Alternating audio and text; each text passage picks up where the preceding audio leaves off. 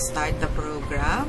Again, for purposes of our attendance, ayan, tayo ngayon ay nasa 31. So, may kulang pa tayong 4. Okay. Ang 4 na yan, hopefully dumating sila para sa ating midterm presentation. So, we decided na tatapusin na natin yung presentation ngayon. Okay. So, you might as well get ready with your presentation materials, no? Okay. So, ganito yung manual. So, i-explain ko na lang nandun sa program at para makita nyo rin kung paano i-grade yung inyong ipepresent ngayon. Okay. So, start natin yung ating program. Okay. So, ito po yung ating program. Ito yung ating itinerary. Welcome. Welcome to 2022 PUP Midterms Presentation. So, anong laman ng ating itinerary? I'll give you a brief introduction, yung ating rubrics, yung ating presentation proper, which includes, of course, meron tayong flag ceremony, prayer, at saka yung susundan na natin ngayon, yung pagkakasunod-sunod dun sa ating sa mga nakataas ng kamay. So, again, iwanan nyo muna yung mga nakataas ng kamay na yan. Leave it there. Yan yung isa-isa nating tatawagin. Okay. Right. So, we start with the introduction. No? Dito sa FOR, marami tayong requirements. And yung pinaka-requirement natin is, para dito sa midterm, is be able to present the critique. No? Yung critique, yan po yung inyong sinagutan base dun sa mga questionnaire na nakalagay in each part of the thesis. Now, ipinagawa ko yan sa inyo para maliwanagan kayo, no? Doon sa ano ba yung dapat na content ng bawat parts ng inyong magiging thesis. At para maisip nyo na rin, magkaroon kayo ng much better idea kung ano yung gagawa nyo ng research. No? So, that's my whole idea. And the mere fact na kayo yung nag-evaluate ng thesis ng iba, that is very good kasi makikita nyo kung paano nila present yung kanilang mga research. No? It's already a presented paper, no? Yung mga napili natin. And marami kayong magigets na mga information, no? Marami kayong makukuhang information dyan, no? Mas maganda yung ganyan na mismo kayo na yung nagkikritik, no? Kasi you learn by experience and by looking at this paper. So, yan yung idea ko. Okay?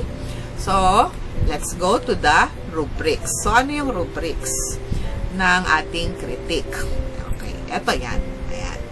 So, ito yung gagamitin kong pang-assess para doon sa inyong mga critique. So, anong meron dyan, no?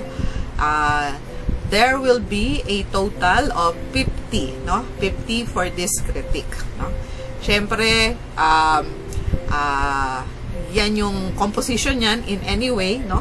I-convert ko na lang siya sa 100%. But, this critique, yung composition niya, that is 50, no? Ako na lang bahalang magano nun, no? So, anong meron dyan sa inyong critique na rubric, no? Para dun sa ating journal, no?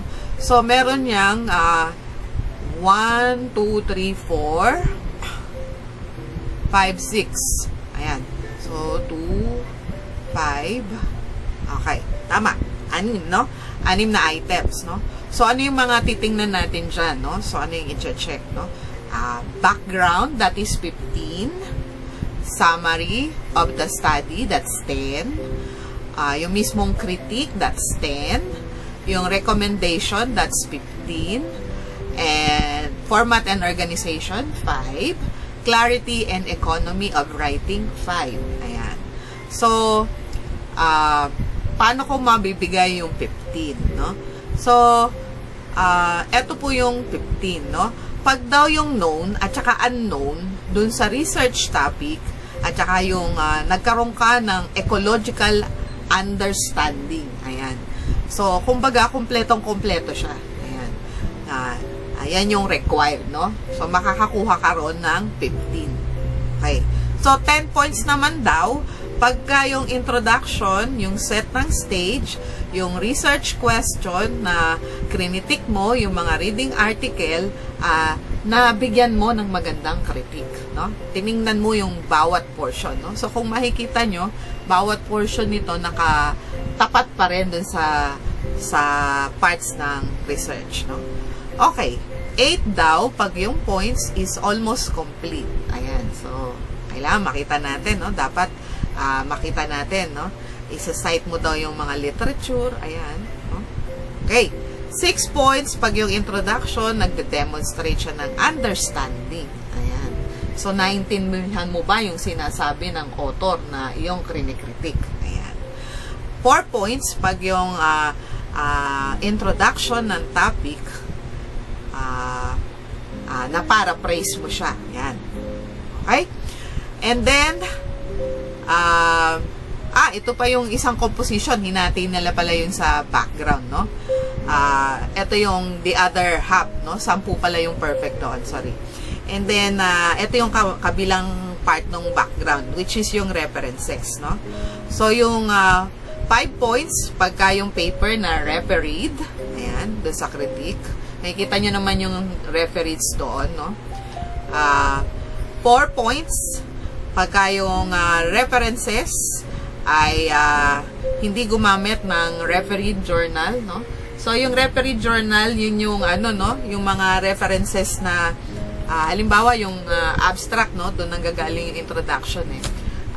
Yung mga sinabi nila doon, may yun eh, kung makikita nyo yung paper, may parang mga number kayong nakikita, no? So, yung number na yun, naka-reference yun, no? So, yung ni-reference nila, titingnan nyo dun sa dulo, kung yun ay journal article 10, no? Yun yun, no?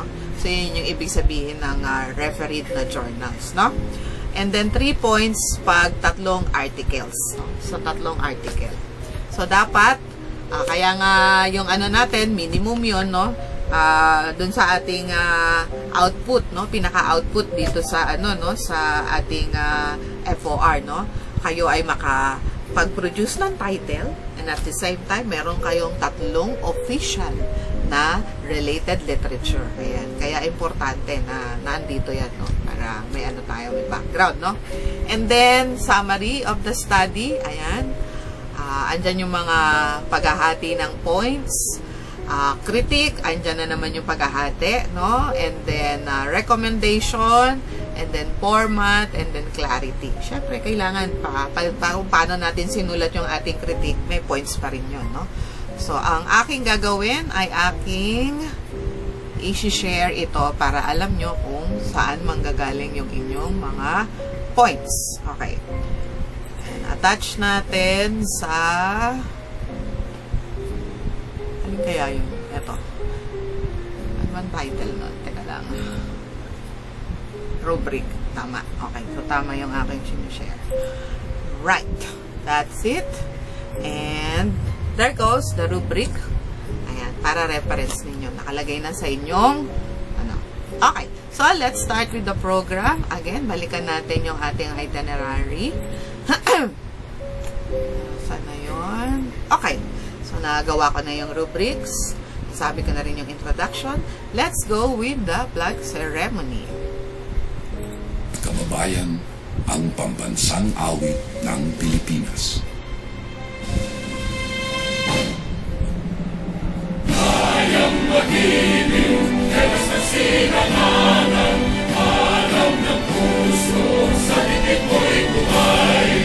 Lupang hinirang, kuya ka ng magiting, sa manlulupin, di ka pasisigil, sa nagatang tutok sa simoy at sa langit mong babaw, ay hinatang tula kawin sa pagkayang minamahal, ang isang ng matawag mo'y tagumpay na nagkininig, ang bituin at karagyan kailan ang may magkininig, luha ng araw ng walhagin pagsinta, buhay langit sa piling mo, ang inigaya ng bantay mga aking, ang mamatay ng dahil sa'yo.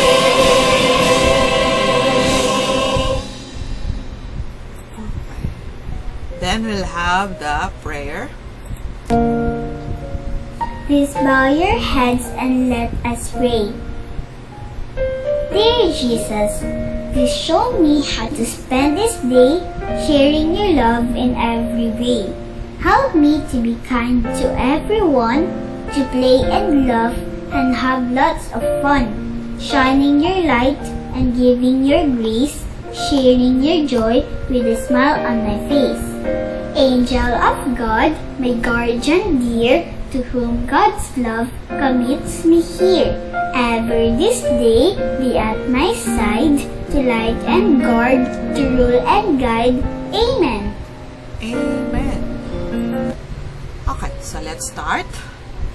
Dito na tayo sa ating listahan. Ayan. Okay, so mag-start na tayo ng presentation. Mauuna si Angelica, tapos susundan ni Gabriel, no? After each presentation, meron lang akong isang itatanong base dun sa inyong critique, no? Ayan. Okay, start na, Angelica. You may now, I will now stop sharing and you may share your presentation. Your critique. Yeah.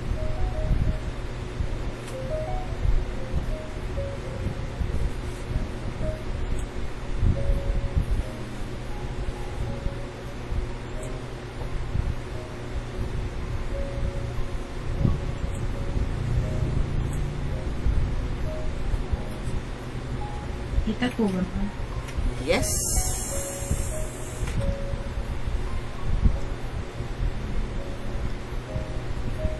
Audio, ha?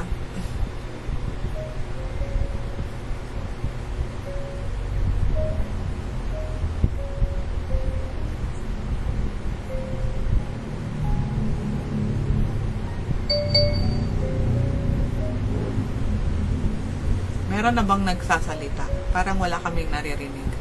O ako lang ang wala naririnig. Meron na siyang ano. Ano naman siya? Walang audio? Wala po ba, ma'am? Wala. Kayo ba may naririnig? O ako lang ang wala naririnig? Guys? Ako audio, ma'am. Wala po. Wala daw audio? Wait lang po. Check mo yung ano, ha? Yung mga magre-ready ng presentation, pakicheck na rin yung mga audio, no? Para okay tayo. Sige.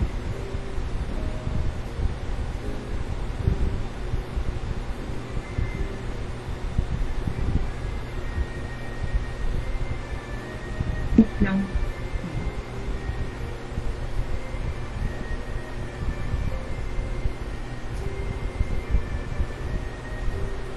Yung mga sunod-sunod na yan, ha? Gabriel, Charles, Andrea, pakicheck yung mga audio ng video nyo, ha? Baka kailangan mo ng ibang player. Baka meron kang BLC dyan. Kasi yung BLC, madaling ma-manipulate yung sound nun. At saka pwedeng lakasan pa.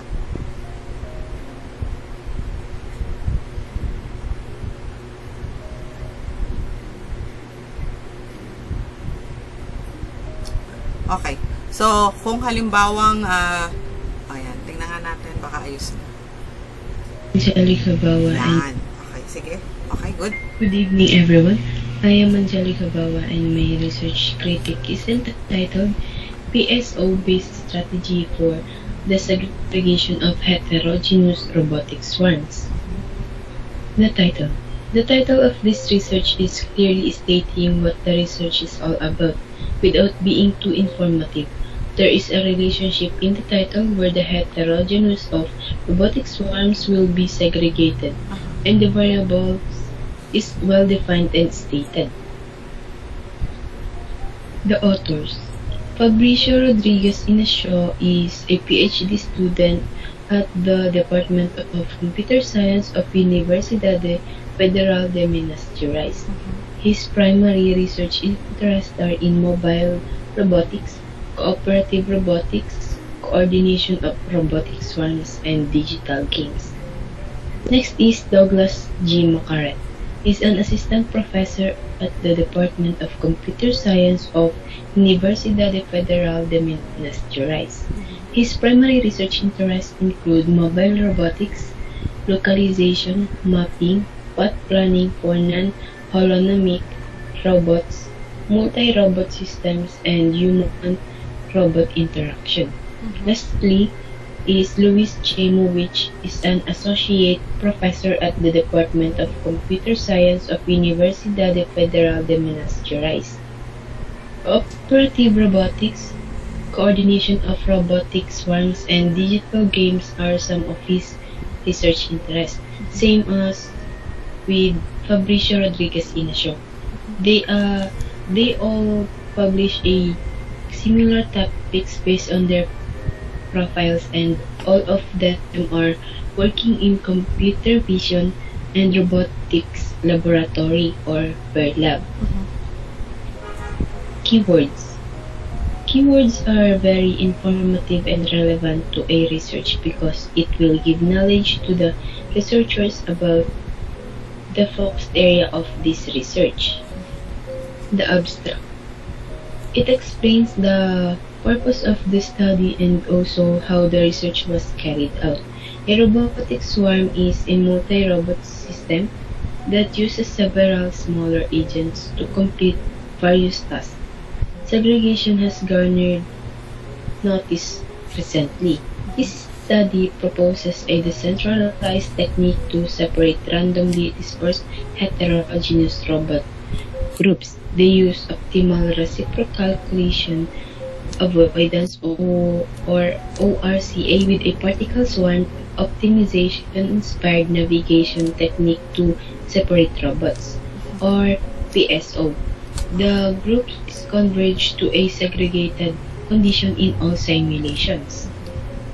Next is the introduction. Swarms are made up of simpler agents that have a limited amount of processing capacity and are only able to carry out a certain set of tasks. The research problem is researchable, the problem justifies the research, and the background of the research is relevant to the question. The researchers include all necessary informations. The literature review. The literature review of this research is broad yet focused on the issue. There are supporting evidence like a citation in every paragraph as a sign of proper credit to the owner of the statements. They explain thoroughly the main focuses of this research, and the researcher used the algorithm that is relevant to the research. The algorithm that being used are ORCA algorithm.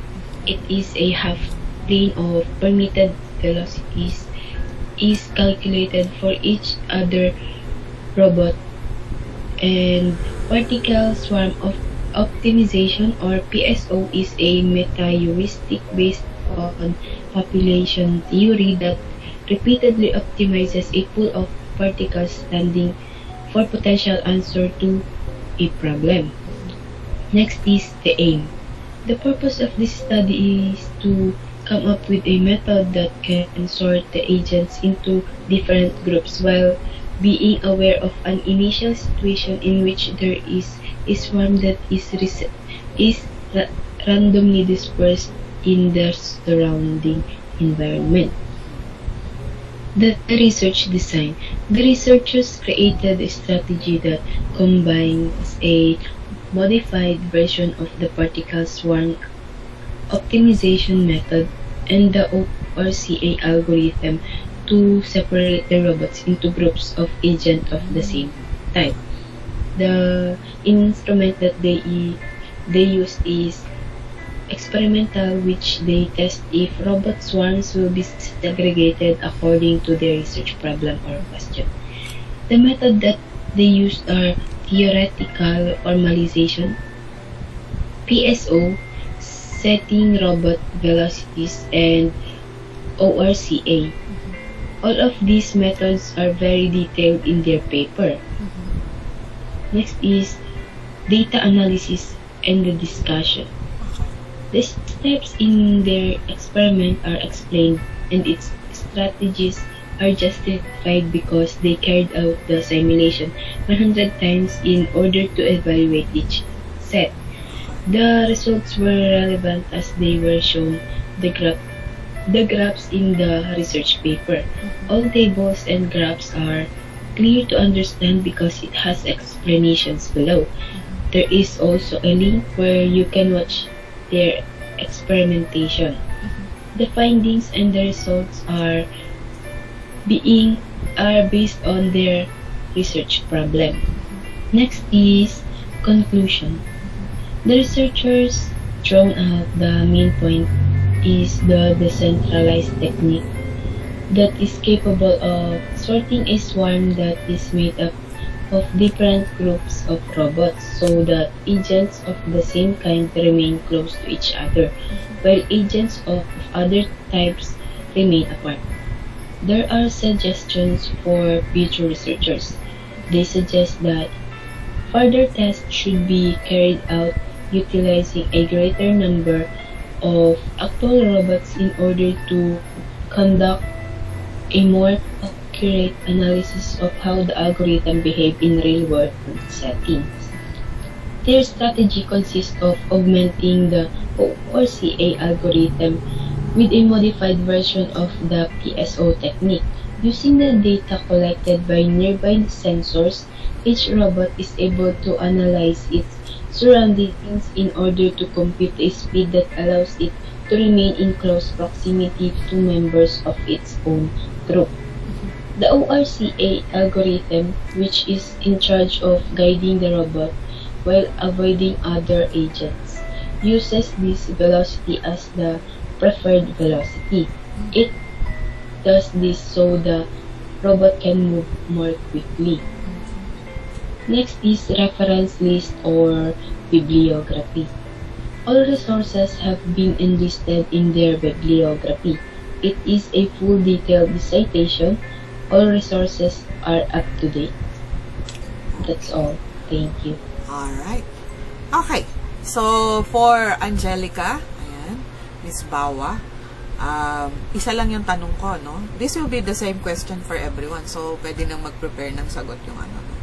So, bigyan mo ko ng from 0 to 100 na rating dyan sa overall, no? Overall quality ng research na iyong binigyan ng review. At bakit?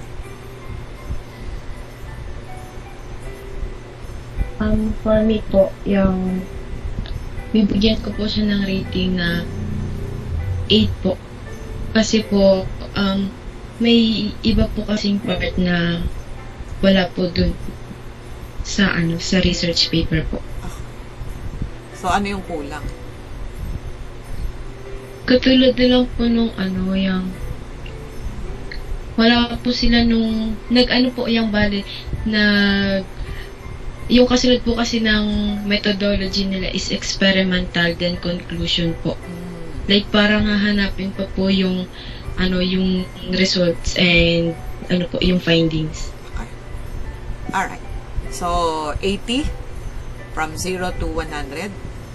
80 or, Yes po. or 8? 8 po ba yung 0 po? 0 to 100 po. 8 po, 80 po. 80. Okay. Oh, thank you so much, Angelica. Ayan. You may now Thank leave. you po. Pwede ka nang mauna. Ayan. Okay. So, ayan, nauna na siya, no? Congratulations, natapos na siya. Ayan, next. O, mag-ready na si Gabriel. Sumunod na rin si Charles, no? Mag-ready na rin, no? Share mo na, Gabriel, yung iyong, video.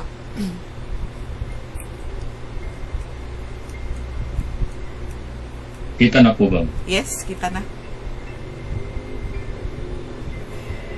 May audio po.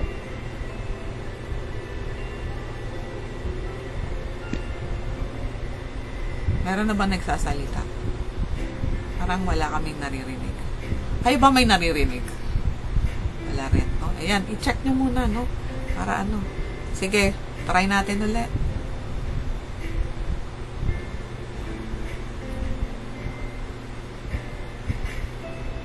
O, Charles, ha? Check mo na yung audio. Andrea. Good day.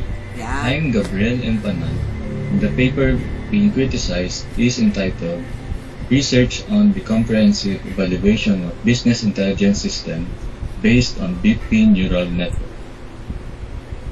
To begin with, here is the evaluation of the structure of the research article. The title. The research title clearly indicates the general thought of the research being reviewed.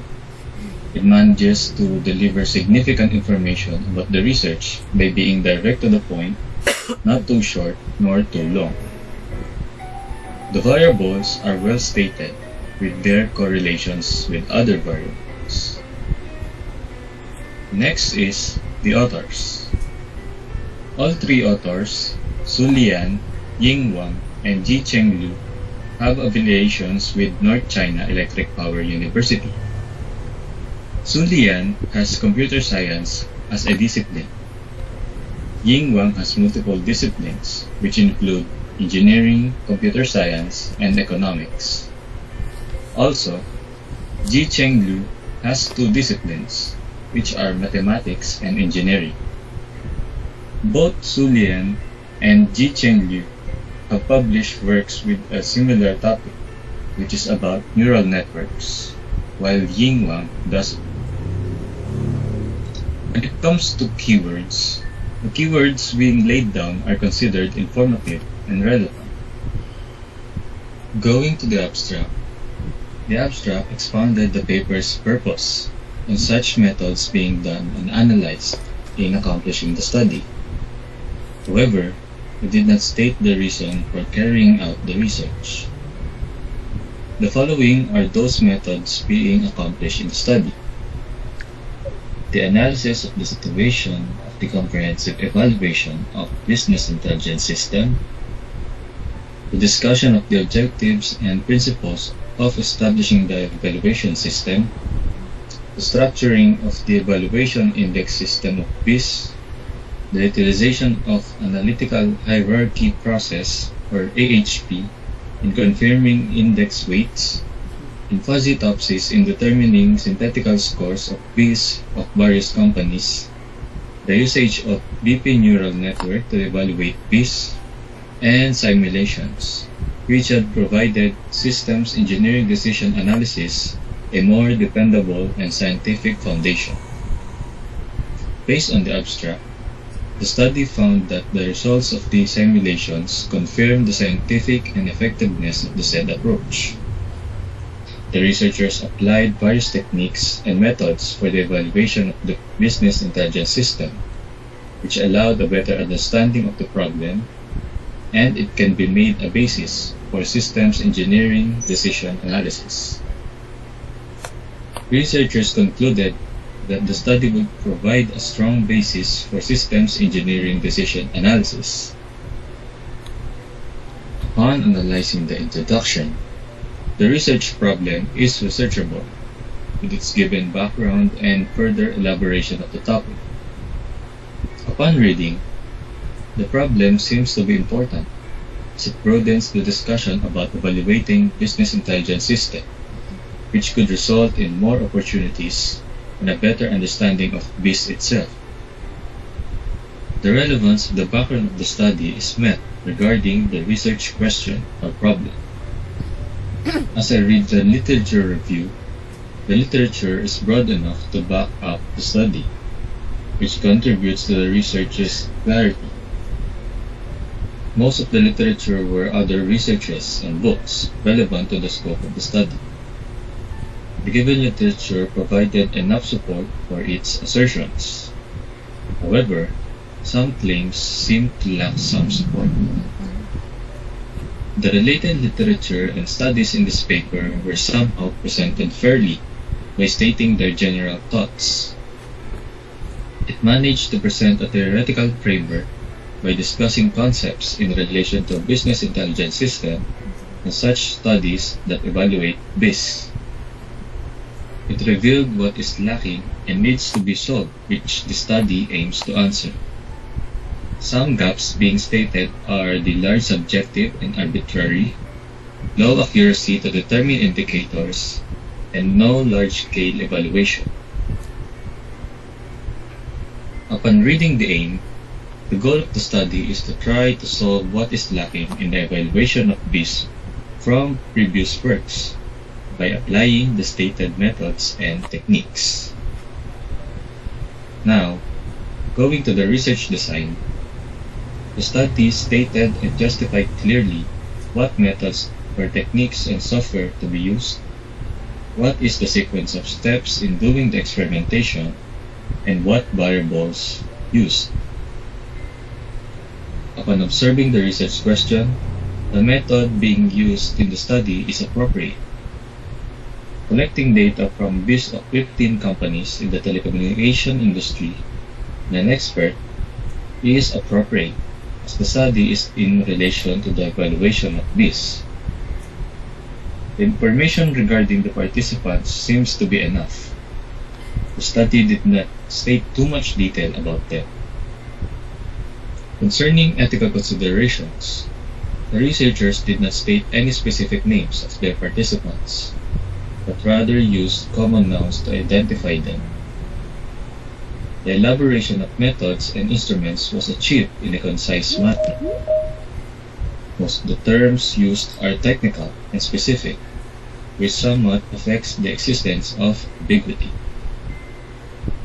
The method in conducting the study is considered reliable, as some of the techniques were already being used in somewhat the same idea, and the addition of incorporating BP neural network is valid, as this research is experimentation.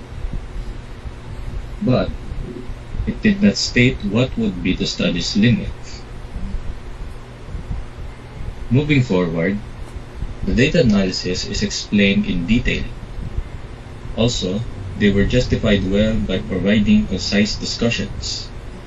Since it was done with such mathematical calculations and software, it seems accurate enough to support the claims. All data were considered and utilized in conducting the experimentation. The results are relevant to the research question. More so, the utilization of tables and graphs is a big help in making things clearer as the study conducted its experimentation.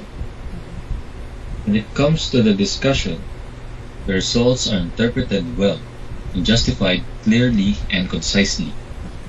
They have been explained with enough relevance to the research question and frameworks. The conclusions and recommendations being drawn are appropriate with respect to the data analysis. The researchers managed to portray the significant results of the study.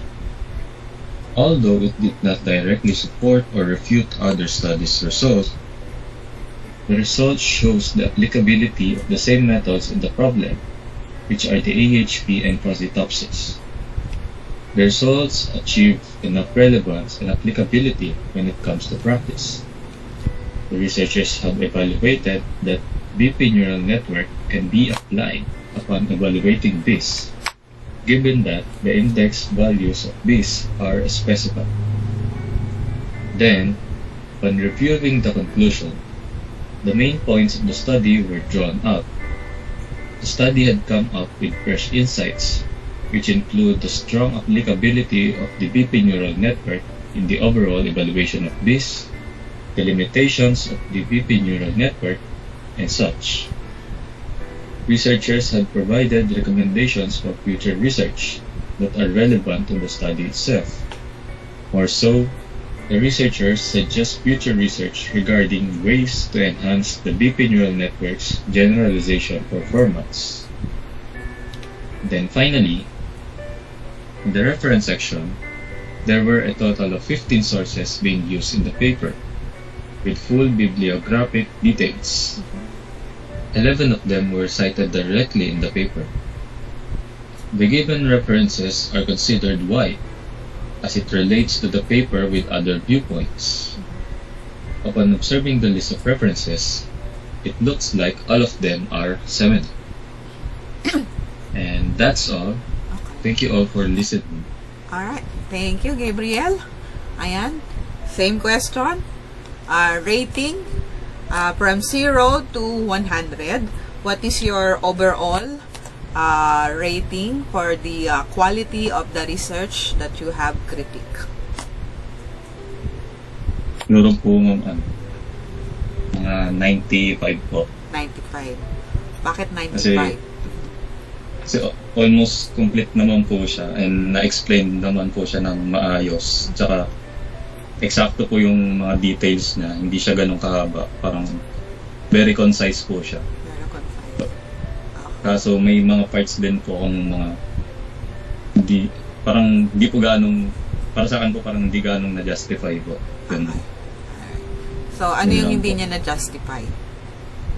Yung ano po, yung part na parang yung sinabi niya sa kulang dun po sa ibang studies po. Kasi dun po sa pag-explain po niya ng ibang studies, parang pinresent lang po kung paano daw nila ginawa yung study nila. Pero hindi po, parang nakulangan po ako dun sa pagsabi nung kung ano yung kulang dun po. Parang ganun po. Okay, understand. Okay, good. Good job, Gabriel. Okay, tapos ka na. You may now go. Ayan, congrats. Ayan, so, next na tayo, no? Ayan, Charles, next. Okay. Mabilisan to. Kaya, okay na. Sige. Pwede nang umalis si Gabe. Ayan. Charles, ready mo na yung sayo? Share mo na. Andrea, i-check mo naman yung ano mo, ha? Yung audio, no? Ayan. Opo. Okay. Rinig na po ba? Sige. Tingnan natin kung may naririnig. Walay. Walay. Wala pa. Wala kaming naririnig. Sige. Check.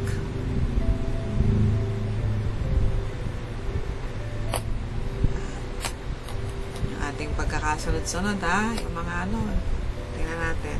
Okay. Sige. Lay uli. Meron na po ba? Wala pa rin eh.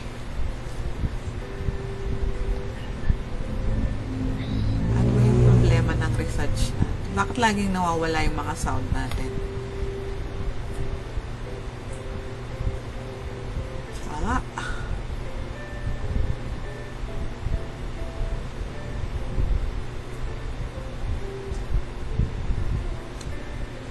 Wala ba kayong BLC?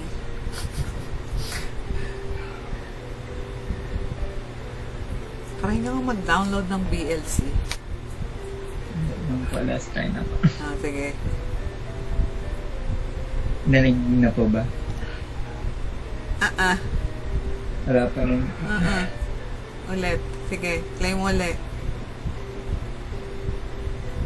Saglit ng pabuksan pa lang po gamit BLC.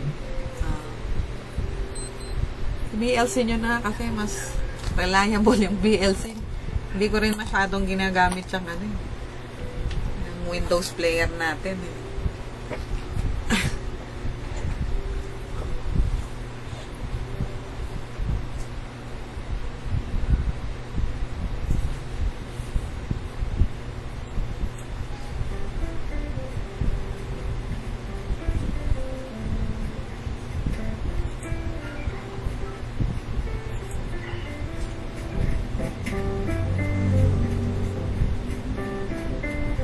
Ulit.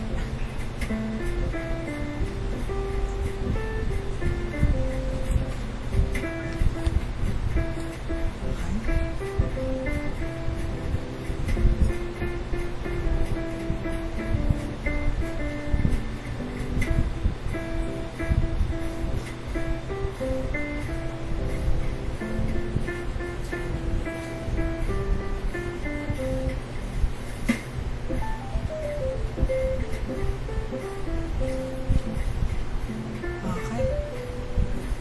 Ito po ba ma'am? Sige.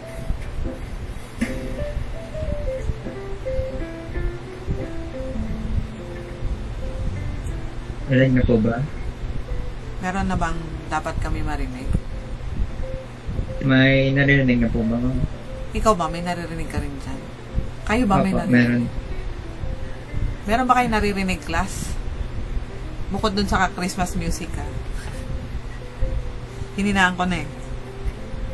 Wala po. Wala eh. Wala kami naririnig eh. Bakit ikaw naririnig mo, kami hindi? Ano ba yan? Ano ba yung audio nyo? Ayusin nyo nga yung mga audio nyo na yan. Pag-share. Ano ba yung, teka, nandiyan pa ba yung ano? Ako, balikan nyo nga baka yung mga natapos, mayroon silang suggestion, no? Teka, tanongin natin sa ano, sa GC. Sige, isa pa. On this paper from Science Direct by Yun Jik Gong. Good afternoon, good evening, or morning, everyone. My name is Charleston Salim from bscs 33, and I will be presenting my research critique, which is based on this paper from Science Direct by Yun Jing Gong, entitled Application of Virtual Reality Teaching Method and Artificial Intelligence Technology in Digital Media Art Creation. Let's go on to the presentation. As you can see po, ito yung title ng paper na critique ko po. And nakikita natin dito yung author. So let's go on to the next slide. So for the structure of research article, the title is simple and concise at pinapakita niya kung saan tungkol ang research title, AI and virtual reality, at kung paano siya na-apply sa digital media art creation. Sa author naman, tinignan ko po ang scopus niya sa author profile page ng Science Direct. Tapos, wala namang masyadong nasasabi doon. Sinabi naman doon kung saan school nag-a-attend si Yoon Jing-gong. Pero hindi clear kung student or teacher siya. And any professional or academic qualifications are not specified. Pero it's good to take note po that this document or research paper has 11 citations from their scopus and from the research paper itself po sa Science Direct. Next slide na tayo. Dito naman po sa keywords, the research paper did not provide any keywords. Pero as the topic is straightforward naman po, is, as I said before, is to apply teaching of virtual reality in the realm of creation of digital art, as well as the application of artificial intelligence in it. For the abstract, the purpose of the paper stated to show advantages of teaching digital media in VR while applying AI in the form of AR art generation. To directly quote the abstract, the virtual reality teaching method, which combines the advantages of artificial intelligence algorithms, has potential application value and good practical significance. Pero yung abstract, hindi niya signify kung bakit ginawa yung research, pero ini-imply dito na ang VR at AI are legitimate methods to teach digital media. At sinasabi rin dito na ang research ay done para matest ang mode ng teaching para sa digital media art through the application of VR or virtual reality and artificial intelligence. So introduction naman po, the research problem shows how to integrate VR into digital media creation. In order to do this, the researchers wishes to improve technology of AR generated art. There are existing models already, pero binase lang po nila dito ang kapal nila. Ang importance ng problem ay para ma-improve yung existing models ng AR generation para gumawa ng mas effective na applications. Clarify naman ng author na ginamit nila ang virtual reality and artificial intelligence. As for the background of the research naman po, the paper clearly states what the terms virtual reality and artificial intelligence mean. Now, onto the literature review. Provides context and views from different researchers and lists advantages of VR and AR. Pero mostly focused siya on the applications from VR. Pero may applications pa rin siya ng AI. Literature mostly delves on how AI and VR is applied towards a field. So it is a mix of historical and contemporary. Ginamit niya naman yung sources effectively. Binasa niya yung assertions niya sa sources, so that is okay. Pero hindi niya shinow yung ethical views in the discussion of AI-generated art na lalampas dito sa topic na ito. Pero i-discuss natin yan mamaya. Your ethical framework is not provided, and it reveals gaps in knowledge that research will fill. For example, yung example po nito na makikita sa paper ay pag-capture ng artist motion when the artist draws. Unlike how the robotics field would use motion capture devices in order for the machine to learn through imitation. So, kinakapture niya lang po yung artist motion, unlike the motion capture devices na ginagamit sa robotics. As for the aim, it is clear naman po na ang idea ng study. Pero, ang criticism na lalabas dito ay paano ginamit yung AI-generated art. At yung main criticism ko po dito ay paano ginamit yung AI-generated art or paano siya in-apply kasi magagamit siya through malicious means. Isang example po nito from Jiang S ng Kotaku. Makikita man dito, nag-livestream po ang artist sa right side ng picture at yung art thief ay gumamit ng AI para tapusin yung picture. At makikita naman natin yung differences ng AI generation at yung ginawa ng artist, which is left and right respectively. Pero ang malicious na act dito ay ang pag-post ng art thief sa Twitter. Siya daw ang gumawa ng art. Sinabi niya na ginamit lang ng original artist as a reference. So, nagalit siya sa Twitter and nagdemanda siya for credit kahit hindi naman siya yung original artist. Na magkita natin dito sa time difference ng Twitch stream at saka ng Twitter post, which is 6 hours ang time difference. Moving on, meron namang ways para gamitan yung AI generation for productive means. Hindi lang siya malicious. Ito yung pinaka-problem ko sa AI art, which is yung output ng isang art. Hindi siya ginagamit as a tool. When meron namang application siya na ginagamit siya as tool. For example, dito sa Clip Studio Paint, isang art software na in-implement yung AI as a tool rather than an output. Ang pangalan ng tool na ito ay Colorize. So, ang main na ginagamit nito ay yung AI ay nag-generate ng color within the picture. Pero, meron ding control yung artist sa paggawa ng color or sa pag-pick ng color. Ginagamit ito ng mga artists na makikita nyo ngayon sa screen. Ipapakita ko yung video kung saan ito ay ginagamit. Pero, the main idea of this tool can be used in order to further the teaching of digital media art. For example, by applying this tool, it can be used to teach the importance of a color palette, color relationships.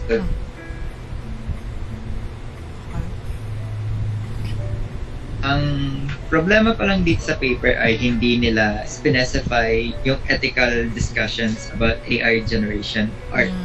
Yun ang main criticism ko about this paper.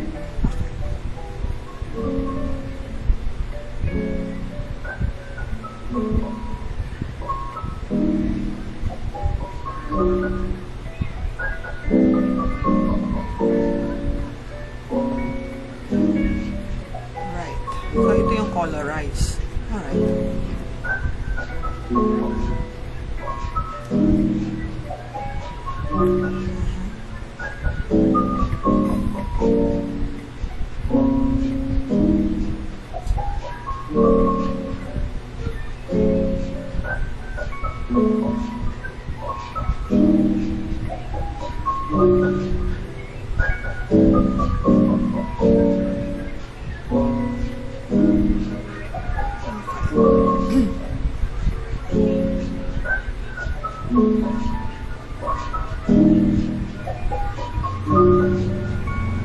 So moving on, the research design. Simulation experiment method is PGPE method of variance, which is not explicitly stated or defined, however some terms were.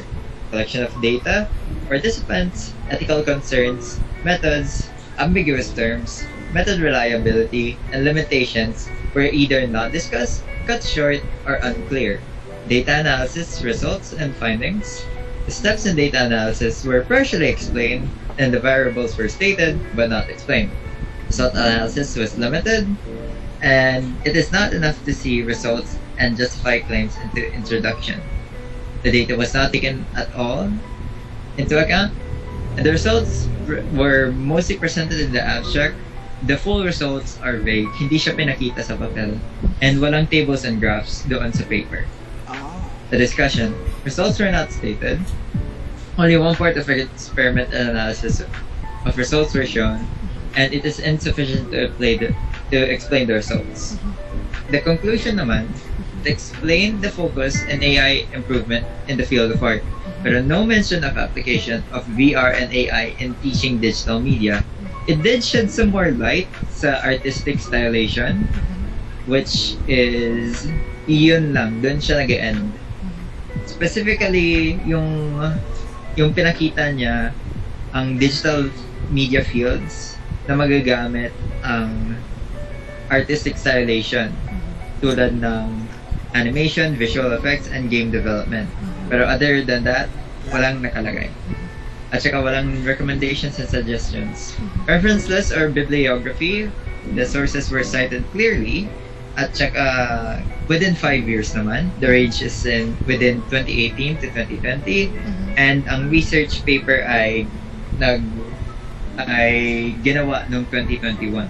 Sources are clear, concise, and correct. No opposing views for references were stated, but paano na-apply yung AI at saka yung VR ay napapakita. So, ang conclusion doon ay ang references ay sufficient. So finally, paano ko to i-evaluate? Sa unang evaluation, ang linagay ko ay proficient to apprentice dahil ang average ng papel ay 2.71. And for the second one naman, ang linagay ko po ay proficient to solution. I think this paper is proficient enough, pero kulang pa rin siya. Kulang pa rin. That is all. Thank you all so much for watching. And Okay. Thank you, Charles. That's a very informative critique. So, again, the same question, 0 to 100. Yung overall quality, anong masasabi mo? Anong may bibigay mong rating para dito sa research na ito? para po sa akin, ma'am, 50 out of 100 po. Kasi marami pong kulang sa paper po. Tulad po ng ethical reasons nga po na lalabas sa AI art generation po. Pero marami rin naman po ang nakadefine doon sa paper. Na So, medyo kulang lang po talaga sa important parts. So, pansin nyo, hindi siya, hindi siya na-critic ng maayos tapos pumasok sa science direct. So, dapat na medyo mahigpit-higpit ng yung sa posting, Hindi ko alam kung paano siya pumasa sa klase ng nila, Pero siguro hindi ganun kahigpit sa sa school ba yan? Wala sinabing school? Saglit mo. Check. Sa po,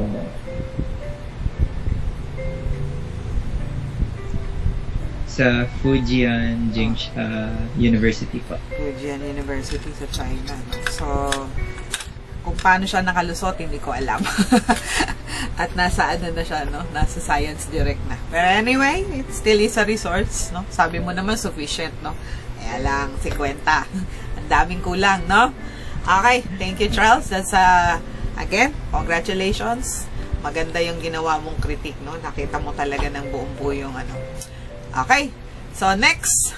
Sige, you may now go, Charles, para okay ka na, next, si Andrea, Mejia, Alexis, mag-set up ka na. Yung audio, ha? Share mo na. O, Nat, check mo na rin yung audio mo, para ready ka na.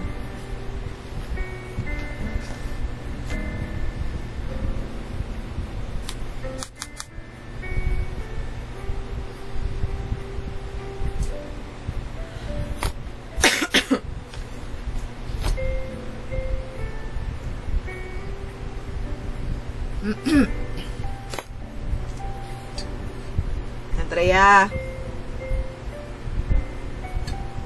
Pinaayos ko lang po yung sound lang po. Sige.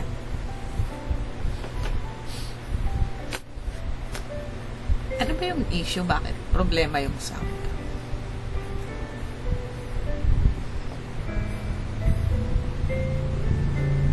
Baka sa, ano yan, MS Team?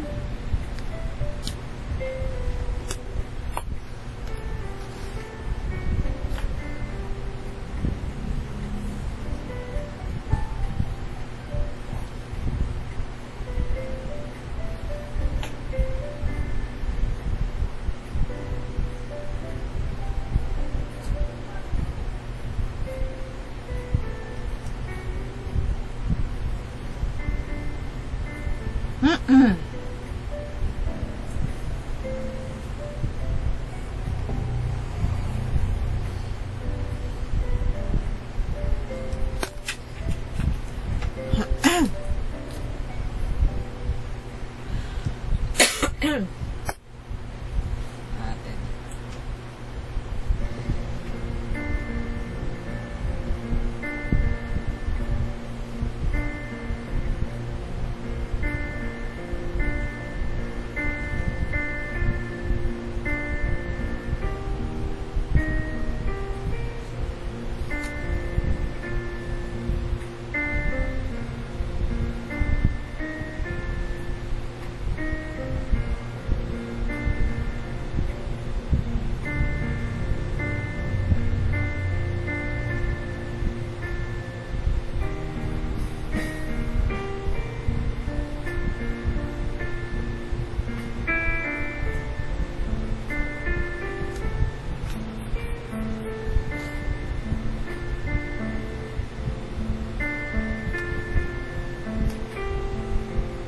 See more.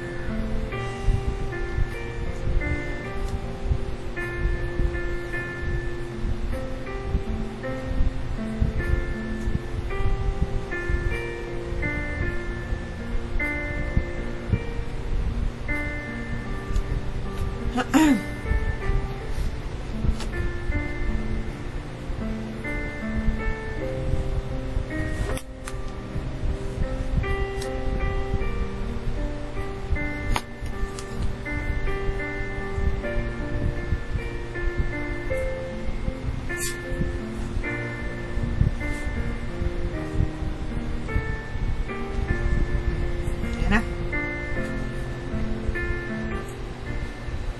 Okay. Sige, test.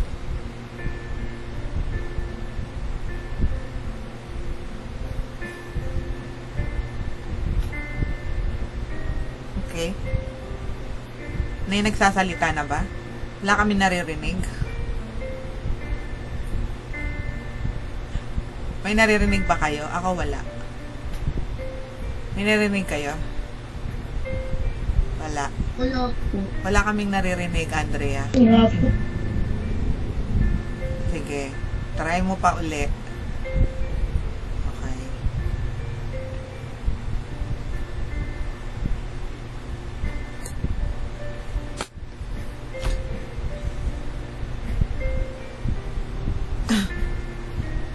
Wala na si Charles eh. Sana tinanong natin si Charles kung ano yung pinindot niya. Tingnan natin sa ano. Sa GC. Yung mga natapos na ano yung niresolve.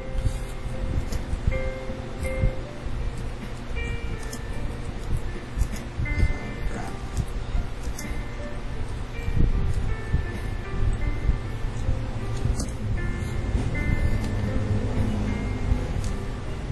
Is expand.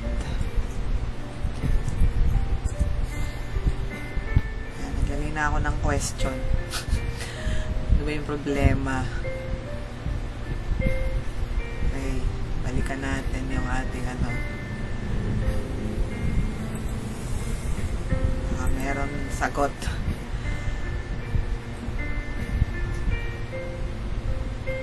Wala pang sagot. Andrea, ano nangyayari?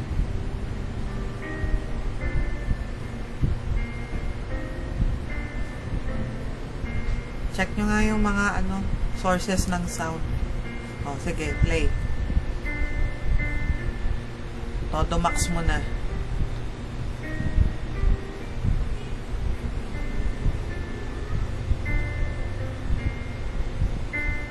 Wala talaga kaming naririnig. Kayo ba'y may naririnig? Kahit anong player, ano? Ano kayang nito? Tingnan ko, baka may response na dun sa ating question.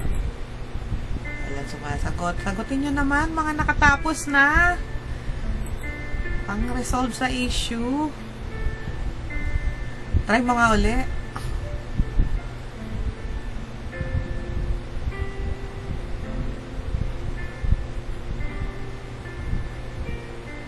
Wala talaga.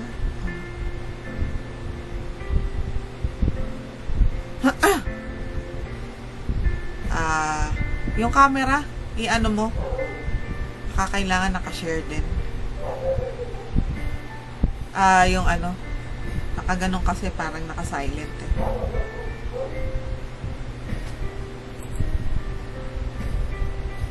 Oh, eto daw. May solusyon dito. Yung Chrome na tab sharing na window. Ayan.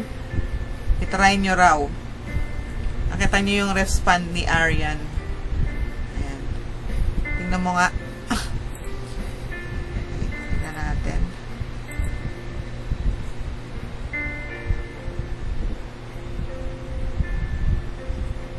Pero sa yun eh. Hindi ba sa MS Team yung problema?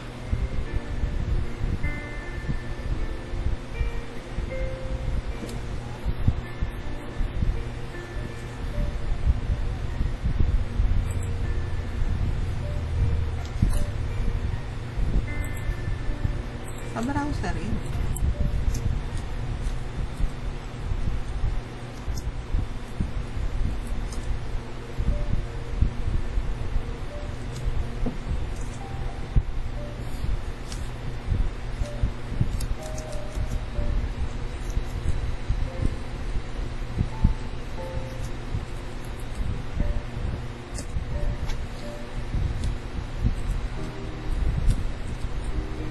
Tingnan nyo nga dun sa setting ng MS Team. Okay, yung dyan, may nakalagay dun sa more. Tapos, dun sa audio setting, no? Tingnan nyo kung ano yung naka-on. Dun sa devices nyo. Baka merong baka may mga naka-off dyan na setting. Ayan, device setting. Tapos, ayan. So, makikita nyo kung ano yung kung naka-on ba yung speaker. Kasi baka sa yan eh. Or yung naka-setup na microphone. Baka hindi naka-setup. Pa-check.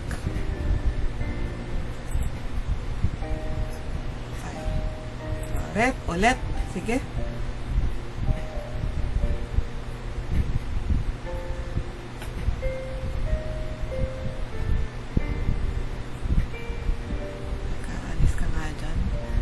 Wala kaming naririnig. Wala pa rin.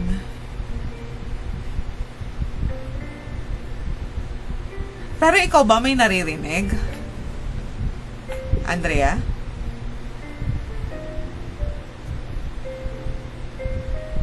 Kasi wala talaga kaming naririnig. Tama ba? O ako lang ang wala naririnig? Class, meron ba kayo naririnig? Wala din po. Wala eh. Andrea, ayusin mo yan muna, ha? Kasi, medyo mahaba-haba na yung time. Sayang yung time, no? O, Nathaniel, balikan ka namin, Andrea, ha? Ayusin mo. Tingnan mo yung setting sa MS Team.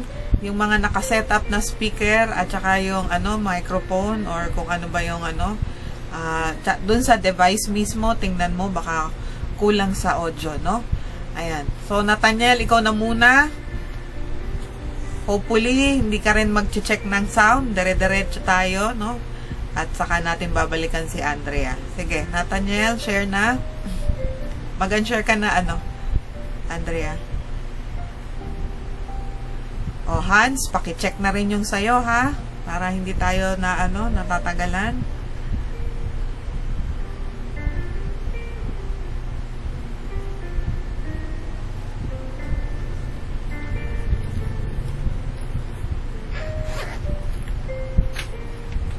Asan na? Nandiyan pa si Nathaniel. Mag-respond ka nga, Nathaniel, kung nandiyan ka. Almasan? Baka wala dito. Ayan. Okay, sige. Share na.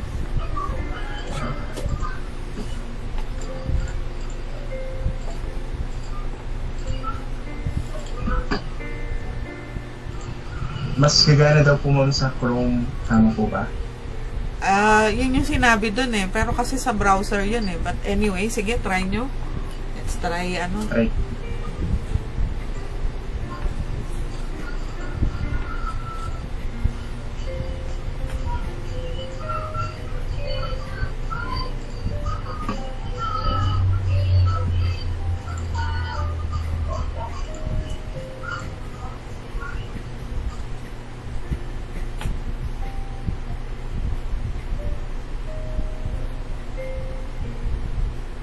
Okay. Sige na, start na tayo. Meron pa akong isang suggestion. Pag hindi gumana yung mga player nyo, i-upload nyo sa YouTube at i-share nyo yung video. Ayan. Dapat naka-public ha, para maano natin. Okay. Yan, that's another way. Definitely magpe-play yan, no? Para dun sa mga hindi pa nagsisimula at kung magkakaroon kayo ng problema, yan na yung isang solusyon natin, no? Para dire-diretso tayo.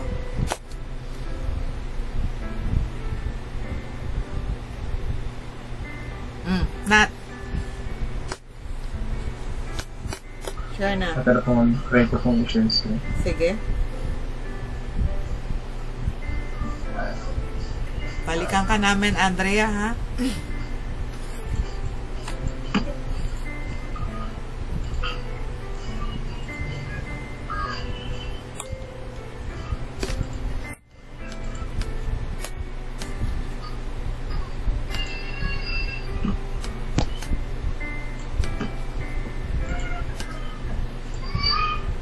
Good morning, Ma'am Angie. And this morning, I'm going... Good, may sound na. Okay po. Okay. Good morning, Ma'am Angie. And this morning, I'm going to discuss about my research critic about the study entitled Factors Influencing the Decision to Adopt Blockchain Technology. Let's just talk about the title. As you can see, the title is concise. With the title itself, the reader can understand the objective of the study, which is, as you can see, to discover the factors affecting the companies or the IT management to adopt the blockchain technology.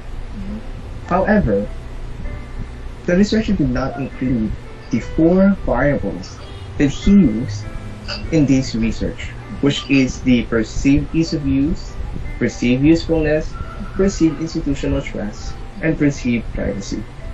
So I think the title could have been much better if the researcher include those variables.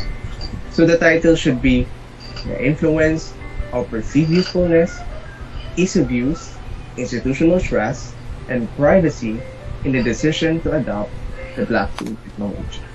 I think that title will better suit this research.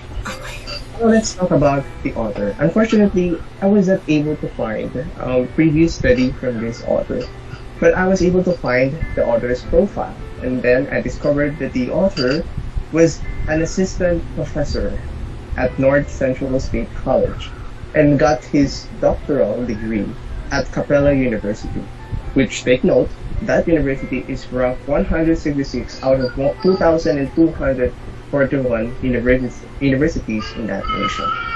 So I think the author has the knowledge and experience needed to create this study. Now let's talk. Keywords.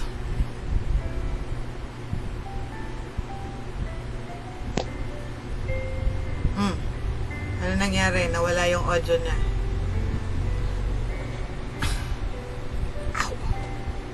Nawala po, ma'am. And Wala na talaga. this research Ayan, will ayun na, also okay be na. hard to find because the keywords Someone. are not included in the starting of this study. Now let's talk about the abstract. So the abstract successfully explained the purpose of the paper and also the main findings. In the abstract, we can see that the purpose of the paper is to find the factors that influence the decision to adopt the blockchain technology. The research focused on the four categories that I mentioned earlier, which is how does the perceived usefulness, perceived ease of use, perceived institutional trust, and perceived privacy affect the IT management in deciding whether to adopt the blockchain technology or not. The abstract also explained clearly what is the main finding. It explains that the finding of this research is that the perceived privacy doesn't affect, statistically speaking, the decision of the IT management whether they will adopt the blockchain technology or not. And actually, that is a good news for blockchain technology. Let's talk about that later in this video. Now let's talk about the introduction. So the introduction explained the relevance of the study as well as the problem that it wants to solve. Because most of the study tackles about how does the blockchain technology impact the companies that are already using the blockchain technology, but how about those people that or those companies that are not yet adopting the blockchain technology? How they will decide whether to use a centralized or a decentralized storage? Because this is a big decision for a company. Blockchain technology consumes a lot of resources because it is decentralized. You need hundreds or maybe thousands of servers. You need a lot of energy to run the servers that doing this heavy computation. So what if a company decided to adopt the blockchain technology and discovered later on that it doesn't suit their organization or business? That was a huge loss to the company. So it is important to have a research on what these companies need to consider before they adopt blockchain technology. So if the researcher were able to find those factors that they need to consider, then the companies will benefit from the blockchain technology and will never regret that they adopted it in the first place. So, in the background of the study, it is also stated that the focus of the study is to prove or to it is limited in the theory that was used, which is the four variables that we talked about earlier, and it also tackles the advantages and disadvantages of blockchain in our current technology using those four factors. Now let's talk about the literature review. The literature review is divided into two subheadings. So the first talk about all of the previous study with the same context, while the second part is the theoretical framework. Yes, it has theoretical framework, which discuss the models or the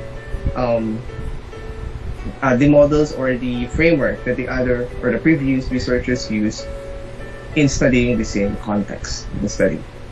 So let's go to the first part, the previous study about the same context. It has actually two main studies that included the literature review, which is the study of Zhang, which argued that blockchain is used in financial transactions and smart contracts because of its reliability and security. Second is the study of Panarello that argued that blockchain technology is effectively used in smart contracts, digital identity, corporate governance, Internet of Things. But the main issue with the blockchain technology, despite its adoption, is the trust in the blockchain provider. I know we know that. We heard of the news of blockchain technology, especially crypto, which have a corrupt blockchain provider. That's why they thought that a blockchain technology is legit in the first place, but later on we just discovered that it is a scam and all the investment that was put in that technology was loose in vain. So it is important for a company to have trust in the blockchain provider before they adopt a blockchain technology, according to Panarello. And also, It, the issue with blockchain technology is the technical challenge because as mentioned earlier, it has a lot of resources that needed to maintain. So they need a lot of people who have the technical ability to maintain these decentralized storage facilities. And also the compliance challenge. So for Panarello, those things need to be considered if you are deciding to adopt the blockchain technology in your company or not. So let's go to the second part, the theoretical framework. So the researcher used 3 theoretical framework or models that were used by previous researchers. For example, the first one is from Dr. Davis, which used the technology acceptance model in 1989 to measure how a emerging technology, how much a emerging technology is accepted in the society. It focuses on the usefulness and the ease of use of technology and its relationship to its adoption in the society. The second model is the diffusion of innovation model by Rubio, which focuses on the degree which innovation can provide tangible results. So for Rubio, what important in deciding to adopt a new emerging technology is its results, its benefits. If the benefits outweigh the costs of the adoption, therefore, the company or organization will most likely to adopt the blockchain technology or a new emerging technology. And the last one is the unified theory of acceptance and use of technology, which uses a horizontal approach to measure the technology acceptance, which is in simple terms, it is measuring the trend. How does this new technology affect the trend? This also explains the unified theory of acceptance and use of technology model limitation, which its moderators. Okay, that last model needs to have a professional moderator so that the results cannot nullify the theory's validations, and the result should not be biased. So let's go to so what I can say in the literature review is it's good. Okay, I enjoy reading it, and as you can see, I was able to understand it because it has a logical reasoning that's explained in a clear manner and a simple manner that maybe even a non-IT professional can understand. So the next part is the research design. It doesn't have any apparatus used, so it focuses on just 3 parts: the participants, the ethics clearance, and the procedure. As for the participants, the researcher used a quantitative, non-experimental predictive research, which utilized a survey to collect data. And as of the participants that will answer those surveys, they consist of 2,000 IT managers, 21 years old and above, from companies in the United States that are already utilizing blockchain technologies. So in order to reach this IT managers, the researcher used a Qualtrics platform, which includes of thousands of IT professional participants. So that is a trustworthy platform. As of the ethics, the researcher ensured that the answer or the identity of these participants is confidential and encrypted, and also he promises that all of the data that are collected will be deleted 7 years after the study is published, so that it can ensure the ethical standards. Now, as for the procedure, the study aligned procedures with the participant selection. So that's the first. Next, the data collection, which will answer the survey, and then the next is the data analysis and the participants protection, which is the encryption and the encryption and the confidentiality of the data collected. Now, the research design clearly shows how the study will be performed, and it's completely feasible, and I think it will provide a relevant result to obtain or to achieve the objective of the study. But unfortunately, I was very disappointed Okay, when it comes to the data analysis, which is the next part.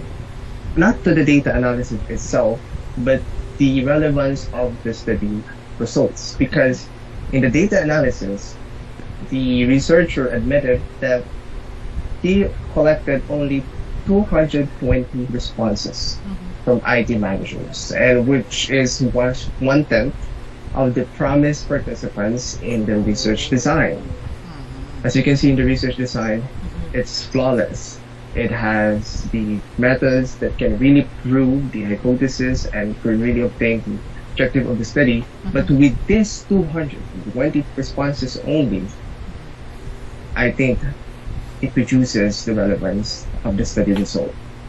But the data analysis itself is good. He admitted that he used IBM SBS statistics special software in order to calculate the results, which is good because doing calculation of the results manually can lead to errors. And also, it has graphs. The graphs explain the data well, and actually, when you are reading the graphs, you can clearly see the result without reading the discussion and the conclusion. So now let's go to the discussion. So the discussion tackled about the strong influence of perceived views, perceived usefulness, and perceived institutional trust in deciding to adopt the blockchain technology. But remember, there are 4 factors. There is one left that is not statistically significant. That is the result of the study, and that is the perceived privacy. And that is actually a good thing because we know that privacy is the weakness of the blockchain technology. Because the blockchain technology ensures the security of the data by having a decentralized storage, meaning you can have hundreds or maybe thousands of copies of the same data. Therefore, you cannot tamper the data because if you tamper one data, then it will have discrepancy in the other copy of the data, and you can detect a flawed transaction. So it's very secure. But the problem is that copy of data is handled by hundreds and thousands of people, and you have no control whether they can read the data that they are maintaining. Maybe they cannot tamper it because, again, it will lead to discrepancies and it can be detected and they can be punished, but they can read it. Therefore, the privacy of blockchain technology is reduced. But seeing the result of this research, that privacy has the least statistical significance in the decision of the company whether they will adopt the blockchain or not. It means that they accepted the weakness of blockchain technology and they are ready to adopt it if it has benefits for this company, which is good news for the blockchain technology. Also, I was happy with the discussion because the researcher admitted that his null hypothesis is wrong and the results leading him to change the hypothesis because it is different from his null hypothesis, which stated that the 4 factors have an effect in the decision to adopt blockchain technology. But now, there are only 3 that is proven to have a significant effect on the decision in adopting blockchain technology. Only the 3. The 1 was rejected. So for the conclusion, the study expanded the knowledge of the technology acceptance model by confirming the statistical significance impact of the 3 factors, the perceived views, perceived usefulness, and perceived institutional trust in adopting the blockchain technology. And this also broadened our perspective that the perceived privacy or the privacy issues of blockchain technology doesn't affect its adoption in the private sector in the United States, or maybe hopefully in other parts of the world also. However, the study did not discuss the reasoning behind why IT managers are not very concerned with the privacy issues of the blockchain technology. I hope maybe because this is a quantitative research, But I really hope that they also include that in their study or in their survey so that we can know why privacy issues in blockchain technology is not that significant for the IT managers in their decision to adopt the blockchain technology. Also, the part of the conclusion doesn't have the recommended areas for further research, which is bad because, as we can see, even though the study is good and it gives us some perspective, it has a lot of data. It has a lot of areas to improve, especially the set of participants. Maybe he said that in the future research should have more set or more participants, and also there are a lot of improvements made to this study. So I hope he included recommended study or further research for the future researchers. So overall, in this research critic, I was able to gain a perspective in this research. I was able to learn the factors that affecting in the decision whether to adopt the blockchain or not. So it is easy to understand. There is no problem with the writing skills of the researcher. It is well explained. The objective was achieved, but the problem is again the relevance of the results, because 220 responses can lead to a huge marginal error. So I just really hope that he did more effort in collecting data, because his research is really relevant in the today's society, which blockchain technology is arising. So I think I will describe this research as very good. Not excellent, not perfect, but just very good. So that's all about my research critic, and I hope we're able to I was able also to share the learnings that I have in this research. Okay. Good job. Maganda rin yung critique ni Nat. Thank you, Nat, for your critique. Now let's answer the your overall rating, 0 to 100 dun sa critique, yung quality ng quality ng research. I think po, like I said in the video, a very good po, ma'am, which is I think around 75, I think. 75. Because ma'am, the writing of the research is good. The graphs are good, and he was able to explain and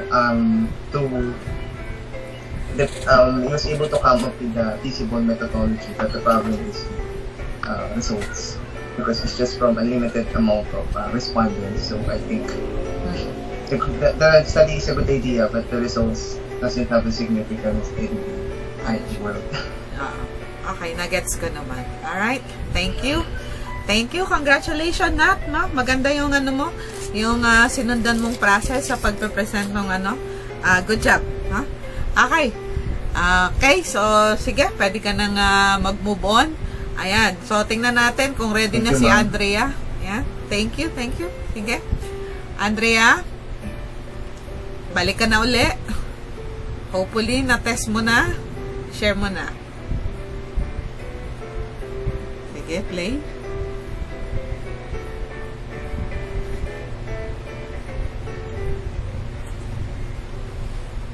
Okay.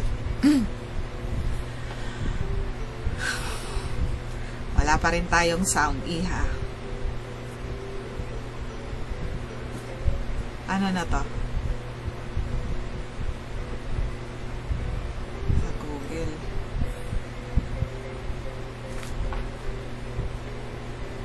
Ano pa ba yung pwede kong maisip sa'yo? Na-try mo ba yung Baka meron pang ibang suggestion yung iba. Hindi pa rin nagpe-play yung sound niya eh. Ayan, sabi dito ni Charles, sa MS Teams na browser daw, gumagana yung screen na window sharing, kaya sa Chrome tab sharing na lang ang ginamit niya, no? Yun yung ano ni Charles. So, tingnan mo nga. Medyo nagiging issue tong sounds na to, ha?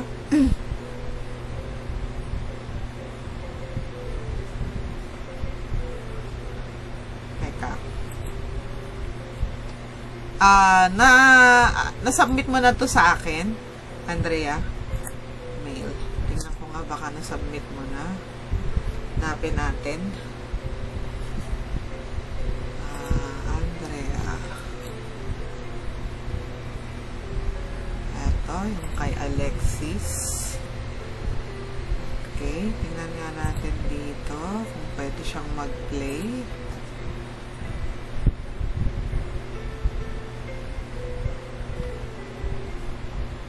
Error o 4. Okay. Sige. Ayaw. Dito tayo. I-download natin. And then, okay. So, try natin dito.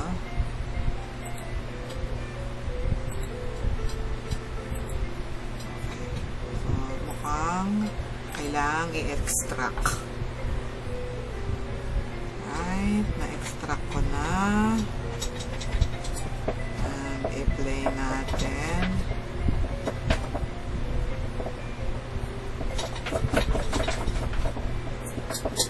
Hopefully, ma-play ko na to. Dapat kanina ko pa to naisip.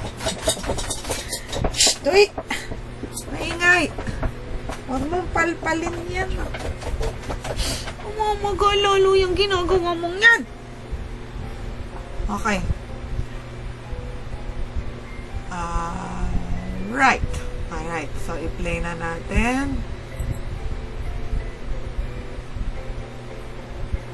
Okay. Pop generation, Ayun. navigation, Alright. single ceiling Dali mounted lang. camera. Andrea, eto na. Dapat kanina ko pa to naisip. Ito yung kay Andrea. Nasa buti, sinubmit mo na. I-share ko na. Okay, play natin. Research critique by Nahia and Alex S. The title. The title of the research study clearly indicates what the study is about and maintains a good link when it Teka lang. comes to the construction of Total the naman, research na-download ko na title to. without it being too short. Teka lang. Tingnan ko nga. Ay, hindi siya nag-ano. Okay, sige. Diretso na lang natin. Or too long. The title indicates a theory of a path generation for robot navigation with the use of a single ceiling-mounted camera. The authors. The authors of the research study are Depi R. and Hernandez. They both have a background in the Department of Computer Science and Engineering, a part of Maharaja Research Foundation, and Maharaja Institute of Technology, Mysore. They have other published research, but this is not clearly stated. Keywords.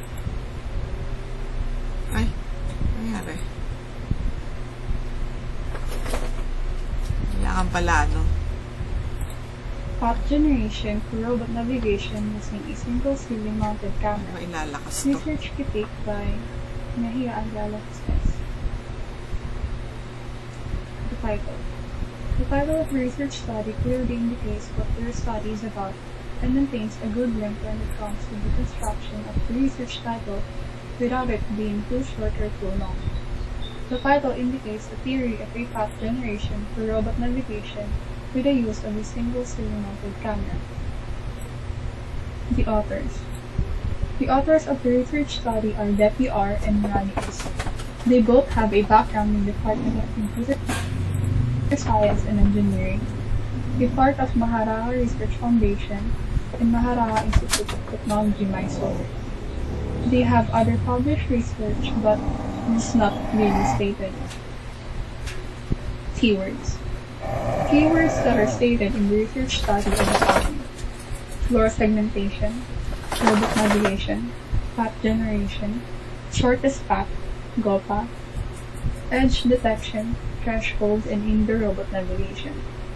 These keywords are important as it captures the whole essence of the research study. The abstract.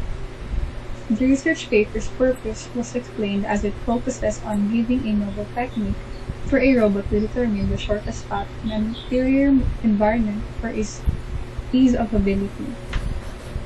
It also uses a ceiling-mounted camera to identify and avoid objects in the environment.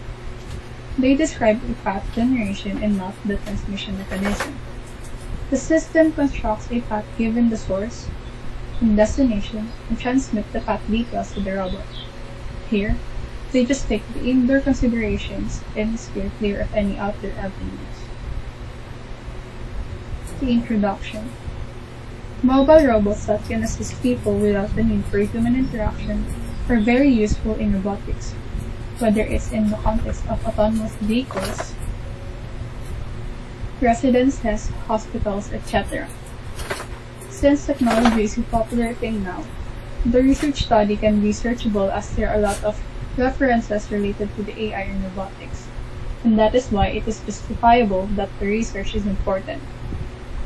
Backgrounds about the mobile robot states that it should be autonomous by nature in order to do their jobs. That is why planning the route is one of these elements. An autonomous robot must travel or move from one location to another. Robots must plan the routes in order to discover the quickest or best route between their starting point and their destination. Complex path planning algorithms need a map of the immediate area as well as knowledge about the robot's position in relation to the map. A further component is for any barriers in the robot's route to be mapped. In a computer setting, the map can be represented using either a discrete approximation method or a continuous approximation method. Discrete maps are like graph representations in that they are either drawn out in a grid pattern or in a range of sizes. The robots must move from one node to the next, since every point is a node that is connected by edges. In a discrete or grid map grid cells, which possibly may have an obstacle that can be indicated. The research has been divided into two categories. Indoor-based robot navigation, where the system has comprehensive sight knowledge, and the second is outdoor vision-based robot navigation, where there is either incomplete or no environment information at all. The literature review. The literature review of the research study is broad enough to support the research assertions, wherein a single camera and a laser source have been suggested by DePR et al. And as a way to give a robot a path in an area for ease of movement, obstacle and detection, and avoidance, the robot navigates by locating open spaces on the floor. A novel floor segmentation approach has been developed. If there are any obstacles, a laser source generates light that strikes them. The robot then moves continuously in a different direction dependent on the position of the laser light and the obstacles and how far the obstacles are from the robot. A hole in the floor is assumed to exist in the absence of a laser light with a different floor mark, and it is skipped. Other supporting research studies suggested an enhanced algorithm to avoid obstacles based on a dynamic hazard degree map. It has been proposed by Ying Huashu et al. In their idea, they suggested that the local layer be able to obtain several nodes of obstacle information and produce a dynamic map of the environment's risk level. The dynamic path planner uses a method-based behavior which can adjust static paths in accordance with dynamic input. The head-for-goal strategy is intended to assist the mobile robot in reaching its destination at the lowest possible cost. Another research using the enhanced algorithm was done by Ananya Das et al. They have proposed a path-finding method based on the idea of the quadrant in which the goal is present and applying the algorithm in a grid map form of an unknown environment with static unknown items. The mobile robot avoids static barriers to discover the quickest route from one point to another while navigating through them, due to the fact that the target can be found in any of their four quadrants. Suggested algorithm optimizes the journey if the cost functions in distance, time, and energy really takes into consideration the aim. The goal of the research is clearly stated as to what researchers want to achieve. They want to offer a cutting-edge approach for an intervisionless robot to easily determine the shortest path in a given space. It does not use any of the sensors to identify the obstacles or to plot a path. Instead, it uses a ceiling-mounted camera to detect and avoid impediments in the environment.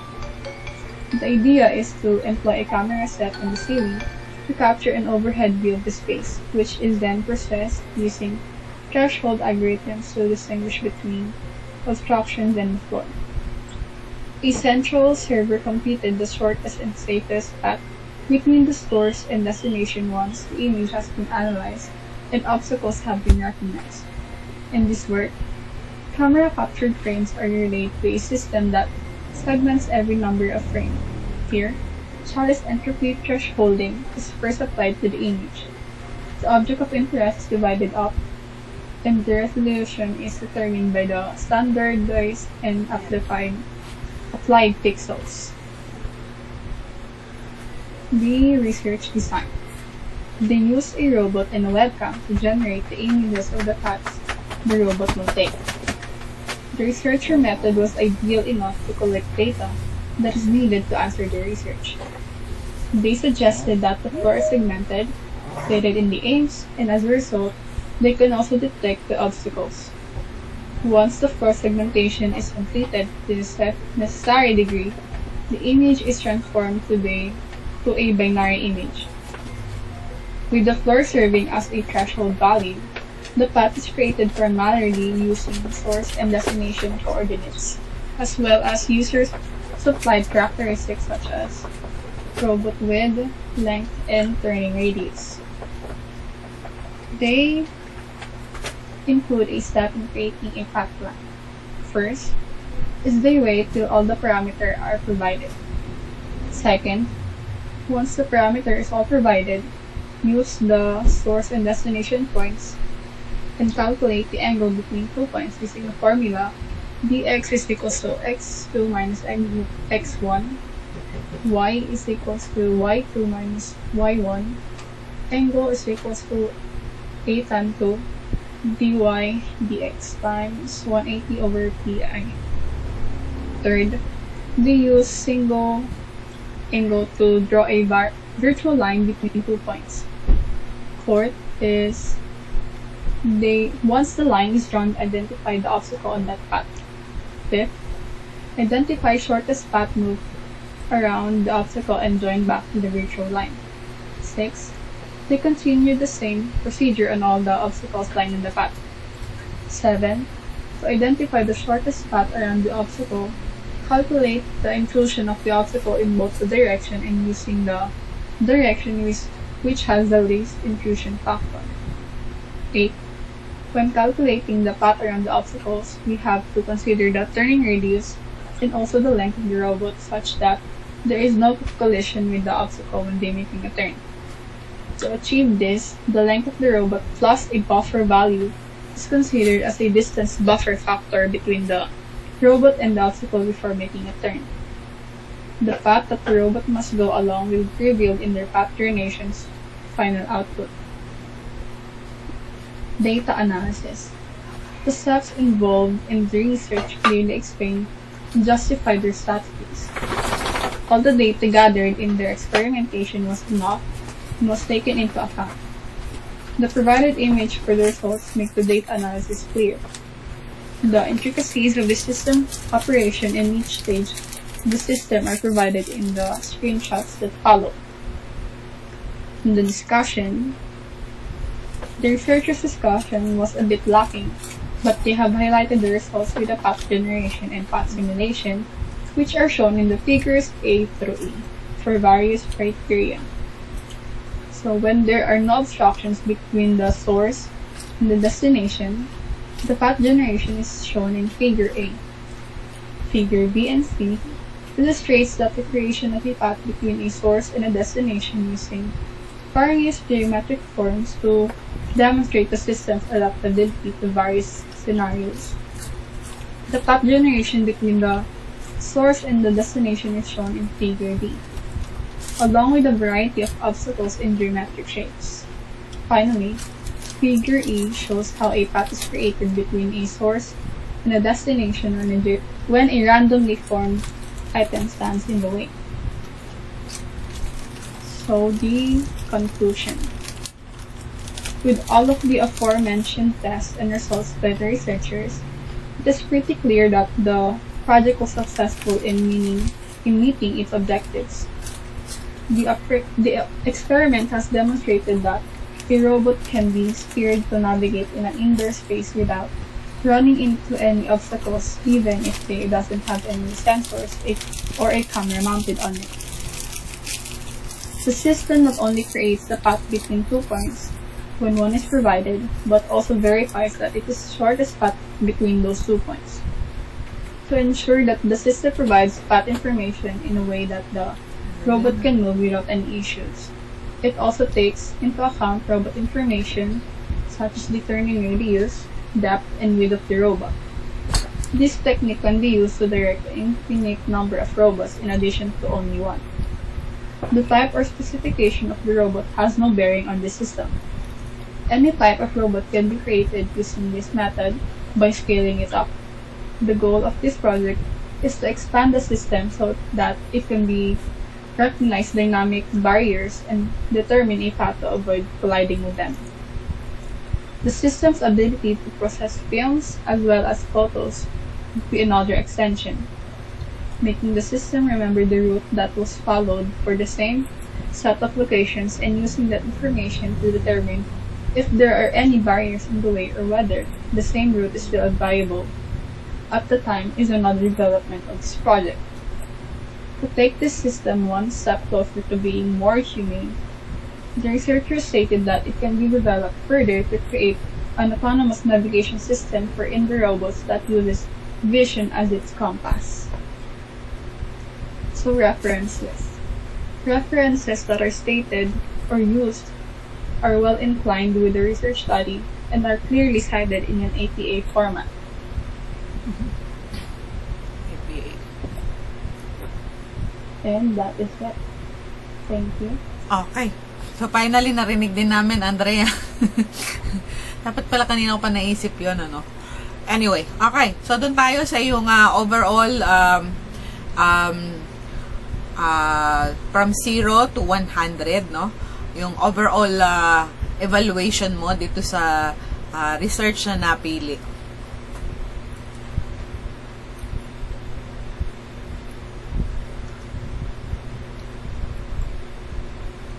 Andrea? Saan ka na?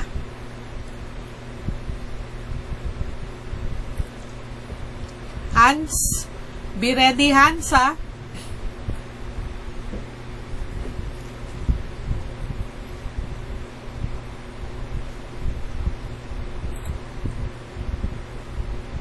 Save natin. Okay.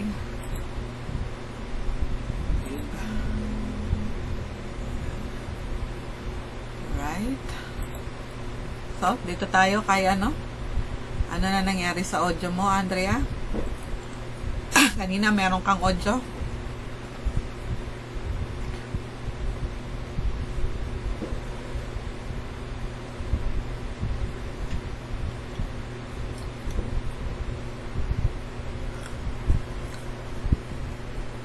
Ay, mag-stop sharing pala ako. Sorry. Ayan. Ayan, naka-stop sharing na ako. Sige.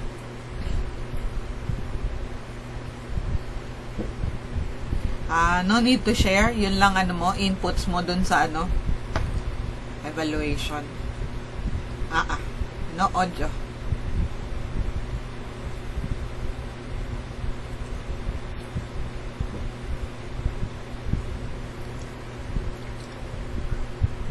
Kanina may talkies ka naman eh.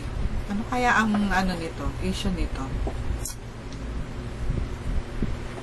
Sige, check mo yung MS Team na ano, setting. Baka meron lang naka-off doon.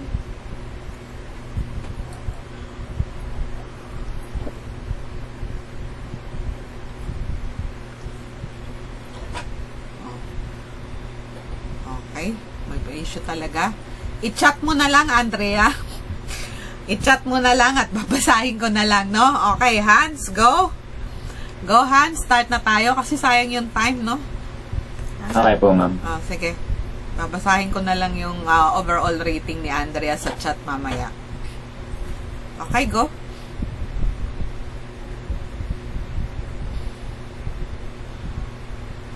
Kayla Marie, mag-ready ka na, ha? Yung audio, paki-check.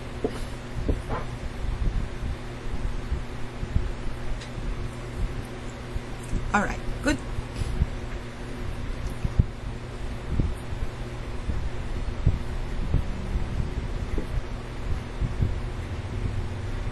Rinig po ba, ma'am? Nagsasalita na Sige po. po. Ayan na.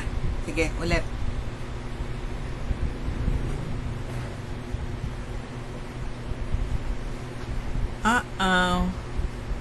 Nagsasalita ka na ba? Yes po, ma'am. Ay, Rinig, di ko ba na? wala eh. Wala siyang naririnig.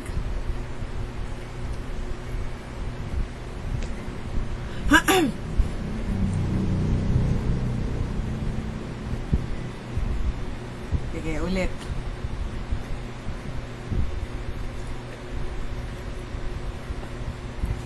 That wasn't very long or brief, Good.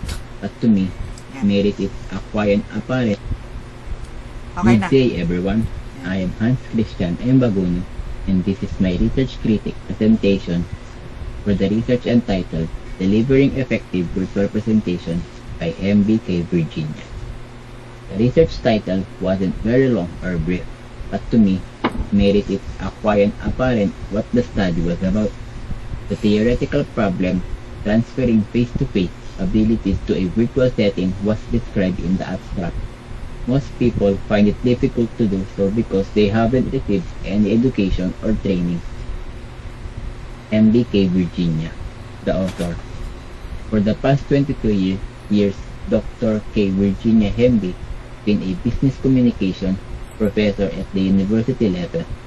He is a certified online instructor and a certified hospitality educator. He worked as a legal secretary for 10 years prior to obtaining her doctorate. Dr. Hemby has competence in business communication, professional meeting, event, exhibition, convention management, training, development, and office and administrative management.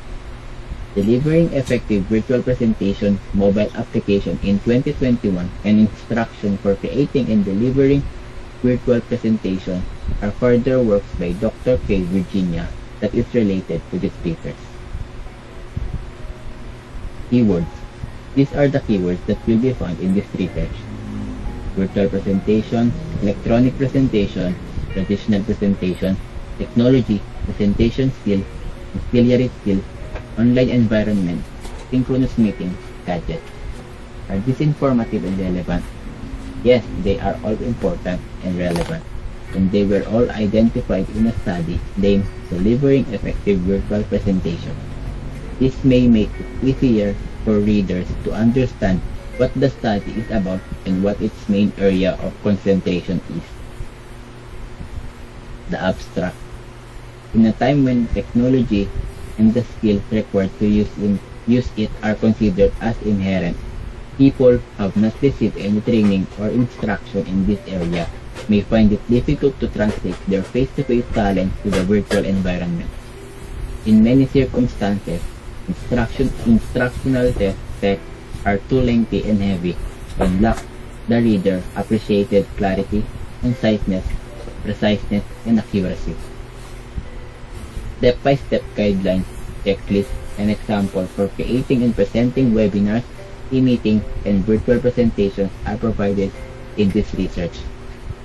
The clear material in this book will help close the knowledge ability, and skill gap between what is now used for successful presentation and what is needed to make presentations in a virtual setting. This study provides us a practical guide for teaching staff members, managers, and executives how to deliver engaging virtual presentations. The introduction. The author's introduction contains the definition of a virtual presentation. It is difficult to define a virtual presentation, as you might expect if you search for virtual presentation in web browsing. You might find a list of links that describe virtual events or how to create virtual presentations, but none of them will actually define what a virtual presentation is. Virtual presentation must be viewed from the perspective of virtual events such as synchronous meetings, webinars, or speeches. Like anything else related to speeches and presentations, you will discover that virtual speeches and presentations offer advantages and disadvantages.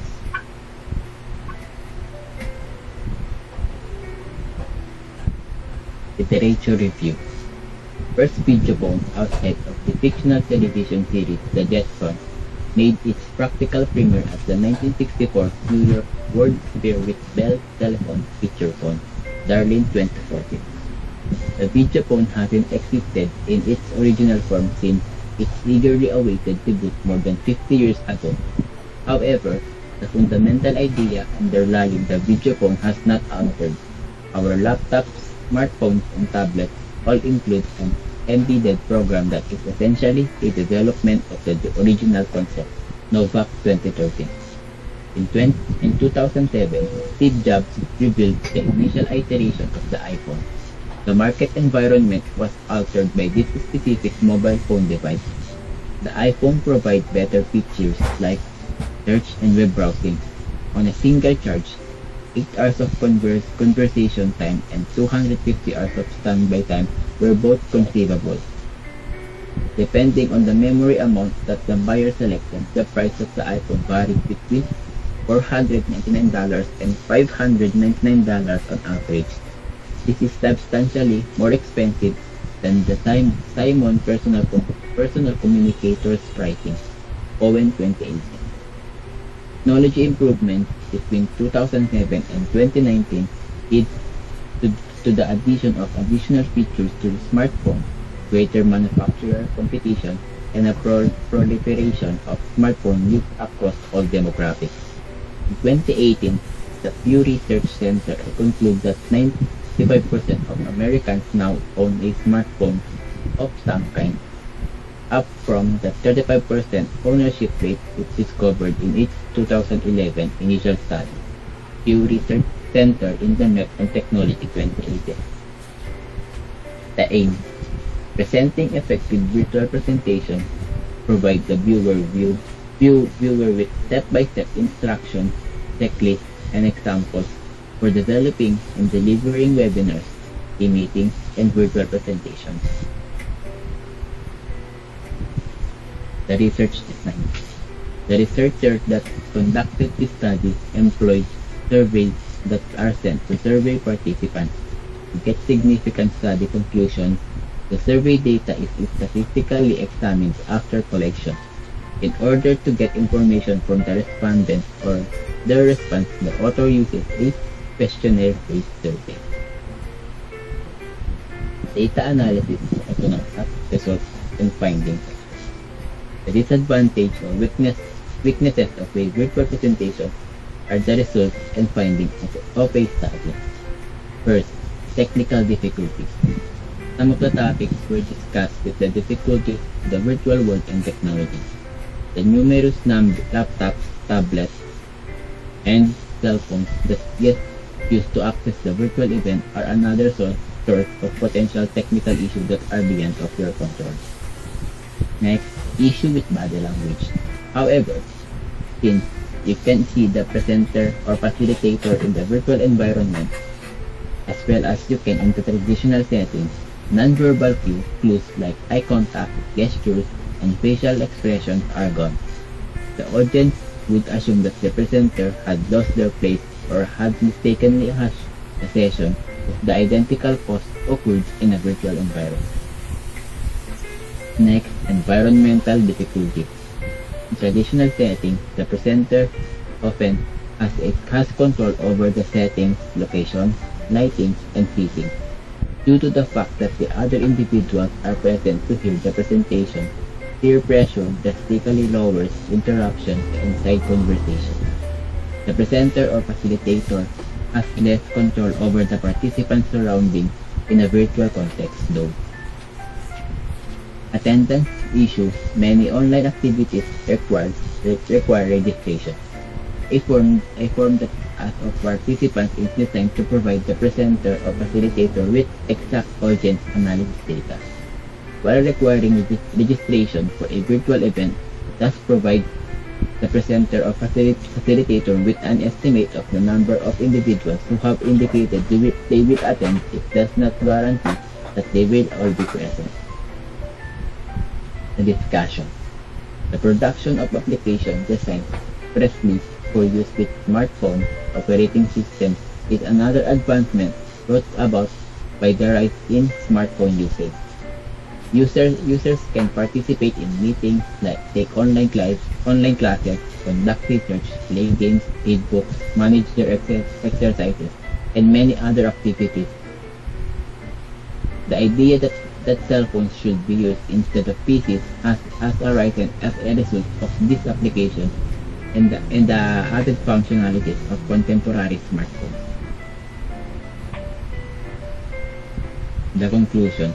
Opportunities now exist in the virtual world that were previously only accessible in real time and on-site.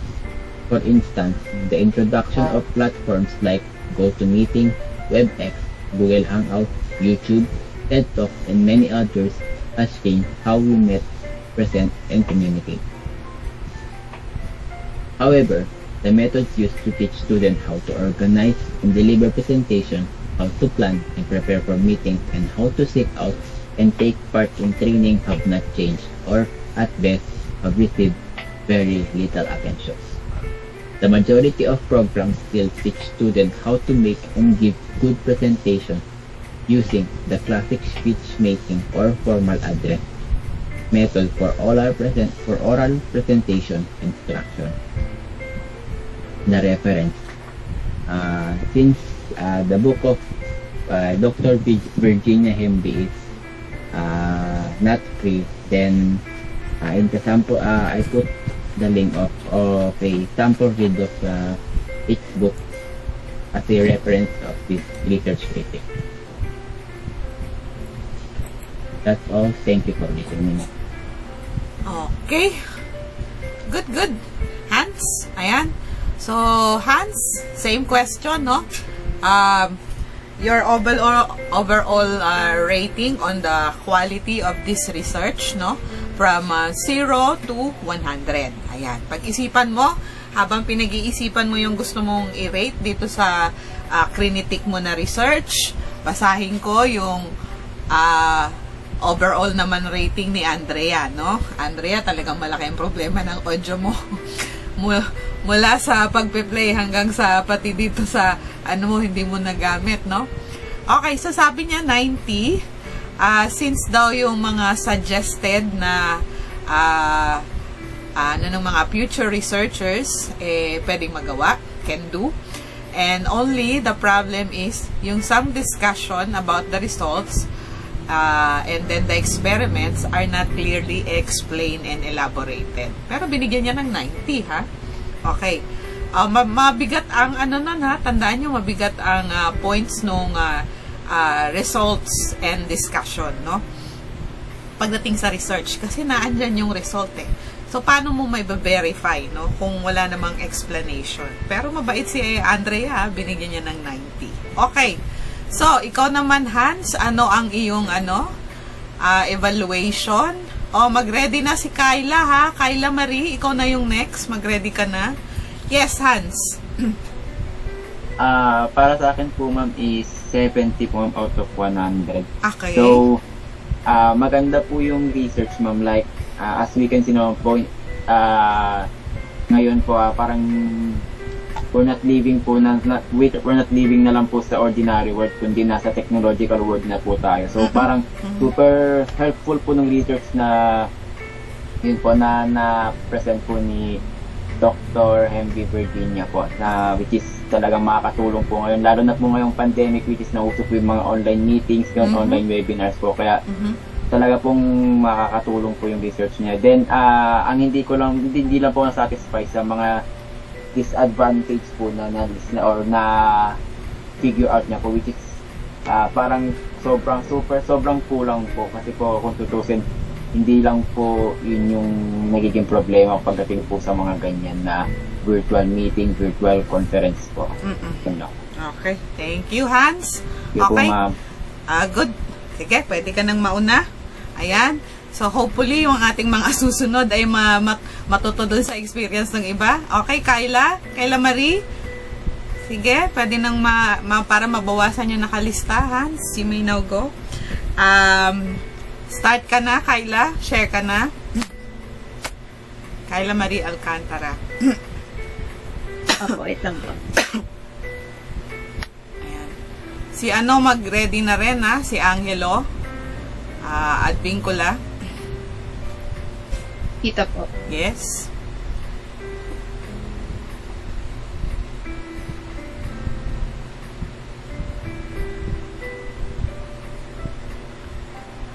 May sound po kanina. Na hindi siya naka-play. May sound po. Patay uli.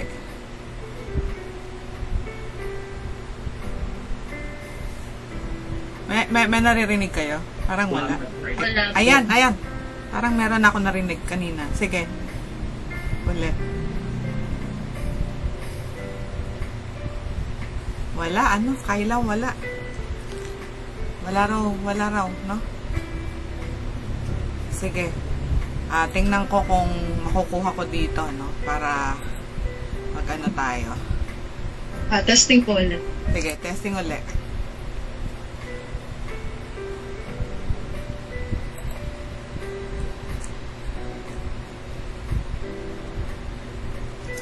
Wala pa rin po. Wala. Teka. Alcantara.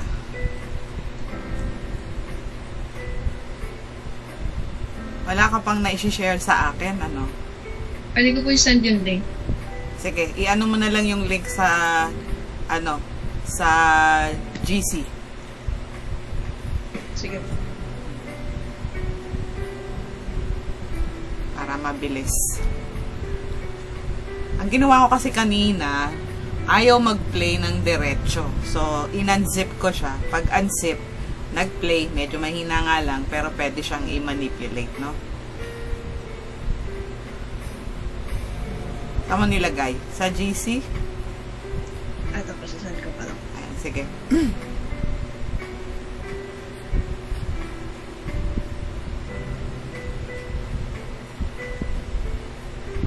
Ayan, okay. Oh, nilagay mo na pala sa YouTube. Ayan, maganda. Hindi ko po alam kung bakit po hindi po marinig. Good day, everyone. I'm now going to present my research critic, which is about biotechnology. Teka lang, sandali. The research Sandali, paper... Dali. Hindi ako nakashare eh. Okay. Para makita natin yung niya. Wala rin niya. Hindi nyo maririnig kasi hindi ko ni-share. Okay, dito. And then, ayan. Okay, so let's listen. Good day, everyone. I'm now going to present my research critic, which is about biotechnology. The research paper that I chose is entitled Biosafety and Biosecurity in the Era of Biotechnology, the Middle East Region. For me, the title is brief, but it is also informative, and as we can see, it accurately outlines what the research is all about. The first thing that I did is I identified all the variables presented in the title. The independent variable, the dependent variable, and the controlled variable. The independent variable in the research title is biotechnology, because it is the presumed cause of biological risk in the Middle East region. while the dependent variable is biosafety and biosecurity, because the level of biosafety and biosecurity depends on the economic status of the region. Lastly, the controlled variable in the research title is the Middle East region, because it is constant, but it widely influences the result.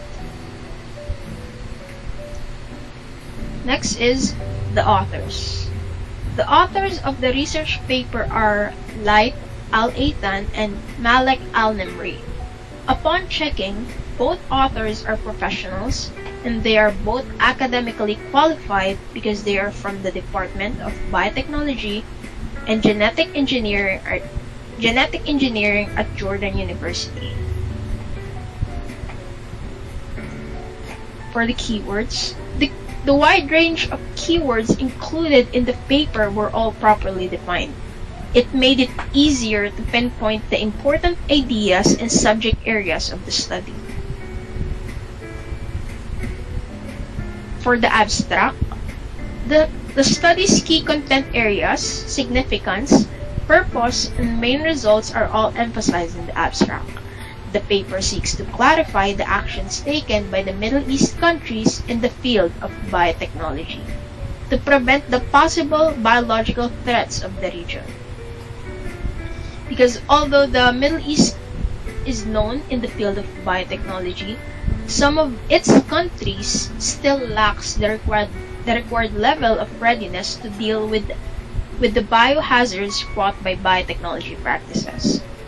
The findings of the study will significantly improve the Middle East region's capacity for biosafety and biosecurity to somehow limit the adverse effects of biotechnology practices.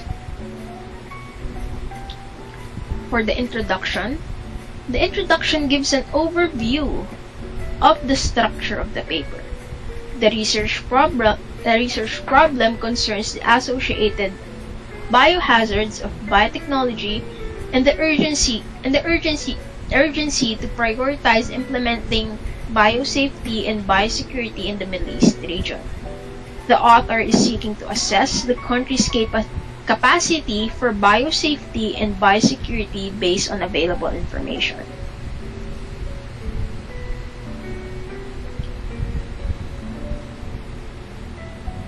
For the literature review of the paper, the literature review of the paper provided a good foundation of knowledge about biotechnology and its application, and the importance of biosafety in the Middle Eastern countries. The author started the review of related literature by defining biotechnology and how humans have applied biotechnology practices for centuries. Different literature have supported the application of biotechnology that improved the field of medicine and the sustainability of agriculture in the country. For the objective or aim, the primary objective of the study is to evaluate the capacity of the Middle Eastern countries and to encourage these countries to strengthen or enhance their biosafety and biosecurity capacities. Next is the research design. The most suitable tool provided by the World Health Organization, or WHO, to evaluate the capacity of the Middle Eastern countries in terms of its capability to handle biological threats is by using Electronic State Party Self-Assessment Annual Reporting Tool, or ESPAR.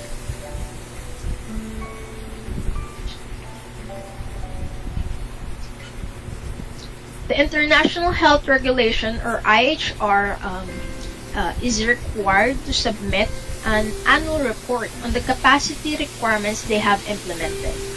Then, the tool, or the ESPAR, will provide a score for 15 capabilities, such as health emergency management, prevention, control of infections, chemical and radiation emergency, and zoonotic diseases. Next is the data analysis.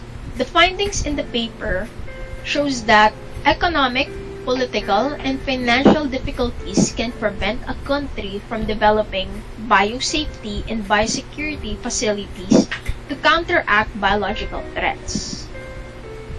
The findings in this findings strongly indicates that economic stability and the financial support from different institutions is an important factor in developing the capacity of a country in terms of biosafety and biosecurity. For the discussion, the results were interpreted in accordance with the research question and the study's primary goal. It shows that poor economy, political, and financial challenges are the main factors that hinder the improvement of biosafety and biosecurity of a country. The result reveals that the countries with high income are more well equipped to deal with potential hazards brought by the rapid advancement of biotechnology. However, some low-income countries still need to make substantial effort in this direction. For the conclusion summarizes all the key supporting ideas that the author discussed throughout the paper. There were no fresh insights or new perspectives demonstrated in the conclusion. Future recommendations for various institutions were stated in the paper. These institutions include the governmental, international, the health sector, and academic institution, because it is the responsibilities of these institutions to put more effort into developing biosafety and biosecurity capacities in the Middle Eastern countries. Lastly is the reference list or bibliography of the study. Okay. In the article's reference section, the old sources are linked to the current sources. The paper was supported by different sources such as books, journal articles, data blogs, and reports. The reference list of the study is a great place to start for those who wants to read more about the topic.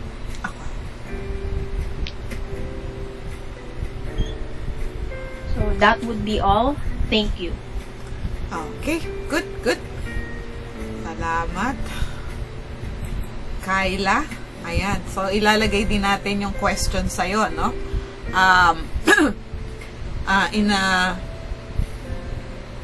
a rate of 0 to 100, what is your overall evaluation dun sa research, no? Dun sa quality ng research, no? Na iyong crinitic. Ayan. Over 100% po sa tingin ko po, I will give 95. Sige po, 95%. May certain part lang po ako na hinanap, which is yung studies limitation. But aside from that po, I think the paper was still excellent, from the literature review to the tool used in the research design, which is yung eSPAR po, which is the most suitable tool provided by the World Health Organization. And yung result naman po was able to achieve the objective of the study, which is to evaluate the capacity of the countries in the Middle East in terms of biosafety and biosecurity po. Okay. Gotcha. Alright. Thank you. Thank you, Kyla. Okay. Maganda yung iyon, no? Yung evaluation doon sa ano, no? Magandang topic kasi rin yung ano, no? Yung biosecurity, no? Connected yan dun sa biometrics na ano, no? Na topic na gusto ko, no? Medyo may nakita akong na-pick up dyan sa'yo, no? Okay. And yun nga, no? Bio din, no? And then safety pa, and then security. Ako, napakagandang ano yan. Okay, salamat Kyla. Sige, you may now go. Ayan, Angelo, ready ka na ba? Okay, thank you Kyla. Sige, you go na. Angelo at Vincula, ready ka na? Ready ka na mag-share? Ayan, mag-a-add share na ako. Ayan, okay na siya. Tingnan nga natin kung may maririnig tayo.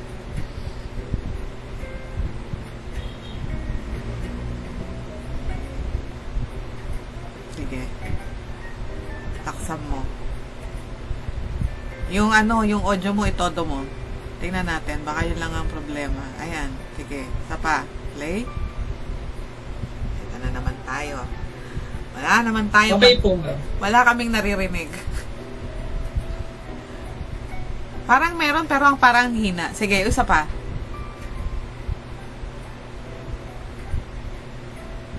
Wala rin eh. Wala talaga. Okay. Sige. Yung mo, bigyan mo sa akin yung link na yan at i-play ko na lang. Puntahan ko sa lagay mo sa GC.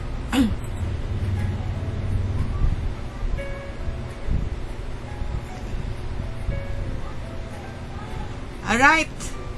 Nathaniel, Stephen, mag-ready ka na ha. At ito'y, I'll make sure na sunod-sunod dito, no? Para dire-diretso tayo. Nakakailan na ba tayo? Ayan, okay. So, ito na siya. Okay. Ito yung, natin, video. Tingnan ko nga kung pwedeng i-preview. I-play.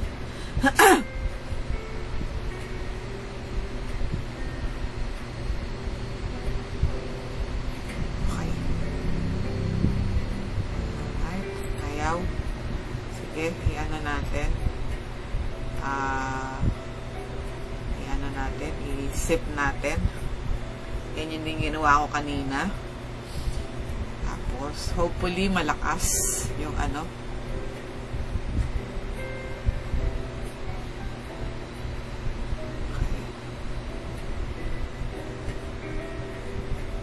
Na-install ko na tong zip extractor na to eh.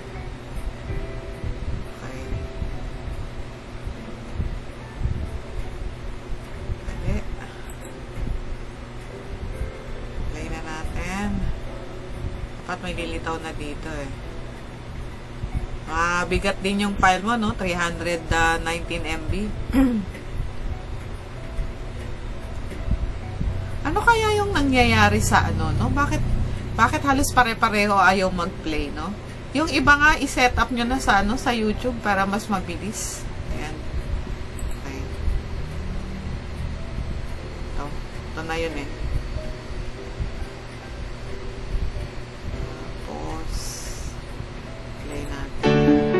Good day everyone, I'm Mark Angelo Advincula, presenting to you my research critic. Dali lang.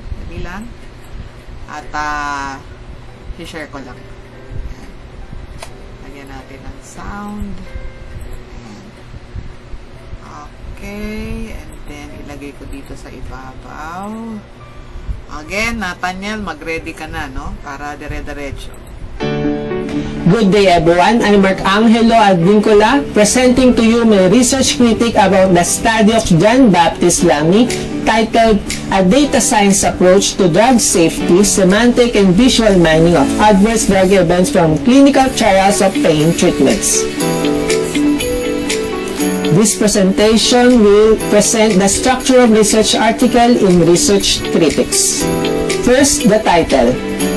The title of the study is well thought out and captures the key elements of the study. It gives a clear indication of the research topic and the approach being taken, while also providing a sense of the scope and the potential impact of the research. The inclusion of data science and semantic and visual mining clearly indicates that the research is taking an innovative and cutting-edge approach to drug safety. Furthermore, the inclusion of adverse drug events from clinical trials of pain treatments indicates that the research is focusing on a specific application of the data science approach. Overall, this title is well chosen and communicates the key elements of the study effectively. Next part is the author of the study. The author of the study is John Baptist Lamy, a licensed pharmacist and doctor, current lecturer at Computer Science Research Laboratory, CNRS, Paris Sud University, Paris Saclay University, or SAI, France. Next part are the keywords. The keywords presented in this research paper are relevant to the topic and informative. These keywords identify the main areas of focus of the research and give the audience what the research is mainly about to discuss. Next is the abstract. The abstract of the research clearly and concisely summarizes the main features of the report: background, objectives, participants, method, design, setting, results, and the conclusion. The introduction part concisely introduces the study and stipulates that the purpose of the study is to present the platform for analyzing the safety events reported during clinical trials and published in trial registries. It also provides an interesting overview of the data science approach to drug safety. The authors propose a novel method of semantic and visual mining to analyze adverse drug events from clinical trials of pain treatments. The goal of this method is to enable the efficient and accurate identification of potential safety issues in drug development. The authors provide a concise yet detailed description of data mining technique and its potential application to drug safety research. The paper promises to provide valuable insight into this burgeoning field and could potentially lead to improvements in drug safety and efficacy. Next part is the introduction of the paper. The introduction to the study does an excellent job of outlining the research goals and objectives, wherein the main objective and aim of the study is to design a web platform for the semantic and visual mining of ADE observed on clinical trials and published in trial registries, and to apply this platform to pain treatments. This platform aims at helping experts and clinicians and illustrating what data science applied to trial public data may bring to drug safety. Also, the authors clearly state their purpose and the methods they will use to achieve it. They also provide a brief overview of the data they will be analyzing and the expected results. The introduction also highlights the importance of this study, as it will inform healthcare providers and patients about the safety of pain treatments. Moreover, the research paper's introduction contains a problem statement that is plainly and easily located in the research. The problem certainly has significance for drug safety because it aims to provide data and analysis that are useful to determine the adverse drug events from clinical trials of pain treatments. The researcher used different data science approaches such as data mining, visual analytics, and ontology to explain the adverse drug events from clinical trials of pain treatments. However, in this paper, the author did not clearly state the research question, the author did not ask a research question, and the author further divided each research question into subcategories for more understanding of problems and give example of each, which is good. Overall, the research introduction provides an effective overview of the study and effectively sets the stage for the research that follows. Next is the literature review of the study. The literature review of the study is comprehensive and well constructed.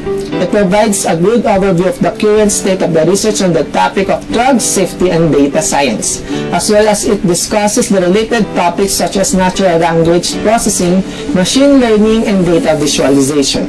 It also reviews relevant studies conducted by other researchers and provides an analysis of the data of the strengths and weaknesses of each. The authors provide cited references for each study, allowing readers to easily access the full texts. The review is thorough and well organized, making it easy for readers to understand the main lines of research covered in the study. The authors clearly explain how their own research fits into the larger field of drug safety and data science.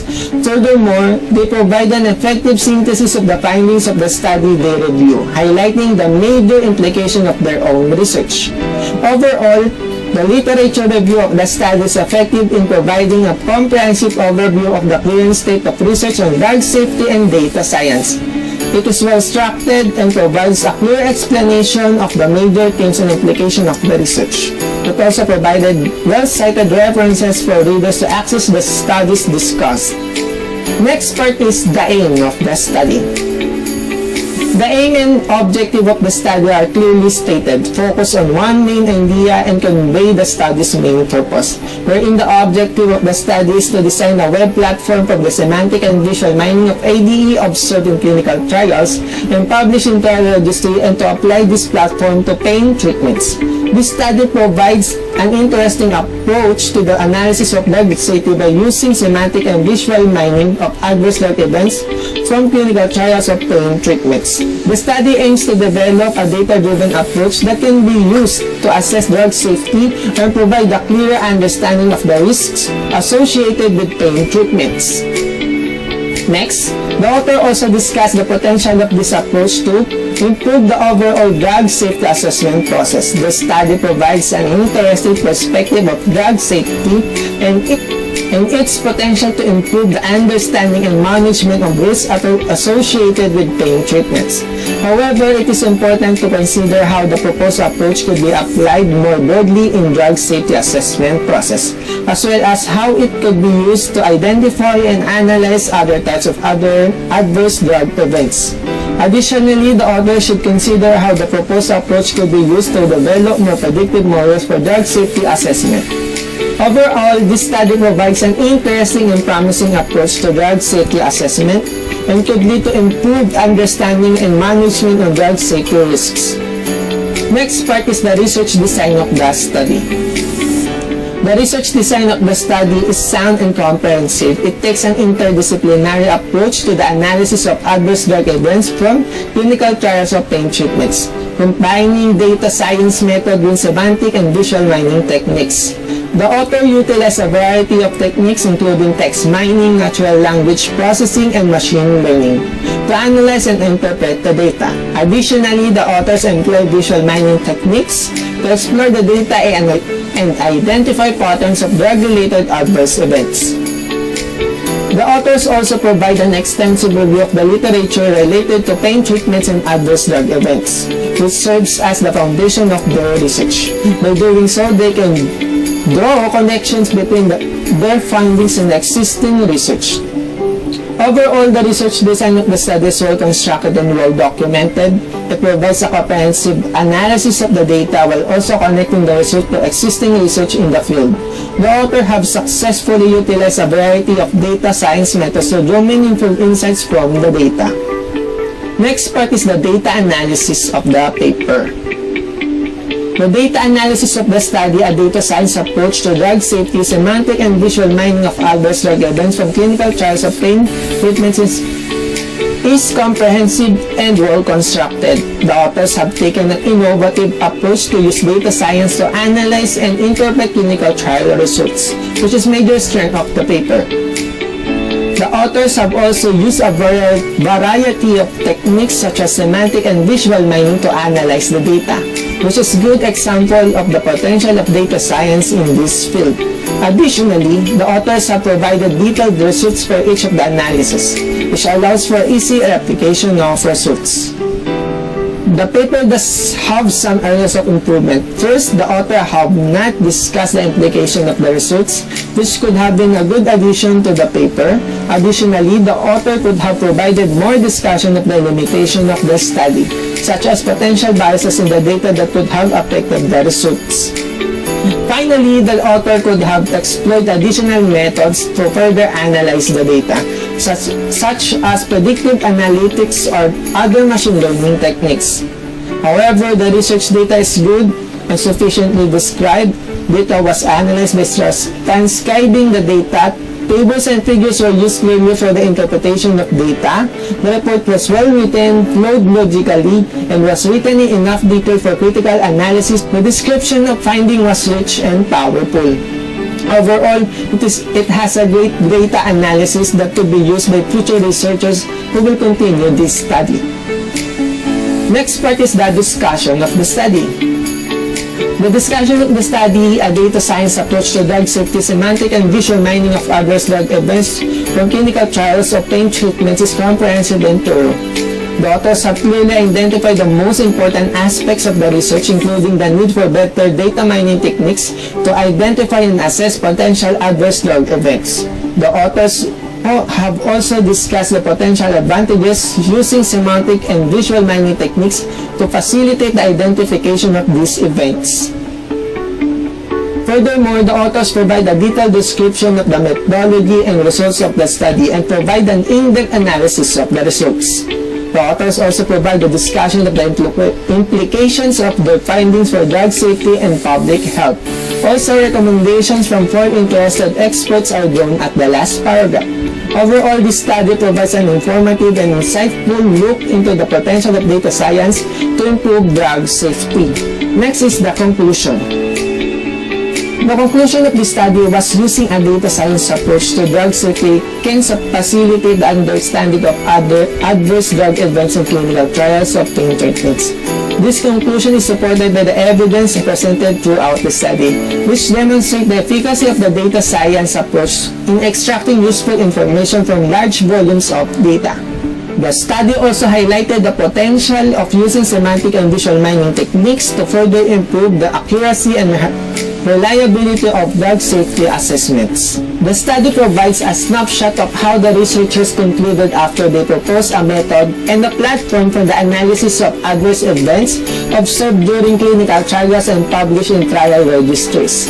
First, they applied the platform to pain treatment and showed that they were able to obtain results already known from meta-analysis, but also to suggest new insights that result in drug safety experts being interested in the study. On the other hand, the researchers clearly summarize the main points and indicate the usefulness of the research. Also, they provided recommendations and suggestions at the end of the conclusion for future researchers who are interested in their study.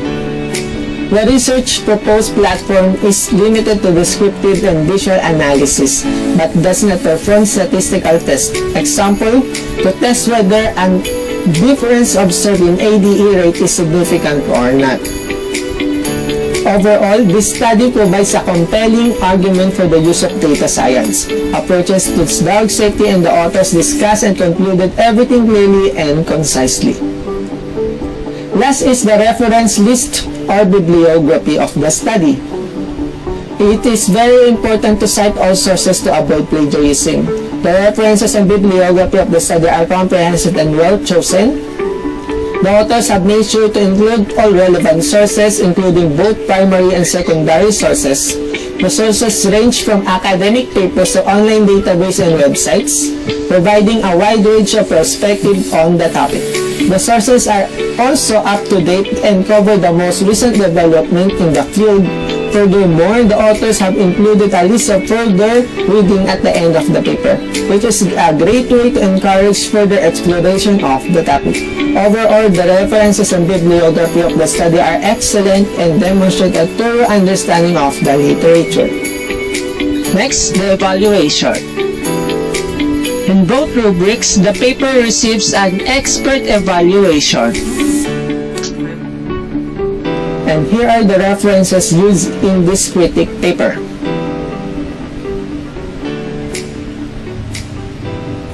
That's all. Thank you. Okay. Good. Ganda nung evaluation ni Advincula, no? Hindi tayo nagkaroon ng issue. Alright. Same question. Mark. In a rate of 0 to 100, what is your overall evaluation of this research, no? Based on what you have given in the dun sa critique, no? So, ayan. And why? Siguro po, ma'am, rinig po ba ako, ma'am? Yes. Siguro po, ma'am, yung bibigay ko pang evaluation is 96 po. Kasi po parang dun po sa pinaka-paper, naibigay po niya lahat nung mga kailangang ibigay, lalo na po dun sa discussions and results po nung study. However po, parang yung pinaka-study po is parang pwede pa pong i-recommend dun sa pinaka-researcher po na magdagdag po ng more methods to analyze the data po para rin po mapalawak yung pinag-aaralan po nila. Yun lang po, ma'am. Okay. Thank you po. Good. Sige, salamat. Dali. meron lang akong kausap. Ayan. Okay, sinagot ko lang si Jemica. Jemica, sagutin mo ako. Tingnan natin kung kung may babalik kita. Okay, Nat, Stephen, ready ka na? Pwede ka na Hello mag-share? Sige. Narinig po, ma'am. Yes, rinig ka. Pero hindi ka pa nakashare. Sige po, wait lang po. Kita po, ma'am. Yes, kita. Hopefully, wala tayong issue sa Good day, ma'am. I'll be Good. discussing about... Narinig po siya, ma'am. Yes, rinig. Okay, sige, diretso. Good day, ma'am. I'll be discussing about my research critique on the research paper Secure Intelligent Fuzzy Blockchain Framework, Effective Threat Detection in IoT Networks. A research critique by researcher Nathaniel Stephen E. Memis. The structure of research article, the structure. We'll start with the title. The title of the research paper is Secure Intelligent Fuzzy Blockchain Framework, Effective Threat Detection in IoT Networks. The title clearly indicates what the research is about. It is not too long nor too short. It is informative enough for the reader to identify its scope. The main idea tackled in the research is about the solution presented by the researchers to the weaknesses of blockchain technology on the Internet of Things, or IoT. So the researchers and their achievements are given on the next slides. Abbas Yazdinehad received the BSc degrees in computer engineering and an MSc degree in computer system architecture. He stated that I am currently associated with the Cyber Science Lab, CSL, Smart Cyber Physical Systems Lab, SCPS, and Decentralized Science Lab, or DSL, pursuing my PhD program at the School of Computer Science, University of Guelph, Ontario, Canada. The next author is Ali Deg Tanha, Cyber Science Lab, School of Computer Science, University of Guelph, Ontario, Canada. Ali Deg Tanha also previously published on a similar topic, Black Hunter Federated Learning for Cyber Threat Hunting in Blockchain-Based IRX. The next is Reza M. Parisi, Decentralized Science Lab, College of Computing and Software Engineering, Kennesaw State University, GA, USA. Reza M. Parisi also previously published on a similar topic, Black Hunter Federated Learning for Cyber Threat Hunting in Blockchain-Based IIoT Networks. Next is Gautam Srivastava, took a Bachelor of Science in Education at the University of Briar Cliff, Sioux, IAUS. Gautam Srivastava took a Master's degree in Computer Science Education at the University of Victoria, BCCA. Gautam Srivastava took a Doctor of Philosophy in Computer Science Education at the University of Victoria, BCCA. Hadis Karimipur, School of Engineering, Department of Electrical and Software Engineering, University of Calgary, Alberta, Canada. Next po are the keywords of the research paper. The keywords of the research paper are threat detection, fuzzy blockchain, IoT, fuzzy DNN, UNFIS, and fuzzy matching. Thus, the keywords help identify the main areas of focus, or are they informative or relevant for the research paper? The answer is yes. The keywords the researchers gave help to identify their research focus, although abbreviations might get in the way of understanding their focus. Giving the full meaning of the abbreviations is specifically DNN, meaning .NET Nuke, and UNFIS, meaning Adaptive Neurofuzzy Interference System, could give more enlightenment on their topic. So the next section po is the abstract of the research paper. The abstract of the research paper explained the purpose of the paper very well. It did by explaining the need for better security in Internet of Things or IoT technology. It showed why the research was carried out by stating the proposal for a better security method for IoT technology. The accomplishment they had was creating the first secure, intelligent, fuzzy blockchain framework that identifies and detects security threats while considering uncertainty issues on IoT networks and having more flexibility in decision making and accepting transactions in the blockchain layer. Their main findings was having an evaluation that verified the efficiency of the blockchain layer in terms of accuracy, precision, recall, and F1 score.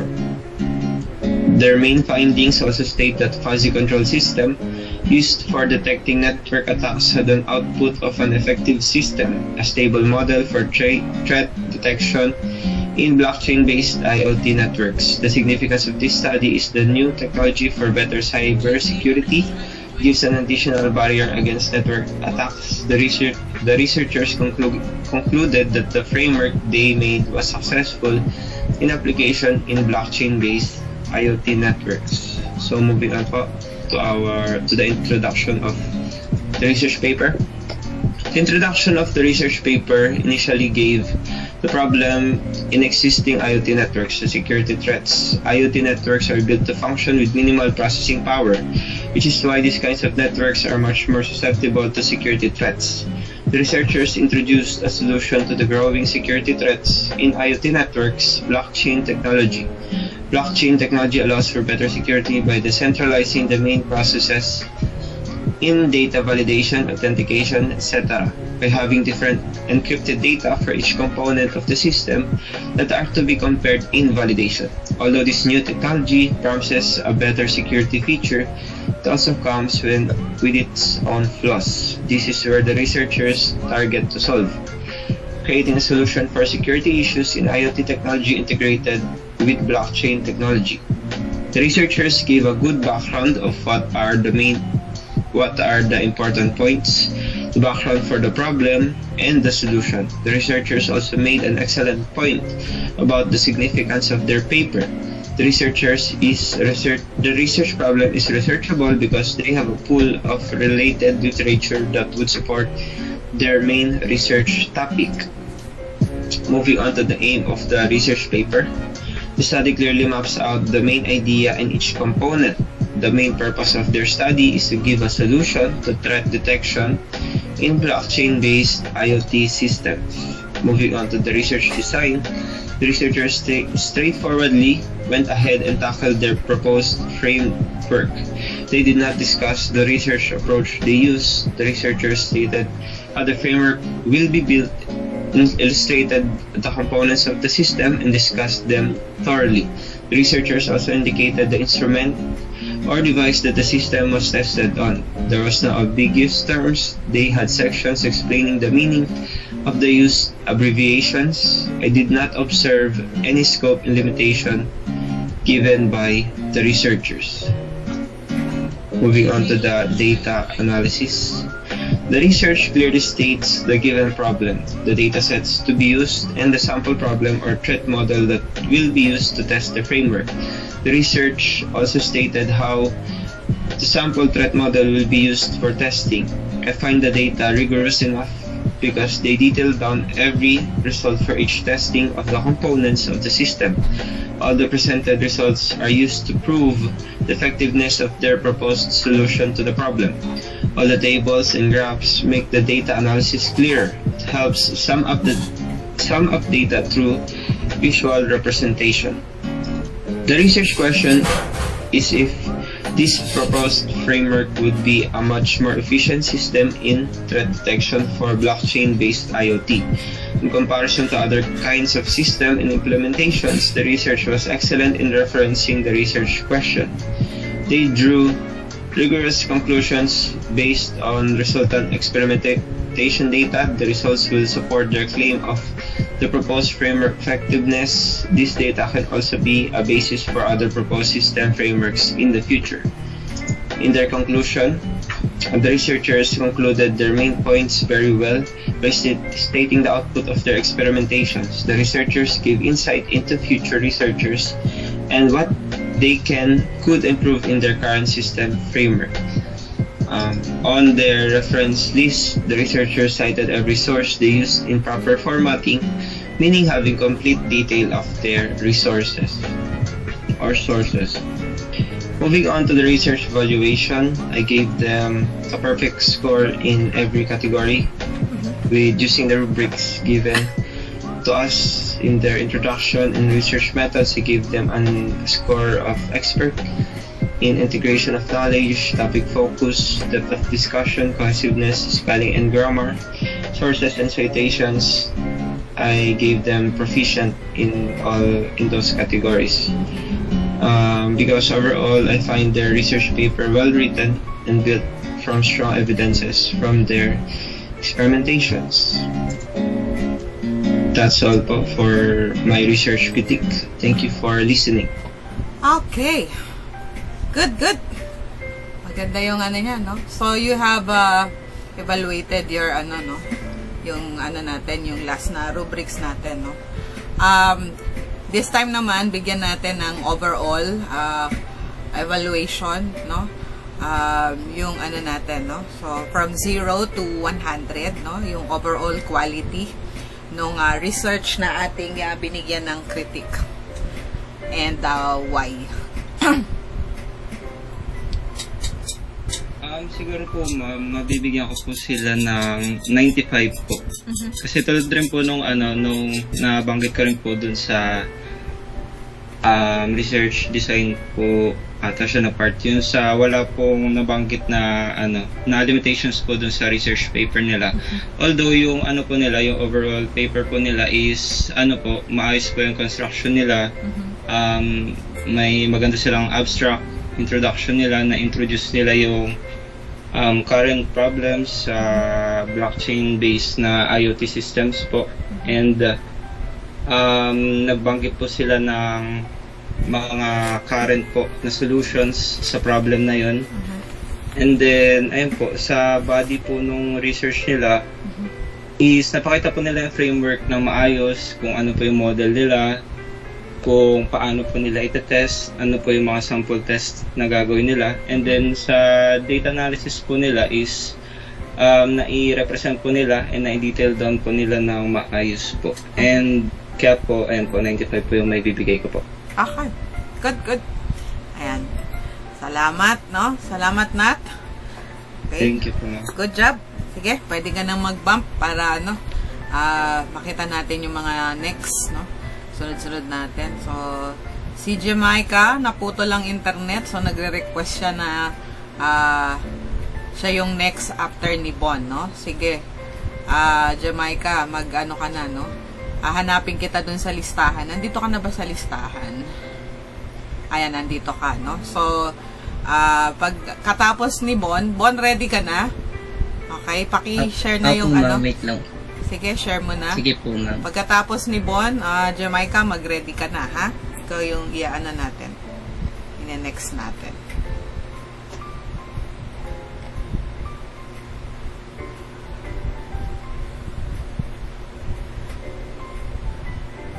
Okay. May sound po, ma'am. Sige, play mo nga. Meron ka na bang sinasabi din sa portion na yan? Meron na po. Wala kaming naririnig eh. Okay. Saglit lang po. Sige. Ano ba to? May link ka ba dito? Sige, i-ano mo na yung link sa para mabilis tayo. Sige po, ma'am. Send ko na po. Okay. May lang talaga tong no? May ginagawa sa atin tong puntahan ko na sa GC. Ito na ba yon, Mark Angelo? Hindi. Ito kay Bon. Ayan. Right. Okay. So, i-ready ko na. I-share ko na para mabilis. Okay. Dito ako. At ayan. Normally, hindi yan mangyayari.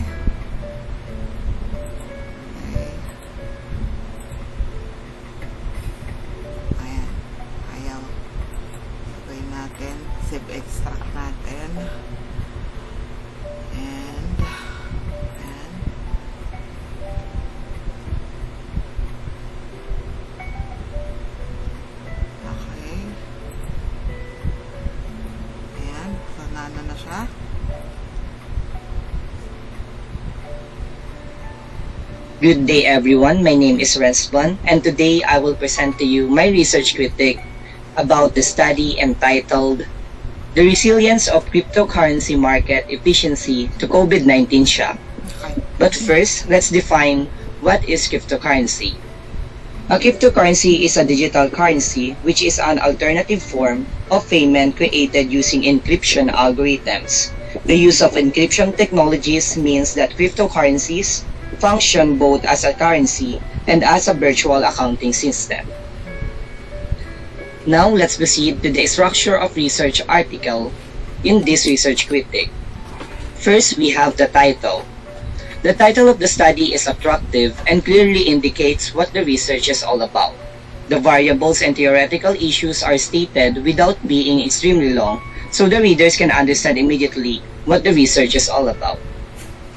Next, the authors. The authors are composed of professors which might prove their qualifications, knowledge, and experience in the study. The three of them are from the Federal Rural University of Pernambuco, Brazil, and the other two are from Lebanese American University, Lebanon, and the Federal Institute of Education, Science, and Technology of Paraíba, Brazil.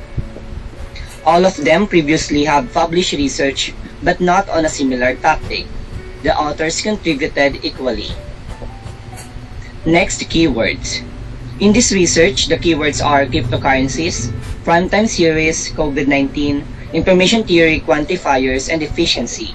Having those words is informative and relevant since it helps the readers of the research identify the main focus of it and gives them an idea of what the words that they may encounter while reading the research.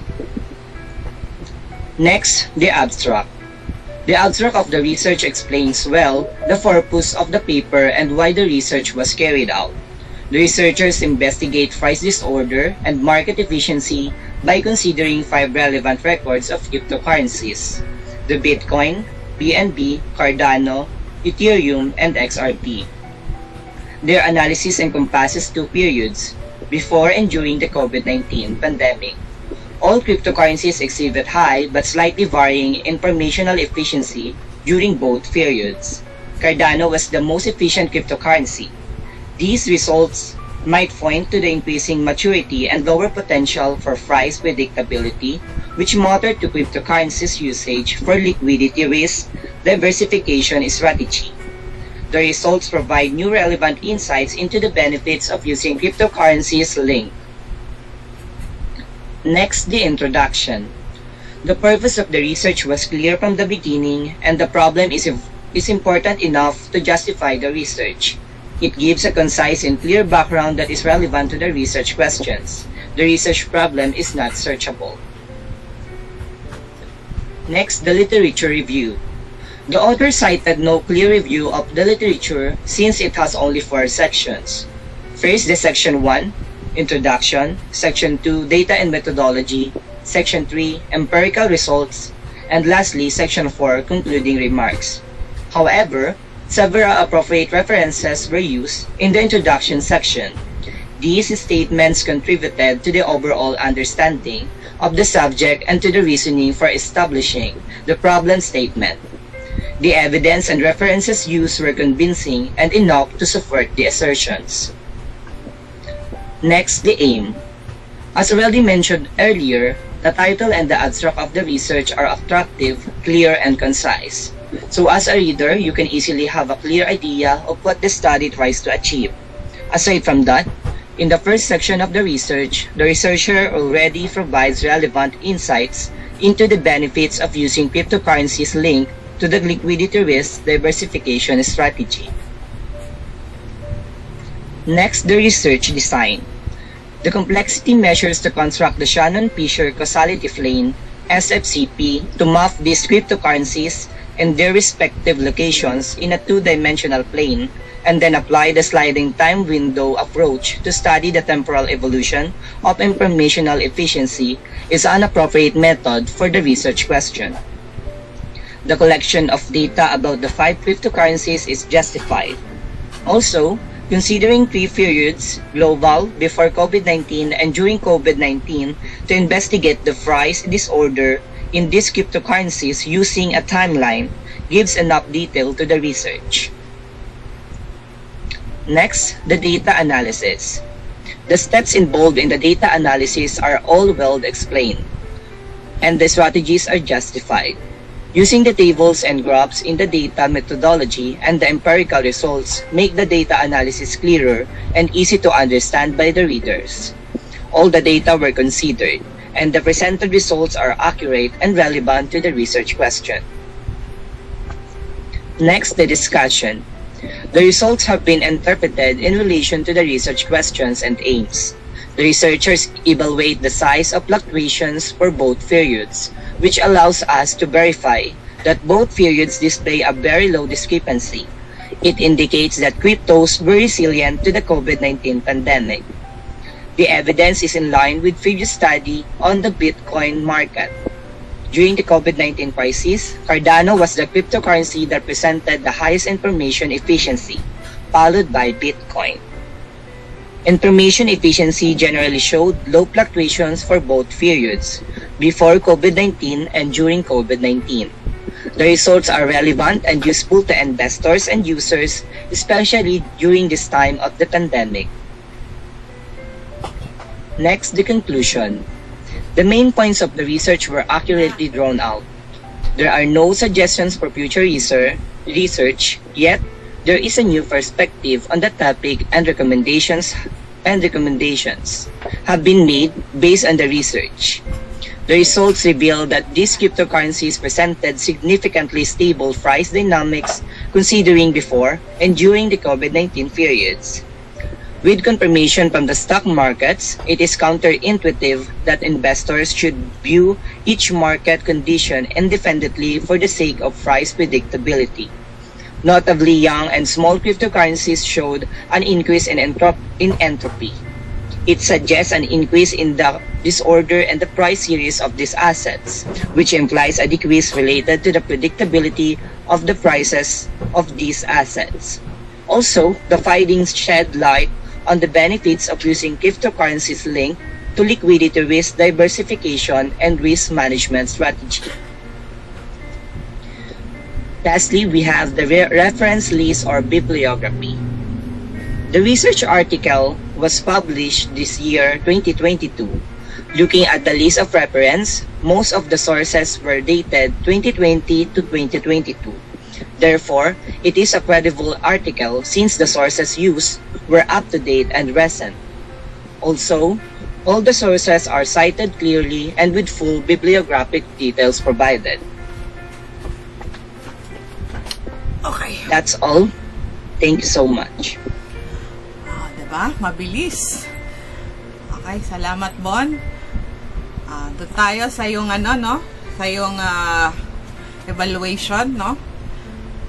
Jamaica, mag-ready ka na, ha? Sige. Same question. Ayan, ay po ma'am. Kung po ma'am, bibigyan ko po siya ng rate from 0 to 100, siguro po 95 din po. Kasi from title pa lang, tapos sa abstract and introduction, mas maintindihan na kagad or malaman na kagad ni readers kung at para saan yung studies na ito. Tapos dun po pagdating po sa data and methodology, masabi ko pong very good po kasi mas naipakita po nila ng malinaw at maayos na yung mga data na nag-gather nila dahil gumamit po sila ng mga tables, graphs, and timelines. Ganoon din po sa naging results. Gumamit po sila ng graphs kaya mas maintindihan po ng readers yung naging resulta. Overall po ma'am, almost complete naman po siya para sa akin at nabigyan naman po ng justification yung naging resulta ng research po. Yan lang po. Sige. Hanapin ko lang si Angeline. Ay, tapos na si, mamaya pa. Medyo malayo-layo pa tong si Pataweg, no? Sige, thank you. Ayan. So, Jamaica, ready ka na? Ayan. So, si Jordan after ni Pataweg. Sige. Thank you, naka-exit na siya. Maganda rin yung niya, no? Yung critic niya, no? Ayan. Tingnan natin. Hopefully, wala siyang issue sa sound.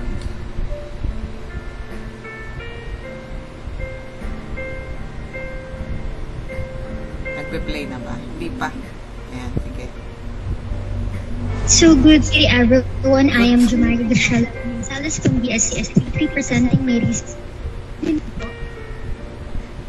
nag-e-echo.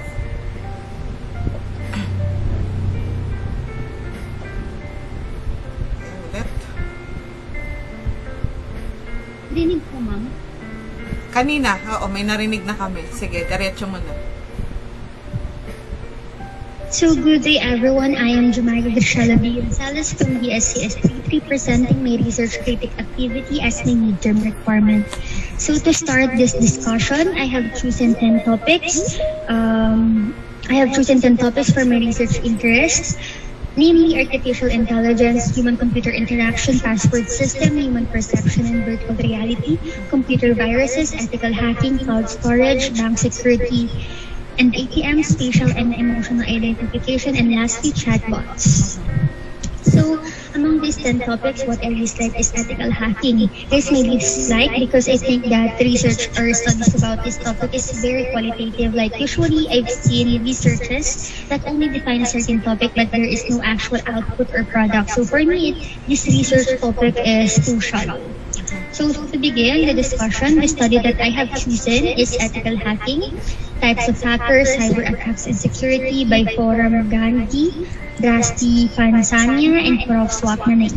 So to give you a short background about my topic, so ethical hacking involves an authorized attempt to gain unauthorized access to a computer system, application, or data. So for the title, does the title clearly indicate what the research is about without being extremely too long or too short to be informative? Are the variables or theoretical issues stated in any relationship between them? So for me, it's yes, since the title gives a full view of what is the research about, and the title is not too long yet not too short, but is very informative and straightforward since the variables and their correlations are clearly stated. For the authors, so what are the author's professional and academic qualification? Have they published previously a similar topic?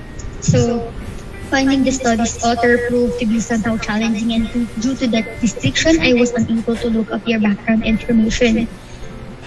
For the keywords, are this informative and relevant? So, the keywords provided in the research paper and assist in determining the key area focus in the study, such as the ethical hacking, which is the main topic of the study, the cyber attacks, and the different types of hackers that will later be discussed in the study.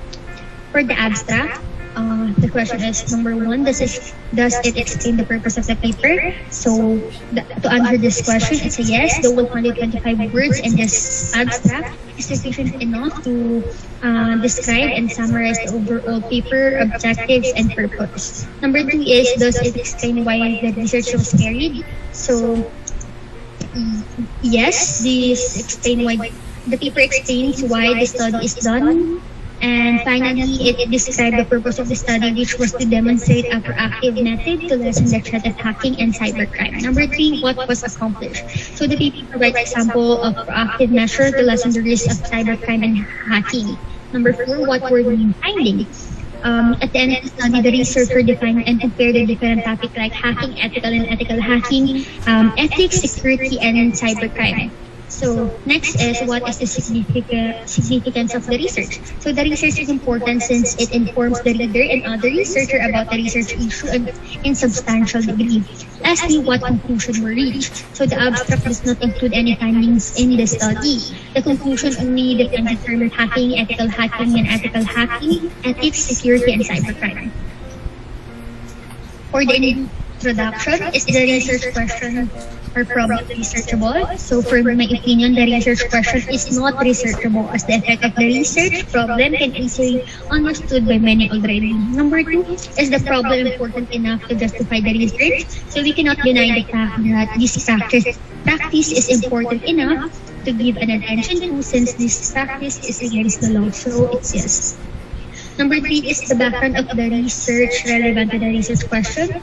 So yes, the background is pertinent to the question at hand. Even with only a few facts, it provides answer to the question. For the literature review, is the literature review broad yet focused on the issue? So the given literature review of the study only focus on real-life example of how unethical hacking is applied to commit a crime. Number two, is there a historical as well as contemporary material to put the area of the study in the context? So no, there isn't any anything that placed the area of the study in historical context. However, the study focused on increasing digitalization of real-world operation and advancement of technology, raised the risk of security in modern time. Number 3 is their convincing evidence to support assertion. So I think that the study lacked literature that will support proposed research. Although the topic of the review is about application of unethical hacking, there is no review that counters it. Number 4, does it clearly represent the opposing view? So again, no, there is no literature review that disputes the review's focus on the use of. Number 5, does the literature review use theoretical framework? So no, literature review has ever employed a theoretical framework. Lastly, does it reveal gap in knowledge which this research will fill?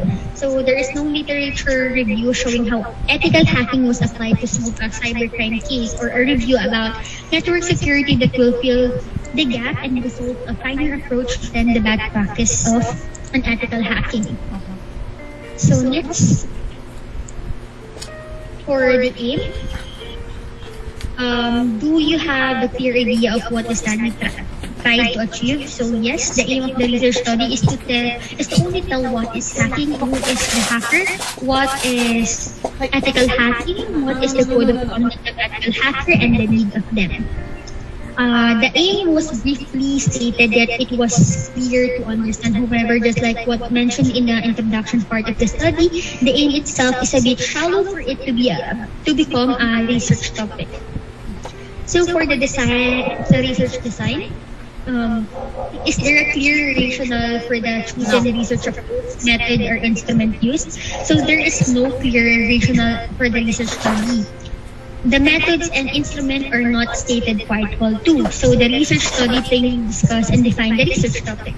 Second one is the research method appropriate for the research question? So the research method of the study only define the process of ethical hacking. Although it is only appropriate for the research topic as it involves the scope performing the physical attack on the system security legally. Number 3 is what is the collection of data? Was the collection of the data appropriate for the research question? So the research study defined the ways to mitigate cybercrime, like how to determine the computer system and the network weak point. The given data is just appropriate to ensure that the data and to avoid being a victim to unethical hacking. I'm sorry for that.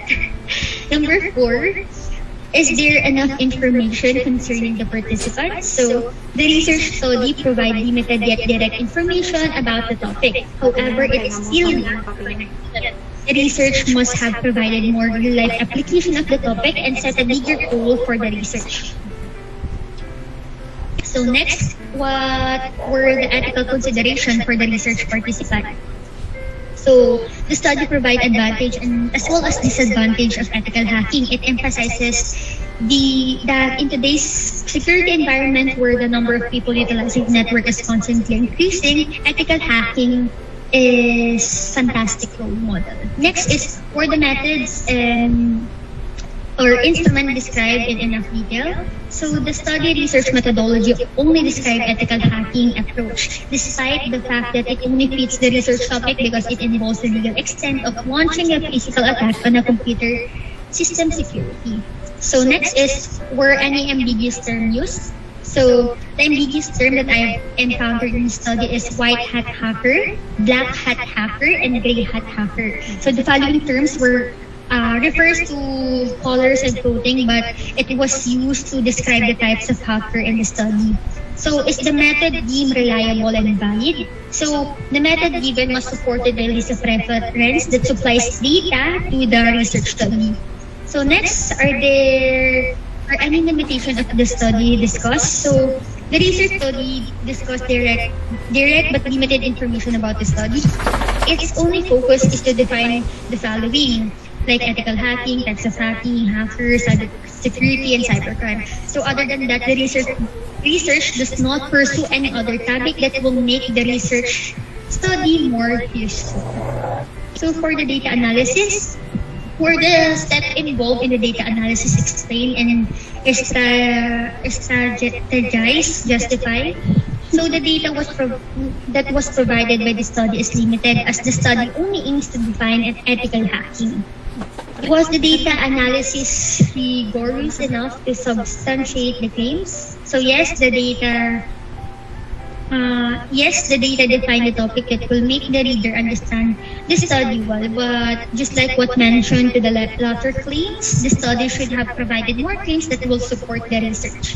Next is, were all data taken in account? If not, no. So yes, the data answer the aim of the research as it successfully determines, defines, and elaborates the research well. Next is, are the presented result relevant to the research question? So the research study does not present any result as its only goal is to give meaning and enlighten the reader about what is hacking, types of hacking, security, and cybercrime. Lastly, do the table of and graph make the data analysis clearer? So yes, the graph for the process of ethical hacking makes the data analysis clearer. So for the discussion, first is, have the result been interpreted in relation to the research question and aims? So when it comes to the interpretation of the relation of the research question and aims, the study done well. However, the research does not provide any further result. Next is, have the research been discussed with reference to the research question, hypothesis, theoretical, and conceptual framework? So the research, however, did not yield any additional finding. The research will only be informed on what constitutes hacking, different types of hacking, security, and crime. So next is, have conclusion and recommendation been appropriately drawn from the data analysis? So as a result of the data analysis, the research conclusion was accurate. However, the study offers neither recommendation for the study or suggestion for the upcoming researcher. Next is, did the research highlight the most important result? So the study conclusion makes it apparent that constitute ethical hacking, how it differs from illegal hacking, and how it affects the data security in response to technical improvement and the growing digitalization of real-world activity in both negative and good ways. Next is, have the results have been used to support refute the result of other study? So when all the information is combined, the research study will serve as a valuable source of information for other study looking to learn more about hacking in its various forms.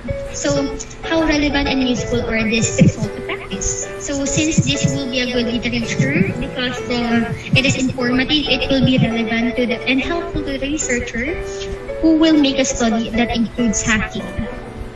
So for the conclusion, were the main points drawn out? Were the fresh insight of a new perspective on a topic demonstrated? Have any recommendation been made based on the research? Were there any suggestions for further research? So the main point of the entire paper has been stated with no other new information added. There was also a discernment about the technological advancement and how hacking is relevant for all the data to be protected, as well as the real-world operation is becoming more digitalized. However, the conclusion lacked recommendation based on the research as well as the suggestion for the future research. Lastly, reference list or bibliography. Are all the sources cited clearly with full bibliographic detail provided? Has a wide range of works in the field been referred to? Does the list contain both seminal and more contemporary literature? So all the resources have been stated well in the reference part of the research. All the details are provided.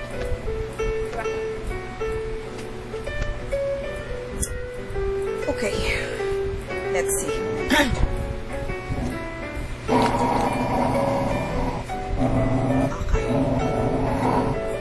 Alright. So,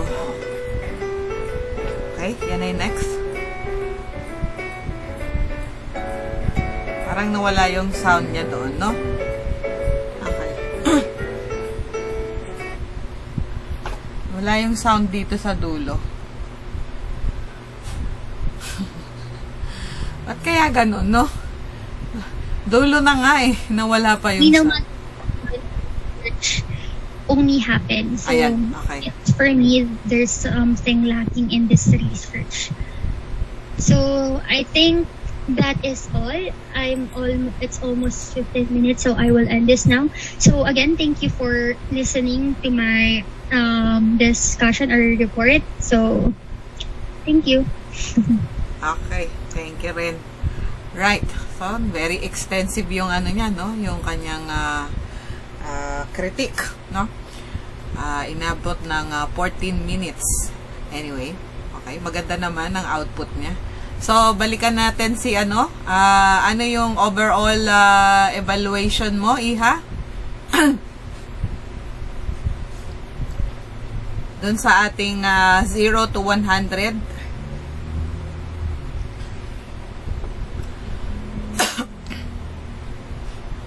Oh, may audio ka ba? Jamaica.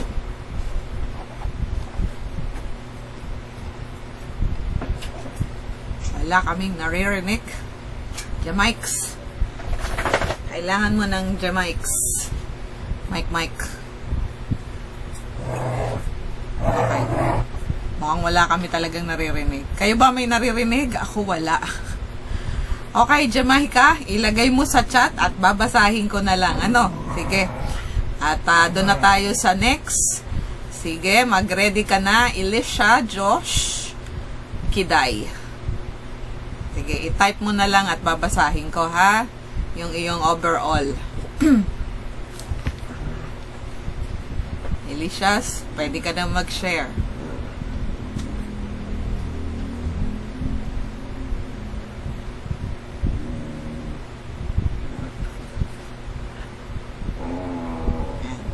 Hopefully may sound.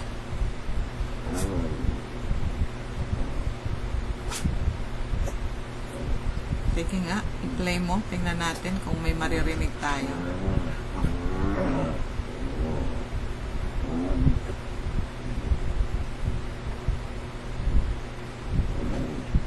Meron po, ma'am.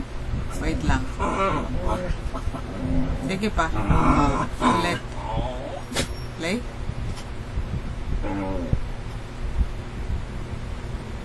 Meron po. Parang wala kaming naririnig. Parang wala. Okay, sige, yung link nitong drive na to, bigay mo sa akin sa GC. Shtoy, wag nga kayong mag-away. Wag mong dot-dotin yan. Ano na nga eh. Okay. So, i-ano natin. Tingnan natin yung kanyang link. Okay, dito. Doon sa GCE, ha, doon mo ilagay para mabilis. Okay, so habang inaabangan natin yung basahin natin yung chat ni Jamaica. Ayan. Sana yung aking Okay. Alright. Ito ay ating extractor. Oh, Jamaica, sabihin mo na yung babasahin ko nga dito sa chat. Naglagay ka naman ng sorry dyan, no? Yung overall evaluation mo, Iha. Yan ang natin. Kailangan nating basahin, no? Yung 0 to 100 overall evaluation ng quality ng research na iyong crinitic. Okay, eto na. Yung ating Sige, balikan ka namin. Good day, Mom and CS33. I am Elisha Josh M. Kiday and I am about to present... Wait lang, no? Hindi naka-share. Okay, and then... Nga kayong maingay na dalawa dyan. Ang ingay-ingay nyo. A research critique on blockchain applications in supply chain transactions. Here are the following parts about the study that I'll be presenting today. The title, authors, keywords, abstract, introduction, literature review, aim of the study, research design, data analysis, the discussion, conclusion, and the reference list or the bibliography. First is the title, Blockchain Applications in Supply Chain Transactions. The title is short and concise enough to provide readers a quick overview of the study's subject matter. The This study uses blockchain technology for supply chain transactions and identified several potential applications that could be implemented and influence businesses in the future. Next are the authors who contributed to this study. First author is Christian F. DeRich, who is a full professor and holds the chair Supply Chain and Operations Management at the SCP Business School. His main research interests and activities are related to risk management and implications of unsocial behavior on modern operations. Second is Till Blessig. He submitted his doctoral thesis at ESCP Business School Berlin, where he has worked as a research assistant at the chair of Business Information Systems. His research interests include blockchain, crowd knowledge, technology adoption, and machine learning. Third is Maximilian von During.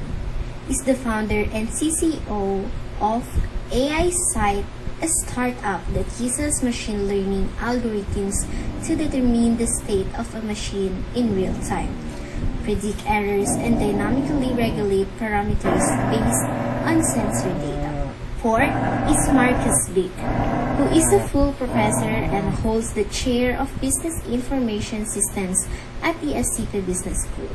His current research interests include blockchain, digital transformation including digital competencies, and digital maturity models, as well as global knowledge management.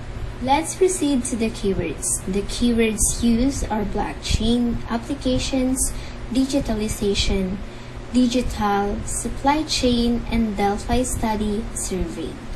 These keywords are relevant to the study because they represent its main area of interest. By employing these keywords, they can make it easier for other researchers to locate the studies they've undertaken and utilize them to back up their claims. Next is the abstract. The discussion of blockchain application areas in supply chain transactions and their importance for business was presented clearly by this study. The goal of this study was to validate the framework for blockchain adoption suggested by Ian City and Lekhani, and to broaden its use at the level of social and economic systems. Whereas, the major findings strengthen the researchers' knowledge of the economic prospects for the blockchains among supply chain transactions and corroborate and broaden Ian City and Lekhani's blockchain's adoption framework. The introduction. The study's introduction addressed how the growth of the Internet has significantly influenced worldwide economic development, and it addressed the issue of mistrust and its negative impact on Internet usage as a platform for the exchange of products and services, which could be a potential area of use for blockchain technology. In light of this, Zhao, Fan, and Yan stated that the blockchain is a peer-to-peer network that in a way straddles the Internet and provides a distributed database, comprising record of transactions that are shared among participating parties. According to Topscat and Topscat, a cyber attack and blockchain's decentralized structure and encryption algorithms is virtually impossible because transactions are permanently time-stamped and stored. Attackers would need to reverse a blockchain's entire history while under the scrutiny of all users. As mentioned in the abstract, the objective of this study is to validate the framework for blockchain adoption suggested by Ian City and Lekhani, and to broaden its use at the level of social and economic systems. The initial objective of this paper is to pinpoint potential blockchain uses in the context of supply chain.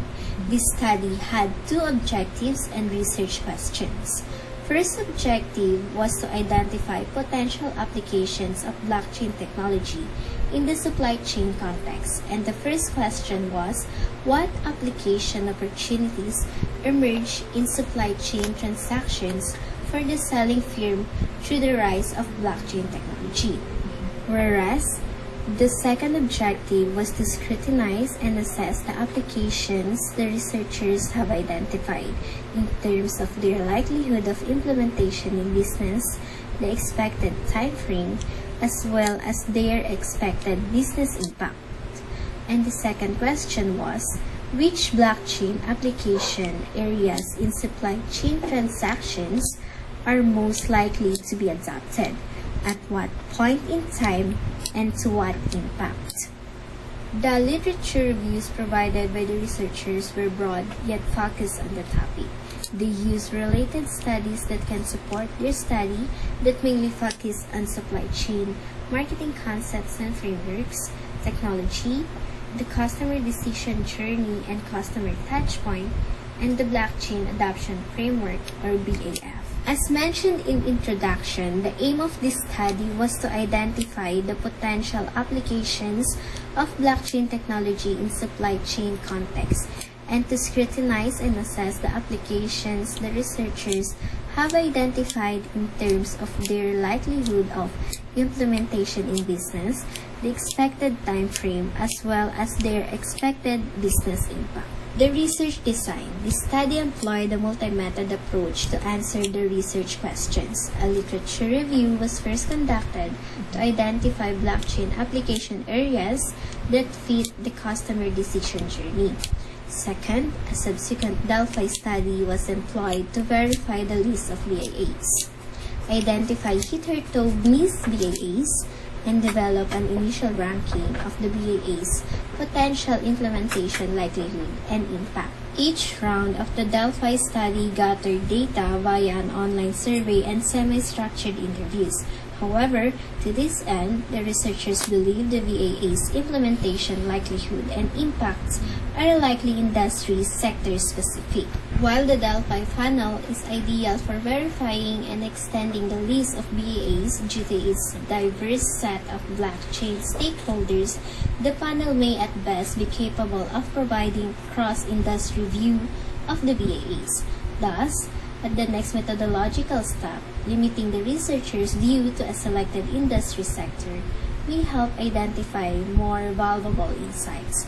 As a third and last method approach, the researchers thus conducted a survey among 151 business managers in Germany's largest industry sector.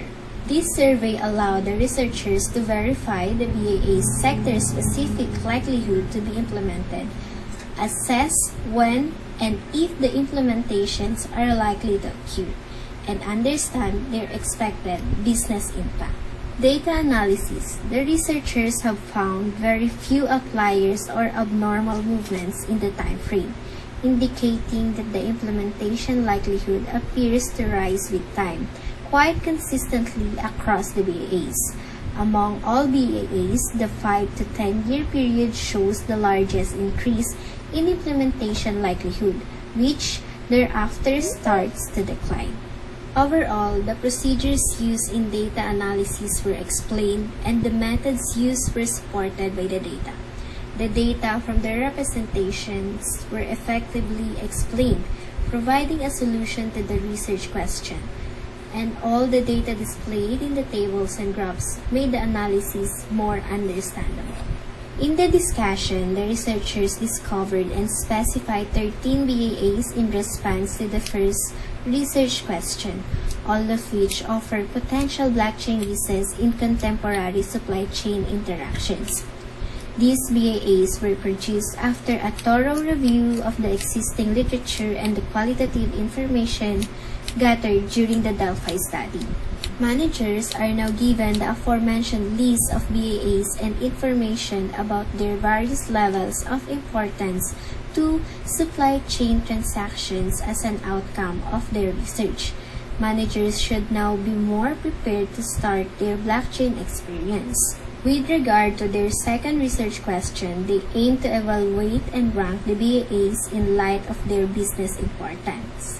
All identified BAAs were evaluated by the 151 managers based on their likelihood of implementation and potential impact. The Figure 2 and Table 6 of their study showed the main conclusions in response to this query, and finally, the outcomes were applied to validate the current BAF proposed by Ian City and Lekhani.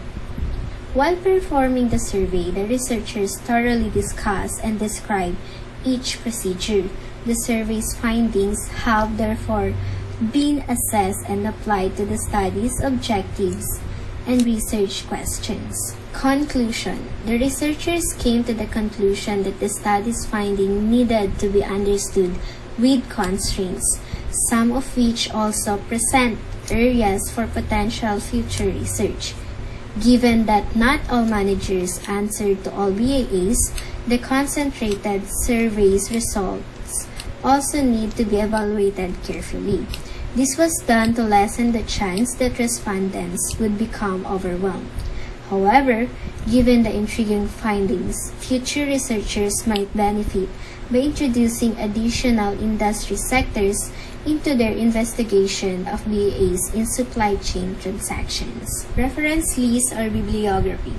All of the references used in this study were properly formatted and provided with all necessary bibliographic information. Other researchers might find a lot of use in the references listed. That would be all. Thank you for listening. All right. Thank you, Alicia. Ayan, so tingnan naman natin ang iyong yung iyong overall evaluation dun sa quality ng research na iyong crinitic. Anong masasabi mo from 0 to 100 at bakit? Hello, ma'am. Rinig po. Yes. I-rate ko po siya siguro ng 93. Ano po, mahaba po kasi itong nabasa ko and doon po sa each part ng research is nag-provide po sila ng mga detalyadong mga sinite po nila, especially po dun sa research design and methods. Doon po nilagay po nila doon na yung about sa simula po sa pag-gather nila ng mga related literature na gagamitin is mabusisi po yung proseso na ginamit, especially din po doon sa mga participants ng research ng study nila. Then yung sa results naman po, na-provide din po nila ng maayos. Yung each part po ng research design is inisa-isa po nila yon. Then ayun po, kaya po bibigyan ko po siya ng 93. Ako, judging from the proponents nung research, nakita ko yung profile nila na medyo extensive na to, so kitang-kita na nila yung kaya agree ako dun sa sa 95 mo, Okay, Trish, mag-ready ka na. Eto namang evaluation. Salamat, Alicia. Ayan, sige, pwede ka nang bumump dun sa listahan natin. Thank you din po. Okay.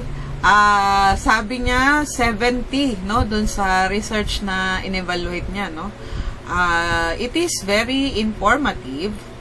It is informative. However, kulang daw po sa goal, So kulang siya sa goal, nakulangan siya sa goal. Since yung paper only aim to define the following terms. So yung terms na siguro minention dun sa paper niya. And basically, hindi po siya ganon ka-useful. So, nag-base siya dun sa pagiging useful nung nung paper at hindi niya nakita ang useful. Alright, Jamaica, salamat sa iyong evaluation. And so, we are moving to Trish Esmeria. Ay, ma'am. Sinend ko na lang po yung link. Hindi rin. Okay, sige. Ay. Para mabilis. Tama rin, para mabilis tayo. Jetro, mag-ready ka na, ha? Kasi siya na ikaw na yung susunod. Inaabangan ko lang si Patawid. Malayo pa si Patawid, Zip extractor. Okay, so may kasi, siguro has something to do with dun sa web natin, web player. I think naalala ko, baka kailangan yung i-update yung yun? Parang may naalala akong kailangan kong i-update sa player. Ano bang player yun ng Adobe? Okay. Let's go. Good day. I am Trisha Veronica T.S. Maria of Ay, bscs wait 3. lang, Trisha. Sandali lang. No? I-share natin. Okay.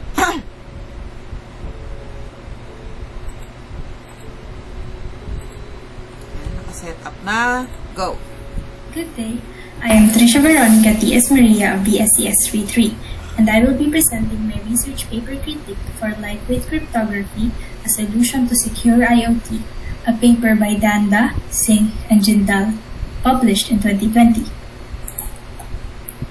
The title mentions the keywords, problem, and the proposed solution of the paper. Being a broad topic, not much limiting or scope-defining keywords are mentioned, only that it will include lightweight algorithms to accommodate for the processing limitations for security of IoT devices. However, the title failed to mention the methodology of the paper, thus lacking an important element. The lack of methodology made it seem that lightweight cryptography is a single form of solution to IoT data insecurity, which is not the case. The authors of the study are Sumit Singh Danda, Ramjit Singh, and Poonam Jindal. Listed below are their qualifications. They all have published several studies that are in line with the paper in hand. Additionally, all have multiple degrees under their belt, making them sufficiently qualified to conduct the study.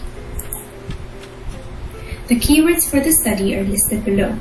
These are cryptography algorithms that were evaluated in terms of their ability for securing IoT data. Thus, the keywords effectively define the contents of the paper.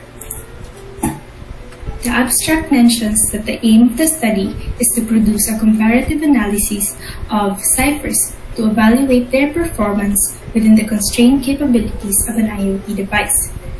This roots from the problem of unsecured connectivity and data in IoT devices, which carries important information susceptible to attacks.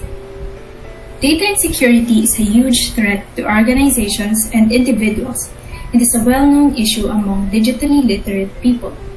However, the paper did not make a strong case as to how it is significant, except until the introduction. The problem is, IoT devices are not capable of high-level encryption. Thus, 54 lightweight cryptography primitives or algorithms were compared in terms of an IoT's device, chip area, energy and power, hardware and software efficiency, throughput, latency, and figure of merit or FOM. It was observed that Advanced Encryption Standard or AES and elliptic curve cryptography or ECC are the most suitable to use as lightweight cryptographic security algorithm generally, but the forerunners for every criterion is not elaborated. The introduction provided a background of the IoT, especially highlighting its deficiency. The introduction mentioned reports of some 4 million cryptojacking attacks across 4,800 websites. This is most alarming when we consider the fact that smart transport systems and health or medical systems use IoT.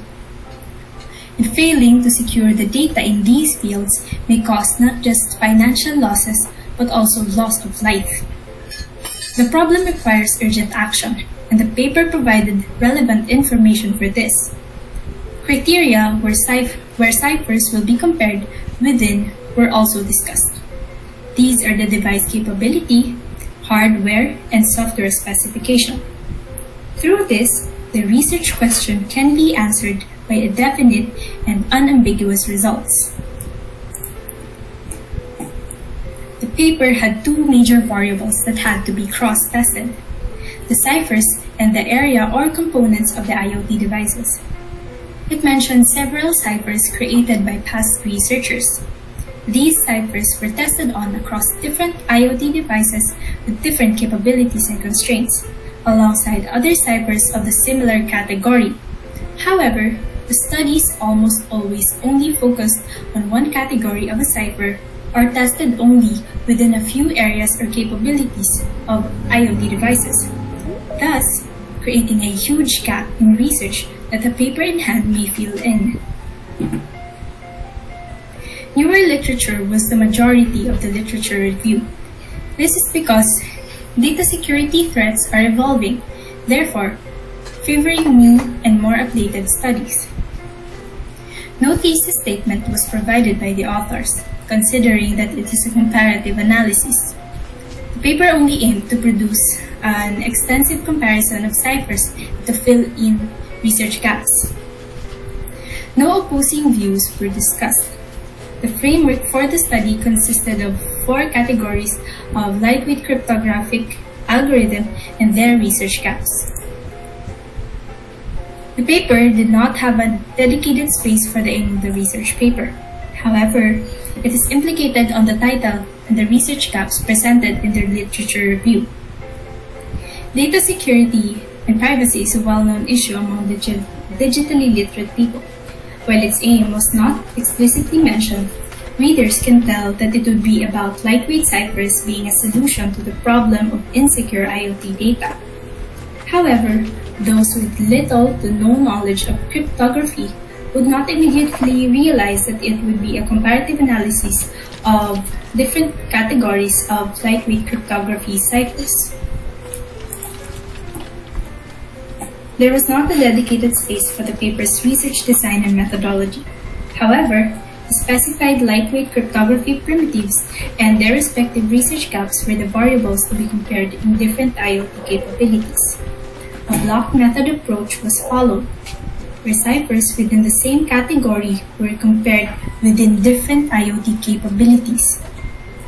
The collected data were ciphers from various past research and the requirements for their implementation. The criteria for choosing the ciphers other than the 4 categories that the lightweight ciphers may fit into are their ability to satisfy the requirements to be considered a lightweight cryptographic algorithm, which were defined by a range of implementation requirements. Extensive research and the defined criteria produced numerous ciphers that will be tested in the paper. Thus, no bias can be observed in the ciphers to be tested. Hardware requirements and software requirements, device capability are described in great detail as they are not just the criteria for a cipher to be considered, but also a measure for the cipher's performance. The research gaps presented, authors stated that they are covering state-of-the-art ciphers until date, which is ambiguous and does not have a definite basis. Well, this was just a slip considering that the criteria for selecting ciphers were clearly defined later in the paper. This leaves room for ambiguity and should instead be defined with a fixed basis. In the data analysis, because IoT devices' capabilities were limited, hardware and software specifics were further elaborated in the data analysis. The bits and gates required in every cipher were explained. The appropriate parameters to evaluate every category of lightweight cryptographic ciphers were set. Ciphers were evaluated one by one, and their requirements were tabulated.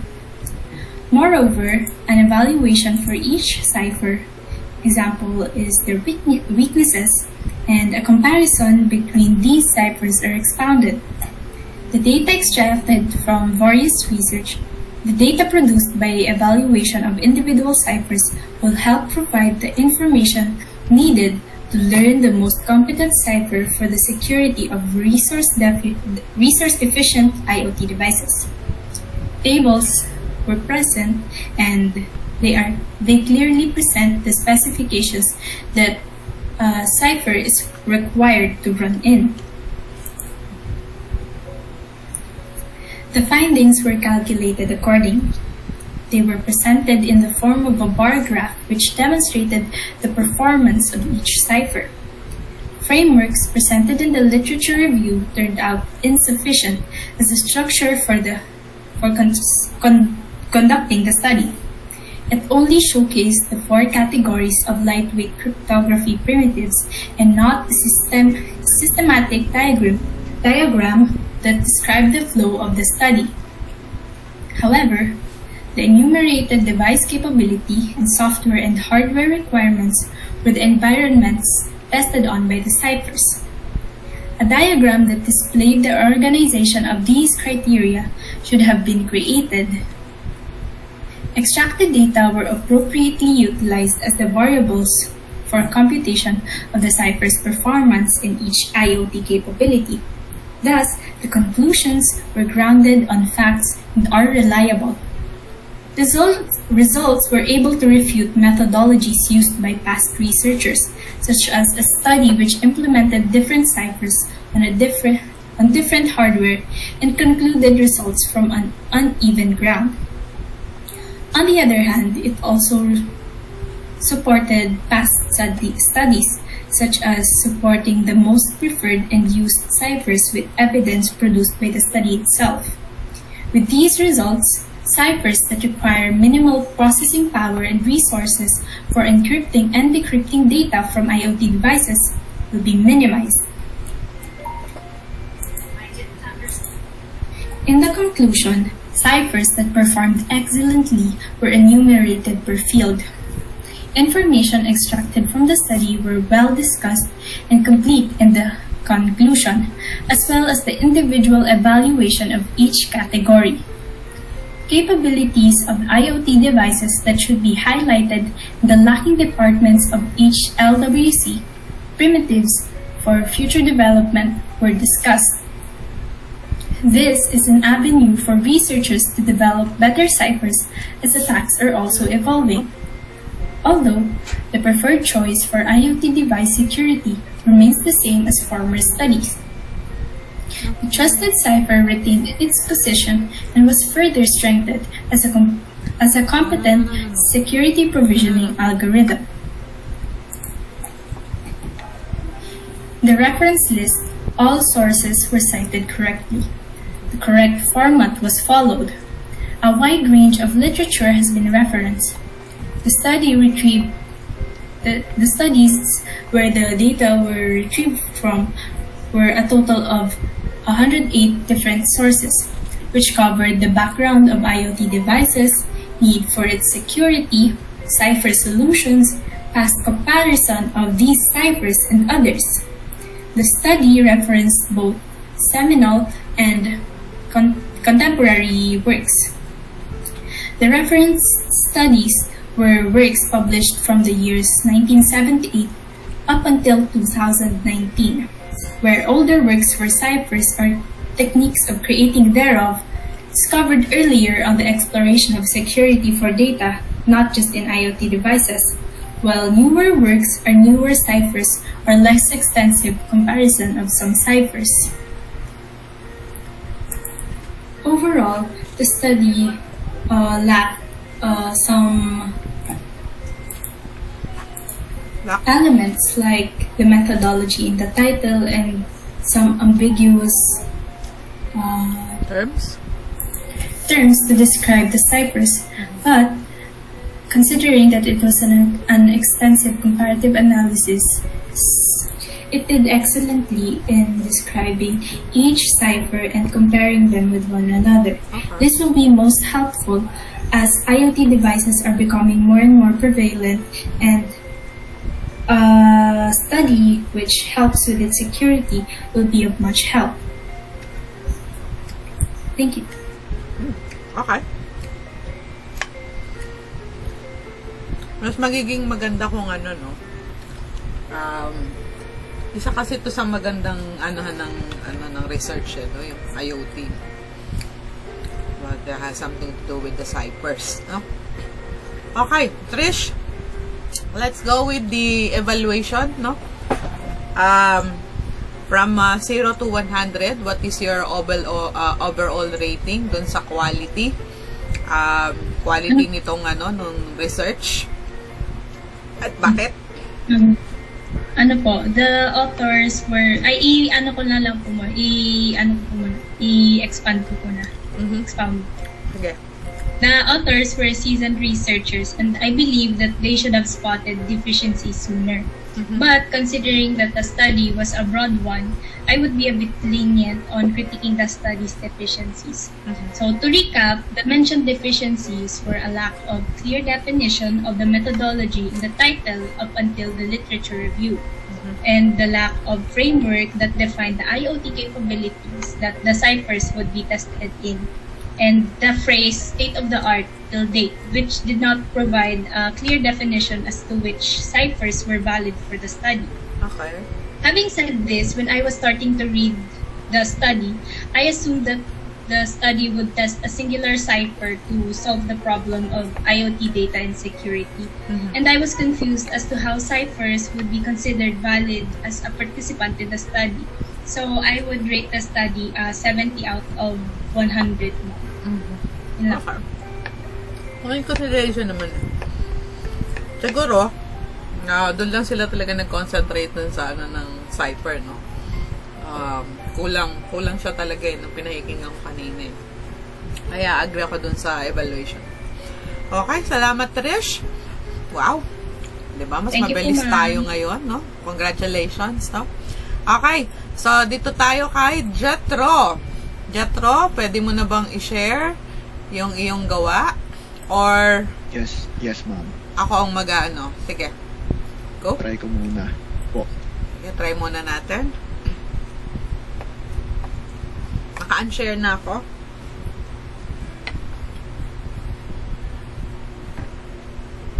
Kita na po ba?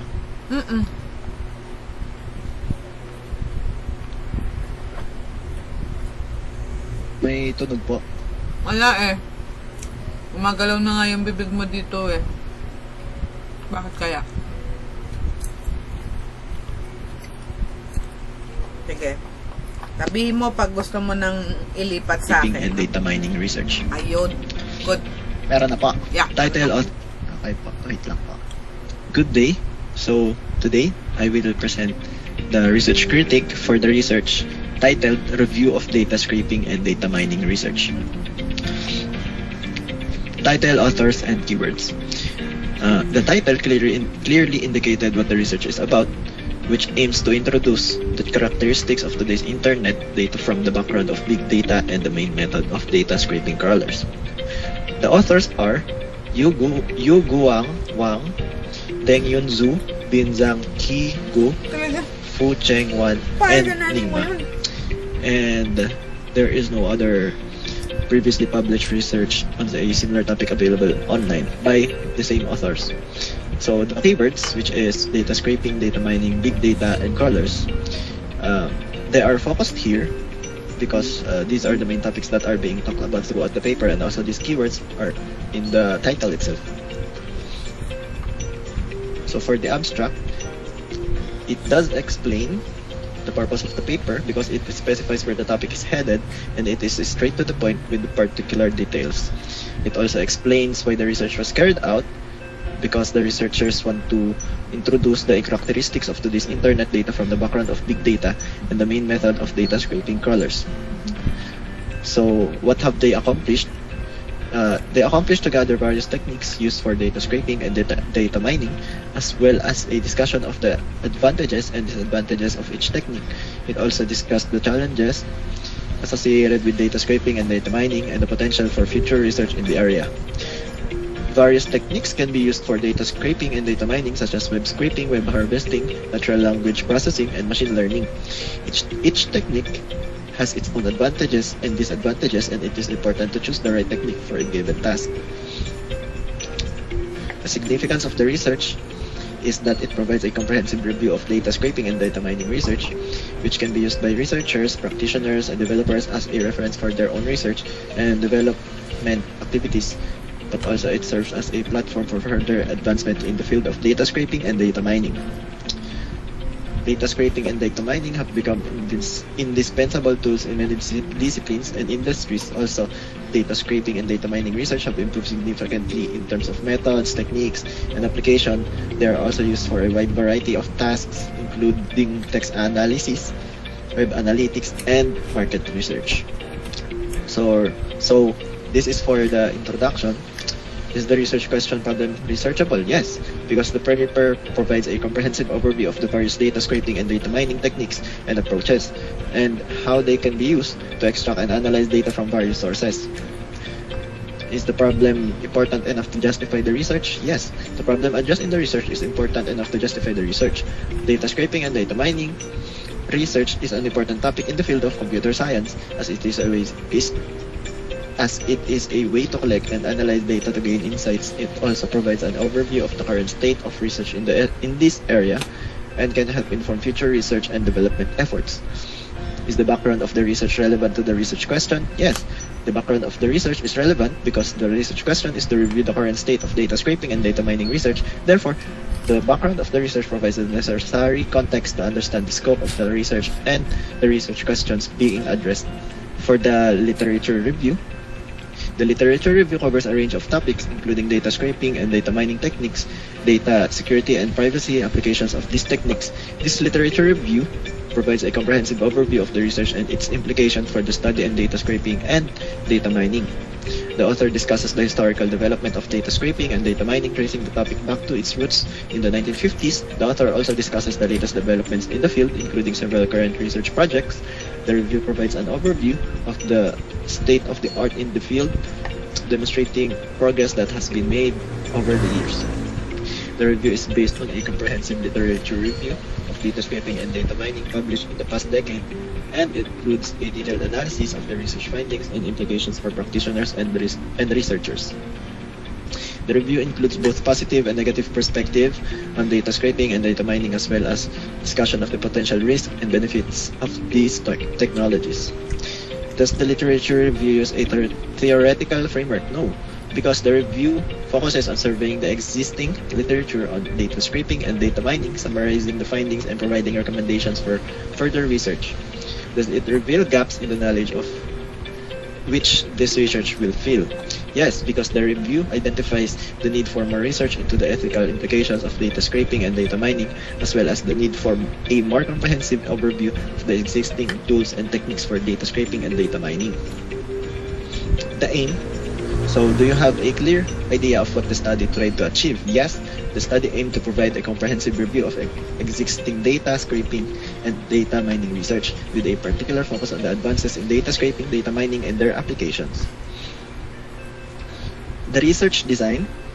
Is there a clear rationale for the chosen research approach, methods, or instruments used? Yes, because the methods used to conduct this paper included a systematic search of major academic databases, as well as a review of relevant books, journals, and other sources.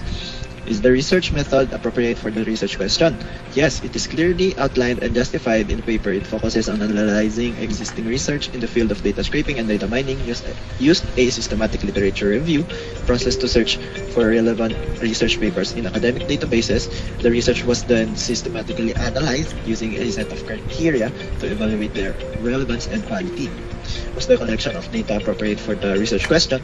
Yes, because the research was focused on collecting data from multiple sources such as the web, social media, and databases, and then using it to answer questions related to the research. Is there enough information concerning the participants? No, there is not enough information to determine the participants in the research. So what were the ethical considerations for the research and the participants? First is the data security, where the researcher should take steps to ensure that the data collected was securely stored and not accessible to any third parties. Second is transparency, where the researcher should be open and transparent about the research process with the participants and should ensure that the participants understand the research objectives. Were the methods or instruments described in enough detail? Yes, because the author provided a detailed description of the data scraping and data mining techniques, as well as an overview of the tools and processes involved. Were any ambiguous terms used? No, because there were no ambiguous terms used in the research. Is the method deemed reliable and valid? Yes, because the research used both quantitative and qualitative methods to analyze the data, including data scraping and data mining research. And lastly, are there any limitations of the study discussed? The review notes that there is a lack of research on ethical implications of data scraping and data mining, and that there are few studies that have examined the long-term impact of it. So moving on, data analysis. Were the steps involved in the data analysis explained and the strategies justified. The author discussed the various techniques used in data scraping and data mining such as web crawling, text mining, and machine learning, and then presented a comprehensive review of the various research studies that have been conducted in this field. Was the data analysis rigorous enough to substantiate the claims? Yes, the author conducted data scraping and data mining research on a large-scale dataset using a variety of sophisticated algorithms and techniques. Were all data taken into account? If not, why not? No, because the research reviews was not focused on a specific area of data. Look at all data-related research. The research questions was focused on the methods and techniques used in data scraping and data mining research, whereas the presented results are focused on the applications and use cases of mining. Moving on. So for the discussion, the review found that data scraping and data mining are important technologies for helping organizations to gain insights from data, and that there are several challenges associated with their use. The results showed that data scraping and mining techniques have been widely used in many research fields, and that the performance of these techniques has been enhanced through the development of advanced technologies. The author has drawn conclusions based on the collected data, such as the need to improve the scalability and accuracy of data mining techniques, as well as the need to develop new methods for mining data and from different sources. Did the researcher highlight the most important results? Yes, because they specifically highlighted the findings that data scraping can be used to gather useful information from websites, blogs, forums, and other online sources. Furthermore, the researcher discussed how data mining can help organizations to uncover patterns and trends in large data sets.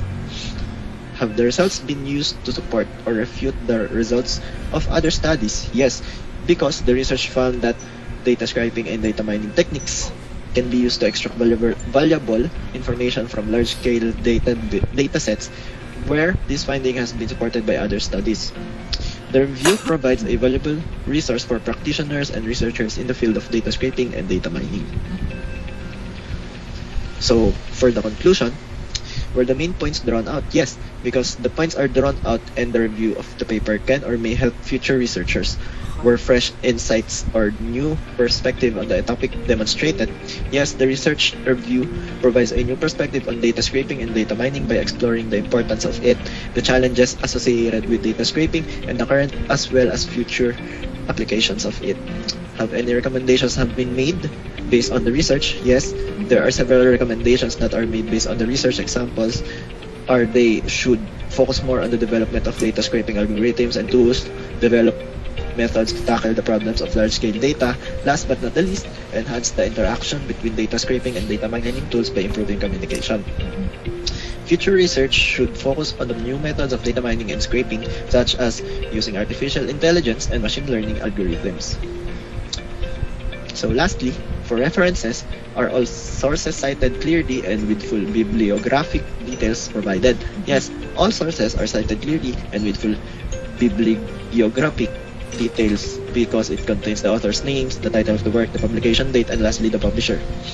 Has a wide range of works in the field been referred to? The review covers both traditional data mining techniques such as clustering, classification, association rules, text mining, as well as emerging data scraping methods. Does the list contain both seminal or classic and more contemporary literature? No, because the list only contains research papers that are related to data scraping and data mining, which are more contemporary topics. The paper does not include any seminal or classic literature on the topics. So that's it for our research critic presentation. Thank you for listening. Okay, good. Salamat, Jetro. Good day. Ayan, medyo extensive siya. Extensive yung ano niya, no? Yung kanyang critic. Okay, Jetro. Bigyan mo ako ng evaluation, no? Dun sa critic mo, no? Overall, no? Dun sa quality niya, no? 0 to 100 and why? Kung i-rate ko po siya from 0 to 100, siguro po 95 po kasi overall maganda naman po yung research, kompleto lahat ng need para sa research. Tapos every part po ng nito na pagfo-focusan na maigi yung mga dapat nilang pagfokusan. Tapos pagdating naman po sa accuracy, tama din po kasi binis siya sa ibang researches about data mining and scraping. Tapos for future use naman po okay din po kasi parang sinamarize na yung iba't ibang papers coming from iba't ibang years, so automatically valid and justified na siya. Yun lang po, ma'am. Thank you. Okay. Salamat, Jetro. Maganda rin yung evaluation mo doon sa yung pinaka-critic mo, no? Congratulations, ha? Happy holiday. Sige, pwede ka nang mag-bump out doon sa natin, sa listahan natin. And Merry Christmas po. Merry Christmas din. Ayan, si Cedric naman. Noah, Pico. Ma'am, send ko na lang po sa GC. Sige, send mo na agad para mabuksan ko na siya. And then mag-ready na yung kasunod ni Cedric, si Arian, no? Ayan. So tingnan natin yung gawa niya, kung nandito na. Okay, wala ako sa site. Ayan, andyan na siya.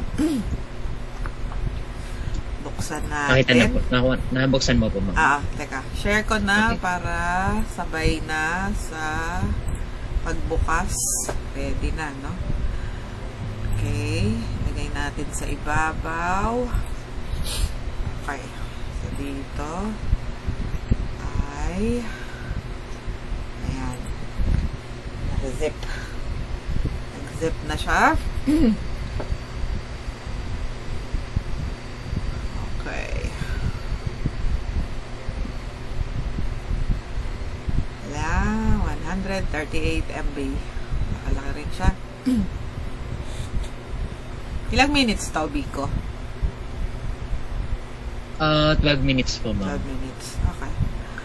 Right. Sige. Ito na. Ready to play.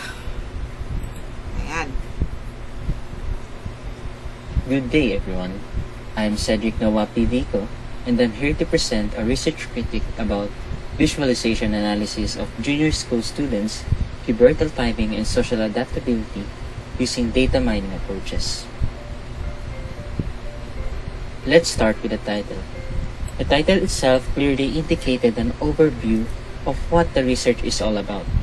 The readers can easily grasp the contents of the study by just reading the title. It was interpreted in a way that can be easily understood by the readers without being extremely long or short. The title itself gave the impression of informing the readers about the relationship between the variables of the study. The next one is the authors. Yu Zhong et al. Are the authors of the study. Yu Zhong is a professional from Henan, China, who published at least 28 documents that focus more on the different fields of computers and sciences. He graduated with a PhD or a Doctor of Philosophy in Computer Software and Theory. Yu Zhong's research interests include web data integration and big data management and analysis. He also contributed different ideas about computers by collaborating with other professionals who work in the same field. The next part is the keywords.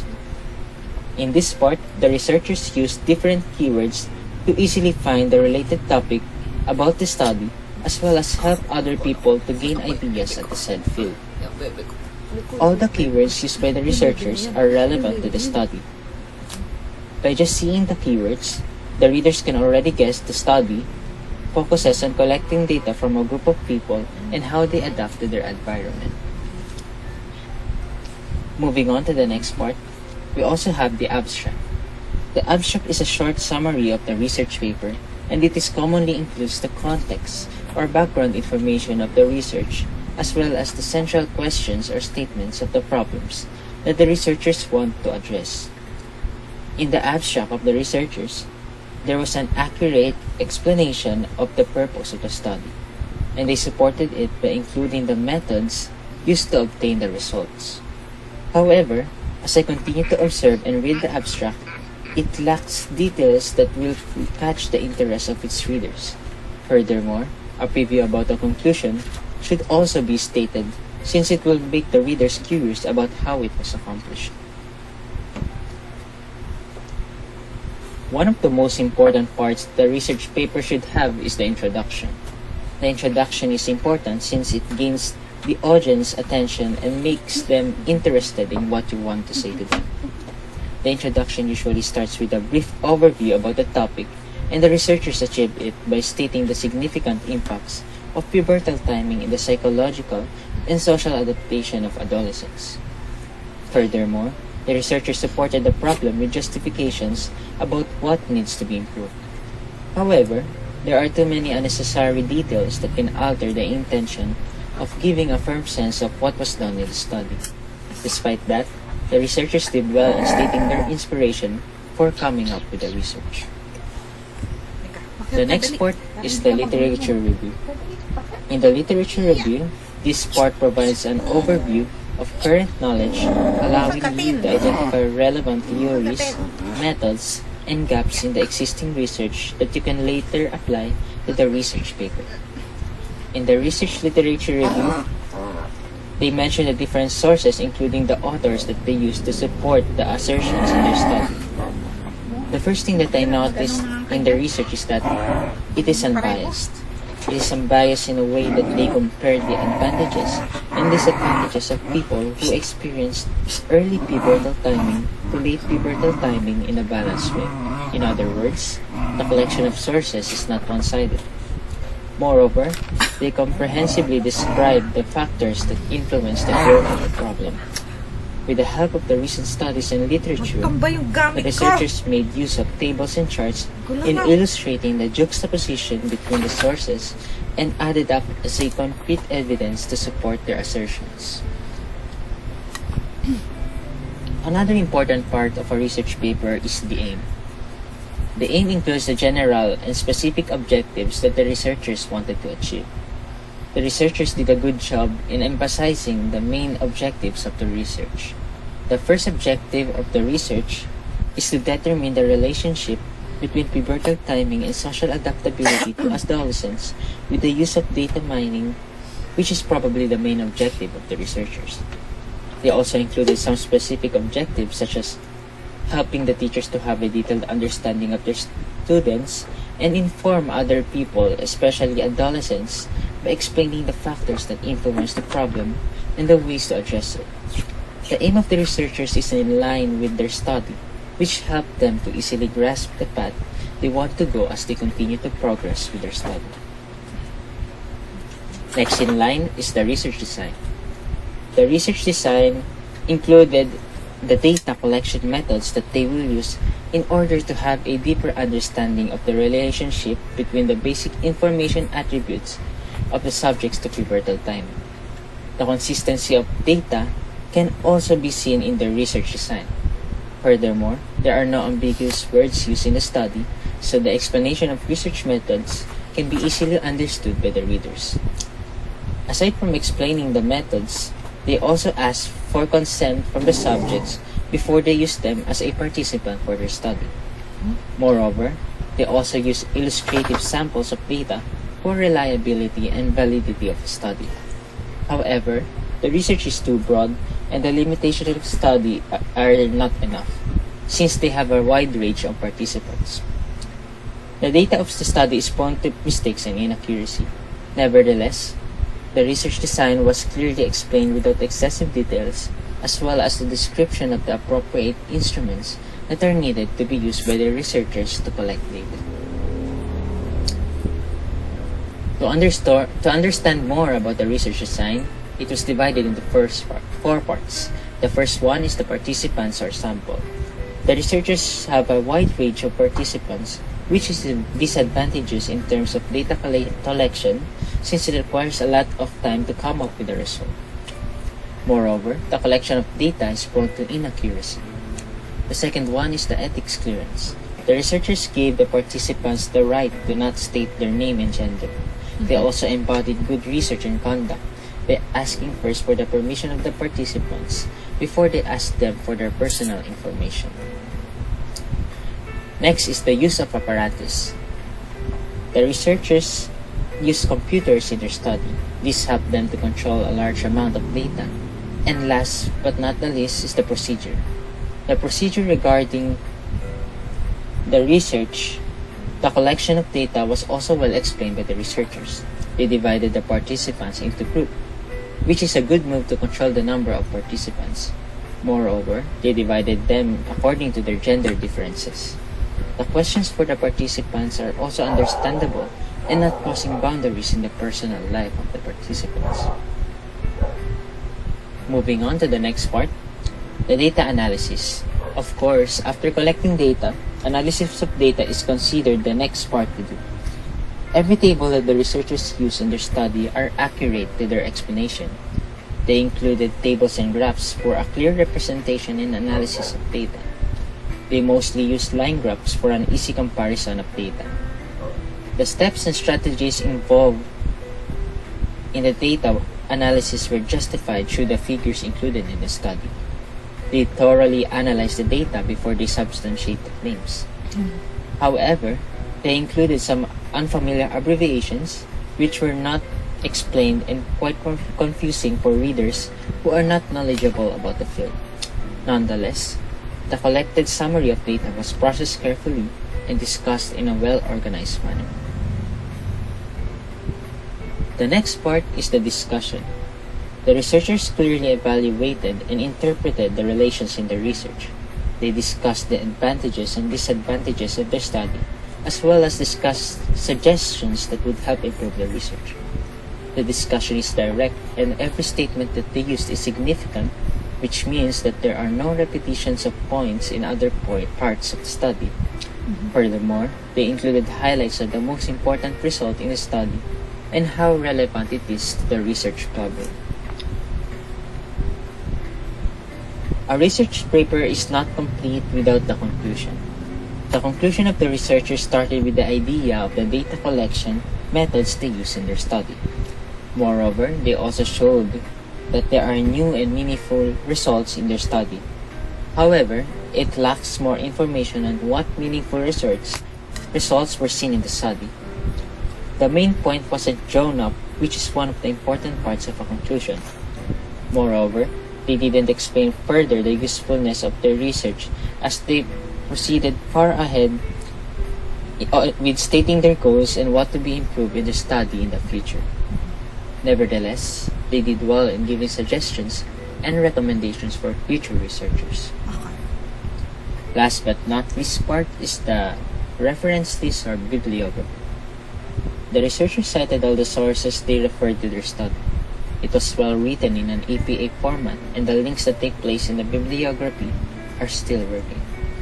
They also gathered references from different interdisciplinary fields to understand more about their study that contains both seminal and contemporary literature.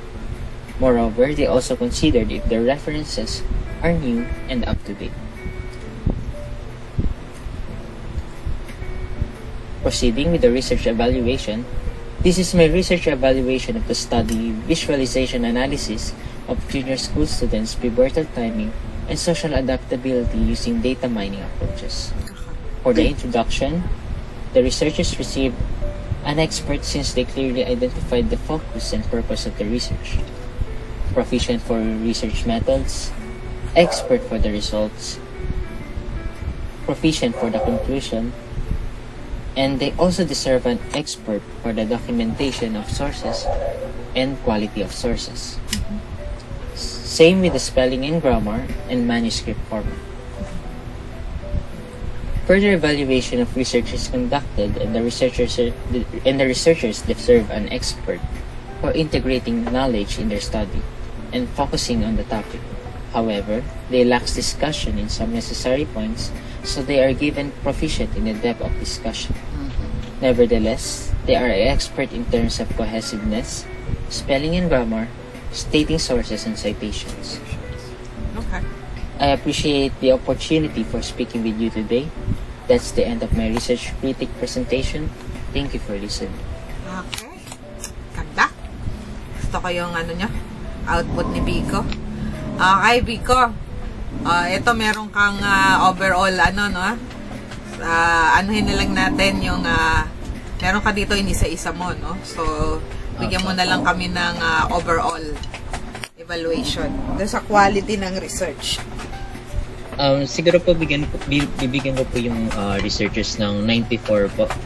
Since informative naman po talaga yung research nila, lalo na napapanahon din po kasi tungkol po siya sa adolescents, and malaking tulong po siya sa data mining din po.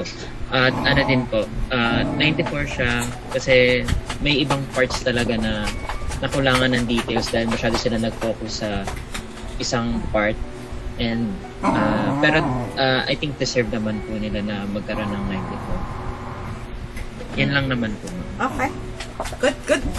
Naka-identify yung may kulang nung sinabi mo doon, proficient. So, hindi pa kompleto. Okay? Salamat, Pico. Congratulations, natapos ka na. Sige, bank ka na. And happy holidays. Ayan. Merry Christmas po. Sige. Next, si Arian. Arian Joey Bernabe. Yes. Share screen ko lang.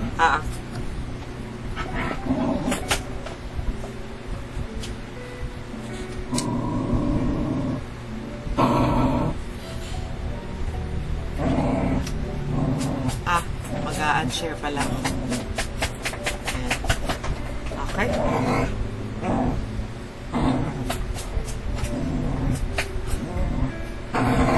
Meron ka na bang sinasabi dyan? Ang naririnig ko yung tumahimik nga kayo dyan. Wala akong naririnig. Hindi po rinig, ma'am. Hindi. Sige, ulit. Nakangarang kayo nangarang dyan. Ali. Ulit. Sige. Wala talaga. Meron ka na sinasabi dun, wala akong naririnig eh. Sige nga, ilagay mo nga yung sige, bubuksan ko na lang dito. Ilagay mo yung total YouTube naman yan.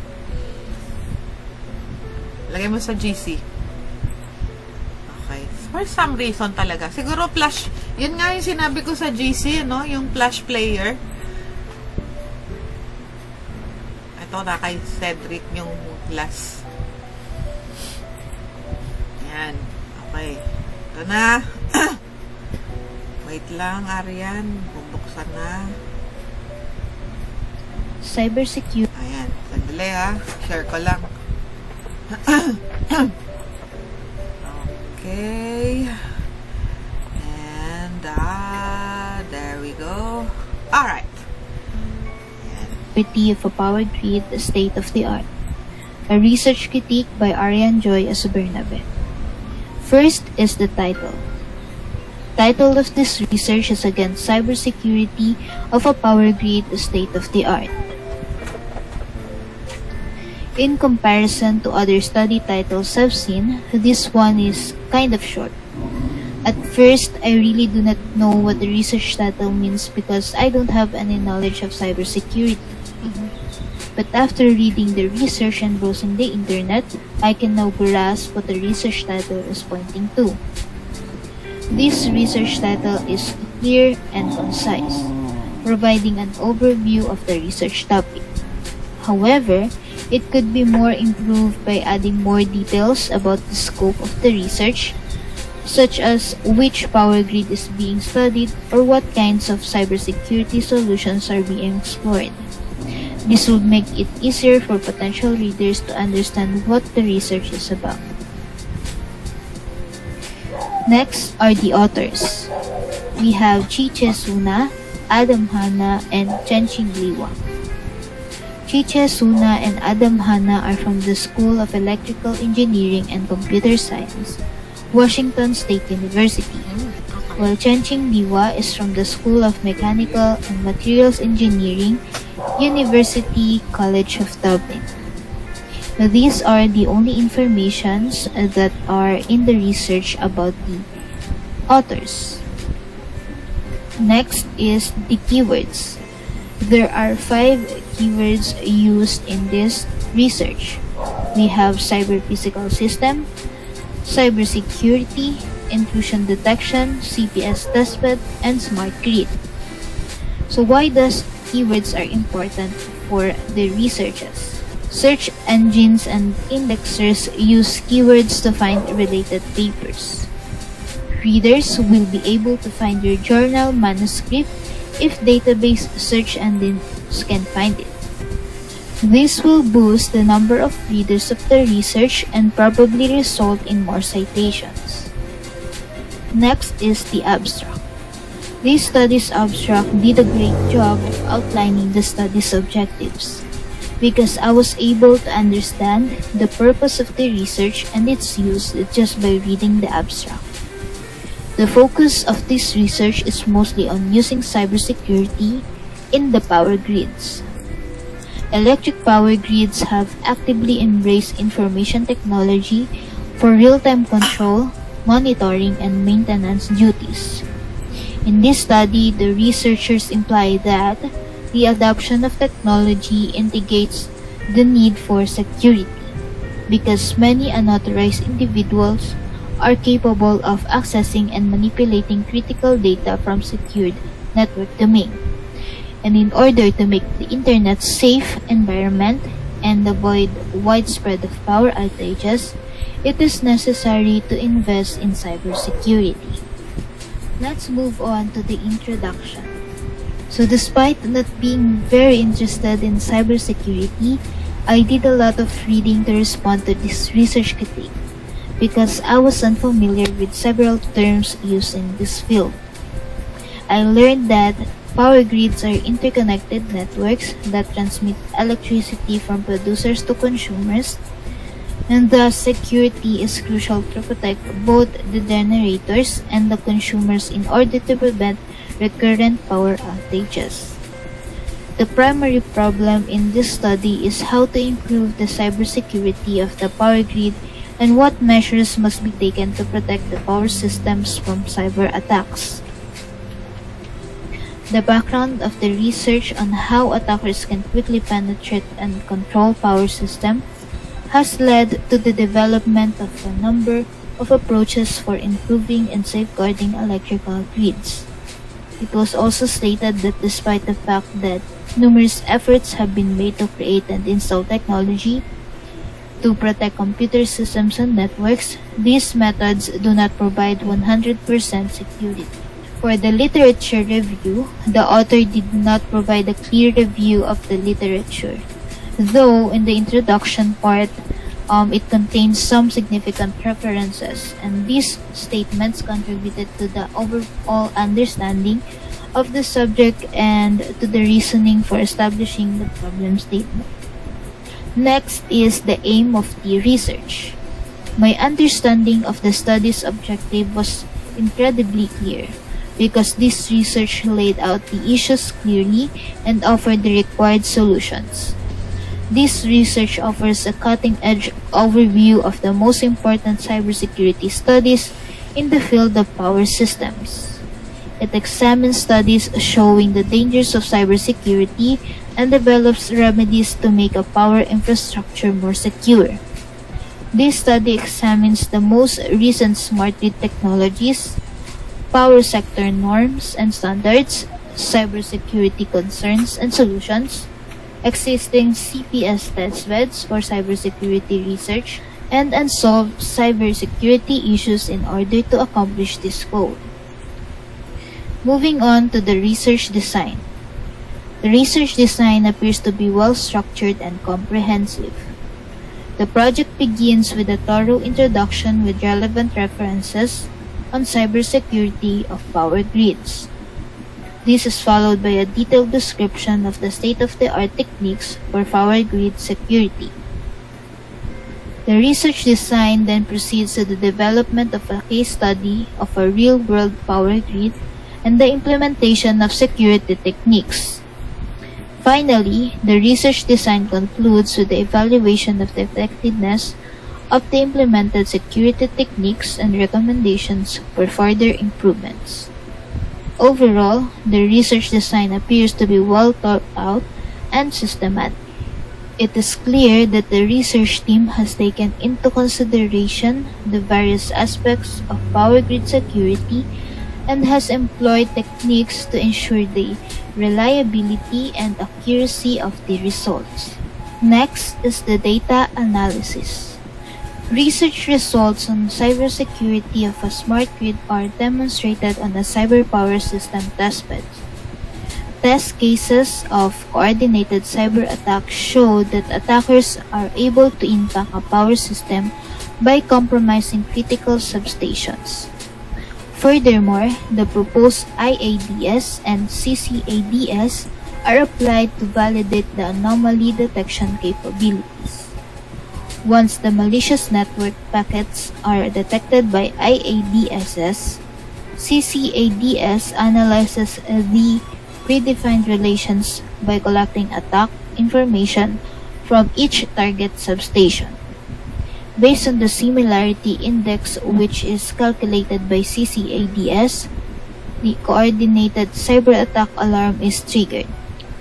Overall, the data analysis of this research roughly explain the steps involved and the strategies that were used are justified. It is rigorous enough to substantiate the claims and all data were considered. However, it is suggested that further research on coordinated cyber attacks is much needed. Next is the discussion. The study's discussion section offers a thorough summary of all the key findings of their implications for the field of power grid cybersecurity. Generally, the researchers did a good job of relating the findings to the objectives and study questions. Other researchers who are interested in this type of subject will find these results useful, and they will be able to generate much precise and sophisticated research. Moving forward to the conclusion. The conclusion of the article is that the cybersecurity of a power grid is not limited in its scope and thus provide a comprehensive evaluation of the current state of the field. The article thus highlights some of the key challenges and developments in the field. It adequately addresses important issues such as the potential impact of cyber attack on the grid and the effectiveness of existing security measures. Additionally, the article does provide recommendations and suggestions for future improvements in the field, leaving readers with a clear understanding of how to address the identified challenge and potential vulnerabilities. Generally, the conclusion of the article has depth and breadth and thus provide a thorough analysis of the current state of cybersecurity in the power grid industry. Lastly, we have the references. The references used in the article Cybersecurity of a Power Grid State of the Art is generally of a good quality and relevant to the topic. The author cites a variety of sources including books, journal articles, and government documents. The sources are from reputable organizations such as Department of Homeland Security, the National Institute Standards and Technology, and the Electric Power Research Institute. The authors also provide links to the sources, which is helpful for readers who want to explore the material further. All in all, the references used in the article are appropriate and up to date. And that's the end of my research critique presentation. Thank you very much for listening. Okay. Salamat, Aryan. Okay. And dun tayo sa evaluation. Ano yung overall quality 0 to 100 na evaluation mo dito sa critique na ginawa mo dito sa research? Siguro po 0 to 100, I would rate it po 90 po siguro. Kasi overall naman po, maganda naman po yung research and naiintindihan naman po talaga. But may case lang po na hindi po nag-provide ng review of related literature, and for me po kasi important yun. So, and malaking factor yun para sa akin. So, ayun, dun lang po siguro nagka-problema, kaya 90 lang po. Okay. Alright. Wait, 19 or 90? 90 po. 90. 90%. Okay. Alright. Mataas na rin yun, no? Magandang ano na rin yun. Okay. Salamat, Aryan. Ayan, tapos ka na. Di ibabump na namin ikaw, no? Okay. Doon ka na. Again, congratulations and happy holidays. Ayan. Okay. So, dito na tayo kay Adrian, Kyle, Valencia. You may want to share. Mag-share po ako. Try ko po i-share. Okay.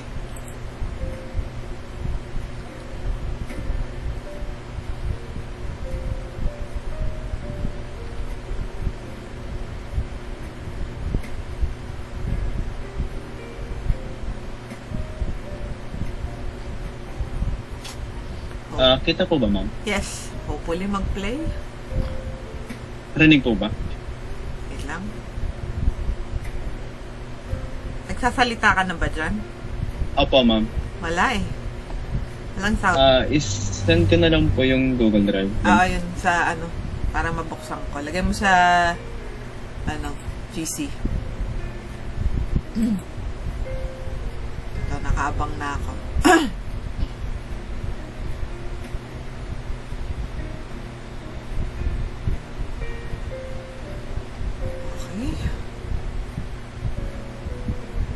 Ito na.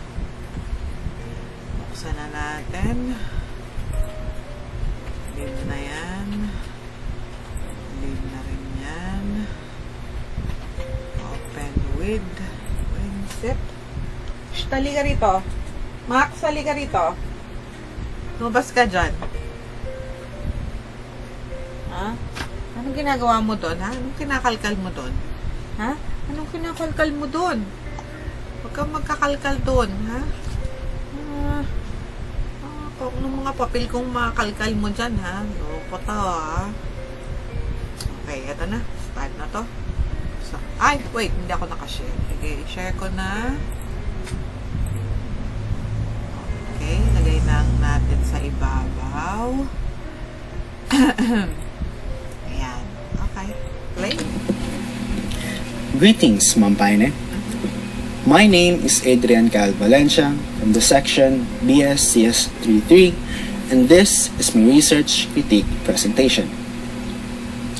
The particular field in computer science that was the lowest in my ranking of fields is algorithms and statistics.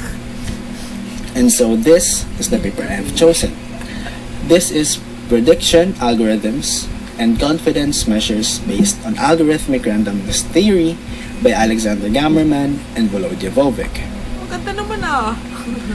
The paper reviews the theoretical and experimental developments in Kolmogorov's algorithmic notion of randomness. With this, the researchers aim to create a new set of machine learning algorithms that can predict classifications and analyze the data that will be given by the algorithm.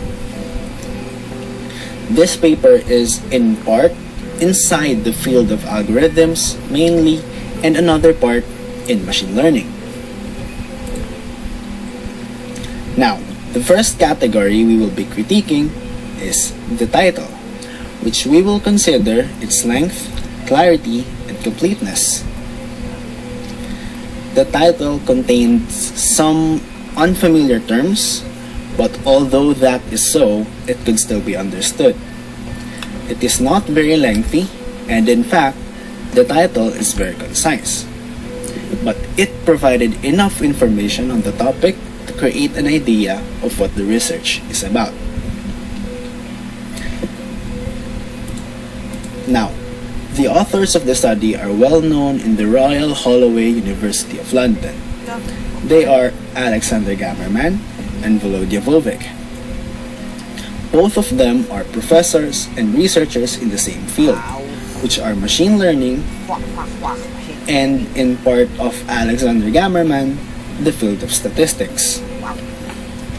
Seeing as both of them made co-authored, and helped create many different papers on the field, they proved to be more than capable of leading this research. Galingan mo ha. Now, Expert na yung mga keywords in the paper are some important terms one might encounter in the research. For this, the paper provides 4 keywords: confidence, machine learning, randomness, and transduction. For a brief definition for these terms, let's first have confidence. Confidence is another way to describe probability. In a sense, it is how confident one is that the estimate that they have computed will fall between the lows and extremes indicated in their confidence interval. Now, machine learning is a branch in computer science, specifically in artificial intelligence, that aims to develop methods and models that can learn to do a specific task. Randomness, in the simplest terms, is the principle of unpredictability or the apparent lack of predictability in a given situation. And finally, transduction. This is the process of converting one input into another thing which is directly related to the original input. Now, all of these words are covered in the paper, gave meaning and context to how they work inside the paper. Not only that, but as the readers go through the paper, they would eventually and slowly figure out how these concepts work into the paper, which is good because it gives further context to how the research is carried out. The abstract, on the other hand, is a bit different from the categories mentioned above. The abstract of this paper is very concise, but it is very meaningful. Although that is so, it lacks several key elements, including the research questions and additional details on the methods used. Now, the abstract is supposed to highlight key content areas, the research purpose, the relevance or importance of your work, and the main outcomes, which most of these, the abstract of this paper did not state. All of the mentioned earlier are very important parts of the abstract, especially because it is most commonly the first thing that the readers will see. And so this lack of elements in the abstract made it a bit more unreliable. Contrary to the abstract, the paper's introduction is complete and informative. Although the research questions were not included in this section, this is addressed by the outlining of the research problem. Given here in this image is the paper's research problem as stated by the researchers. The entire introduction chapter is built up slowly but steadily, giving insights, details, and necessary information to the reader.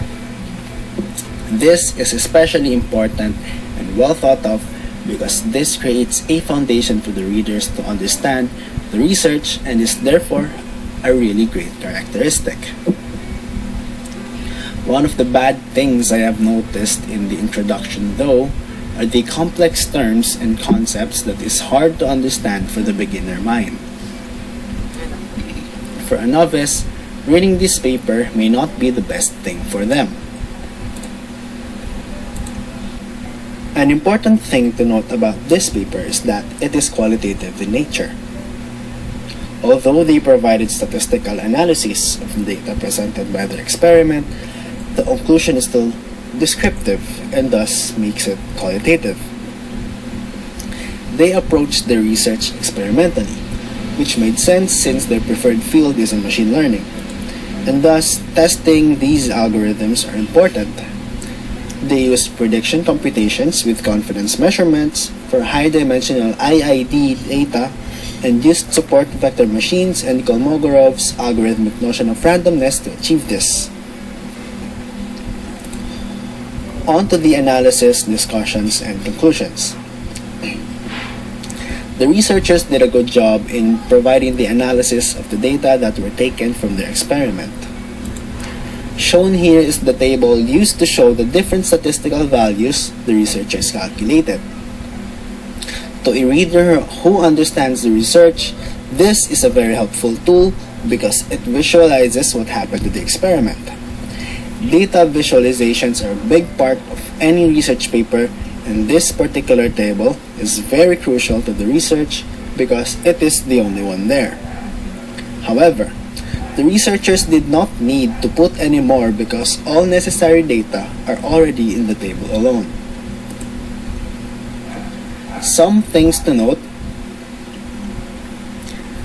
the analysis and the discussions of the results are provided directly below the table, which helps the reader alternate between reading the table and reading its interpretations, which is a good feature to add.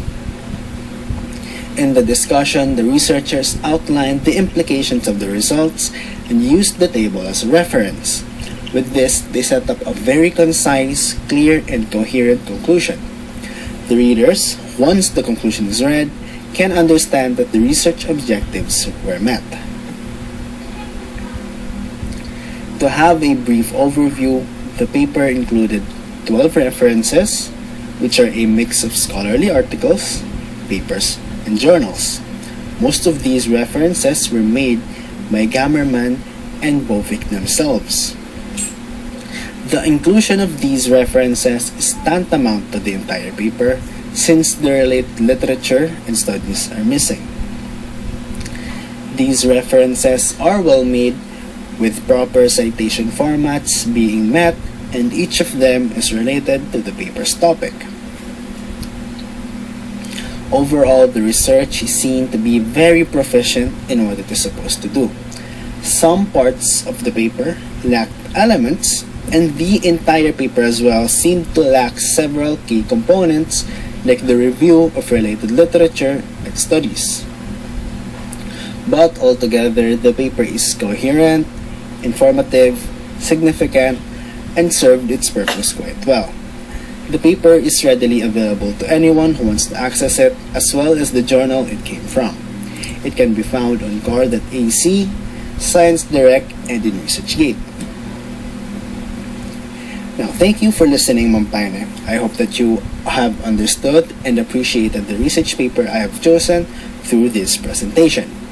I hope you and your family have a wonderful holiday, and I wish you all a Merry Christmas and a Happy New Year. Nauna na siya nag-greet. Okay, Kyle. So, ayan, balikan kita dun sa, sa rating, no? Para dun sa overall rating natin ng, nitong research, no? Yung sa quality. Anong masasabi mo? Yung 0 to 100 po ba, ma'am? Yes. If I would rate it 0 to 100, I think i-rate ko lang po siya ng 80. Kasi although yung 80 na po yun, just all the good things ng research na yun, like it was very informative, it was very coherent, very timely yung research.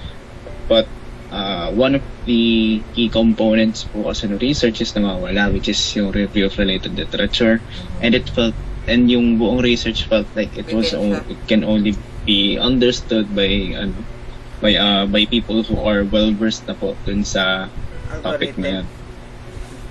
Ayun pa. Okay. So, isa lang ang ibig sabihin yan, medyo mataas.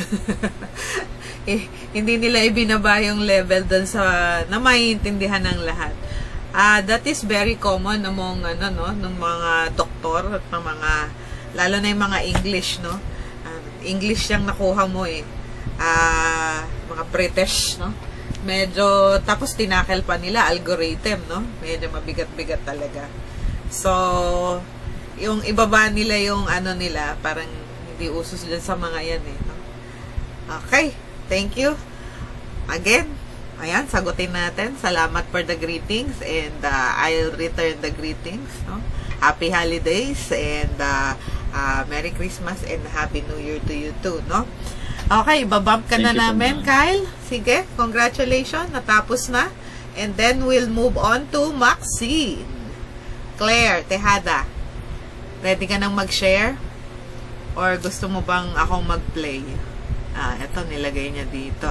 Sige. Bubuksan ko na Maxine. Hopefully may audio ka, ha? Ito. Ayan. Okay, sige. Buksan na natin.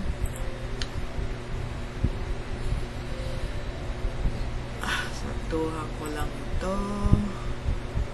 Saktuhan ko rin ito. At saka ito. Ito na yung kay Maxine. Ayan.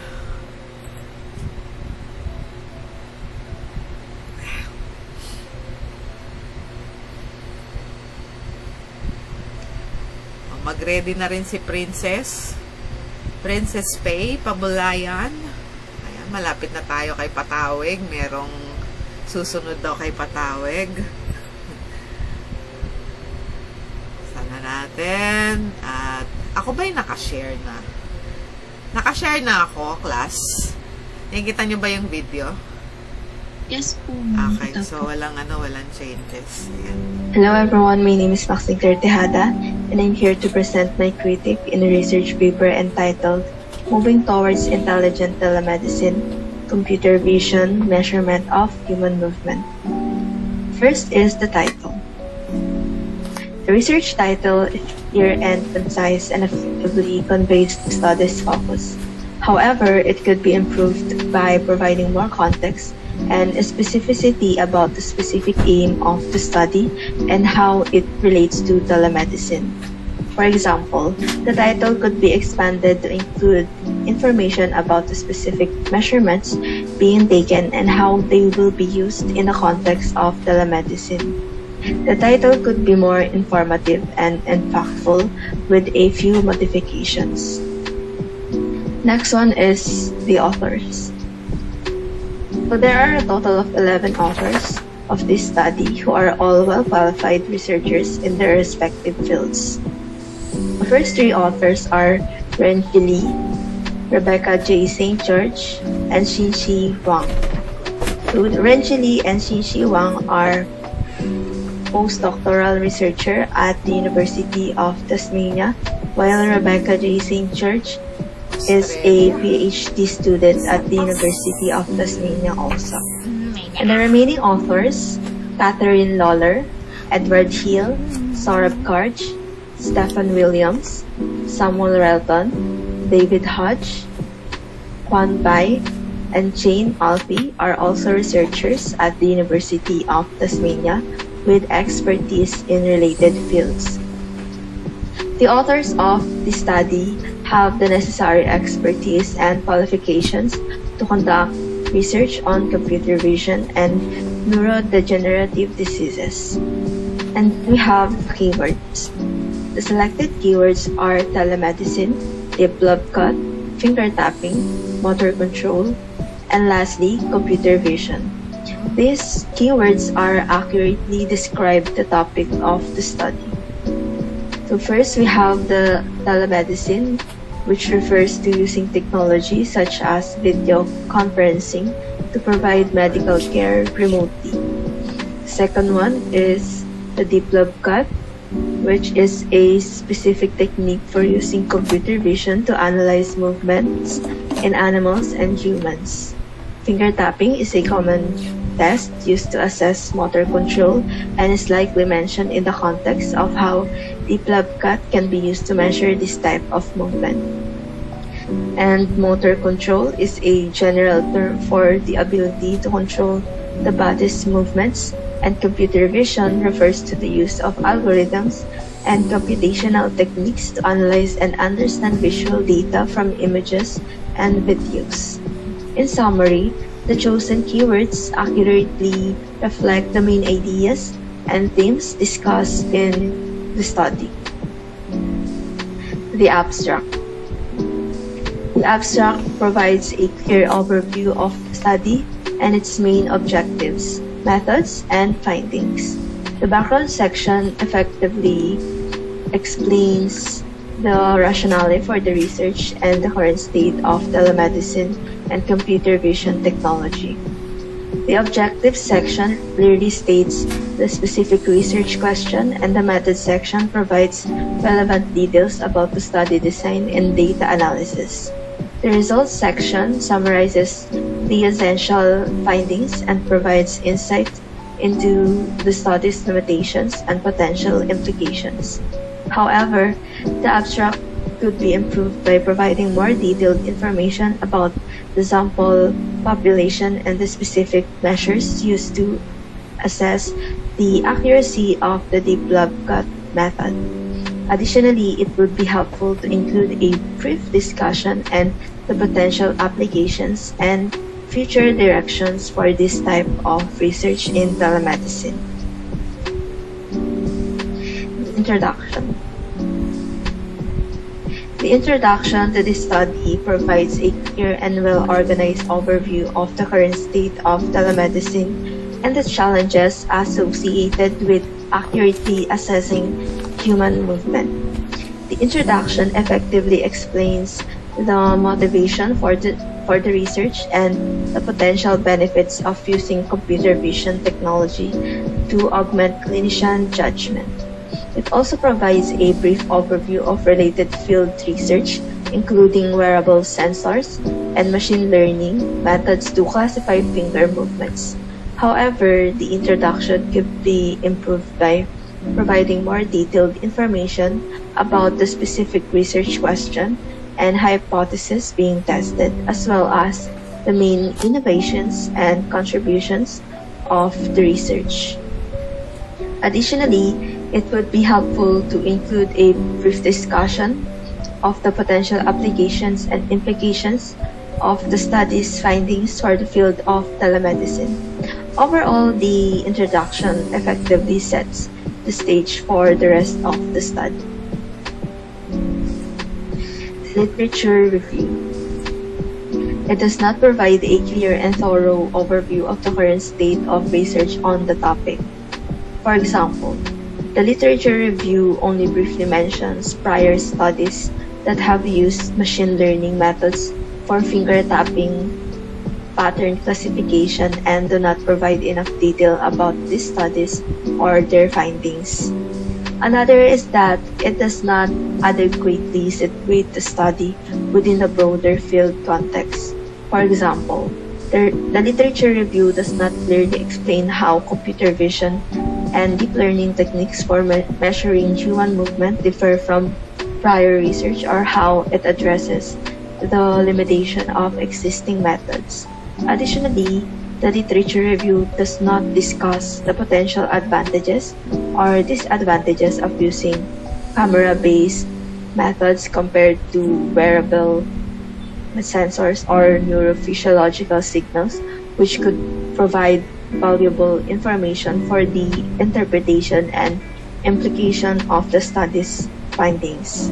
Overall, the literature review could be improved by providing a more comprehensive and detailed overview of the current state of research on the topic and by situating the study within the broader context of the field. This would help to provide a clear rationale for the study and would help to highlight the significance and novelty of the research. The aim. The aim of the study is clearly and well defined. The authors aim to determine the validity and reliability of the deep blood cut method for measuring finger tapping in videos taken with laptop cameras. Finger tapping is a well-established and validated test of human movement. The use of deep blood cut to measure this movement is an innovative and potentially practical approach to telemedicine consultations. The aim of the study is relevant and aligned with the overall objectives of the research, and it provides a clear and specific direction for the data analysis and interpretation. The research aims and objectives are clearly defined and aligned with the scope of the study. Research design. One potential limitation of the study's research design is the use of convenience sampling, which may not provide a representative sample of the population. One potential limitation of the study's research design is the use of convenience sampling, which may not provide a representative sample of the population. This type of sampling is commonly used in research, but it may not be representative of the general population. In this case, the participants were all staff and students at the University of Tasmania, which limits the generalizability of the study's findings. It would be helpful to include more information about the participants' demographic characteristics and potential biases in the study sample. Additionally, the sample size of 16 participants may be insufficient to draw reliable conclusions. It would be useful to conduct additional studies with larger sample sizes to confirm the findings. Finally, the study's reliance on a single finger tapping test may not capture the full range of movements and abilities of individuals with neurodegenerative diseases. It would be useful to include a variety of tasks and movements in future studies to provide a more comprehensive assessment of neurodegenerative diseases. Overall, the research design of the study appears to be well designed, but there are some potential limitations that should be considered. In the analysis, the findings of this study indicate that computer vision technology can be used to accurately measure finger tapping at frequencies between 0.5 Hz and 4 Hz. The results show that the computer vision methods tested in the study were able to provide measures that were highly correlated with the gold standard of the track system in this frequency range. However, the accuracy of the computer vision methods declined at higher frequencies, likely due to motion blur in the videos. The study also found that the distance between the participant and the camera did not affect the accuracy of the computer vision methods. Overall, the findings suggest that computer vision technology has the potential to be used to augment clinician judgment during telemedicine consultations, but further developments may be needed to accurately measure faster movements. The discussion. The discussion section of the study provides a thorough and well-organized summary of the main findings and their implications for the field of telemedicine. The authors effectively explain the accuracy of the computer vision method for measuring finger tapping at different frequencies and provide a detailed comparison to the gold standard of the track system. The discussion also highlights the strengths and limitations of the study, including the relatively small and homogeneous sample population, and suggests potential directions for future research. Overall, the discussion effectively summarizes the main contributions and the innovations of the study and provides insight into the potential applications and implications of the findings for the field of telemedicine. The conclusion. The conclusion of this study effectively summarizes the main findings and implications of the research. The authors effectively explain the potential benefits of using computer vision technology to augment clinician judgment during telemedicine consultations and provide evidence that deep learning technologies have advanced to the point where this is now feasible. The conclusion also highlights the potential applications of the study's findings for improving the accuracy and efficiency of clinical consultations, both remotely and in person. Overall, the conclusion effectively summarizes the main contributions and innovations of the study and provides insights into the potential future directions for this type of research in the field of telemedicine. Lastly, we have reference list or bibliography. The bibliography of study includes several relevant sources that support the use of computer vision techniques in the assessment of human movement.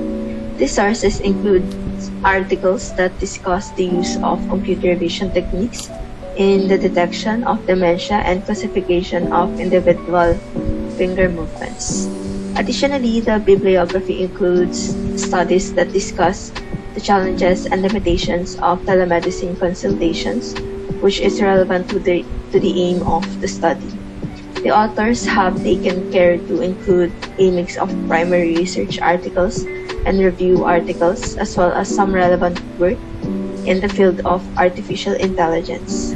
The references span a range of years, with the oldest dating back to 1991 and the most recent from 2022. This suggests that the authors have considered a broad range of literature in their research. Overall, the bibliography appears to be well organized and well suited to the study it is associated with. And that includes my presentation. Thank you for listening. Okay. Maganda yung tinakil mo, no? Telemedicine. Lalo na ngayon sa pandemic, no? Very timely siya, no? Okay, Maxine, dun tayo sa iyong evaluation. 0 to 100 overall dun sa paper.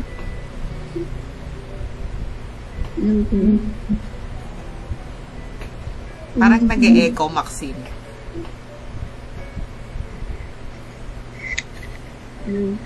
Ayan, okay, sige. Taksa mo ng konti. I would rate it to 90 po. 90. Because it provides evidence for that deep learning technologies po have really advanced po to the point na it is now feasible to integrate computer vision into remote healthcare systems po, using only standard computer equipment. Pero although there are some further developments and few modifications to increase its accuracy and reliability po, but overall po, this is a good paper po, and sabi nga po nun na it is timely po considering that we're still in a pandemic. I think this would be helpful and beneficial for us. Thank you. Okay, alright. Salamat, Maxine. Ayan. So, ibabump ka na namin. Go. Thank you for coming today and congrats, natapos na tayo. Alright. Next, si Princess Faye Pabulayan. Ayan. Isisan ka na lang po yung sa akin po. O, eto na. Nakaabang na ako dito sa sa GC. O, eto na ha. Buksan na natin. Set. Mag-ready ka na rin ha. Next ka na. Okay, ito ay bubuksan ko dito sa WinZip.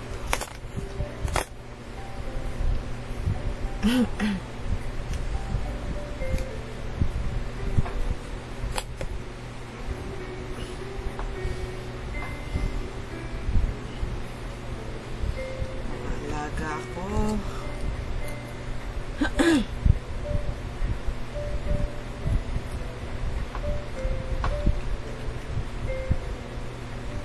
Alright. Ito na, magbubukas na. Okay, buksan na natin.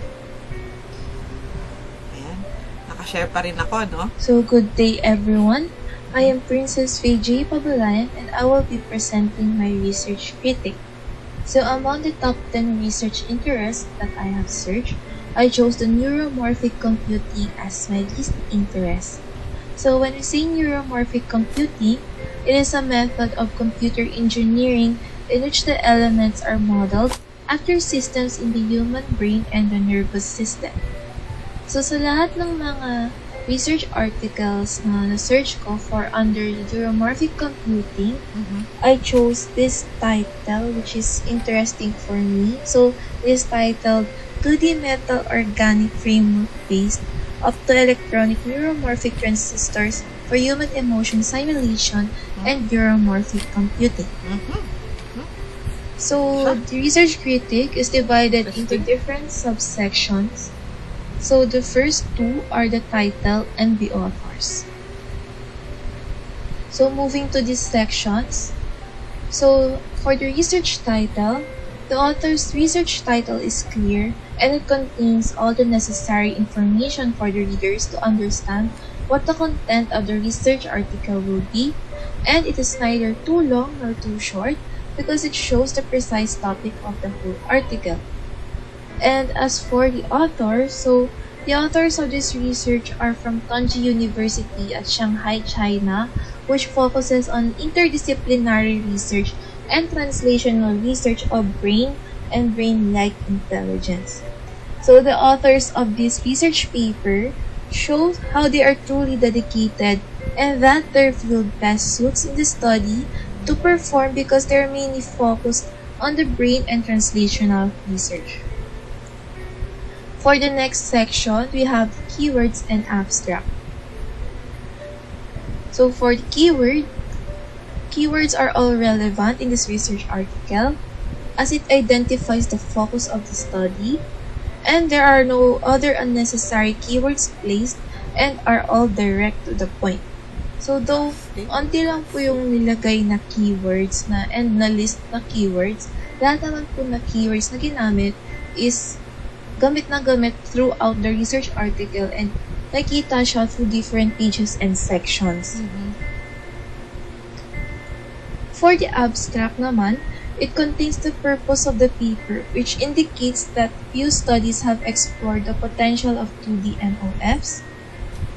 So, for the reason po kung bakit want ng researchers na ma-execute the study, so they want to execute the study because it is beneficial for observations in the organism's nervous system, which can be used for mimicking the memory and able to widely learn the function.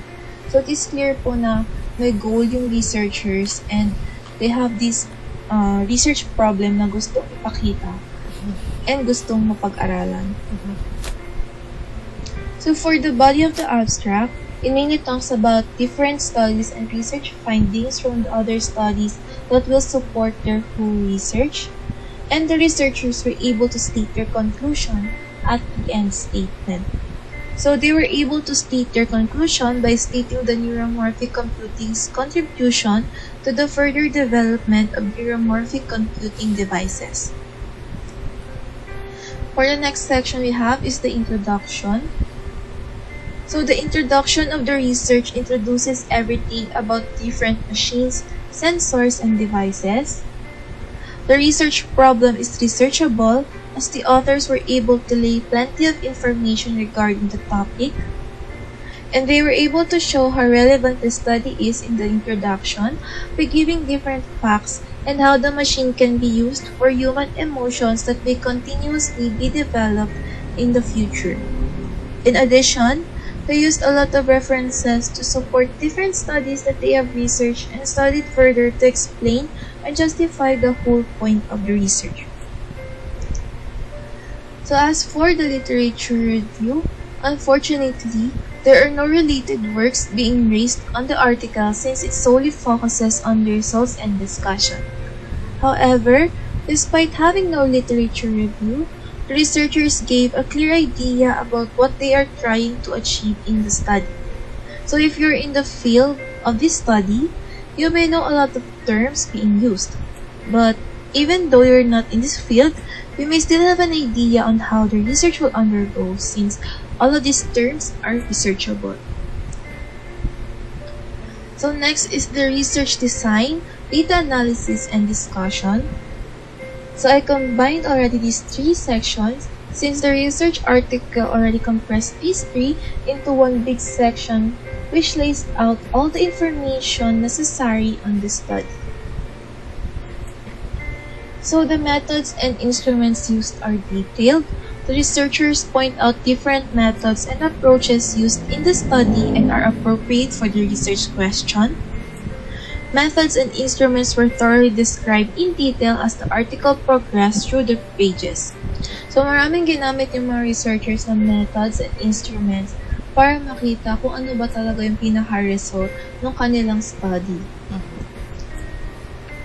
Next, methods are deemed to be reliable and valid since researchers were able to prove the methods with supporting details.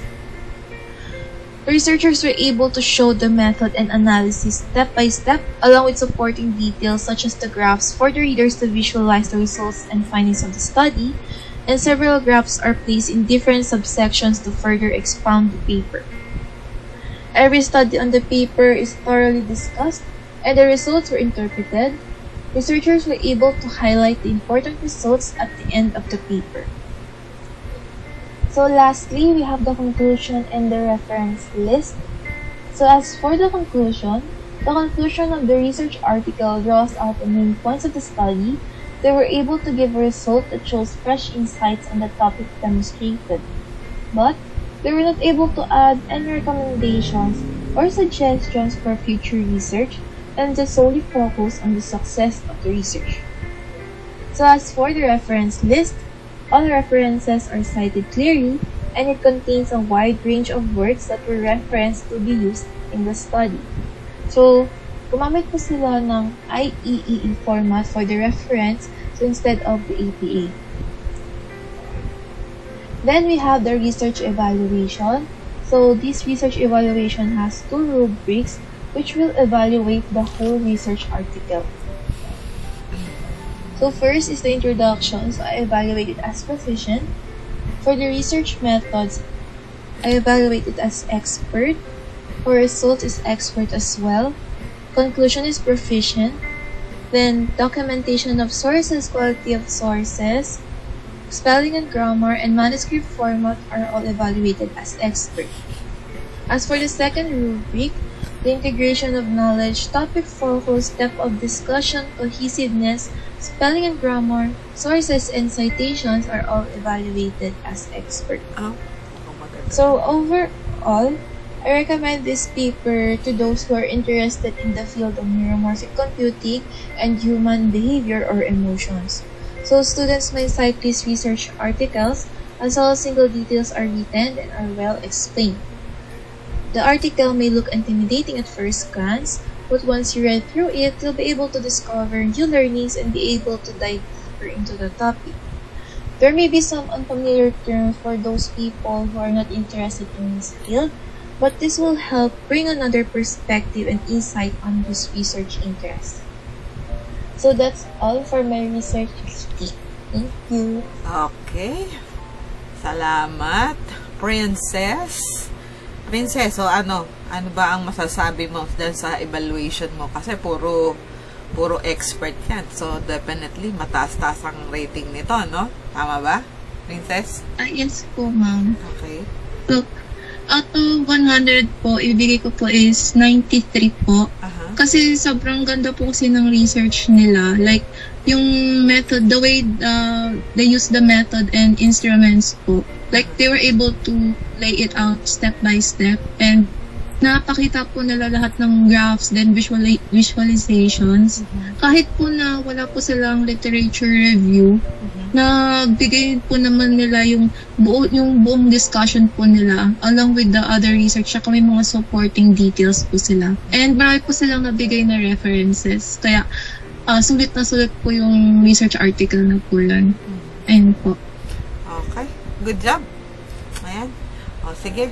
E di, happy holidays na lang at saka Merry Christmas and a Happy New Year, no? Sige, Princess. Thank you po, ma'am. Happy holidays po. Sige. Bye. Ayan. So, i-bump na natin si Princess. I am now playing the critique of Justine. Ayan. Play ko na, Justine, ha? Greetings. Welcome to a presentation that critiques a research paper entitled Analysis of Blockchain Technology, Pros, Cons, and SWOTs. Here are the contents that encompass my presentation, divided into three major parts: the introduction segment, the research body segment, and the closing segment. Starting with the title is beautifully presented. It is concise, uses straightforward language, and indicates what to expect for the contents laid within the paper. However, I have two minor details to nitpick. One is not expanding SWOT, which stands for strengths, weaknesses, opportunities, and threats. Even if they expanded this term, the title would still be considered concise as it highlights the paper's intentions and not as a text filler. Another is the awkward omission of the comma within the title. Cons and SWOT has a different denotation from cons, comma, and SWOT. Another possible correction is pros and cons and SWOT. The authors have been introduced in the first slide of this presentation. However, I must note that the author segment is found at the very end of this paper. All in all, I have found no issues with how the authors presented their own profile, as it properly details their educational background and other literary works. The same can be said for the keywords. It identifies what important topics are discussed and expounded upon in the paper. However, they still have not expounded what SWOT is. While SWOT is defined later in the paper, it was not explicitly defined anywhere within the opening segment of their study. The abstract is quite flawless. It summarizes what contents to expect within the paper as well as the points that they may expand throughout their study. All in all, not much to critique as the segment was proofread and written well. The introduction segment is nicely presented. The first paragraph captures a viewer's interest, and the succeeding sentences identifies other main points of interest, and expounds any unfamiliar terms. As seen in the image, I was able to highlight the main points I wanted to show in the introduction. Moving on to the research body. The given literature was presented well. Everything that was meticulously proofread to minimize, if not outright eliminate, any grammatical errors either when paraphrased or directly cited. Note that they use the IEEE standard. Because of the way they cited the literature, placing the topic of interest first, we can easily identify the point of the citation of a specific literature and is later justified when explaining the pros and cons of blockchain. Here are some samples of the related literature. Notice that I was able to highlight the important parts that each literature represents. They also included an illustration when the literature calls for it. The aim, though not explicitly stated within the paper itself, is to provide an in-depth analysis to blockchain's technology, principles, and practical usage. This is one of the study's weak points. Now, for the research design, it uses an exploratory design as evidenced by its aim.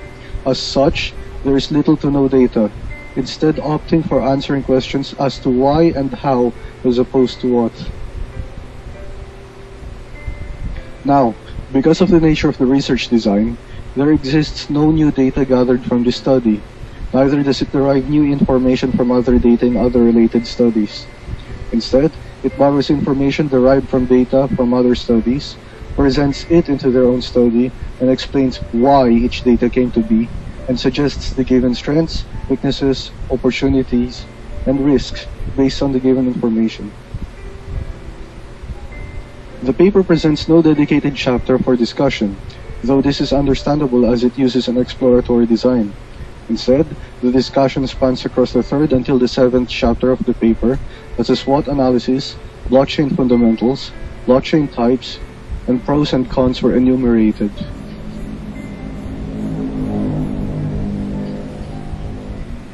The conclusions successfully reiterate and emphasizes the important parts of the paper. It is also concise and clear enough to successfully conclude the paper's contents. However, grammatical errors are abundant in this section, akin to that of a draft. See the image example where these errors are highlighted. We must learn from this example and to always proofread, as this example makes this conclusion seem out of place in a well-written paper. All sources are properly cited in accordance with IEEE standards, and they do not use the APA citation. As you can see, it is very consistent, and there appears to be no inconsistencies among all citations if you are to read the paper itself. That concludes my presentation for my paper critique. This has been Justin Sethi Salvador, bscs 33, recorded for the course Fundamentals of Research. Okay, salamat, Justin. Alam mo na, ano yung rating mo ngayon, no? 0 to 100 dun sa overall quality ng research na napili mo. Yes po, ma'am. Hello, parinig po ba? Yes. Yes, okay po. So, hindi ko po yata na-include yung rubric sa huli, pero ang base po sa nag-gradean ko po doon sa paper, nasa 80 po kasi first case po, exploratory design po sila. So, napaka-open-ended po ng kanilang research. And alam po naman natin paramount yung grammatical context pagdating sa exploratory research naman po. Mas lalo na po sa conclusion, maliit na ano po. Pero yun lang naman po yung napansin kong pagkakamali. Although, yun nga po. So, I think ayun lang naman po yung ano ko doon. Okay. That's good. Thank you, Justin. And, happy holiday. So, ibabump ka na namin, ha? Kasi marami pang nakapila. Ayan. Okay. Go na. Okay, Angeline. Ayan, si Angeline Pataweg. Ready ka na? So, pagkatapos ni Angeline, may nagre-request. Sino ba yon? Si Jordan. Ayan. Si Jordan yung next, no? Jordan, mag-ready ka na after ni Angeline, ha? Ayan. Okay. Andiyan ba si Jordan? Ito, nasa baba. Ayan. So, mag-ready siya after ni Angeline. So, anong ano natin, arrangement natin, Angeline? Ikaw yung mag-share? Sige. Pupuntahan ko na, ha? Okay. Alright, nandito na. Huwag dito. Dito na lang. Eto na. Pagtuhan na natin ito.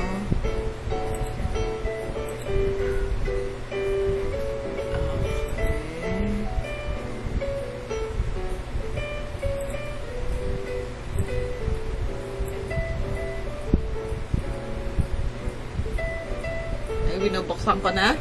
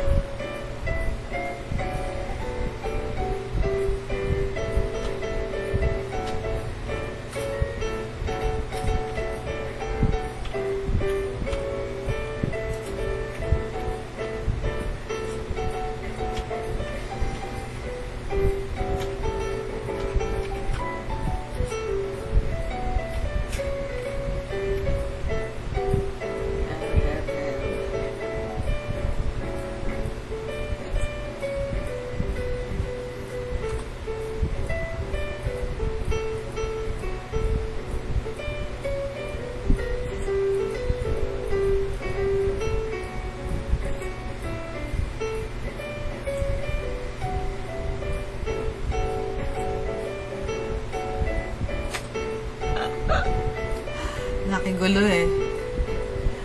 Nakigulo si Ma'am Payne.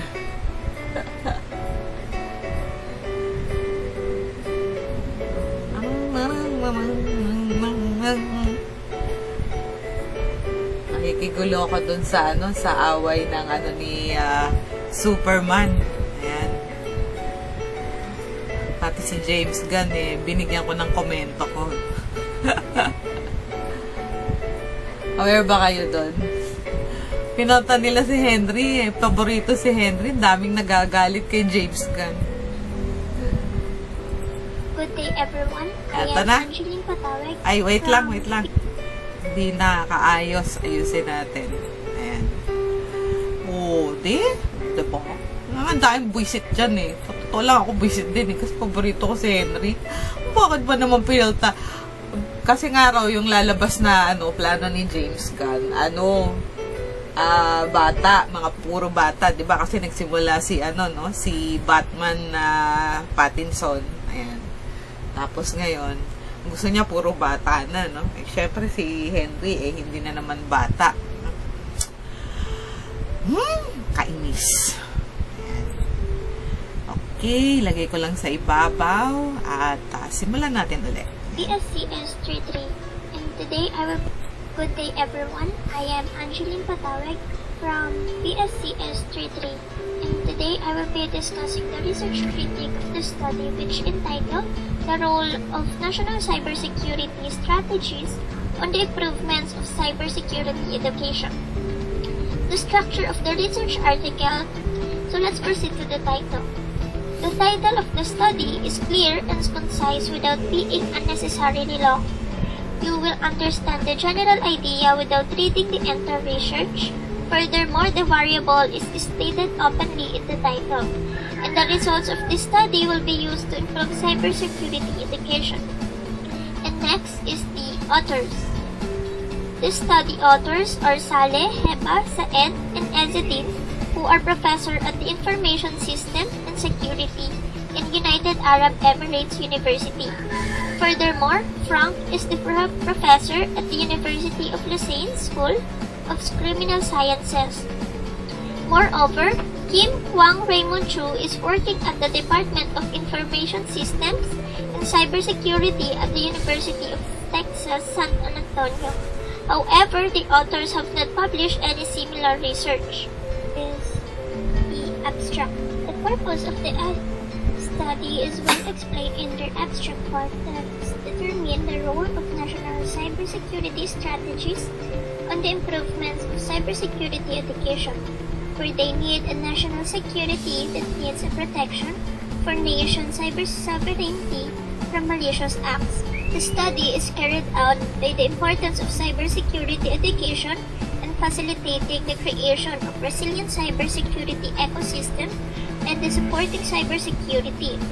The authors accomplished the reviews of samples from world-leading countries' national cybersecurity strategic plans, or NCSP, and analyzes the associated existing cybersecurity education and training improvements initiative. The main findings of the research map cybersecurity strategic goals to cybersecurity skills and competencies using the National Initiative for Cybersecurity Education, or NICE frameworks that will help keep digital information and telecommunication technologies safe from malicious acts. The significance of the research is that cybersecurity education and training programs curriculum learning outcomes were generated from GQO strategies, or goal, question, objective strategies, paradigm based on the research. Furthermore, there are three major cybersecurity strategic goals that came across, which are the development of secure digital and information technology infrastructure and services. Second one is defense from sophisticated cyber threats, and last is the enrichment of individual cybersecurity maturity and awareness. And the next structure is the introduction.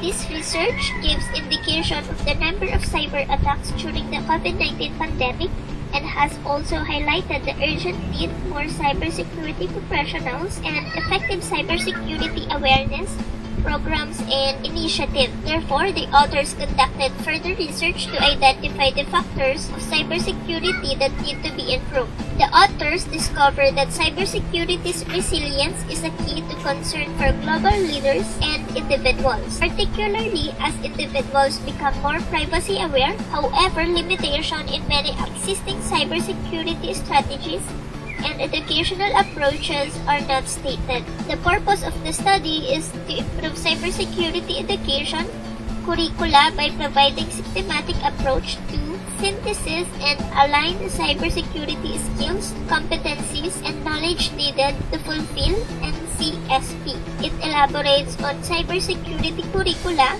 improvement initiative, and best practices, and investigate the best approaches to create attractive cybersecurity education and training programs for individuals to consider for their future careers. The research question is necessary to determine the influence of national cybersecurity plans in increasing cybersecurity education. However, the stated problem is not enough to explain the required methods to improve cybersecurity education. The problem is necessary for the study, but it's not enough to justify research. It is imperative to have supporting detail like frameworks to improve the claim. The background of the studies is relevant for the research questions to be effective since they give studies back up to their statement. They also highlighted the gap that exists in the current cybersecurity education and training landscape and elaborates on the several examples of successful programs for addressing the existing gaps. And the next structure is the literature review. In this research, literature is presented to the body of the study, provide direction for the research question that focuses on the study. The first literature stated that digital information technology, cybersecurity challenges have cultivated an urgent need for more structured discipline in curricula, academic programs, and awareness initiatives. They also provide a historical as well as contemporary material to put area of the study into a content. This also provides evidence materials to prove the NCSP's successful design and development and elaborate the elements associated with NCSP design and development. One of the evidence they use is the NCSPs from United States of America. Their national cyber strategy priorities are focused on empowering the country's cybersecurity capabilities and securing the nation from cyber threats. They fairly represent the opposing views by conducting research from 10 NCSP's international organization. Cybercrimes and their ramification have become predicament. National security and cybersecurity ecosystems are strongly dependent on the supply of qualified and proficient cybersecurity professionals and cybercrime educated society. To prove the literature review, they use the theoretical frameworks, which is the National Institute of Standard Technology or NIST has developed the National Initiative for Cybersecurity Education or NICE framework. In addition, the study proves that there is a gaps in the knowledge to achieve the main purpose of the study. Therefore, the researchers and academics from all over the world seek to improve and promote cybersecurity education. The results of their work focus on encouraging high school students to pursue careers in cybersecurity, improving existing curricula, and creating an attractive cybersecurity education. And the next structure is the aim. The study has a clear idea of what the study is trying to achieve using the design paradigm required to fulfill NCSP goals and requirements. The NCSP is one of the driving forces towards designing an effective cybersecurity program that aims to encourage younger students to practice the safe digital communication and interaction to attract students to the cybersecurity field, to offer current cybersecurity students a different, more relaxed, and entertaining way to practicing the skills that they learn in the class, to enrich individuals' awareness level of cybersecurity ethics. The next structure is the research design. There is a clear rationale for the chosen research approach and methods used in the study. The research design in the Salem article was an explanatory study. The research is also considered experimental research and explainer's variable. The research method is appropriate for the research question which the authors implement. The GQO strategies approach thematically align cybersecurity education and training programs curriculum improvements to consolidating the achievement of cybersecurity strategic goals. The collection of data is appropriate for the research questions since the method is an analytical inspection that focuses specifically on identifying conceptual context for strategic goals, cybersecurity education improvement, and curriculum improvement programs as the main influencing factor. It elaborates on the operational context by characterizing the improvement goal with respect to various aspects of the improvement objective to determine the best fit learning outcomes. In this study, the participants and their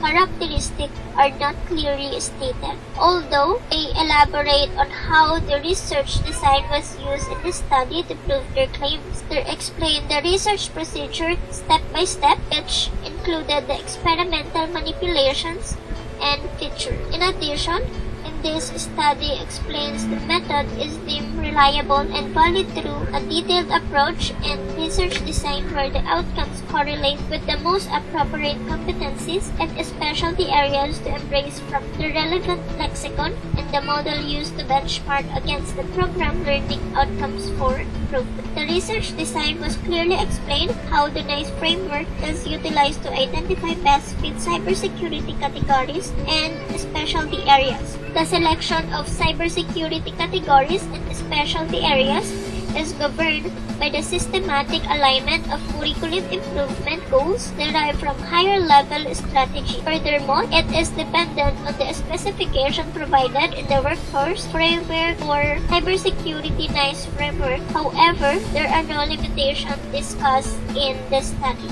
And the next structure is data analysis. The data analysis is stated and justified in the paper where the result of examining NCSP. The following are shared strategic goals which require the supply of a professional workforce and the enrichment of individual cybersecurity awareness. Through this, the learning outcomes produced from implementing of GQO strategies paradigm to align cybersecurity curricula. Improvement program with cybersecurity strategies are benchmarked against the master program learning outcomes. It was found that the program offered program learning outcomes that do not cover all cybersecurity workforce categories needed to fulfill nation's NCSP. The data analysis in the article provides an explanation of the significance findings from variables analyzed, and they also justify the strategies they use in the research for the readers to understand the analysis. Discussion is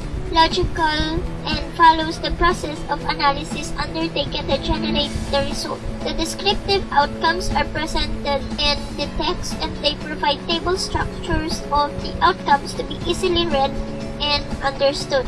The presented result is relevant to the questions, but some factors are not fully elaborated on. And the next structure is the discussion. The results have been interpreted in a way that leads to answer the research questions using the conceptual framework. The conclusions and recommendations are appropriately drawn from data analysis, and the researchers highlight the most important results for the readers to fully understand them. The results have been used to support the result of other implications of the research results is well explained, which NICE frameworks elaborates on various cybersecurity workforce, competency categories, and specialty areas, as well as their corresponding knowledge, skill sets, and level. Detailed learning outcomes map to their corresponding cybersecurity workforce, framework categories, and specialty areas are illustrated and become more specific. The underlying objective of this paradigm is to ease the process of mapping the high-level cybersecurity strategic goals to improve initiatives of cybersecurity education and training using cybersecurity workforce lexica, hence consolidating the achievement of NCSP. It is relevant and functional for the results to practice and achievement if it influences practice. Like in cybersecurity, strategic goals and findings are for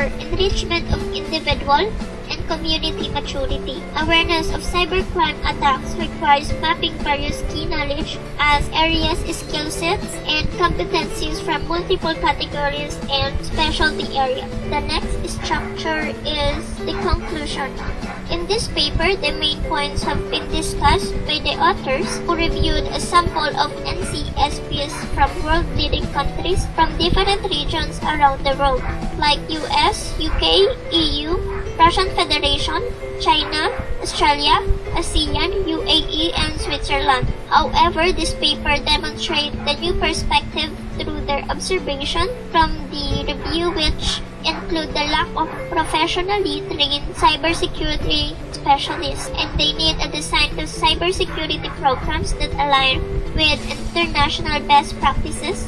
They also reviewed cybersecurity education improvements, initiatives, and efforts for attracting students, dynamic revisions of cybersecurity curricula, and the consolidation of achievement of national cybersecurity strategic goals. Moreover, this study has recommendations based on the research and has no suggestion for future researchers. The next structure is reference list or bibliography. The reference list is cited clearly in the research, which has bibliographic details provided with the wide range of works that have been referred to in this part. However, it has contemporary literature, but it doesn't have seminal literature, and these are the references from the study.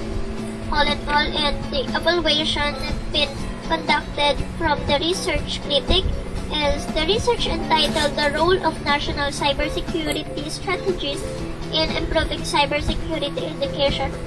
By evaluating the study, both research rubrics acquire an expert evaluation for all of their compendiums. That's all. Thank you for listening.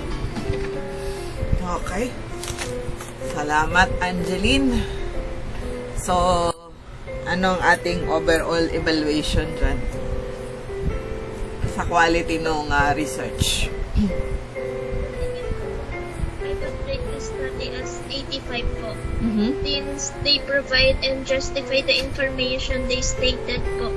That can be used in real life strategies for cybersecurity education. And they also elaborate po the methods, frameworks, and other parts of the paper po to be easily understood. However po, there are parts na wala po. Katulad po nung limitation and recommendation para sa future researchers. Pati na rin po yung kakulangan sa literature review po ng research. Ayun lang po. Thank you po. Okay. Good. Ayan. Congrats, Angeline. Salamat. Salamat for waiting. Ayan, marami tayong naka-wait pa. Sige, babump ka na namin, Thank you din po. Happy holidays. Okay. Bye-bye. Ayan, next si Trisha May Hernandez. How do we go about with Trisha? Si Jordan po ata yung... sorry, si Jordan pala. Jordan, how do we proceed? Alam po, ma'am. Send ko na lang po. Okay, sige. Share pa rin ba ako? Ito na yung kay Jordan. Buksan na natin.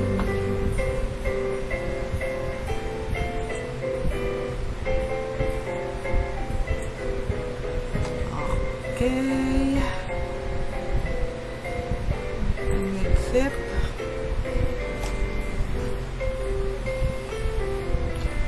Nagsisimula na tayo. So, Trish, pagkatapos ni Jordan, ikaw naman ang next, no?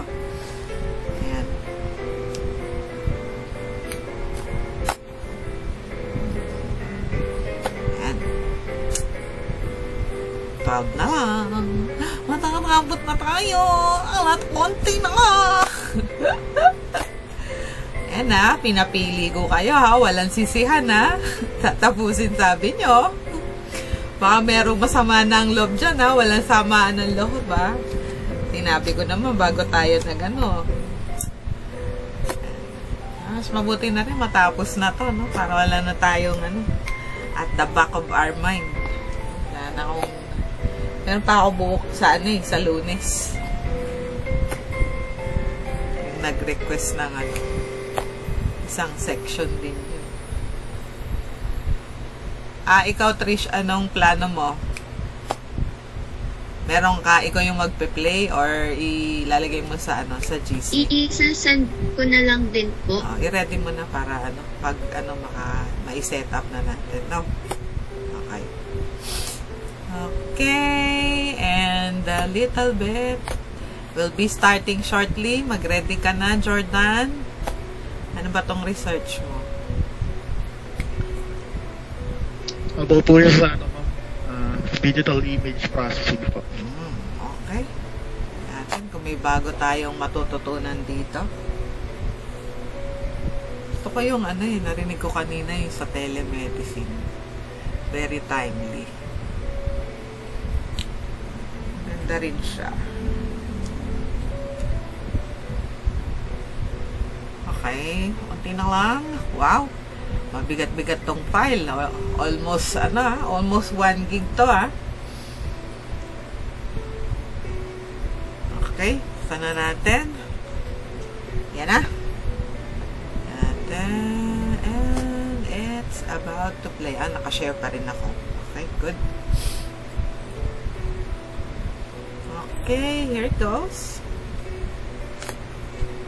Good day everyone, I'm Jordan D. Garcia from bscs 33. I'm here to present to you a research critic or research review on the research paper entitled Face Detection and Recognition Algorithm in Digital Image. Parang ang hina. Sandali ha. Kailangan. Saan napunta yung download nun? Saan siya nag-download? Ayan.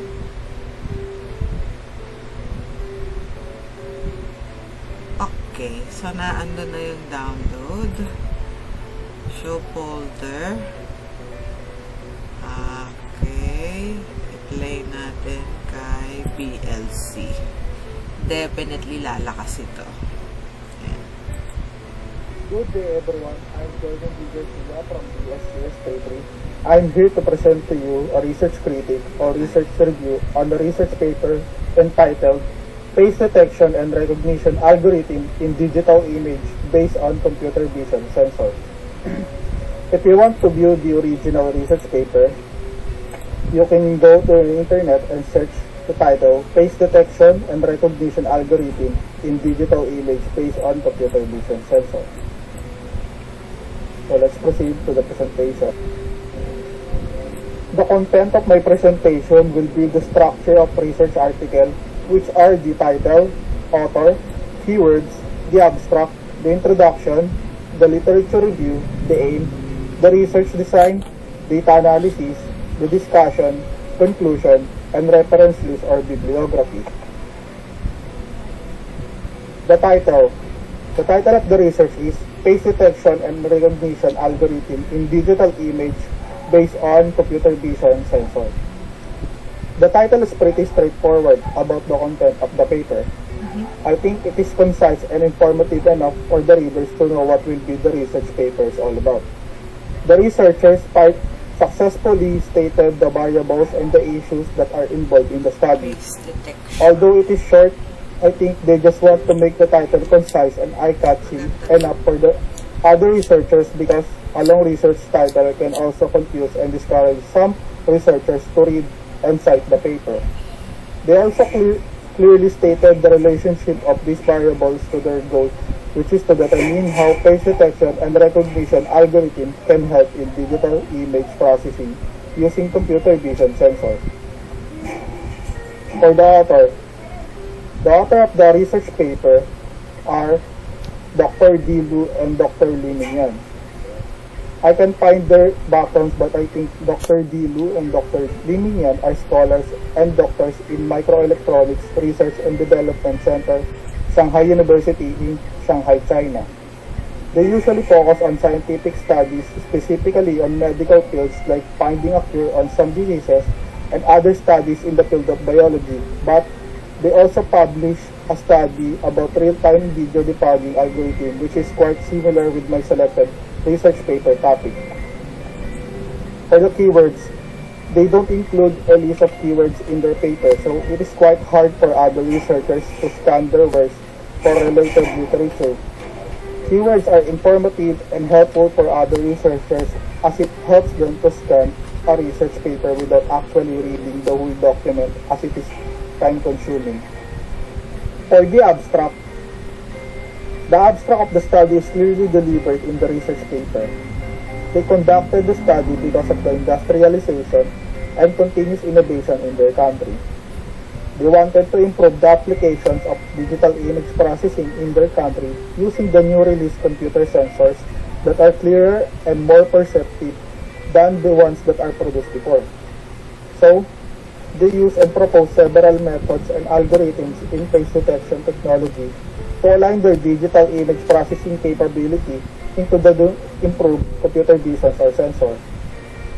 By comparing the data inputs regarding the three aspects of the face, such as side face detection, occlusion detection, and facial exaggerated expression in these algorithms, they improve the accuracy of each method.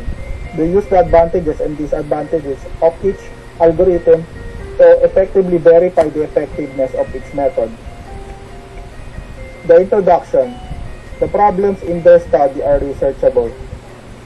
Their main questions are how to deal with the outside variables or factors that affect and degrades the accuracy of face detection and recognition, and what makes some of the images unrecognizable for other sensor devices. Aside from other unmentioned factors that may affect the accuracy of face detections and recognitions, I think these problems are important enough to justify the research. The variables in their study are already studied on by other researchers, like for example, the lighting or illumination in images. Illuminations can affect the skin color of the person in the image, making the image unrecognizable for some digital image processing or image recognition devices. So, researching on these factors is relevant with the study. The literature review. The literature review is pretty concise too, as they only extracted the parts of the related literature that focuses on the factors that affect the clarity of images in digital image processing. Face detection and recognition is already used in many applications and devices, such as unlocking a phone using face recognition, facial biometric devices that captures the person's face for matching and searching for his or her personal details, image filtering, and many more. Studies involving digital image processing is now widespread as it offers convenience to the people who are dependent to technologies and not trained for the traditional methods. Like for example, a person who cannot read or write can use biometrics devices in order to look for his or her governmental identifications without filling out necessary forms. Face detection is also used in some companies for their attendance checking, which is much faster and convenient compared to the traditional write and submit method. The researchers did not include theoretical frameworks in their literature review.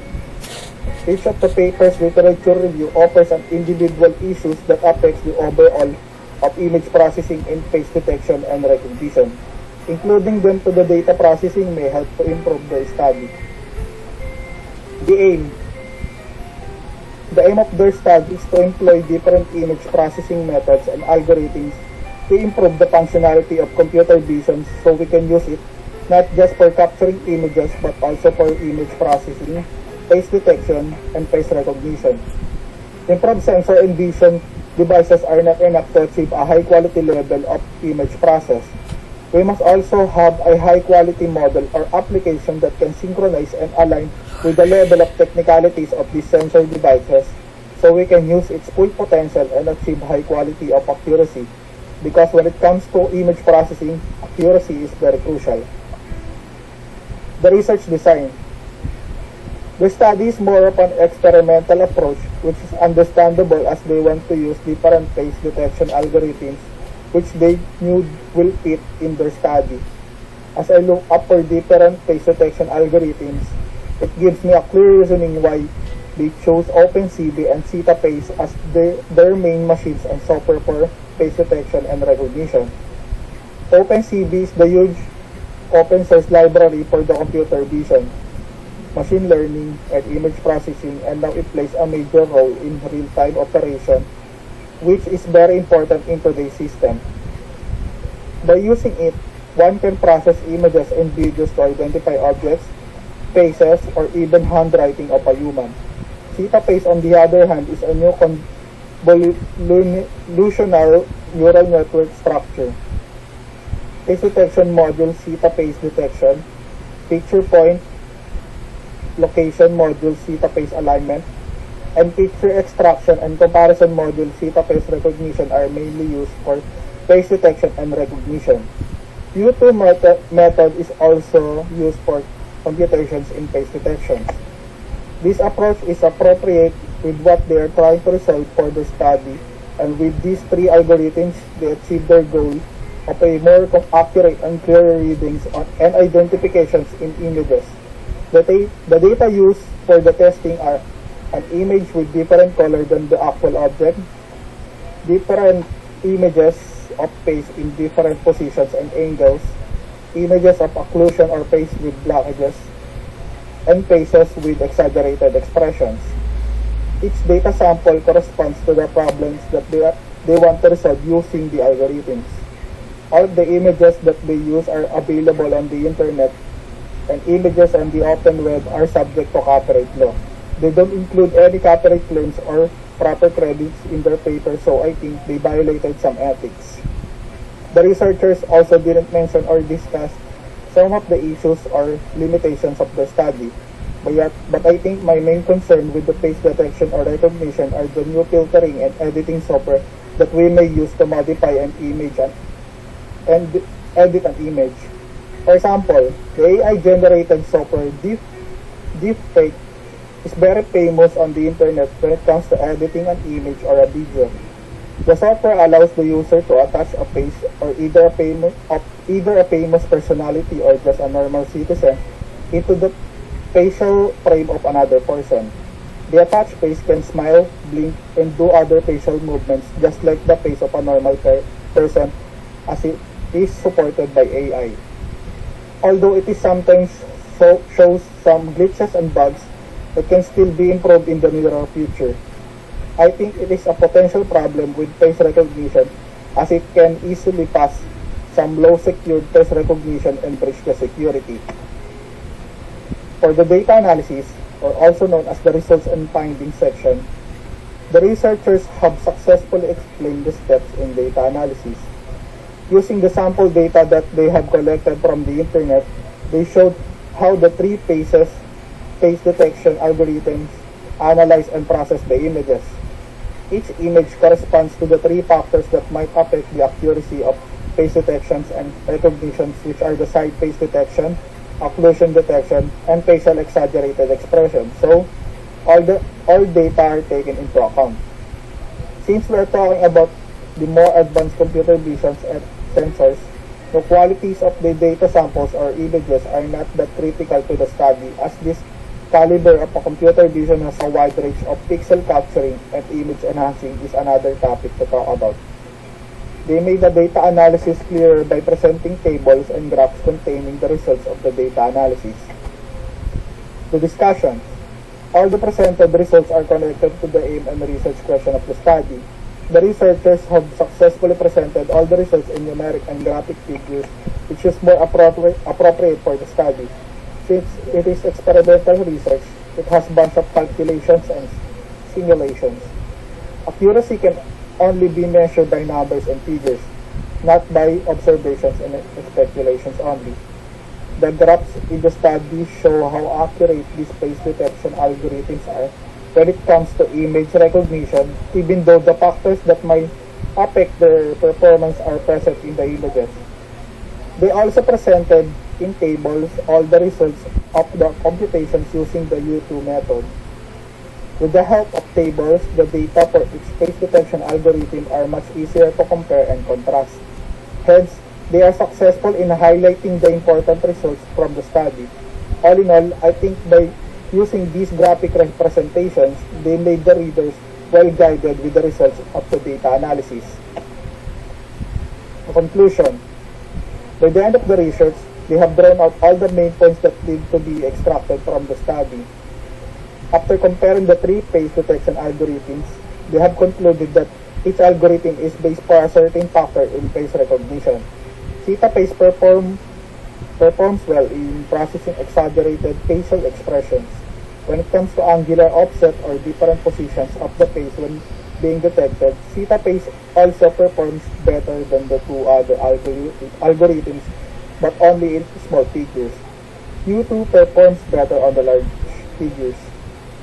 The OpenCV is best for layer by layer process of images. It extracts each feature of the face such as eyes, nose, and mouth before processing. In the case of facial occlusion or when something is blocking the face, Q-tape performs more accurately and better than the two.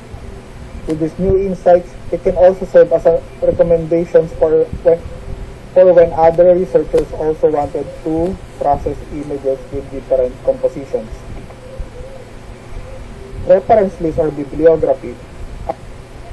All the sources have been cited clearly and are provided with full bibliographic details.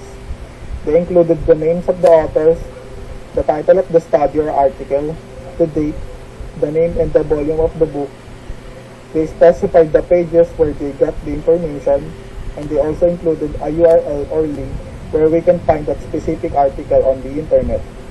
All the references listed were pointing to the main topic of the research, hence all of them are technological and scientific. Majority of the references talk about computer studies and some in the field of engineering. The list contains both classic or seminal books and contemporary literature.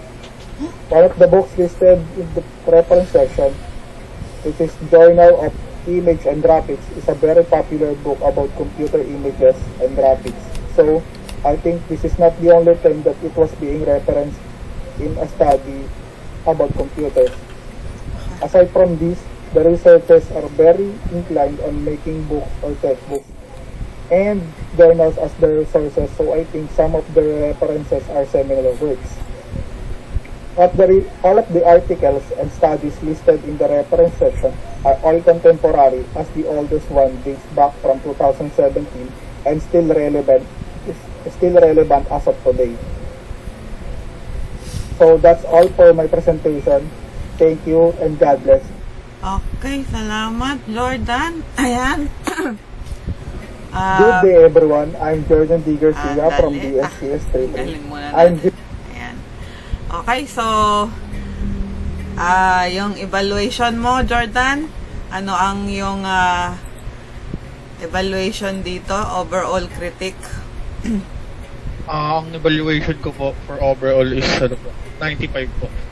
95. Since na-integrate po nila ng tama yung knowledge nila and since expert po sila sa dun sa field na yan, napahita po nila na talagang dito, alam nilang gamitin yung mga algorithms, mga yun po. So, near perfect na po, kaso yun nga lang po. Problema nga lang po is yung may mga kulang po sa documents nila, which is yung limitation nga po ng study nila and pati na rin po yung keyword. So, yun po. Okay. Ang ganda rin naman na nisi-set up yung limitation, no? So, para hanggang saan ba yung tatakbo ng no? Ano ba yung hindi pwedeng magawa ng kanilang study, no?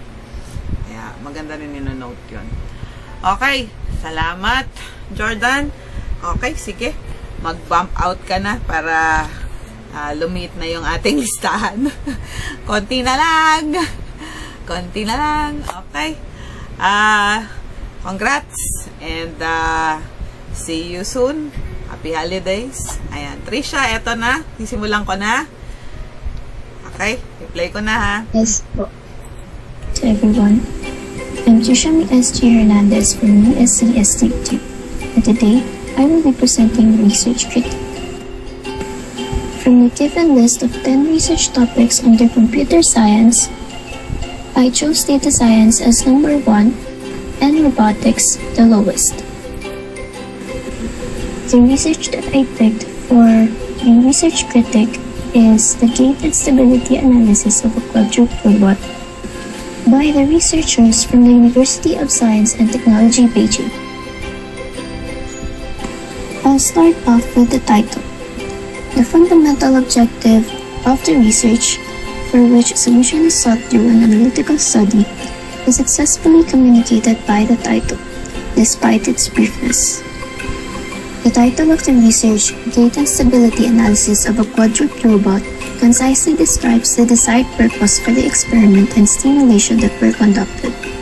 It is extremely simple and sufficiently clear to express the main idea of the research, since the study basically only deals with the problem of maintaining a quadruped robot's walking stability based on its gait.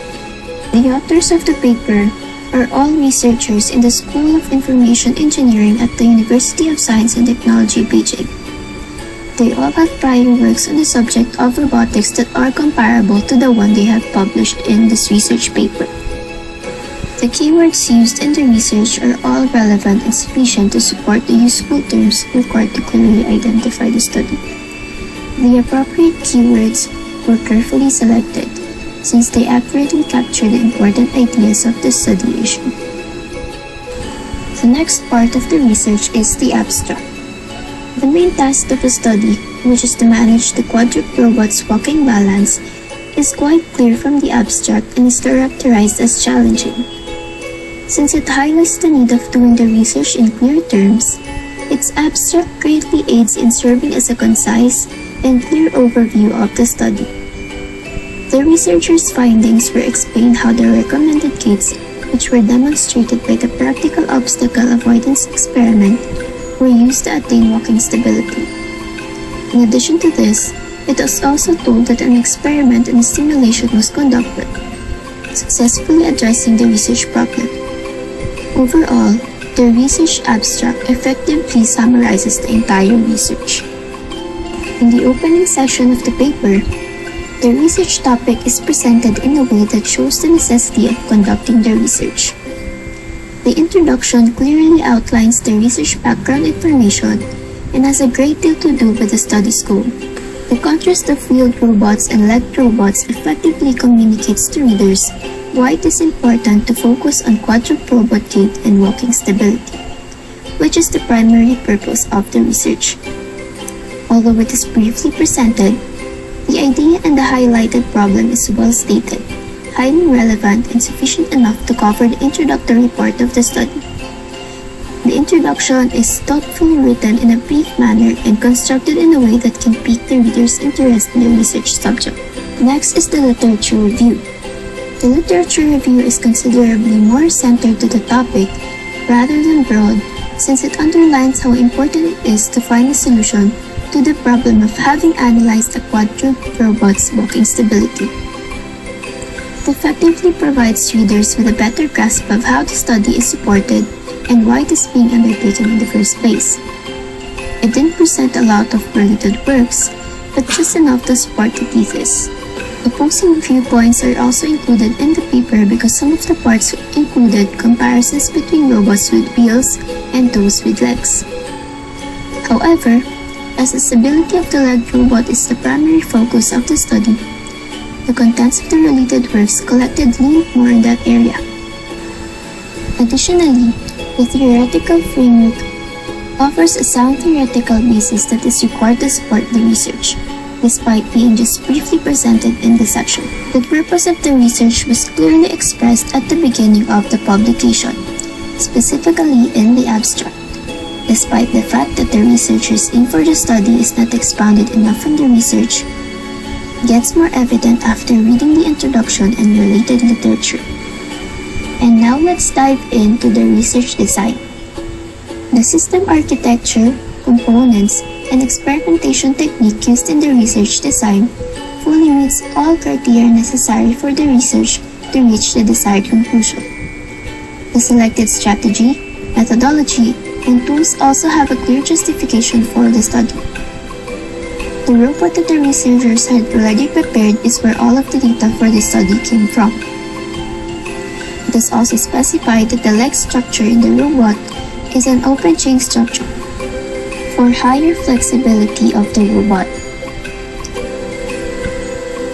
Getting the right measurements and listing the data in a table were both appropriate data collection techniques. Since the researchers themselves served as the study's participants, they had already contributed the necessary data for the experiment. In-depth descriptions of all the procedures and tools utilized in the experiment were provided. In addition, no ambiguous terms are employed. The study methods and design are both properly presented and understandable. Therefore, the research methodology is regarded as reliable and valid because it has a foundation that was briefly described in the related works. The paper also makes no mention of any other limitations. And as for the data analysis, The methods used to generate the gate simulation results for the quadruped robot were well defined. The stages involved in the data analysis were effectively presented. The graph and comparison table that displayed the result, and the photographs showing how the experiment is done allowed for a clear interpretation of the data analysis. The information collected has all been useful and the research question was well addressed by the results given. And now let's move on to the discussion. As the analysis of the working stability of the quadruped robot became successful, the researchers' interpretation of results was properly presented and can easily be understood. The researchers noted that at the first trial of the experiment with the initial gate cycle step at 2 seconds, the robot's gait had been stable, but when they changed the step with similar stimulations, increasing the speed, the stability of the quadruped robot decreased.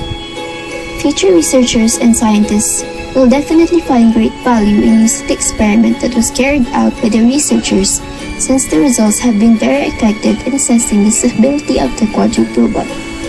And now the conclusion part. The research was declared successful in the end. It was explicitly stated that the objectives were achieved, and that the success of the researchers' proposed approach resulted in the development of a new dependable method of gait and walking stability analysis of a quadruped robot. Other than stating that the robot's instability increases as walking speed increases, no other insights have been made because the sole purpose of the study is to be able to effectively use the center of gravity of the alternating feet triangle formed in the walking of a quadruped robot to analyze its walking stability. The study also implies that future research should focus on ways to improve walking speed and stability on uneven terrain. And finally, the reference list or bibliography part. Each source used in the research is properly cited in the reference list together with all the relevant bibliographic data. It may be claimed that the selection of robotics-related works contained in the article is not as wide as that in other research because the paper only mentions a little number of materials.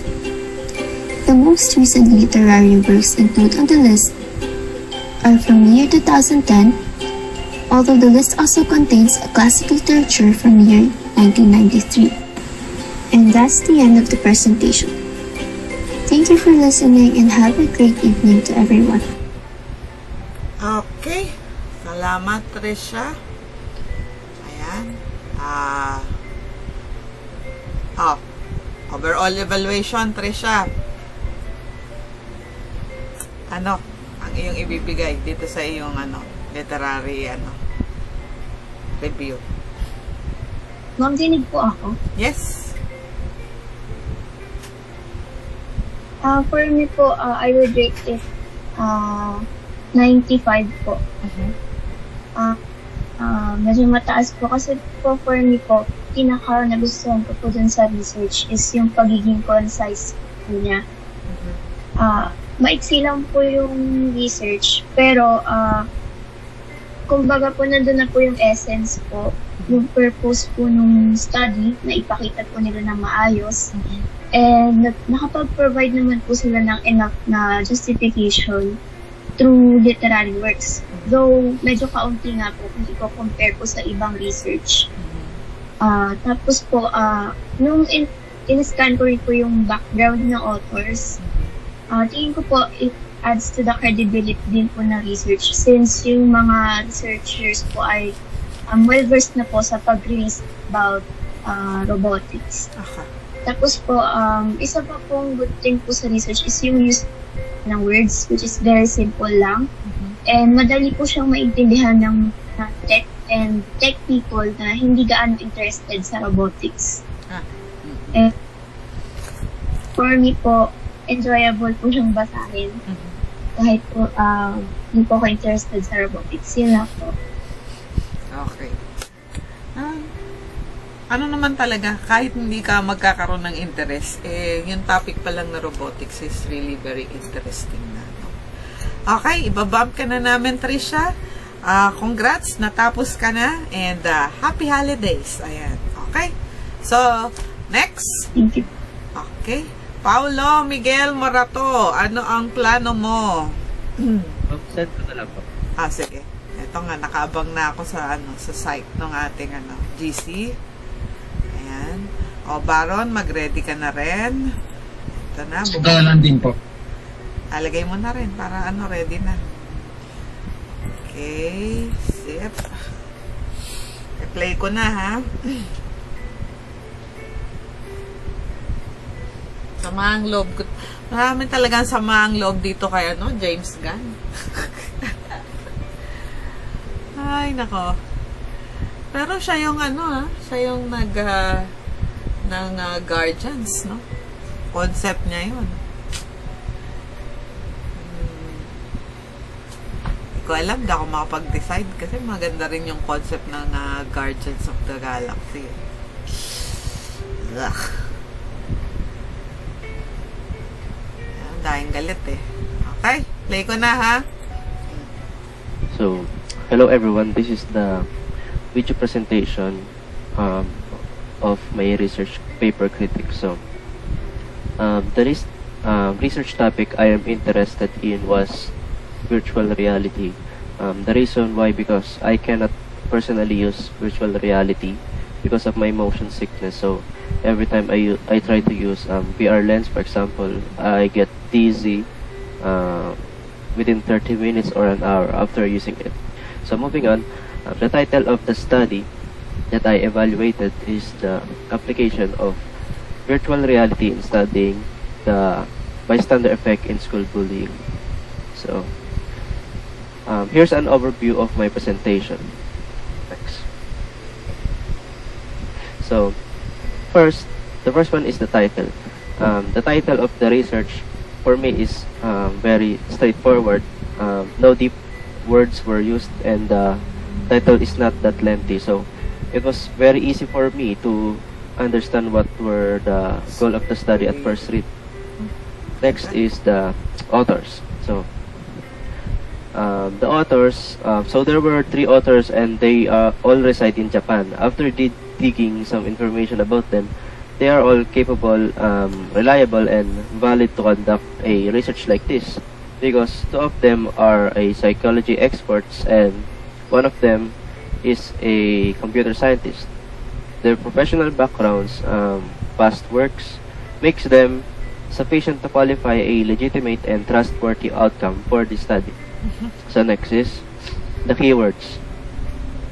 The keywords were virtual reality, of course, secondary education, bullying, cultural and social implications, and lastly, gender studies. All of the keywords are very informative and very related to the study, especially when you read the title. These are the words that usually comes out of our minds.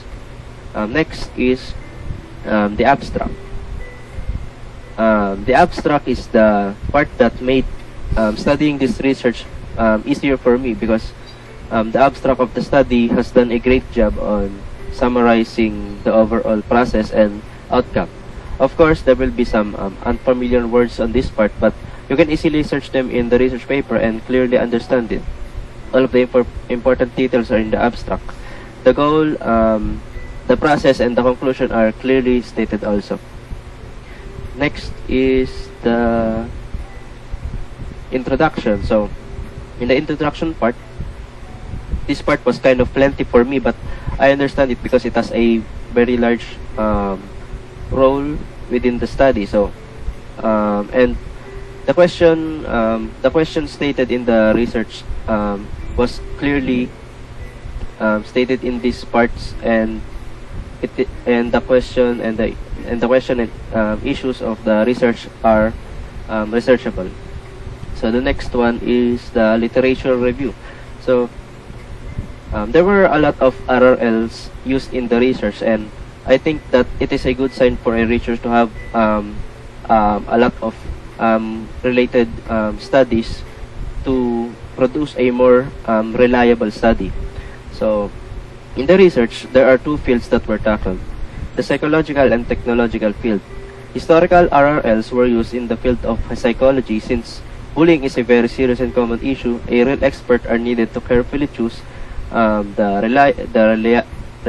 reliable literature to be used on this study. So, in the other hand, modern studies are used in the field of technology, specifically in the world of virtual reality. All of the literature are reliable, related, and peer-reviewed studies. Next one is the aim. So the researchers are trying to achieve the usage of a VR tool to analyze a bullying scenario and the results on the factors of adolescence by standard than a traditional text method. So this is just one of the aim of the study because actually there are two. So the second one is the second aim of the study was to examine how emotions and defender efficacy relate to adolescents' bystander behavior. Next one is the research design. The study was well designed and it clearly stated the strategies, techniques, and methodologies to the research problems. But for me, some of the methods are not quite relatable to the research program. Additionally, ethical issues are crucial in this kind of research due to the fact that it includes bullying in physical form. A virtual reality world will have its own limitation when it comes to this issue. Next one is the data analysis. So in the data analysis, the techniques used were established, clear, and justified. The authors are very successful on developing conclusions based on the data they used. Although the presentation of conclusions with the data are well designed, further explanations are still needed to fully understand its purpose. Next is the discussion. So in the discussion part of the study, the data were successfully connected to the research problems and issues by the authors. These results to a better answers to the research questions. The findings are significant and very helpful to real-life problems too because this study will have a very good potential to change and put an end to bullying. Next is the conclusion. So in the conclusions or findings, the conclusion of the study stated clearly all the main points needed in order to answer the research questions.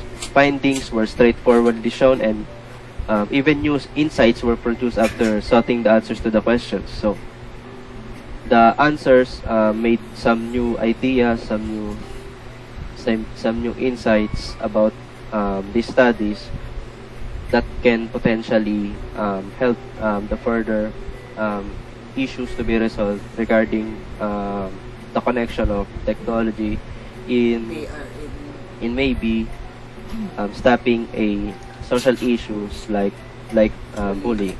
So lastly, the bibliography and the references. So the references were cited correctly, they were written correctly, and all of the literatures and related studies were written and cited right. All of the sources are cited alphabetically and clearly with full bibliography details. There were a wide range of citation sources contain both seminal and contemporary literatures with respect to the two main fields tackled throughout the research. So the writing of bibliography is not a surprise regarding to the three authors because they are very experienced and very professional when it comes to writing a research. So that's the end of my presentation about my research critic entitled The Application of Virtual Reality in Studying the Bystander Effect in School Bullying. Thank you. Okay. Thank you. Ano ang pangalan nito? Paulo? Ano na overall evaluation mo dun sa sa research critic? Sa research na na nilagyan mo ng critic.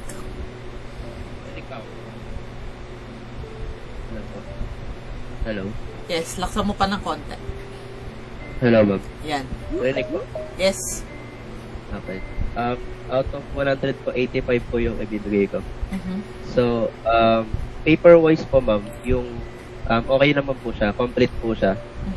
Nandun po lahat ng info sa study. So, bukod po na hindi ko po kaya talaga gumamit ng virtual reality, may iba rin po akong findings kung ano yung mga potential problems o sa research na natakal ko po. Yung pinaka-concerns ko po talaga dito is yung yung limitation po ng study. Example po ma'am yung pag-investigate nila sa behavior ng bystander sa virtual reality. Iba pa rin po kasi talaga yung yung real life situation. So, para sa akin magkakaroon po ng may potential pong magkaroon ng validity issues dito. Another thing po is yung sa clarification lang po pala ma'am, yung authors po pala hindi po pala sila galing Japan. Galing po silang Taiwan. So, Taiwan. yung testing po nila sa grade 8 students po from Taiwan. So, which is sobrang limited kasi yung bullying po kasi nag-exist po yan sa kahit matanda ka na or college student or even kahit nag-work ka na. So overall po, ang issues ko po sa study is yung validation and yung generalization po ng study nila. Yun lang po ma'am. Might add also matatalan niyan ka pa maganda kasi yung topic kaya lang may impression na parang yung mga nabubuli ay nagkakaroon ng sariling mundo dun sa VR. Parang ganun yung dating sa akin. Pero syempre hindi ko naman nabasa ng buo. Pero kung doon pa lang sa title, magkakaroon daw ganung impression. Yun naman ang sa akin, Ayan. Okay. Salamat, Paulo. Ayan. Thank you po. Congrats. Sige, bump ka na namin, kasi marami pang susunod. Eto na yung ating next, si Baron, Baron, the bid Susan. Okay. Here it is. Let's play. So, good evening, ma'am. Good evening, classmates. I am Baron David Susan, and here's my research critic presentation. The title of the study I will critique is the IoT-enabled cancer prediction system to enhance the authentication and security using cloud computing.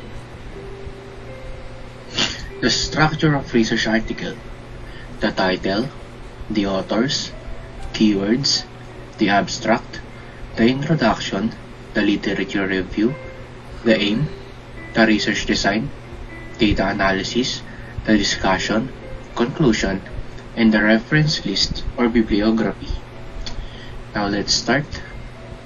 For the title, IoT-enabled cancer prediction system to enhance the authentication and security using cloud computing. The research title is informative that it gives a glimpse of what will be the contents of the paper. The research title contains variables, and these are IoT-enabled cancer prediction system and cloud computing, in which it states that cloud computing will be the one to enhance the authentication and security of the IoT-enabled cancer prediction system. Next, for the authors. So the authors are very qualified since all of them are currently taking or already completed PhD degree from India, having an academic degree of computer science or engineering.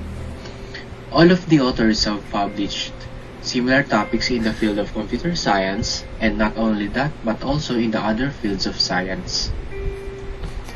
So for the next one, for keywords, the keywords are IoT, cloud computing, cancer prediction system, encryption, and security. The keywords are informative and relevant to the whole research itself. The identified keywords show what will be the focus of the research.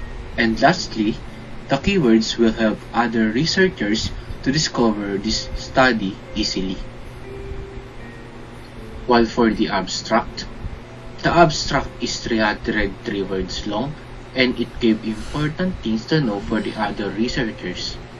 The abstract gave the purpose, why the research is carried, and its significance.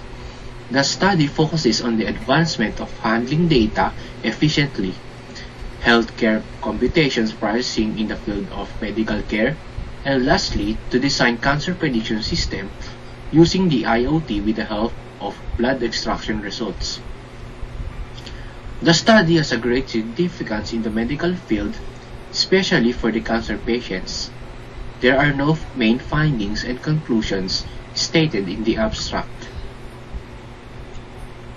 So, for the introduction is well-oriented since it gives meaning to the focus, which is the Internet of Things and cloud computing. Not only that, the introduction also states the advantages of IoT and cloud and what is the significance of the two when combined, how it will give advancement to the medical field, and here are the following: provides infrastructure, expanded scalability, extended performance, and pay-as-you-go. The introduction also gave the main problem, which is the difficulties facing of the healthcare industry, such as having a small physical storage, security, privacy, and medical errors. The existing system in the healthcare industry are said to be inconsistent and not cost efficient because it occupies large memory space in storing medical data. With the problem stated, the goal of the study is to use IoT system with the help of cloud for the medical field, to be specific, e-healthcare system for identifying and monitoring the patient's medical details such as name, age, address, marital status, phone number, previous history, blood pressure, deviation in heart rate, and many more. The information is collected through different sensor devices that is used in the patient's body. After that, the blood test report for the patients will be extracted to be used in encrypting and storing in cloud storage for security and authentication purposes. It will be examined and used by the healthcare doctor through the internet wherever they are. Lastly, the introduction gives a firm sense of what was done in the study. The introduction also states the main problem, the developing background of the study, and the purpose of the research. The research problem is researchable, important, and relevant not only in the medical field but also for the society, since there are studies that show the inconsistencies of the e-healthcare system that can be found on the internet that affects the society negatively. So after introduction, the literature review. It focuses on the Internet of Things and cloud computing, on how it can be applied to the medical field, and each literature work has a theoretical framework that explains the given topic, like how the user and IoT and cloud system will work. The current study fits into the existing framework since it gives evidence on how efficient the system will be for the medical field. Lastly, the literature review showed a demonstration in which it includes concepts in predicting the risk of cancer, specifically prostate cancer. For the aim, the introduction part shows the aim, which is to enhance the performance and is strengthening the operations of the existing healthcare industry. Also, in this part, the researchers also state that the focus of the study is to use IoT system with the help of cloud computing for medical field in e-healthcare system for monitoring patient details. The researchers should have written a different section for their aim because it can give confusion to the readers. The aim is clearly stated but it lacks consistency since there are other focus that is said in the research. The researchers should combine the aim with the other goal and focus of the study. So next one, the research design. The research design is named Cancer Prediction System using IoT with cloud. The sample that will be used to know the efficacy of the system are the blood test report or any healthcare record of the patient. Also, to handle the data, the AES algorithm will be used, and the data handled will turn to authenticated encrypted data, and the authenticated encrypted data will be stored in the cloud, in which the patient or the doctor can access anytime and anywhere without hassle. The research design part, the flow chart of cancer prediction system using IoT, the advanced encryption standard, encryption process, and the encrypted blood test report of cancer patients that is stored in the cloud environment is shown. The research design states a clear rationale for the chosen research approach and instruments. The research method also shows appropriate process and appropriate sample in giving the answer for the research problem. For the participants or sample, the given is not specified since the patient's information can contain many subjects. Lastly, there is one limitation in the said research design. Yes, the system can identify that a person has a cancer, but identifying the type of cancer the patient has is still in progress of research. So for the data analysis part, Cloud Sim environment is the one that is used to simulate the sample results. These are the important key points in simulation: adaptability of characterizing designs, convenience and customization, and money-saving advantages. The steps involved in the data analysis are not explained. Instead, the researchers define the Cloud Sim and its usefulness in the study. There are no results about the main goal presented in the results section. The table shown in this part does not make the data analysis clearer since the table shown is just a representation of time taken for virtual machine. So next, the discussion. The discussion section also lacks information like in the data analysis section, since in the paper, the discussion and data analysis part are combined. The discussion states how useful Cloud Sim is and how it is done in the study. The results are not very much useful for the goal since the table shown is only about the virtual machine. The researchers should be more concise, specific, and consistent in this part. In the latter part, the results shown said that it can be a basic database for the medical field which can be available freely that the user can access for the research purposes. Lastly, the discussion part gave programming related topics that is needed to be studied when using the Cloud Sim.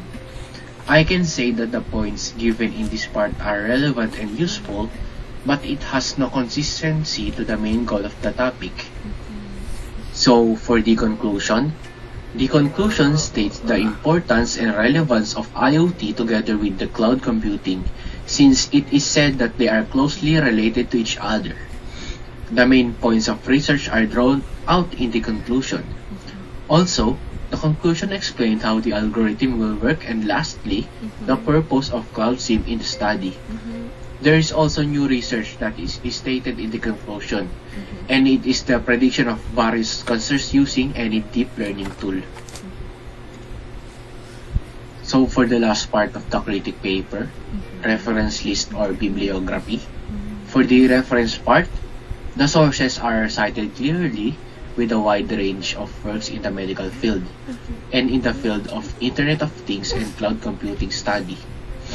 The reference list contains different research papers and research articles, while for the bibliography part, each author is academically described and it shows their intelligence and validity in the field of academic research. So to sum, the study IoT-enabled cancer prediction system to enhance the authentication and security using cloud computing is well written and is very relevant since it is connected to the medical field that is always in need of innovation. Although some parts have an inconsistent approach and lack of information, to be specific, the data analysis, discussion, and the conclusion part, the study is still can be used as a related work, evidence, and inspiration to other existing or new studies that is to be made. For the next part, the research evaluation. So for the evaluation, for expert, the equivalent is 4 proficient, 3, 2 apprentice, 1 novice. I made this so that I can get the overall evaluation of the study. So for the first evaluation, the first rubric, introduction is proficient, research methods, novice, results, apprentice, conclusion, proficient, documentation of sources, quality of sources, expert, spelling and grammar, expert also, And lastly, manuscript, expert. So the overall evaluation for the study is proficient. Proficient. Okay. For the next evaluation, for the integration of knowledge, proficient.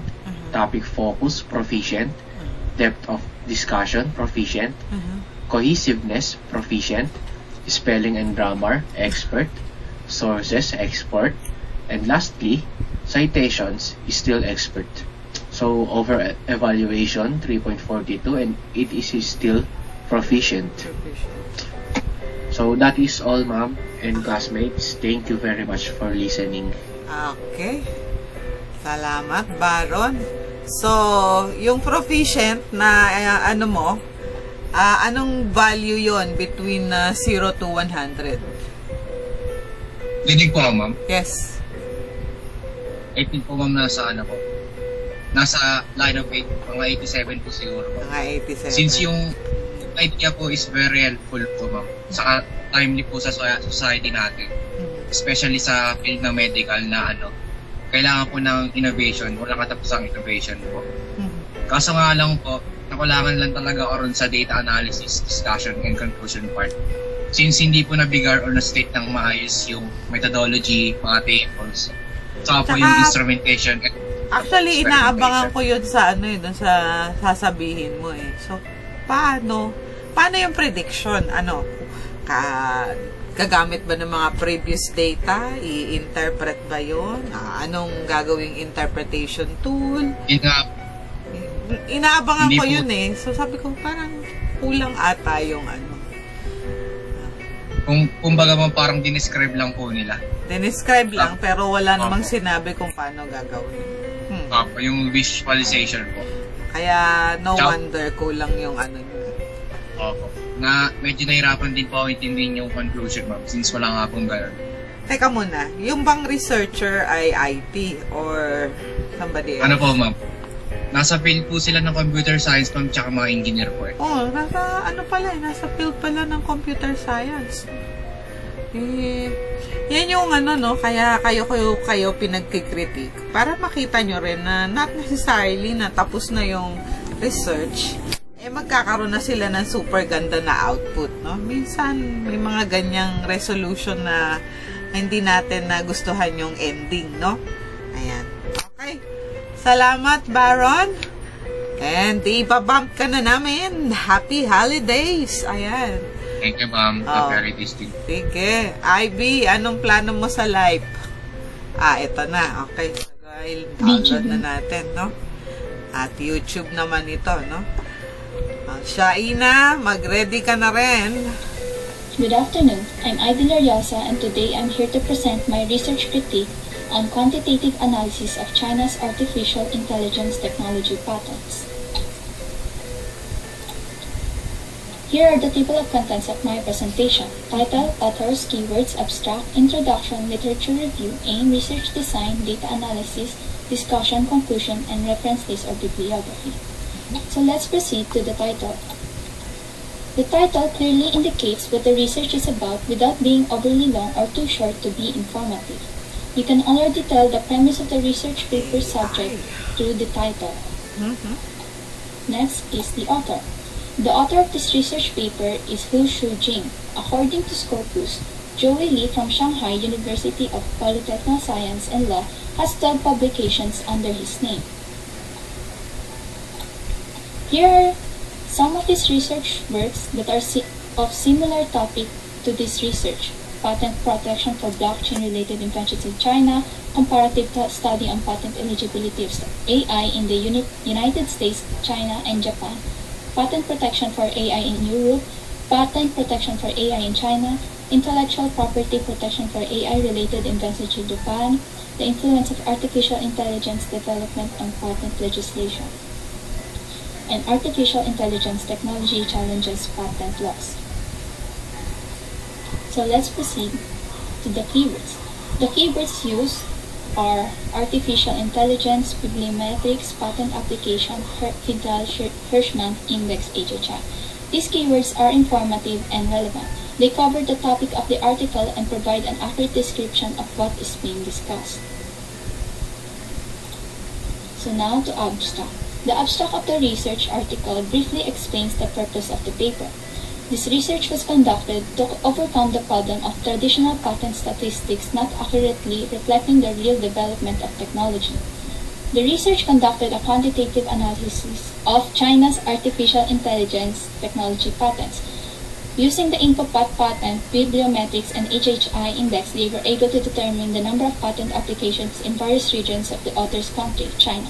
According to whose analysis, the results show that China has the largest number of patent applications in artificial technology, but also has the highest low-value patents. In the eastern region, patents are relatively scattered, while patents in the western region are relatively concentrated. The research was created to provide suggestions for the government and enterprises on how to improve China's innovation capabilities in the field of artificial intelligence, and that the government should introduce policies according to local conditions to avoid excessive concentration and dispersion. Next is introduction. The research problem that researcher has set to solve is researchable. The researcher's problem is to find a way to track all patents related to artificial intelligence in a non-traditional way using research method of patent bibliometrics to determine the innovative position of China in terms of artificial intelligence field and Herfindahl-Hirschman index, to measure and analyze the geographical concentration of Chinese AI technology patent applicants.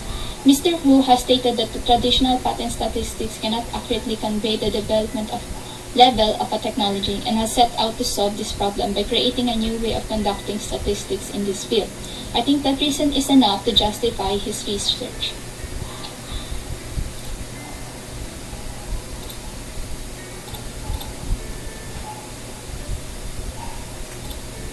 The background of the study discussed the history of development of artificial intelligence from its creation in 1956 and the succeeding development of artificial intelligence at the national strategic level over the last decade in multiple countries such as France, Japan, United States, and more.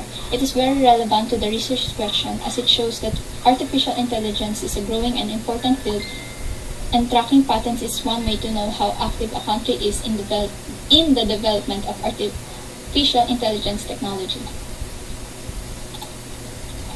Literature review. The literature review is not broad enough and only has about 9 sources that was referenced in the research article. The article has both historical and contemporary materials included. It reviewed the history of the technological development in artificial intelligence since its creation and over the past decade.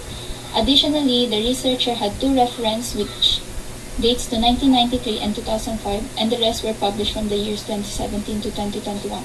All the researchers' claims and assertions are backed up with supporting evidence, and no opposing view has been presented in the article.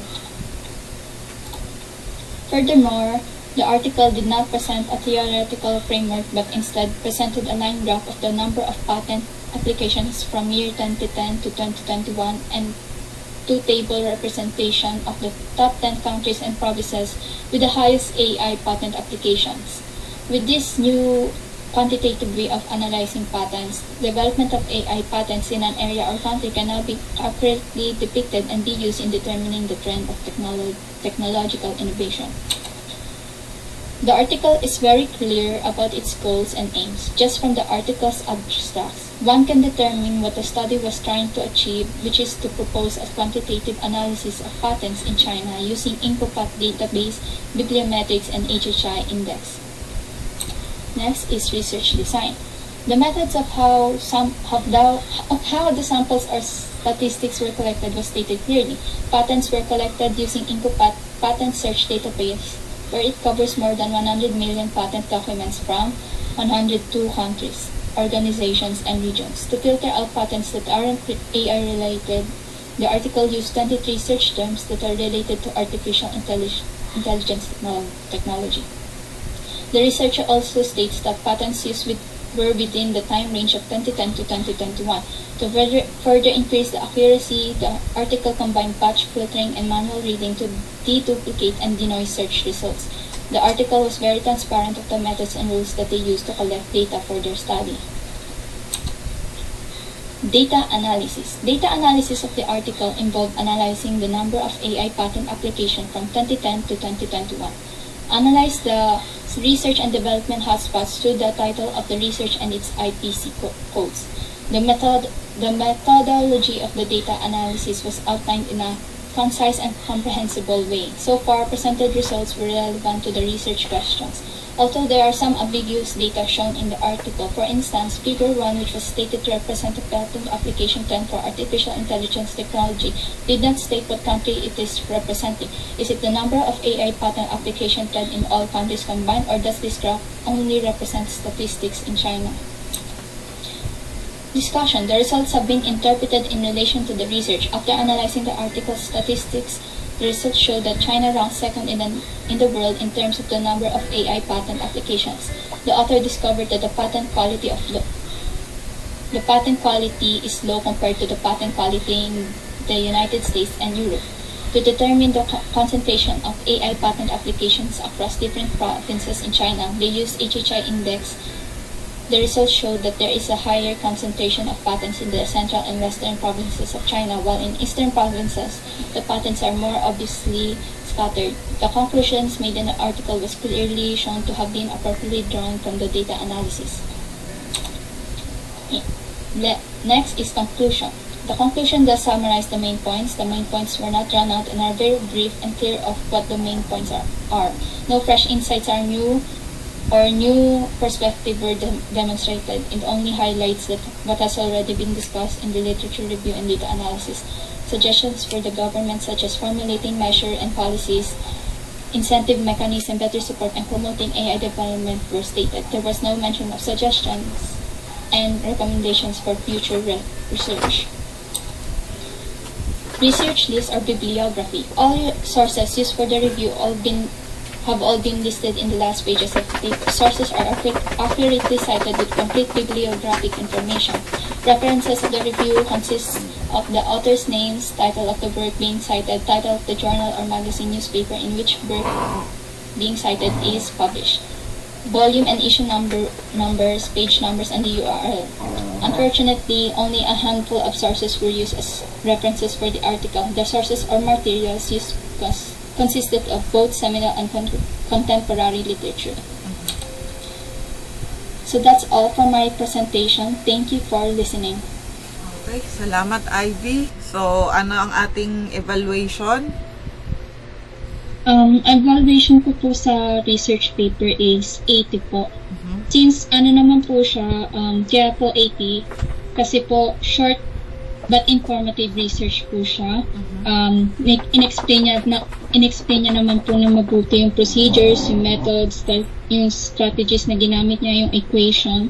Tapos dahil po short lang siya, easily digestible po yung content. So, kunyari po, katulad ko na hindi masyadong ano sa mga ganung equations or yung AI, naiintindihan po kagad. Plus, kaya po 80 kasi dahil po sa tatlong reasons. Lack of literature, onti lang po yung literature na pinesent sa research niya. Ambiguous table po, may isa pong table na parang unclear po yung data.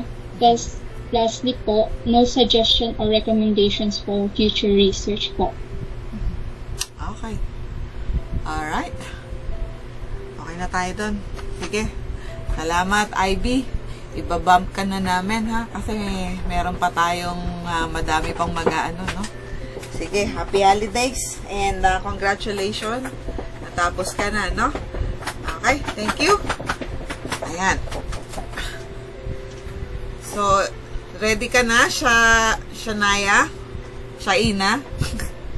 Shaina. Nalilito na ako. Yes po. Okay, replay ko na, ha?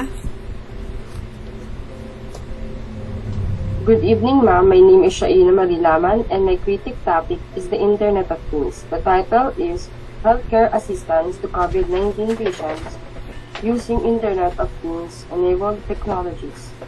The author are Navin Kati, Mehan Nandel, R.D. N. Himalata, Vini Liman, Party Sagot.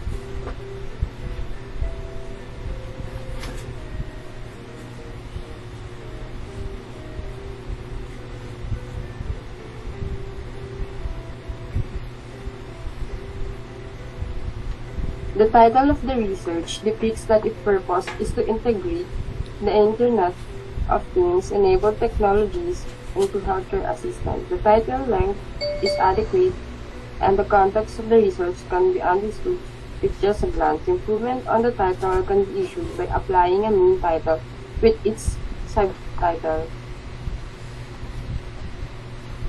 The authors of the research are Nabin Mukati for conceptualization and data curation, Neha Namdev for formal analysis and funding acquisition, R. Dilip is for investigation and methodology, and Hemalata is for project administration and resources, Bini Diman is for validation and visualization, and Bharti Sahu is for writing original draft, writing review, and editing. The keywords related to this research are COVID-19, IoT, pandemic, healthcare, management, life support. The listed keywords are all relevant information that helps shed light on the context of the research. The abstract written provided a brief description on the potential of the IoT to be integrated with the technology needed to be help aid with the healthcare assistant, specifically on COVID-19 patients. It explained properly the purpose of the paper while maintaining its consistency and is important in its intended field, though it clearly defines the research purpose and objective. It is lengthy. The author states that the research was carried out due to the rise of the current pandemic affecting medical facilities to the rise of technologies.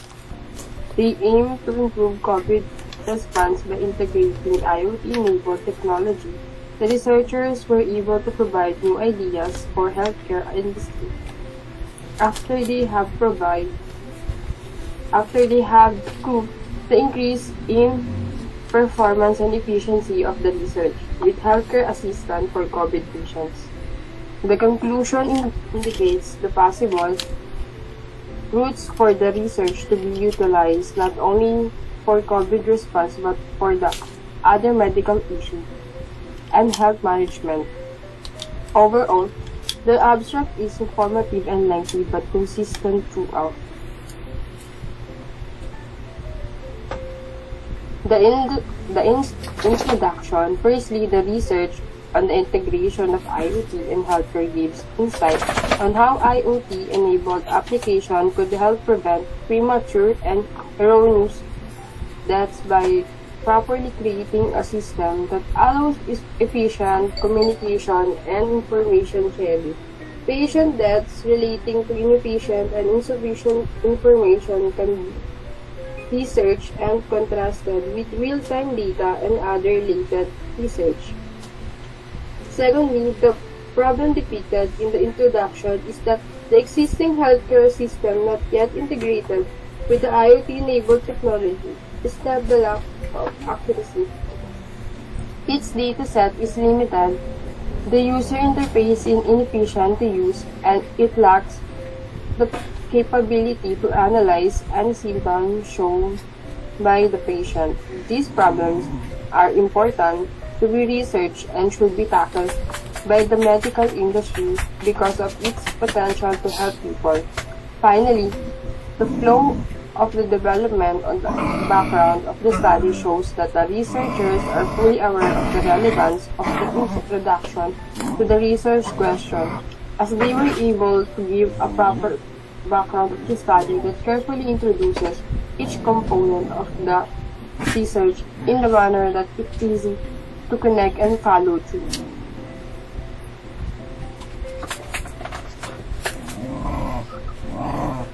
The review of related literature. Most of the study conducted in the research contains numerous references all related to the study. However, this makes the research unoriginal as it lacks any data to correlate with the references. This research lacks a concrete methodology that can support other references mentioned. Without any correlation to these references, it can only contrast with another reference, making this research speculative and abstract. Though aside from the problem mentioned above, the researchers were still able to create a proper context in this study, especially on integrating the technology of IoT to the field of medicine. Another circumstance that researchers were able to convey was the assertion of opposing views or what are the possible challenges of the IoT technology with the healthcare system. They were able to present problems that make the utilization of the IoT integral to the future development of the healthcare system, most especially for COVID response. Overall, the related literature of the study was able to fill in the gaps of knowledge on both the aspect of IoT and in the medical field. It has views on it can be challenging to integrate, but it also has some references that can turn into opportunity for future development. It also lacks a framework which is vital in giving insight on the scopes of relevant data and variables of the research. Without it, this research led to nowhere despite having more than enough context.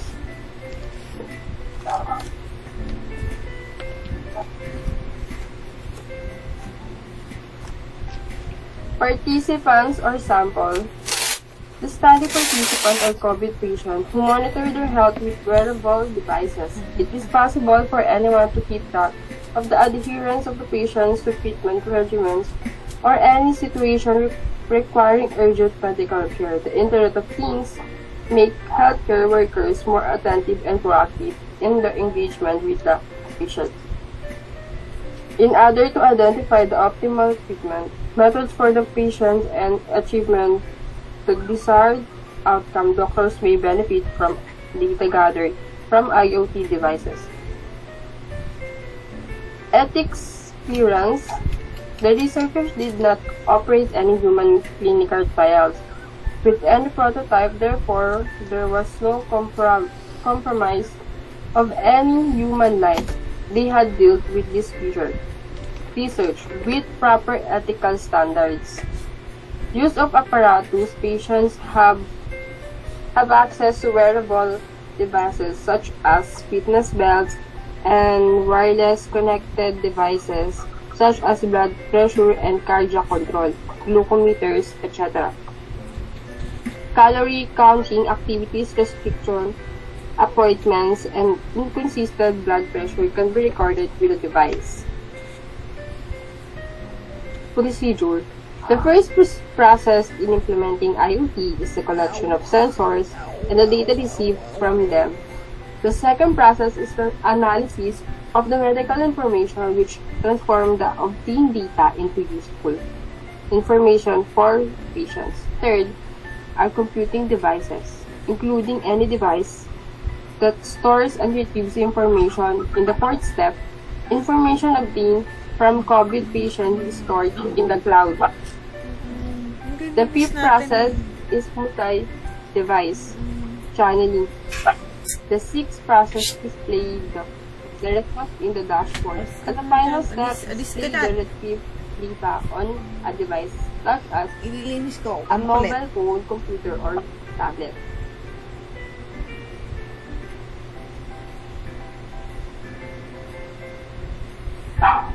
Data analysis. Due to the lack of concrete methodology, analysis of this study is only one-sided.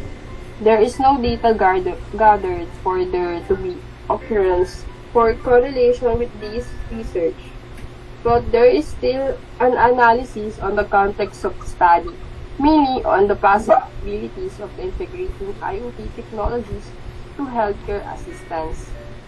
The researchers designed a flowchart on the implementation of IoT in medical expertise.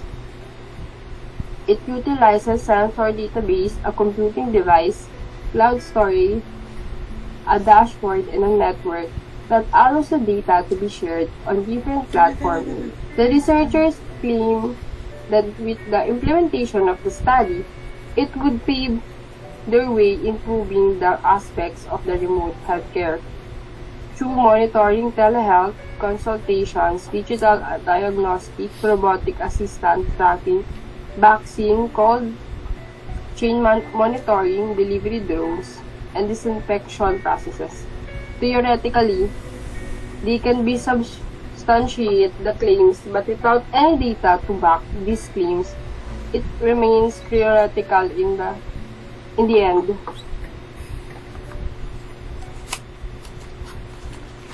If the study could verify all these claims through interview, survey, and even a prototype for this research, this could greatly help in the assessment on whether the integration of the research is possible and effective for the medical field. The discussion, written by researchers of this study, asserts that there are some challenges and opportunities to be made on the implementation of the research. It means that they are expecting that there are some instances that IoT can only improve so much, and learning towards the traditional method is more efficient and effective. They also emphasize that most of the problems that will occur will be on the connectivity, power, spectrum, bandwidth, and cost. They will provide recommendation on how to improve this research to be utilized by other future researchers, which is good move since they had already covered the context of the research and its theoretical background. This study lacks a concrete methodology, therefore, a discussion on the efficacy of IoT cannot be gauged as it remains theoretical. It is relevant research, but without any results, it cannot be determined properly as it does not satisfy the objective of this research. It only proceeds as a leeway or a means for other research to be based upon.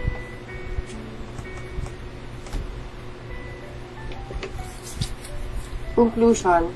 The researchers were able to draw out the main points of their research by pointing out the implementation of their research could greatly benefit the medical field, especially for the pandemic.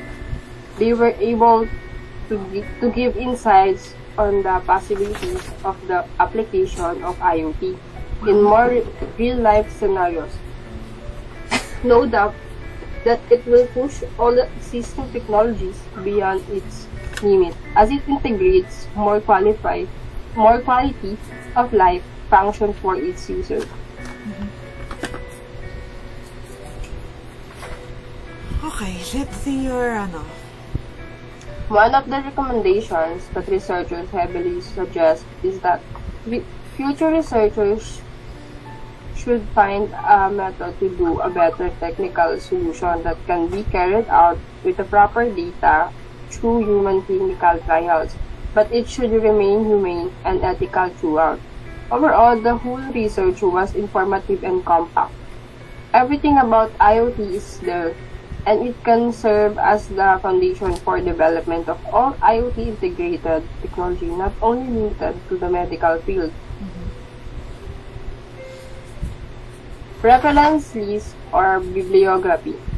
All the references made by researchers were meticulously cited, with all citations listed on the last page of the research. They were not able to provide a bibliography for all the technical words used in this research, but they were able to provide contemporary literature in their citations. And that's the end of my presentation. Okay. Right. Shania? Shaina? Ano nga ba? Shaina. Okay. So, yung ano mo na lang, evaluation mo. 90 po because the authors were on the right track on making this research, but they lack the methods to turn their research into a practical work. But even though they did not create a methodology, they have laid out a framework for IoT technology-related research. Their work provided insights on where this technology could greatly benefit the medical field, and the way they correlated both fields will greatly help future researchers to establish their own research from this as well. Their flow is also good throughout the whole research, and they were very specific on the areas where multiple information is needed for the context to be fully understood. There were no spelling or grammatical errors found on the paper, and they had laid out numerous sources gathered from books, journals, websites, and articles to properly introduce, support, and improve their research. Overall, this research is rated as proficient, mainly because of the lack of practical methodology. Yun lang po, ma'am. Okay. Salamat. Thank you, ma'am. Salamat, Zaina. Sige, ibabump ka na namin. Happy holidays. Ayan. Kita-kits na lang tayo next year. And then we'll move now next to Ina. Okay? Salamat, Shaina. Ayan. And congrats. Okay. So, eto na yung kay... Alright. Sleep extractor kay Ina. Ready ka na, Ina? Eto na. Papa-play na natin. Naka-ready na rin tong nakapila na yung yan, maganda yan, para sunod-sunod na. Okay, eto na, bubuksan na natin. Good afternoon, my name is Ina Cassandra V. Morales and I am from bscs 3. I will be presenting a research critique in relation to the topic semantic web. The title of the research topic I chose is Semantic Web Technologies, Issues and Possible Ways of Development.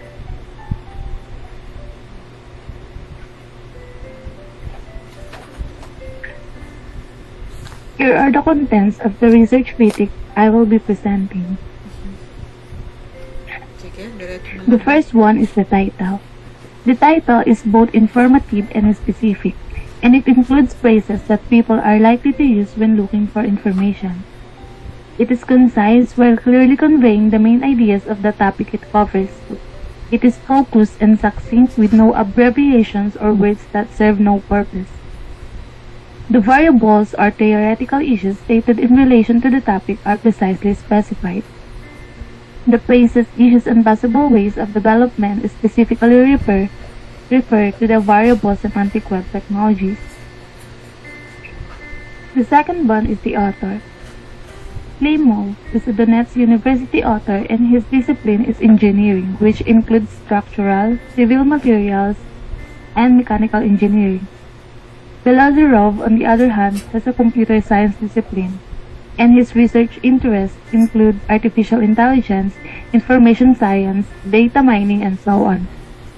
Aside from the topic they are covering and the research they conducted, neither author has much information available on the internet, and neither of their full names can be found.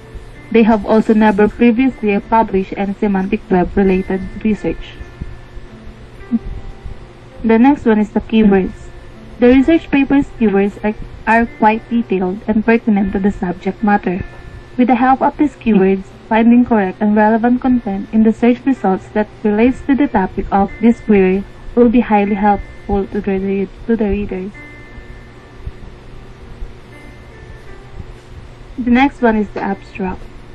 The abstract provides a clear explanation of the paper's purpose and assists readers in determining the paper's significance. It also offers a succinct summary of the paper's main argument addressing the problems with the semantic web and the potential directions for its development. Even though there is not a single sentence that explains why the research was conducted, the explanation can already be understood from the abstract content. The main purpose of this research is to improve the reader's understanding of the topic and fill knowledge gaps. Additionally, the abstract's information provides readers with new knowledge about the semantic web, the solution to an issue it is currently facing, and details on how its primary purpose can be enhanced and executed gradually.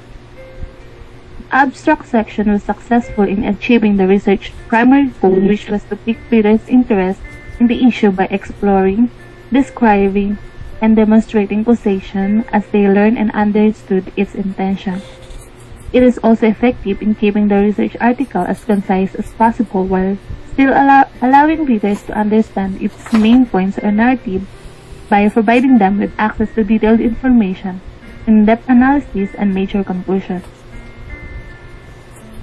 The main findings of the abstract are, although challenging to implement, semantic digital technologies are valuable.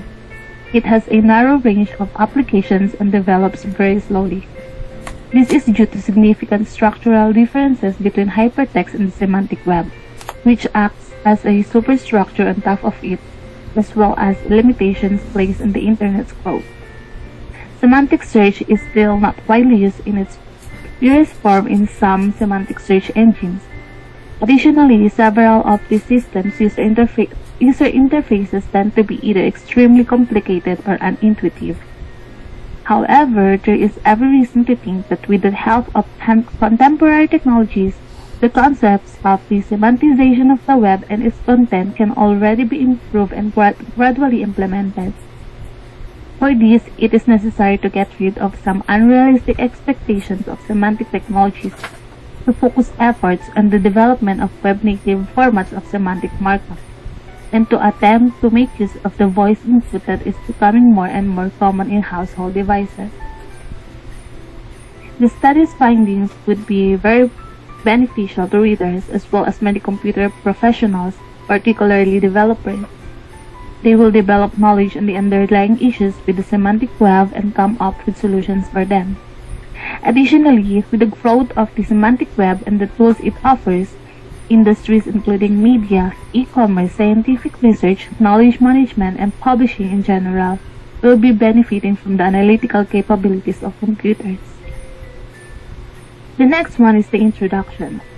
In this study, the issues that the semantic web is facing are discussed along with possible solutions. The presentation of this article is made available online in a paper named Semantic Web Technologies, Issues and Possible Ways of Development, which can be found on academic websites like ScienceGate. The introduction clearly expresses an area of worry, a situation that needs to be addressed, a challenge that needs to be overcome, and the troubling questions that exist in the article. The introduction makes a point of focus in this regard by emphasizing that the World Wide Web is designed for human reading rather than program processing, particularly intelligent processing. Second, a situation that needs attention is in this article is that while a web page's markup is machine readable, it does not contain the semantics of the material. The HTML markup language's structure did not take into consideration the separation of a web page into its elements and content, and it does not include details about the link between the many components of complex content. Any non-trivial activity of automatically analyzing the content of a website thus becomes difficult and less effective than the user who does it by eye. Third is the perplexing query that exists in the article, such as how the semantic web would organize the content of the World Wide Web so that search engines might operate at the level of data. Finally, there is a problem that needs to be solved regarding how to expand the current World Wide Web to the semantic web, as well as how to find an appealing and all-around useful application of semantic technologies that would make the advantages of the semantic web apparent to everyone involved in the development of the World Wide Web. The next one is the literature review. Even though the article lacked a thorough literature analysis, the introduction portion gave important information about the semantic web, its present issues, and potential solutions. The majority of the information for the highlighted points came from studies on the semantic web. The research on the phenomenon of the semantic web, including its concept, the global semantic network initiatives, and goals they are intended to achieve, the semantic search technology and potential directions for search engine development was appropriately summarized by the authors. Next one is the aim. The authors emphasize some significant information that is pertinent to the topic by using studies from the past. The goal of this study is to further define the semantic web and list the problems that must be immediately resolved in order for it to be effectively implemented. The next one is the research design. The paper does not explicitly identify the research design. However, it can be said that the study used a qualitative method. The researchers gathered information and examined numerical data to comprehend concepts, viewpoints, and personal experiences related to the topic. Data and information are only gathered based on the researchers' own observations, analysis, and other researchers' past research studies. Next is data analysis. Instead of using tables and graphs to interpret the data, the researchers instead relied on their own analysis, observation, and previous research investigations. This was crucial since it offered more assistance in reaching the study's goal, which was to identify the problems and potential paths for the development of semantic web technology. The next one is the discussion. The discussion part, which is somewhat long, offers a review of the facts and other conclusions drawn from the previous research investigation. Findings that were unexpected or particularly profound are explained in greater detail. The important findings are discussed and evaluated along with their relevance to the literature review and dissertation topic, with an argument made in favor of the researcher's final conclusion. The semantic web concept was discussed in the discussion section, where it was defined. It states that the semantic web is public worldwide semantic network built on the foundation of the World Wide Web that standardizes the presentation of information in a form appropriate for machine processing. In a typical functioning World Wide Web, data is included in the content of the site and is made available for human reading. Ontology serves as the foundation for the semantic web, which is made of semantic network nodes that are machine readable. As a result, client programs can obtain statements in the subject relation object format directly from the internet and draw logical inference from them. The semantic web utilizes the HTTP protocol and URI resource identifiers to operate side by side with the World Wide Web. This section includes covered certain acronyms and topics connected to the semantic web and the World Wide Web. The project and goals of the global semantic networks are also described in the discussion section. This paragraph emphasizes how RTF enables programs and users to get website updates in a standardized machine-readable format. Additionally, the problem of semantic web technologies implementation and deployment was also discussed in this section. It discusses that the main goal of creating a semantic web was supposed to be the sharing of information on the internet. The World Wide Web was chosen as the technological platform of the project, that is, storage, which in its structure was developed chaotically and which content is controlled not by the authors but the domain owners. This determined that the basic principles of the project, the use of an internet address as the basis of resource identifiers or URIs, the ability for anyone to make any statement about any resource and possible incompleteness of information about anything. Additionally, it talks about semantic search technology and explains that it uses the contextual meaning of the requested phrase rather than the dictionary. The dictionary definition of the phrase's constituent part as its basis for information retrieval. Clearer interpretation of user intent is sacrificed for more precious search query recognition.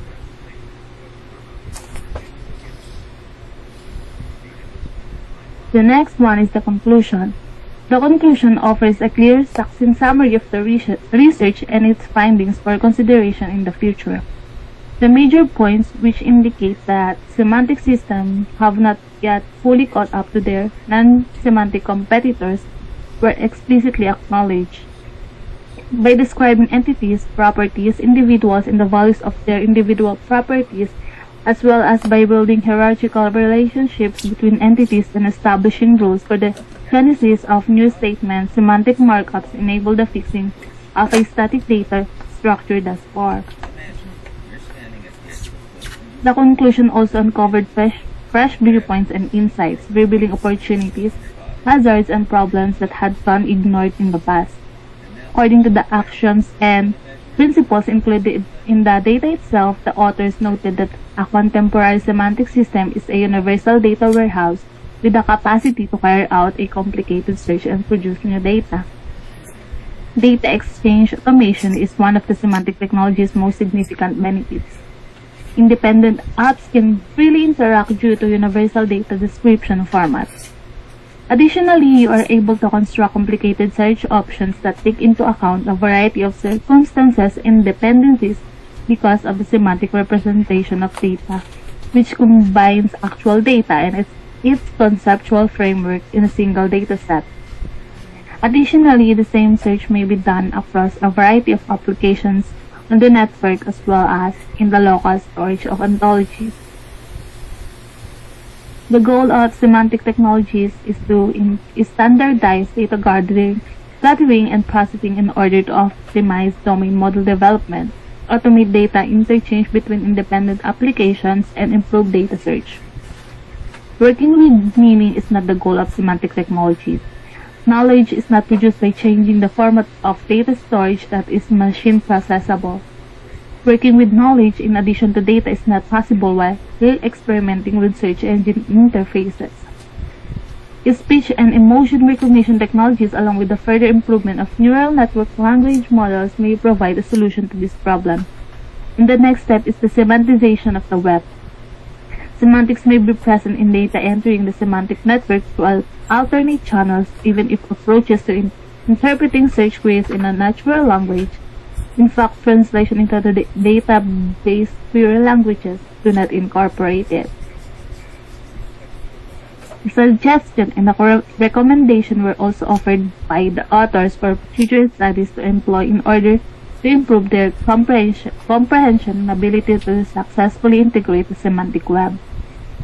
They claim that creating a new machine-readable standards that encompass all human knowledge is not a crucial step that needs to be performed. The semantic web should be based on microformats, gradually extending existing markup languages familiar to web developers and SEOs into semantic markup formats for web content, rather than teaching all webmasters and SEOs a new language. The next one is the reference list or bibliography. All references used in the paper are accurately and completely cited, including the authors, title, publication date, topic title, and URL of the sources. It contains a wide variety of works that are relevant to the topic. The researchers cited quotes or facts from the sources they gave to back up their claims. Additionally, they selected some most thorough, pertinent, and current works that may support their arguments. The study does not include any contemporary literature, but it does make use of seminal works because the research article was influenced by and used such works to illustrate the development of the research. And here are the resources used for the research critic. And lastly is the research evaluation. The criteria can be seen on the left side, while the evaluation are shown on the right side. For the introduction, I gave it an expert. Research methods, proficient. Result, proficient. Conclusions, expert. Documentation of sources, quality of sources, proficient. Spelling and grammar, expert. Manuscript format, proficient. Next is the integration of knowledge, expert. Topic focus, expert. Depth of discussion, expert. Cohesiveness, expert. Spelling and grammar, expert. sources proficient, and lastly, citations proficient. And that would be all. Thank you.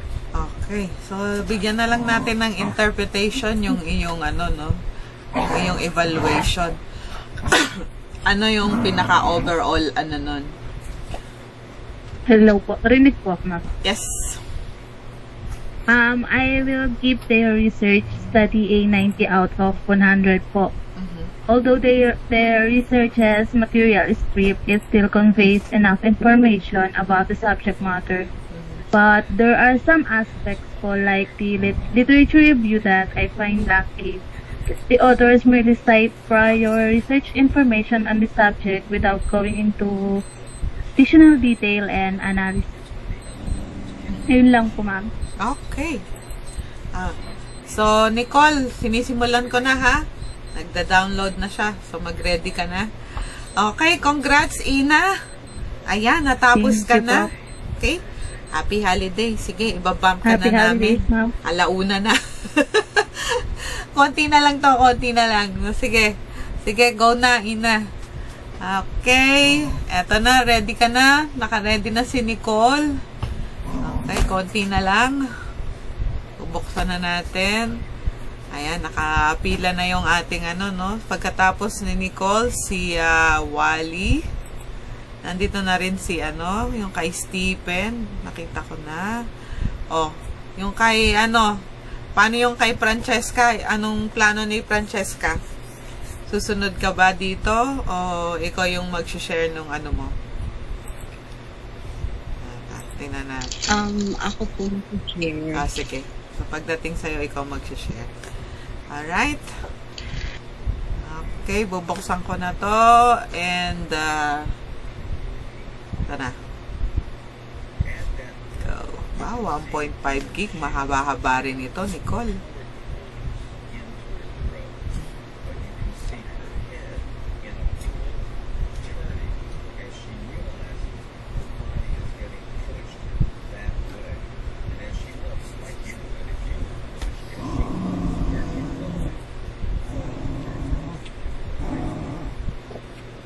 Huwag mong guluhin yung nanay mo. Ikaw talaga. Ginugulo mo eh. Ha? Huwag ka makulit. Problema na nga yung tenga. Ginugulo mo pa. Okay. 32%.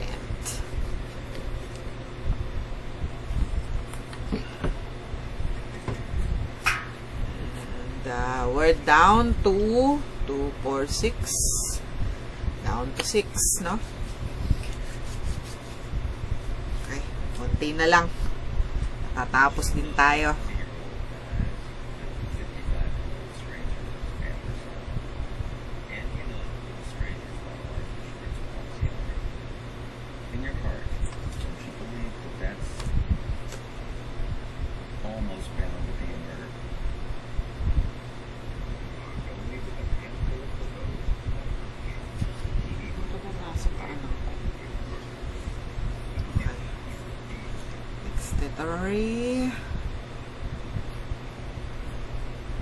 Si Charmaine naglagay na rin nun sa kanya, no? Okay, and then si Aaron.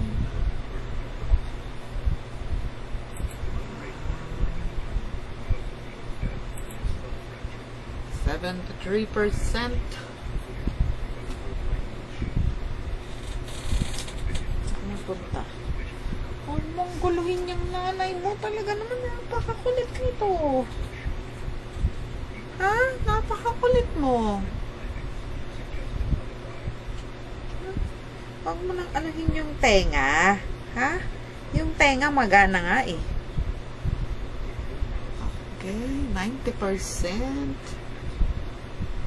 Steve Penny was surprised when I told him some of the 94. Okay, onti na lang. And we're gonna be opening it.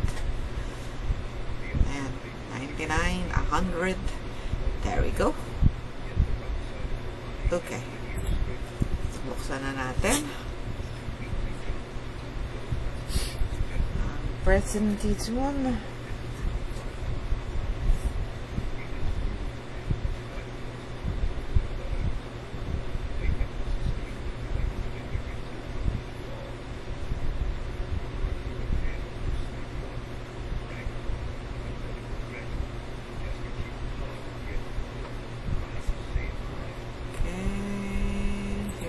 Bila Charmaine.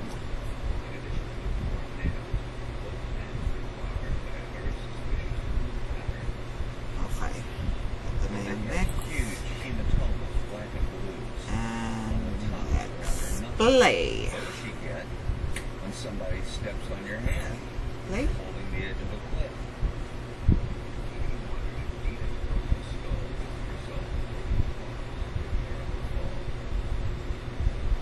Good evening, ma'am. Good evening, everyone. My name is Nicole Bantiling, and here's my video presentation about our research critic documentation. Out of the 10 research topics I was interested in, bioinformatics is my least favorite, and this is the research paper I chose. The research was entitled Bioinformatic Approach for the Identification of Plant Species that Accumulate Palmitoleic Acid. Kayang i-identify dito yung ano niya. So, the order of the information on this slide is shown here. The first is the title, the second is the author, next is keywords, and then followed by the abstract, and then the introduction, followed by the literature review, next is the aim, and then the research design, followed by data analysis, and then the discussion, and then the conclusion, and lastly, the reference list or bibliography.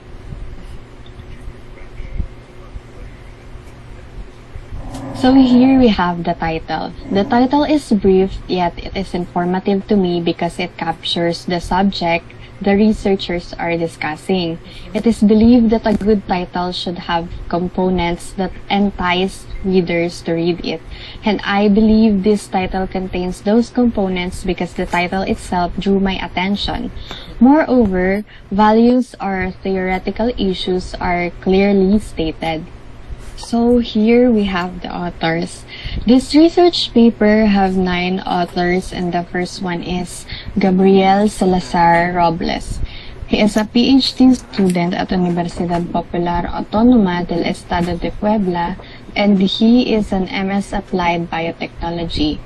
Next we have Luis Ricardo Hernandez. He is a full-time professor at the Department of Chemical and Biological Sciences at Universidad de las Americas, Puebla. Third, we have Yagul Pedraza Perez. He is the Dean of Biological Sciences at Universidad Popular Autónoma del Estado de Puebla. And then we have Zaida Nelly Juarez. She is a research professor at UPAAP, and she has a degree in chemistry from the National University of Tucumán in Argentina. Then we have Maricela Rodriguez Acosta. She is a doctor of philosophy and the managing director at Benemerita Universidad Autónoma de Puebla. Then, next is Beatriz Perez Armendaris. She is a full-time professor at the Faculty of Biotechnology at UPAAP.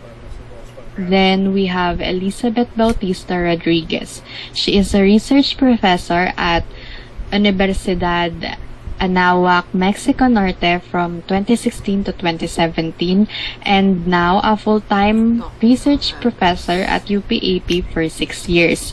Lastly, we have Eli Virgis Elcasis.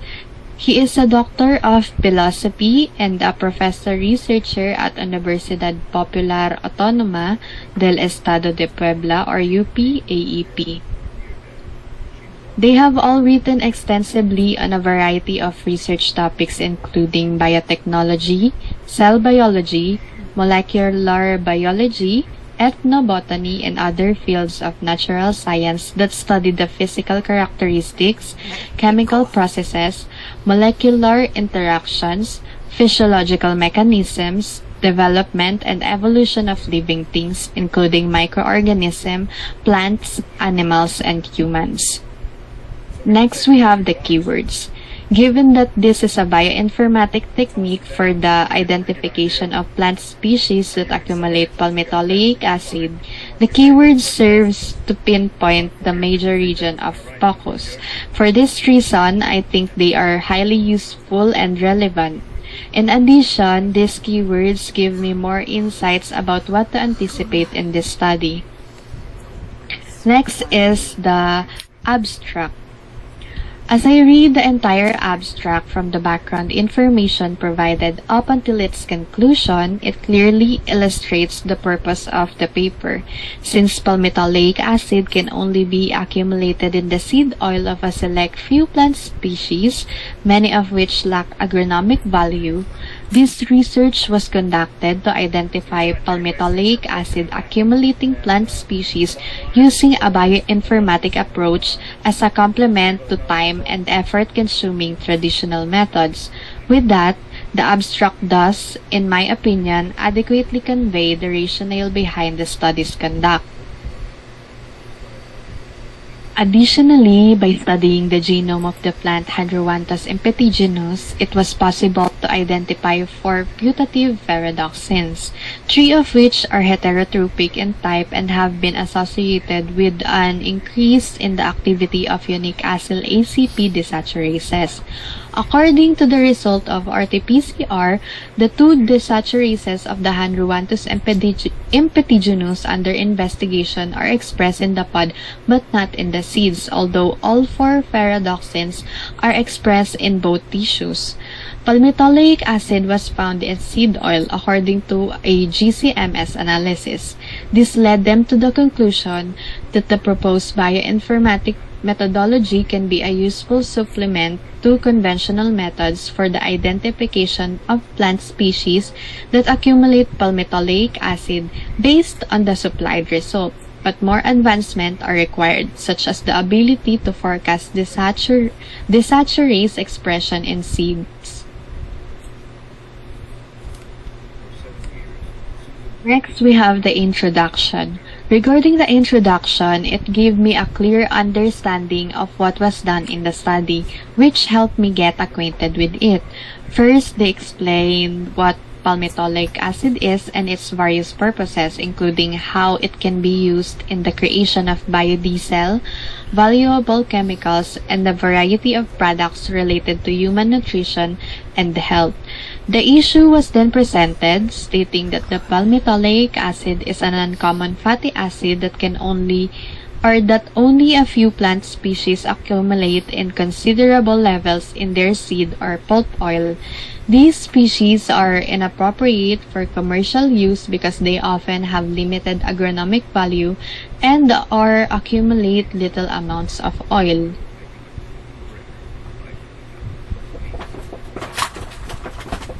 Next is we have the literature review. The authors cited no clear review of literature, however, several appropriate references were used in the introduction section. These statements contributed to the overall understanding of the article and to the reasoning for establishing the problem statement. The references used were from 2012 to 2022, which is considered up to date. It is somehow mainly from primary sources. The introduction, which mainly contains citation, proves this critique. It is also somehow a form of empirical nature since they are the first to research about the bioinformatic approach for the identification of plant species that accumulate palmitoleic acid. Next is the aim. Through a bioinformatics method, the study seeks to discover plant species with desaturases that have residues in their sequences known to change their substrate preference from stearic acid to palmitoleic acid. Since it is claimed that conventional techniques for determining the fatty acid profiles from oil seeds of non-agronomic wild species are frequently labor and time-intensive, in addition to the challenge of obtaining enough plant material, such as seeds, for oil extraction without destroying an already fragile biodiversity. This significantly slows down the rate of study of wild species and limits our understanding of their fatty acid compositions. As a result, this research report has a defined goal, is centered on one key concept, and unmistakably communicates the study's purpose.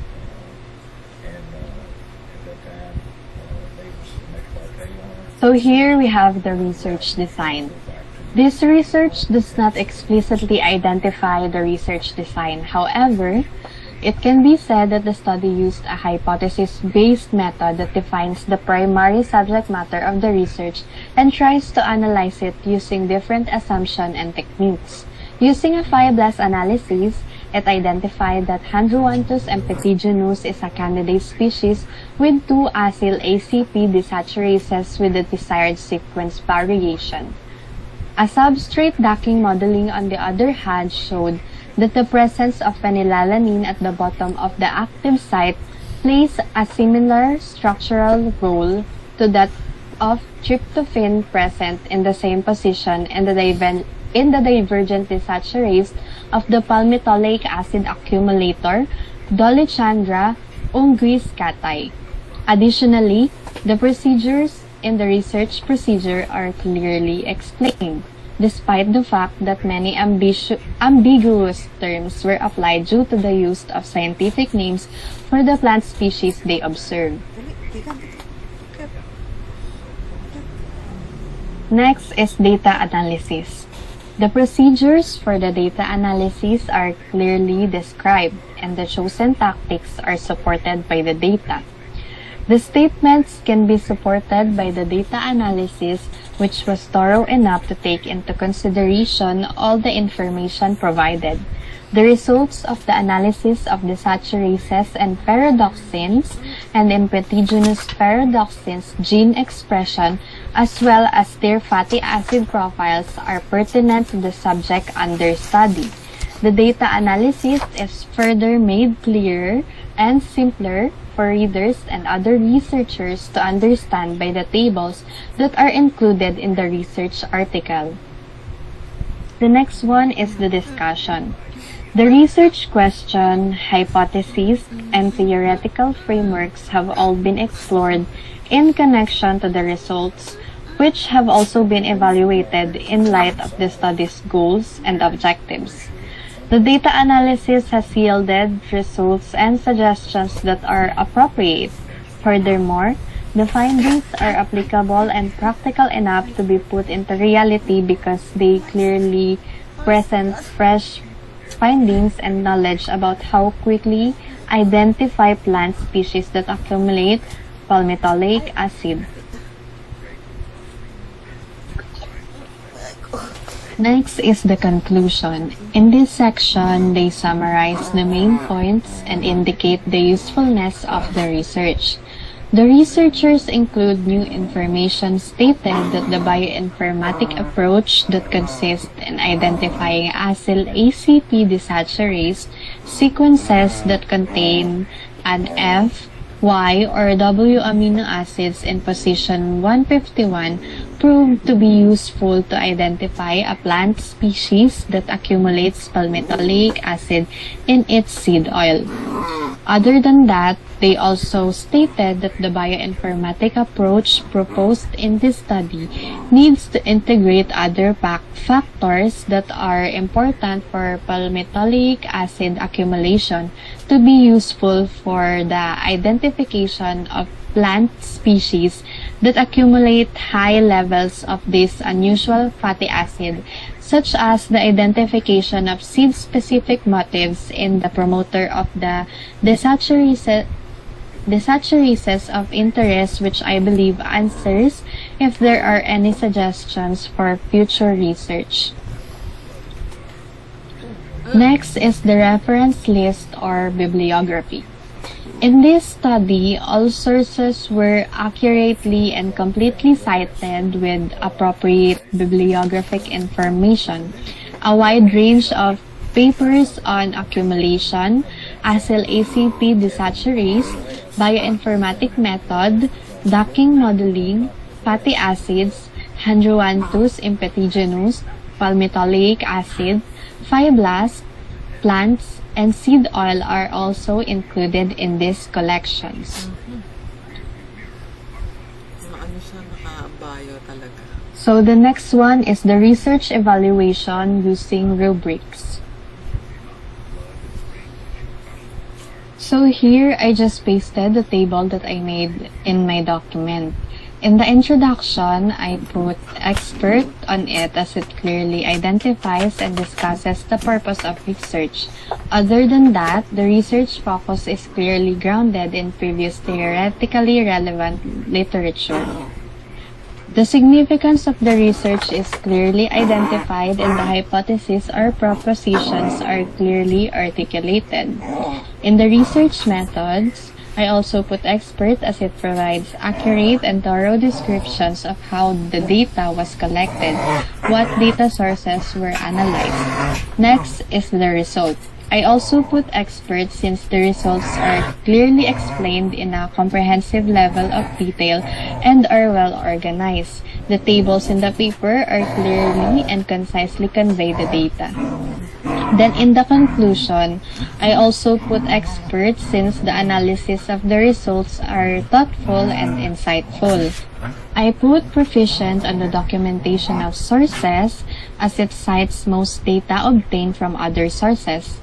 APA citation style is used in both text and bibliography, and sources are primarily scholarly and relate to the research focus.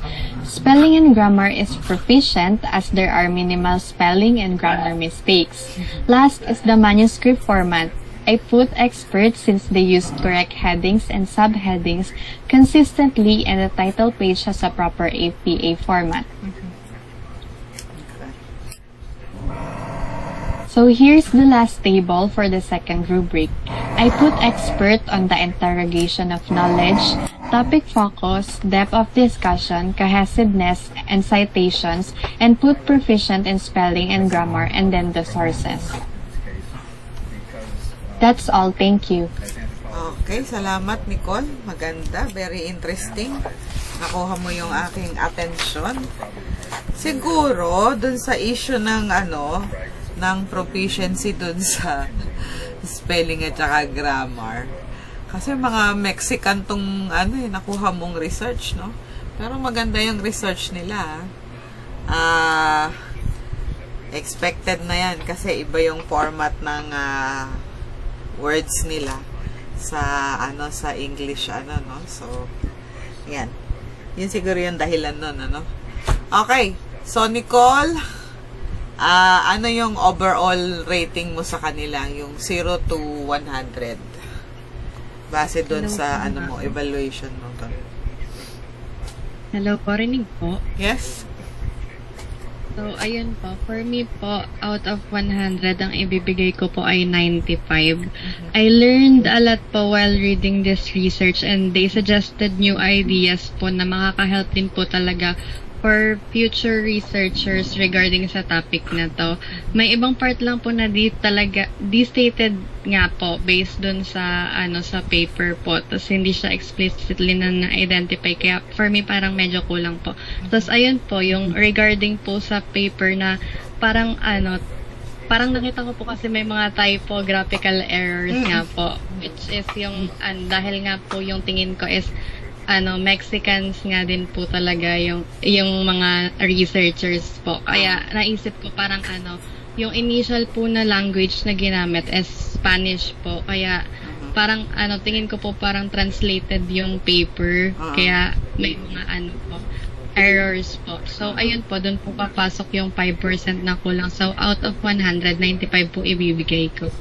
Yan lang po. Thank you po. Kasi they're not talking in their native language, no? Ang nila is, parang katulad natin, no? Tagalog muna, and then we interpret to English, no? Ayan. Okay, salamat. So now, we're moving on to, congratulations, Nicole. Ayan, maganda yung mo. Maganda yung iyong na-pick up, no? At, gusto ko siya.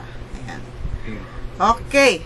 So, sige, babump na natin si Nicole. Happy holidays, Nicole. See you again next year. Ayan.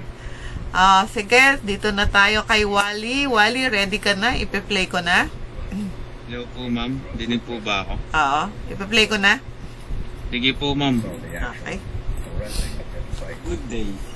And now, I will now present my research paper that I had written. The title of the research paper that I critique is past, present, and future of the application of machine learning in cryptocurrency research. For the Teka lang download na nga natin ang buo para malakas. Ano nangyari? Kaching! Okay. So, buksan natin. Show in folder. Open with VLC. Good day. And now I will now present my research paper that I had written. The title of the research paper that I critique is Past, Present, and Future of the Application of Machine Learning in Cryptocurrency Research. For the title that they have, the research clearly indicates what the research will talk about. However, for me, it's kind of short because it doesn't give enough information what issues will be resolved in this research. Authors. We have 5 authors here in the research, and the first one is Shuai Ren, and these are their characteristics, what they accomplish upon creating this research paper. Second one, Chao Kun Ma. As you can see, it has 3 also characteristics, what they achieved when they making this paper. Third one, Shaolin Kong. As you can see, the author also has 3 achieve in their life when they are making this research paper. And the last 2 is Constantinos Baltas and Kasim Zoregat. As you can see, 2 of the authors went to business school, Yunnan University, China, and has Research Institute of Digital Society and Blockchain, Hunan University, China. For the keywords, in this research, the authors mentioned their keywords. For me, keywords is very helpful when making research so that the viewer or the reader will understand what's the meaning of that words, because sometimes they don't know what meaning could be for that words. In the abstract on this research consists of 148 words. The 148 words ranging from the abstract that I answered on the critique. Their abstract truly enables to summarize what happened to this research and what they will do, and also they indicate the conclusion for on this research into 4. The first one is the application of machine learning for cryptocurrencies. Research is increasing year over year. Number 2, predicting cryptocurrency price trends and income fluctuations is the most relevant research topic. The third one, the machine learning algorithm utilized in cryptocurrency research is not unique, and the practice of combining multiple machine learning approaches has emerged. And the last one is concerns such as overfitting and interpretability still persist with machine learning methods. Finally, we suggest future research directions. So in this one, they already provide recommendations for the future researchers if someone will tackle about this topic again. For their introduction is very thorough, understanding, and it analyzed the topic very well. The problems and questions that are presented are researchable. Next one, the literature review. In the literature review, it contains evidence that can support the statement And also, it is very narrow enough in scope to allow for proper analysis and investigation of the subject. In the research paper that I've read, they cite properly their statements and put it in their reference. And the aim of this study is to make a machine that will determine the rules by analyzing massive data samples and conducting mathematical modeling on the samples to complete tasks such as classification, clustering, and prediction. So their aim on this study is make a machine learning that will help to predict or to gain profit in the movement of the cryptocurrency. As we all know, the movement of cryptocurrency is very highly volatile. The research design. In their research design, they provide clear reasoning and thinking regarding the chosen approach, methods, and instruments. Also, it is clearly stated that the researchers will use proper procedures for their chosen approach, methods, or instruments. Data analysis. In their data analysis, the researchers will be using tables and graphs to provide a much clearer representation of the data, as it will provide the means and importance of the data to the research. So in their data analysis, they used data and tables and graphs so that they can explain very well their research and the outputs of the machine learning, the outputs of the application of machine learning in cryptocurrency. The discussion. In their discussion, it provides also clear representation of data in the form of a table and graph to justify the data gathered by the researchers. As I said earlier, in their data analysis, they use tables and graphs. So they managed to discuss it very well and explain what the tables and graphs all about. Also, they cited properly their statement. The conclusion, for me, there is no strong conclusion made on this research because they conclude that it cannot be ignored that some new algorithms keep emerging and then can better deal with high dimensional and high frequency data and have equal processing capacity for unstructured data. So in their research, they couldn't provide the machine learning that will be helpful upon predicting or gain profit in the cryptocurrency. However, their research, they use a method that their research really helps to answer the questions or any relevant about the cryptocurrency and machine learning. And lastly, the reference list or bibliography. The authors of this research clearly cited properly their information and have a lot of references that supports their research. If you can see the reference on their paper, they have almost 20 plus, if I'm not mistaken,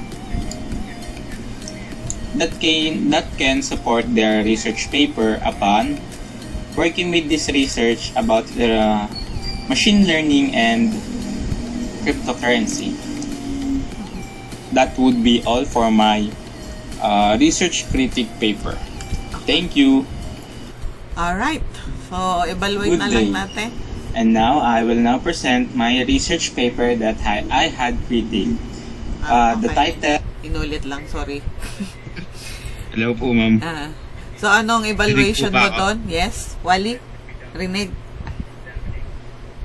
Ang evaluation ko po, 70 na lang po.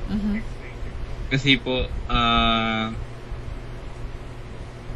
kahit sobrang hirap po na gumawa po ng machine learning about cryptocurrency, kasi po kung alam po natin yung cryptocurrency, kahit po tao, nahihirapan po i-predict yung movement nun.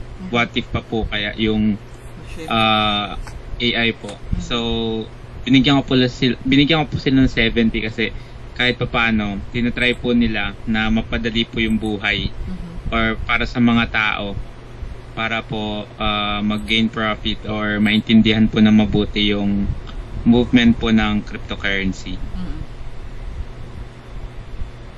Okay. So, Yun lang po. Yun lang. Okay. Sige.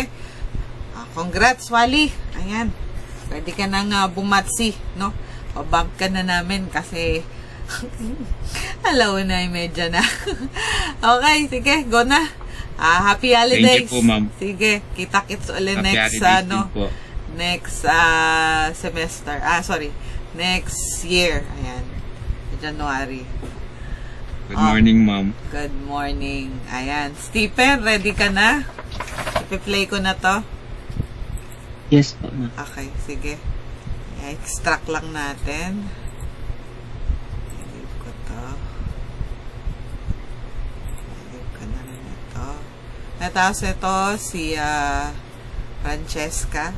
Siya raw yung mag-share. And then, si Charmaine at Aaron. Ayan. So, last pala si Aaron. Okay. 497 MB. No? Medyo kalahati ng 1 gig.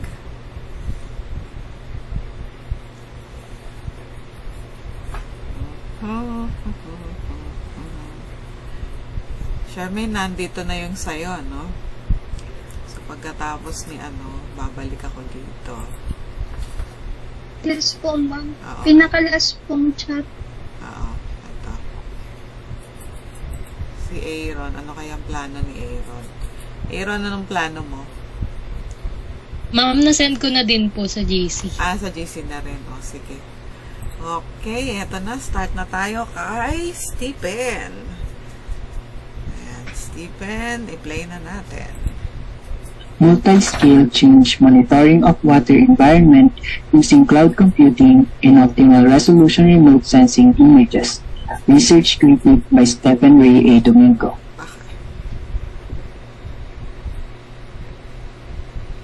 The title. It is evident that the title of the research is clear on what it is all about. Although it is long in terms of wordiness, it is enough to be considered as informative to the audiences. As seen from the title, the variables and issues are distinctly stated. The authors. The author's professional and qualifications include Leifeng Super Resolution Optics Research Center, Chongqing Institute of Green and Intelligent Technology, Chinese Academy of Sciences, Beibei 4740, Chongqing, China, Luyo Chongqing Environmental and Ecological Big Data Application Center, Hubei District, Chongqing, China. Weiling Liao Water Environment Engineering Technology Innovation Center, Chongqing Academy of Ecological and Environmental Sciences, Hubei District, Chongqing, China. Jiawei Pang, Super Resolution Optics Research Center, Chongqing Institute of Green and Intelligent Technology, Chinese Academy of Sciences, Beibei, Chongqing, China. Chongqing Policy Environmental Protection Technology Development Company, Hubei District, Chongqing, China. Longhao Hu College of Optoelectronic Engineering, Chongqing University of Post and Telecommunications, Nan'an District, Chongqing, China.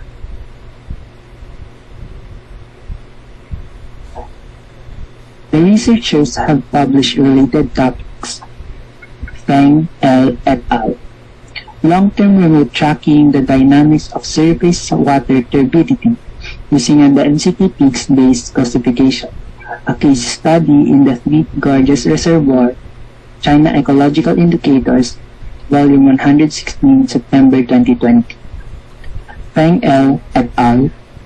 Artificial Neural Network and Classification of Multi-Source Remote Sensing Images, International Transactions on Electrical Energy Systems. Volume 2022-2022. Feng L. et al. Cross-site scripting attack detection based on a modified convolution neural network frontiers in computational neuroscience, Volume 16, 29th August of 2022. The keywords: cloud computing, remote sensing image, water resource, environmental monitoring. These keywords are informative and relevant, for it tackles the main focus of the research. The abstract. The abstract of the paper fully explains the purpose of the research. It can be read from it that it is indeed extensive of information regarding the topic being discussed. In the abstract part of paper, it is evident that the reason they did the research was fully explained. The main reason they want to create this research is that they would like to have a distributed parallel method for remote sensing image change detection based on cloud computing. The accomplishment of the paper was that change detection efficiency of massive remote sensing images is improved, and the high resolution remote sensing image change detection based on fully connected conditional random fields is deeply analyzed. It was found out that by summarizing the experimental data of this method and comparing with other data, when the parallelism is higher, the advantage of running time is more obvious. Hence, the significance of the research was fully attained, for the research helped people of the water department to better monitor the water resources and effectively examine the sudden change of water levels at multiple scales in real time. To sum up, the conclusions of the research reach at a point where the performance improvement is also as high as 89.49% in traditional single computer processing methods. Therefore, distributed parallel processing through cloud computing can complete the efficient change detection of massive remote sensing images without affecting the accuracy. The introduction. The statement of the problem is definitely researchable, as it also solves the betterment to monitoring of water resources, whereas it is of great significance for sustainable water resources management. It is totally agreeable to say that the problem is indeed important in order to justify the research, because it encompasses the basis for sustaining life. On the other hand, water is the basic resource guarantee for industrial manufacturing and agricultural production, and it is crucial to maintaining regional climate stability and achieving regional sustainable development. The question of the research is to how to improve the method of monitoring water resources, and the solution of the paper is to develop a distributed parallel processing through cloud computing, which can complete the efficient change detection of massive remote sensing images without affecting the accuracy. In a sense, it is certainly relevant in relation to the research problem. The literature review. The issue of the paper was well reported with the review of literature. The reason being is that it is focused on the topic whilst maintaining the extensiveness of the background. It is evident that the paper includes material that is historical and, in a sense, contemporary, further illuminate the subject. Remote sensing technology is a comprehensive technology. It was proposed in the 1960s, and now it has penetrated into all aspects of the national economy, and its role has become increasingly prominent by Guo et al. 2019. All in all, it is in fact apparent that the claims are credible. The opposing views of the subject are fairly represented in order to maintain not being biased, and in the paper, there was supporting evidence that also negates the claims of others in support of the topic. In terms of framework of the review of the related literature, there is a hint of being theoretical, as it shows how to better solve the problem in monitoring water resources. The knowledge provided in the past research about the existing problem shows gaps, and this paper is supposed to be closing the loopholes. The aim. The aim of this study is to create a better method in which cloud computing is employed in terms of remote sensing of water resources. The goal of the study is to develop a distributed parallel processing system through cloud computing that can effectively detect changes in large amounts of remote sensing data without compromising accuracy. The researcher's main question is how to improve the method of monitoring water resources. It is undoubtedly pertinent to the research topic in a particular way. The research design.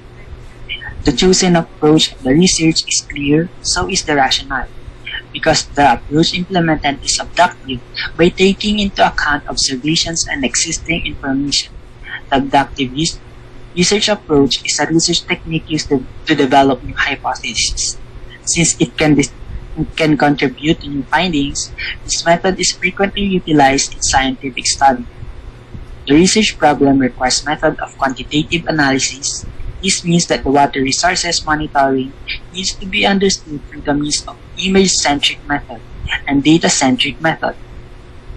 The research instrument utilized was experiments, and this means that the research problem requires conducting experiments within a laboratory setting to test a potential reaction in the object the research is being carried out on.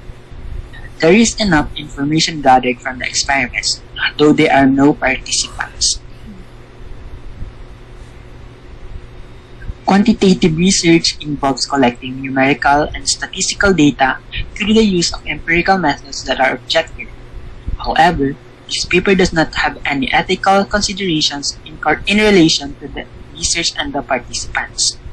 There are enough detailed reports of the methods used in this paper, as it shows statistical data, experimental methods, overall accuracy of change detection under different parallelism.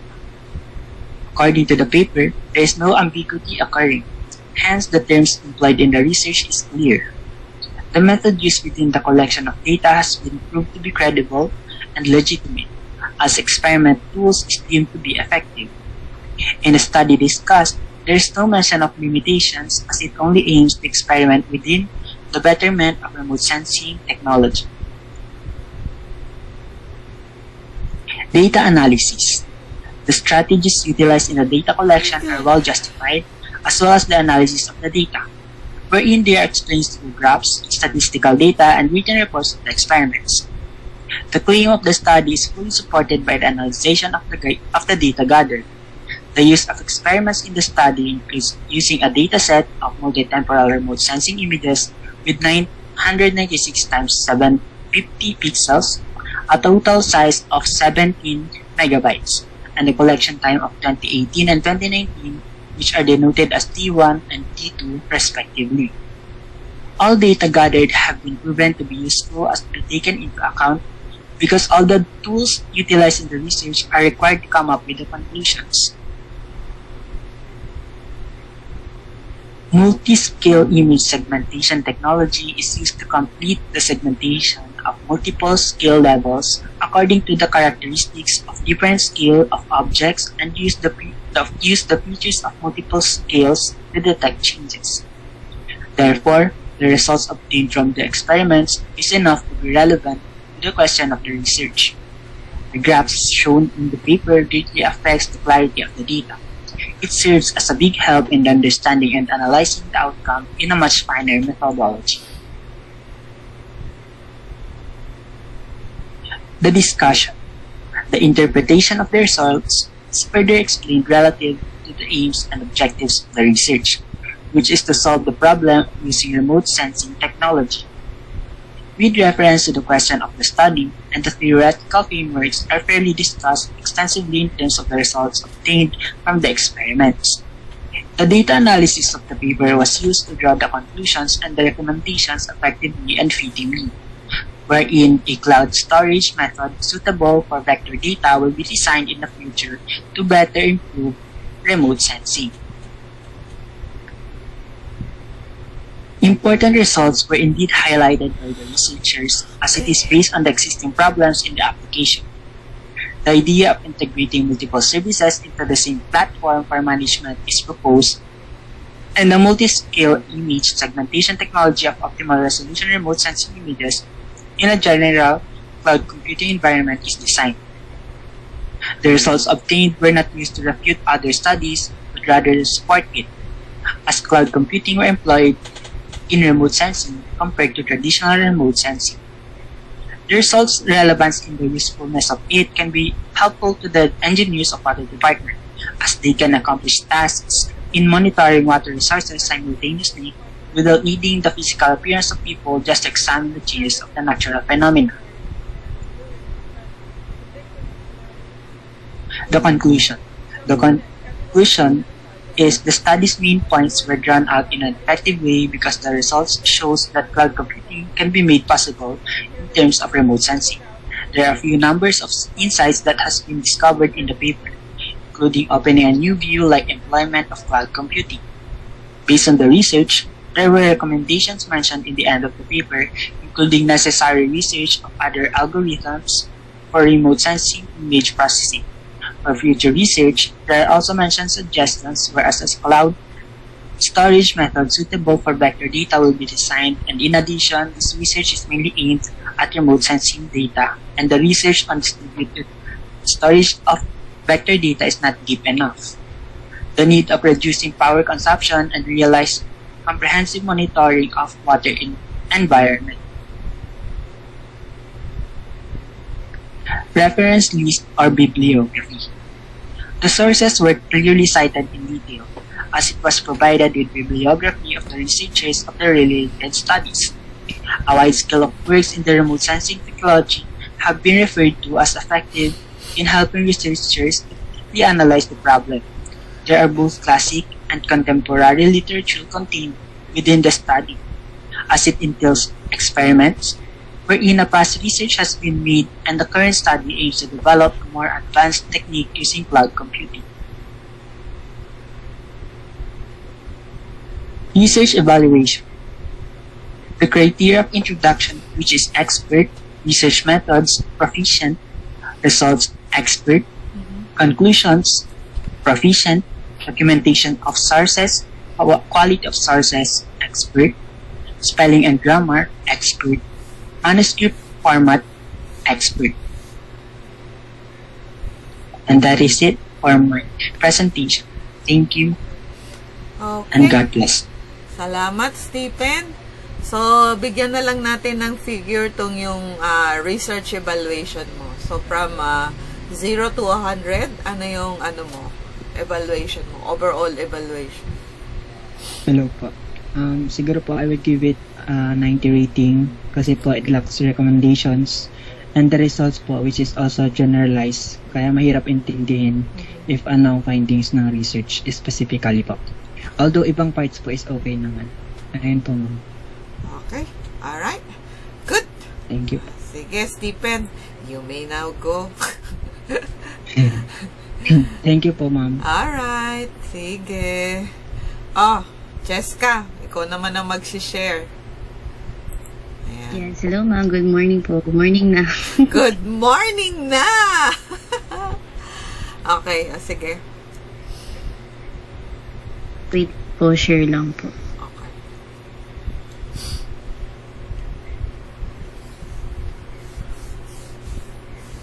Hanggang 2 oras gising pa ako eh. Usually natutulog ako alas 3. Alas 3 sa madaling araw. Ma'am, pag window po ba or entire screen, hindi po maririnig yung sounds ko. Kailangan dun sa mo, di ba, nakalagay share. Tapos, include mo yung sound. Kasi may sound yan, no? Yung share content, di ba, may nakalagay. I-press mo yung slider. Ay, okay po. Yes, thank you. Tapos, share mo yung window na ng iyong share. Ayan. Good day. Sige, ulit. Ayun po. Try ko lang. Okay, wait lang.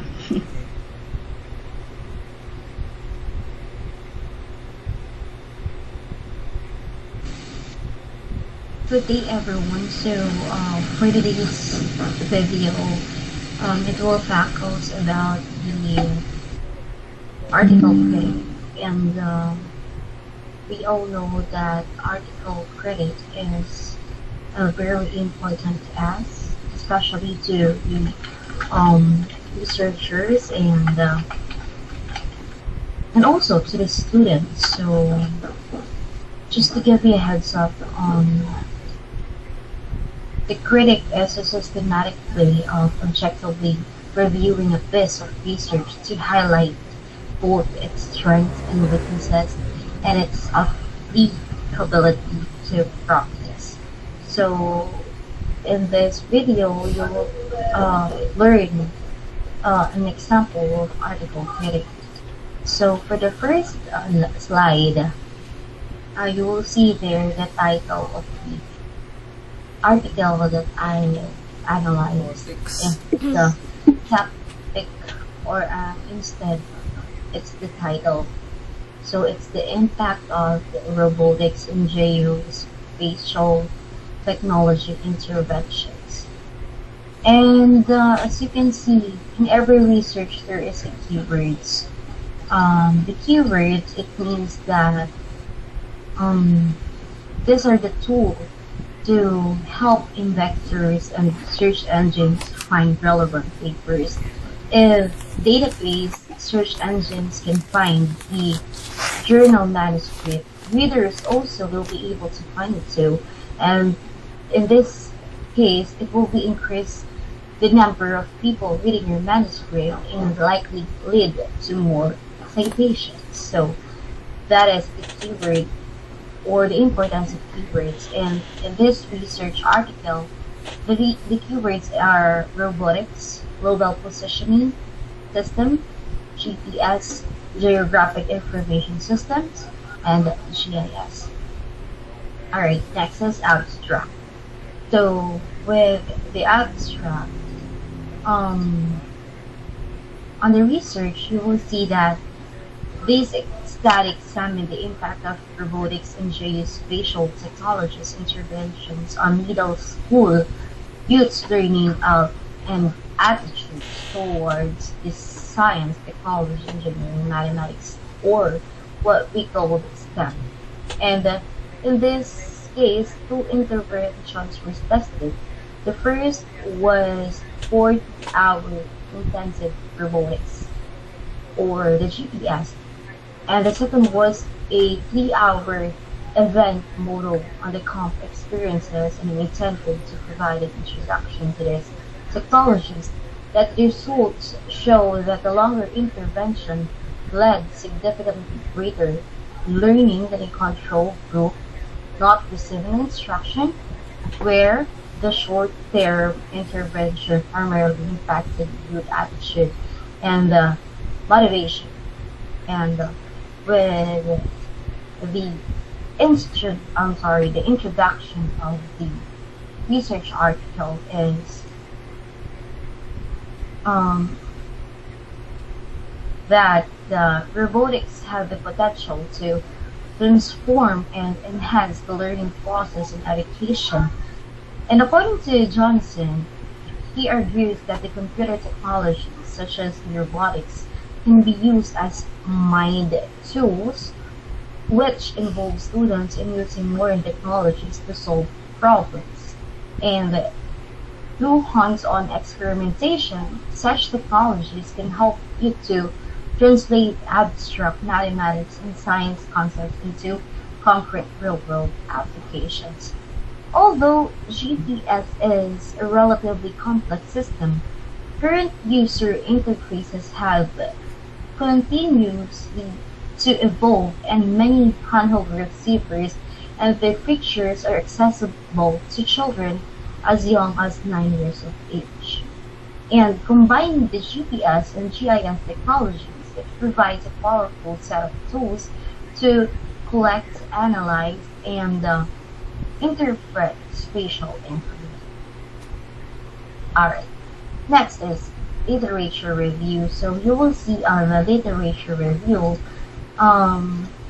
you will see there that beyond the potential to influence youth learning, educational robotics also represents a unique technology platform with the potential to excite you and attract them into technology-related projects. So,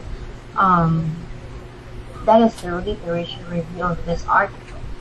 And the aim of this is to determine the impact of robotics in geospatial technologies, instruction and youth, STEM learning, and attributes. And this study used a basic quasi-experimental tool designed to address the some research questions, right? And with a discussion, so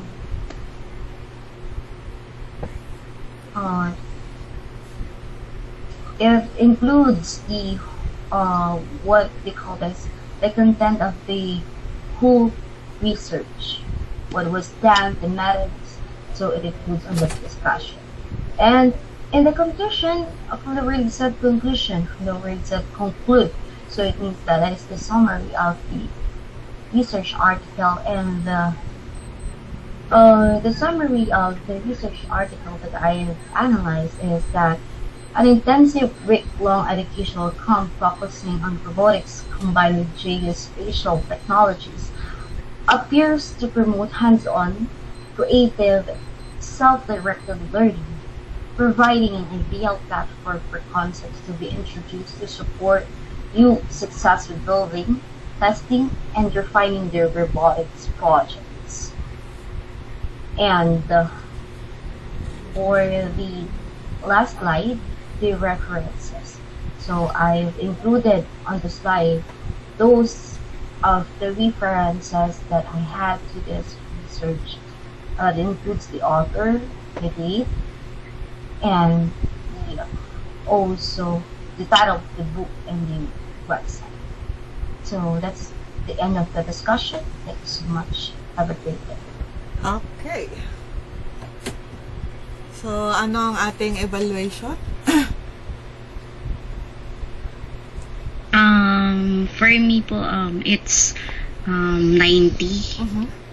Kasi para sa akin, this is an interesting studies, and the authors also have collected a unique data set para po sa akin, and the paper is actually generally well written and structured. However, in my opinion, there has some shortcomings in regards to some data analysis and text, but overall the research paper was very informative and helpful. That's all. Thank you. Okay, alright. Sige, salamat, Cheska. Pwede ka nang matulog. Okay. Thank you po. Sige, happy holiday, ha? Ayan. See you next year. Ayan. So, sino ba yung next natin? Nasa dulo si Charmaine. Pero meron pa tayo kay Aaron. Ayan. Aaron Daphne. Okay. Extract ko na, Charmaine, ha? Ayan. Okay. Sure po, ma'am. Okay. Tapos, eto na. Gano'n kaya kalaki to? Checking file. Ayan. Mabilis lang. Mukhang maiksi lang ito. Okay. Ayan. Ready na. Play ko na, ha? Okay. Hi, the title of the research is Virtual Reality Social Cognition Training for Children with High-Functioning Autism. As I noticed, the title is clearly stated. It is not too short or too long. The content of the research paper is clearly stated as well, and the variables used in the article are mentioned in the title. The authors are Niaz Tebebani, Sandra Allen, Michelle Kandalaf, Daniel Krozik, and Sandra Chapman.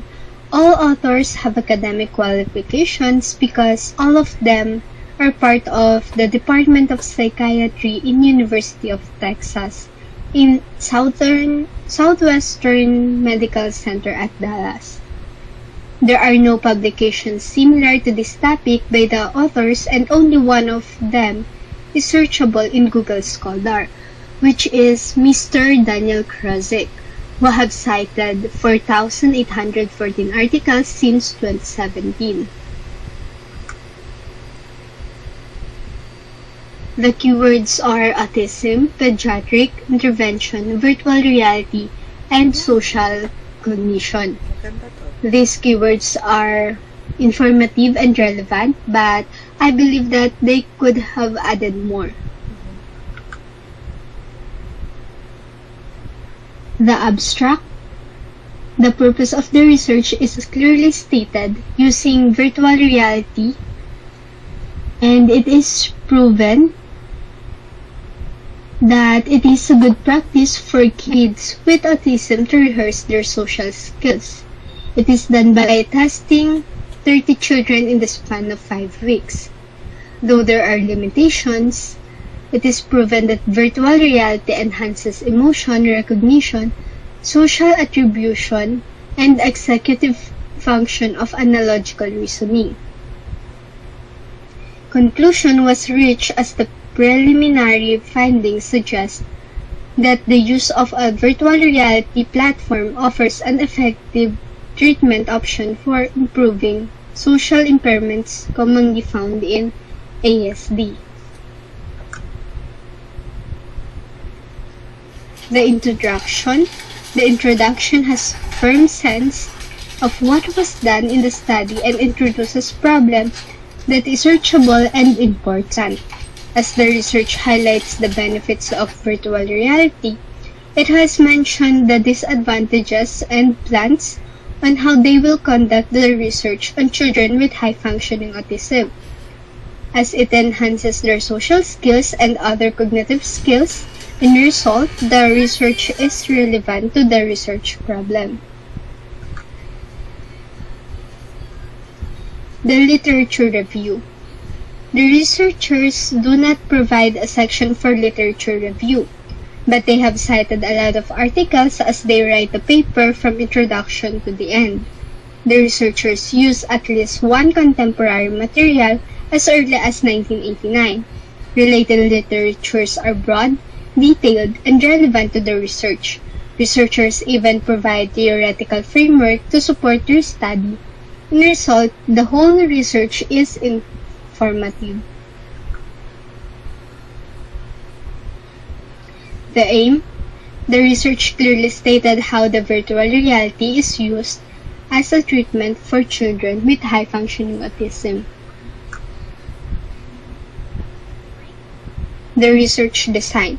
Researchers have more than 3 approaches in achieving the purpose of the study. The approaches are clearly discussed with resources that back up their study. The information about the participants is clearly stated in a detailed manner. Photos are provided for the rules and limitations of the virtual reality environment. Methods and data collection mentioned are appropriate and relevant to the research problem.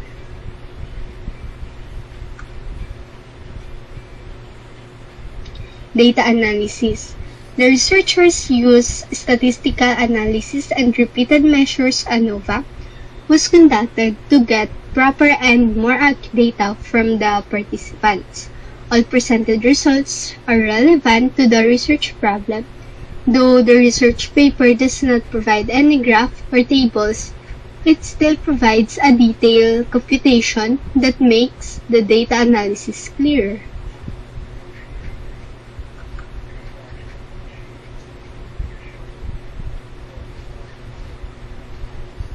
The discussion. The relation of the research problem and aims are interpreted in this section. Table is presented in this part of the research paper to further discuss the data analysis. The result has been fully explained by the researchers, which can bring a lot of help in the medical community. Because according to the paper, it has been proven that the virtual reality can be used by children with autism.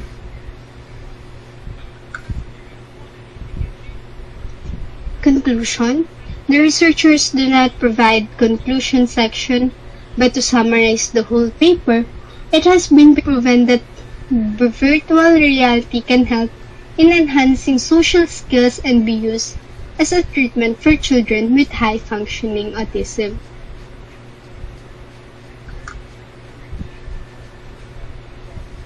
Reference list or bibliography. There are more than 50 sources cited in the research, enough to support the whole paper. All of them are clear and detailed. Researchers use classical and contemporary literature, but they focus more on contemporary, as it is evident in their research.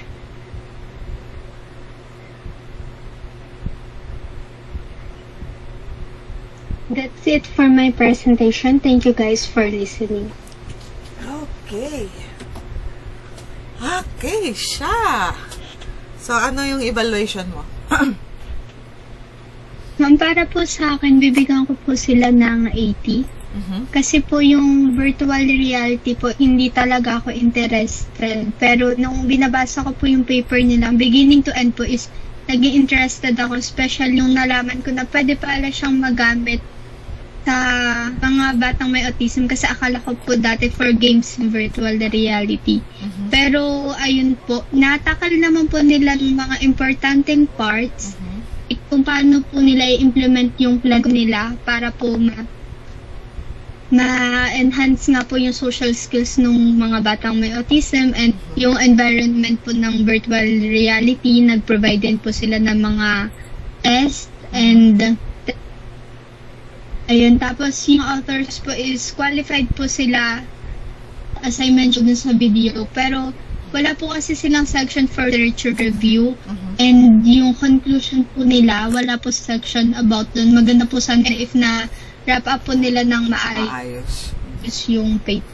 Kasi magandang pero overall po, okay po siya. Yun lang po, thank you. Lalo na dun sa concept ng ng autism, tapos lalagyan mo ng virtual tapos ang maganda doon kung magandang na focus dun sa sa mga data na makukuha, no? Magandang point din ng research kung may reference nung iba, yung dun sa nakapokus dun sa area na yan. Okay, Charmaine, salamat. Sige na, kaming dalawa na lang ang matitira dito ni Aaron. Holidays po. Happy holidays, sige. Ayan. Sige, go. At simulan ko na, Aaron? Play ko na? Apo. Sige. Sige po. Okay. On-Cloud Healthcare Clinic, an e-health consultancy approach for remote communities in a developing country. Research critic presented by Aaron Daphne M. Gatchalian. Remote communities. Pilipino? The title of the study is On-Cloud Healthcare Clinic, an e-health consultancy approach for remote communities in a developing country. The title is clear and brief enough to describe the article. It is about an e-health consultancy system that uses cloud computing to help doctors and healthcare workers identify and treat non-communicable diseases in rural and remote communities in a selected developing country. The authors of the study are Shah J. Mia, Jahidul Hassan, and John G. Gamak. The three authors are qualified academically because Shah J. Mia is from Victoria University's Information Systems Group, Jahidul Hassan from Asanya Mission Cancer and General Hospital's IT Division, and John G. Gamak from Zayed University's College of Technological Innovation. The three authors publish other articles but with a different subject. Next is the keywords. The keywords used in this study are healthcare model, rural healthcare, e-health, cloud computing, developing countries, and patients. All are informative and relevant, which greatly help in determining the primary area of focus. Next is the abstract. The abstract of this article contains enough information for the readers to know about the main point of the study. It clearly states the purpose of the paper and why the research was conducted, which is to assist in bridging the digital divide between rural and urban healthcare services. It successfully developed and evaluated an e-health consulting system based on cloud computing that allows doctors and healthcare workers in rural and remote communities in Bangladesh to identify and treat non-communicable diseases. The concept of an on-cloud e-health clinic has real-world potential and points to better preventative and managed healthcare services. This paper has outlined a promising design research direction for scientific attention, as its potential implications can improve the lives of millions of people. And the conclusions were reached using a cloud-based e-health system, and the generalization of this approach in healthcare management is discussed. Next is the introduction. The introduction provides a solid sense of what was done in the study and clearly introduces the problem of the study. Presents the core question of where the study focuses, which is what e-health solutions could be designed to meet the diagnosis and treatment demands of rural and remote communities in Bangladesh. While other studies can be used to answer the question, innovative development in e-health application provision for rural healthcare have not as yet received much research attention. The problem is significant enough to justify the study. Lastly, the background of the study is highly relevant to the research question. Next is the literature review. The review of related literature is broad but focused on the main issue of the study. Let's discuss the important topics, which are the problem context, the implications of previous e-health research, healthcare cloud-based solutions, and cloud-based solutions for developing countries. The related literature used in this study backs up assertions that provides convincing evidence for the study. There are no opposing viewpoints in the literature review because I don't believe there were any to begin with. It employs a theoretical framework as a roadmap to improve and innovate on previous research. This section also reveals the knowledge gap that this research will fulfill. Next is the aim. The aim of this study is to develop and evaluate a general approach to e-health that uses online services and cloud computing for effective patient consultation and health diagnosis. It is clearly stated, focuses on one main idea, and conveys the main purpose of the study. Next is the research design. The researchers of the study use two approaches in order to achieve the aim of the study, which is 1. Socio-technical science approach, and 2. Method of evolutionary prototyping. Those approaches were clearly discussed step by step on how they would work, which was sufficient for the readers to comprehend. The method and data collection were relevant and appropriate to the research question. There is also enough info about the participants on the table, where the roles and rules for each are stated. Next is the data analysis. The steps on how the data will be gathered and how it will be analyzed were clearly explained in this section. Despite the fact that all data was considered, I believe that the number of participants required to test and evaluate the prototype was insufficient. There were only 2 consultants, 2 general practitioners, and 3 healthcare workers took part in the study. The presented result is relevant to the research question. There are also tables available where readers can see the roles and rules of each participant as well as the results of the evaluation, which helps to clarify the data analysis. Next is the discussion. The research problem is evaluated and interpreted in relation to the research question in this section of the article.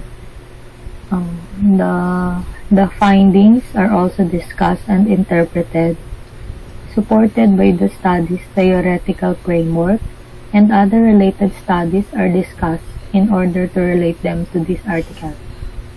The conclusions have been drawn from the data analysis. States why the study is useful and relevant.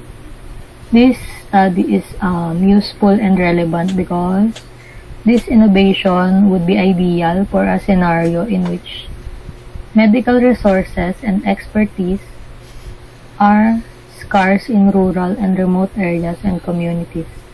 But a cloud-based e-health service could be a realistic possibility to implement due to ongoing telecommunications growth. Next is conclusion. The conclusion of this article clearly summarizes the main points and indicates the usefulness of the research. There is no new information presented. Instead, it expands on the topic and information discussed previously. Some recommendations have been made in this article because of some limitations on the part of the respondents. Some are reluctant to share information, and some healthcare professionals were not enthusiastic about the idea of using cloud-based solution due to their resistance to innovation. It includes recommendations for future research that they should focus on more extensive evaluation and usability in the context of broader integration with medical practice as well as security and privacy concerns. Last is the reference list or the bibliography. All references in this article are clearly cited and include complete bibliographic information. This article draws on a wide range of technology journals, articles, and books. There are 50 related studies used and are sufficient to support and achieve the claim of the study. That concludes the research critique of On-Cloud Healthcare Clinic, an e-health consultancy approach for remote communities in a developing country. Thank you for listening. Okay. Salamat, Aaron.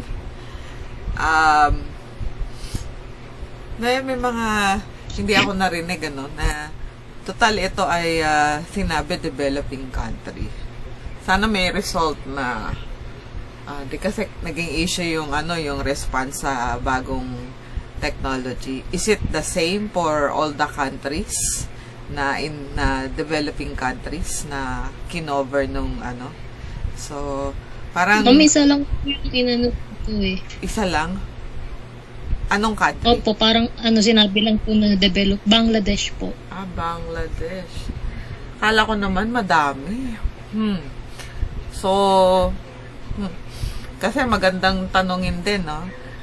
Hindi lang naman kasi sila yung developing country. Andyan yung Pilipinas. Andyan yung Indonesia, no? Yan yung mga developing countries, no? Definitely yung mga area na yan may mga remote na communities, lalo na sa atin, ano yung response nung di ba yung mga doktor natin, mga teacher pupunta sa bundok para magturo, para mag health check dun sa mga communities na natin, mga katutubo, no? So, wala lang. Parang bitin, no? Developing country. Maganda sana. Isa sa issue niya. Oo, sana diniretso na lang nila yung title, no?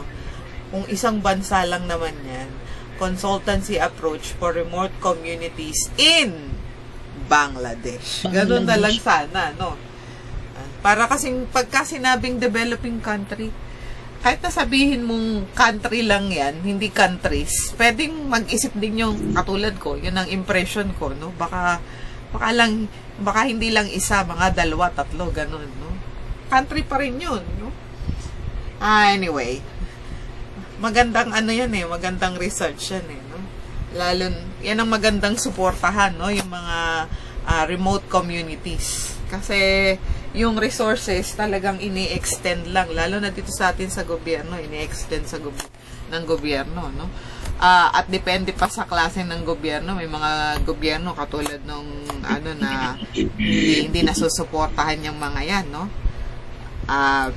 Nung panahon namin na nandyan ako sa PUP, nag-aaral ng accounting, bumababa yung mga communities ng dito galing sa I think Mindanao, at nagpa-participate sila ng mga rally, no? Yung mga magsasaka na na nasa remote na area, no? Yung mga hindi ko alam kung anong nila, pero hindi yun yung mga Muslim. Ayan. So yung mga sama ng loob nila sa gobyerno, sasama sila sa rally, no?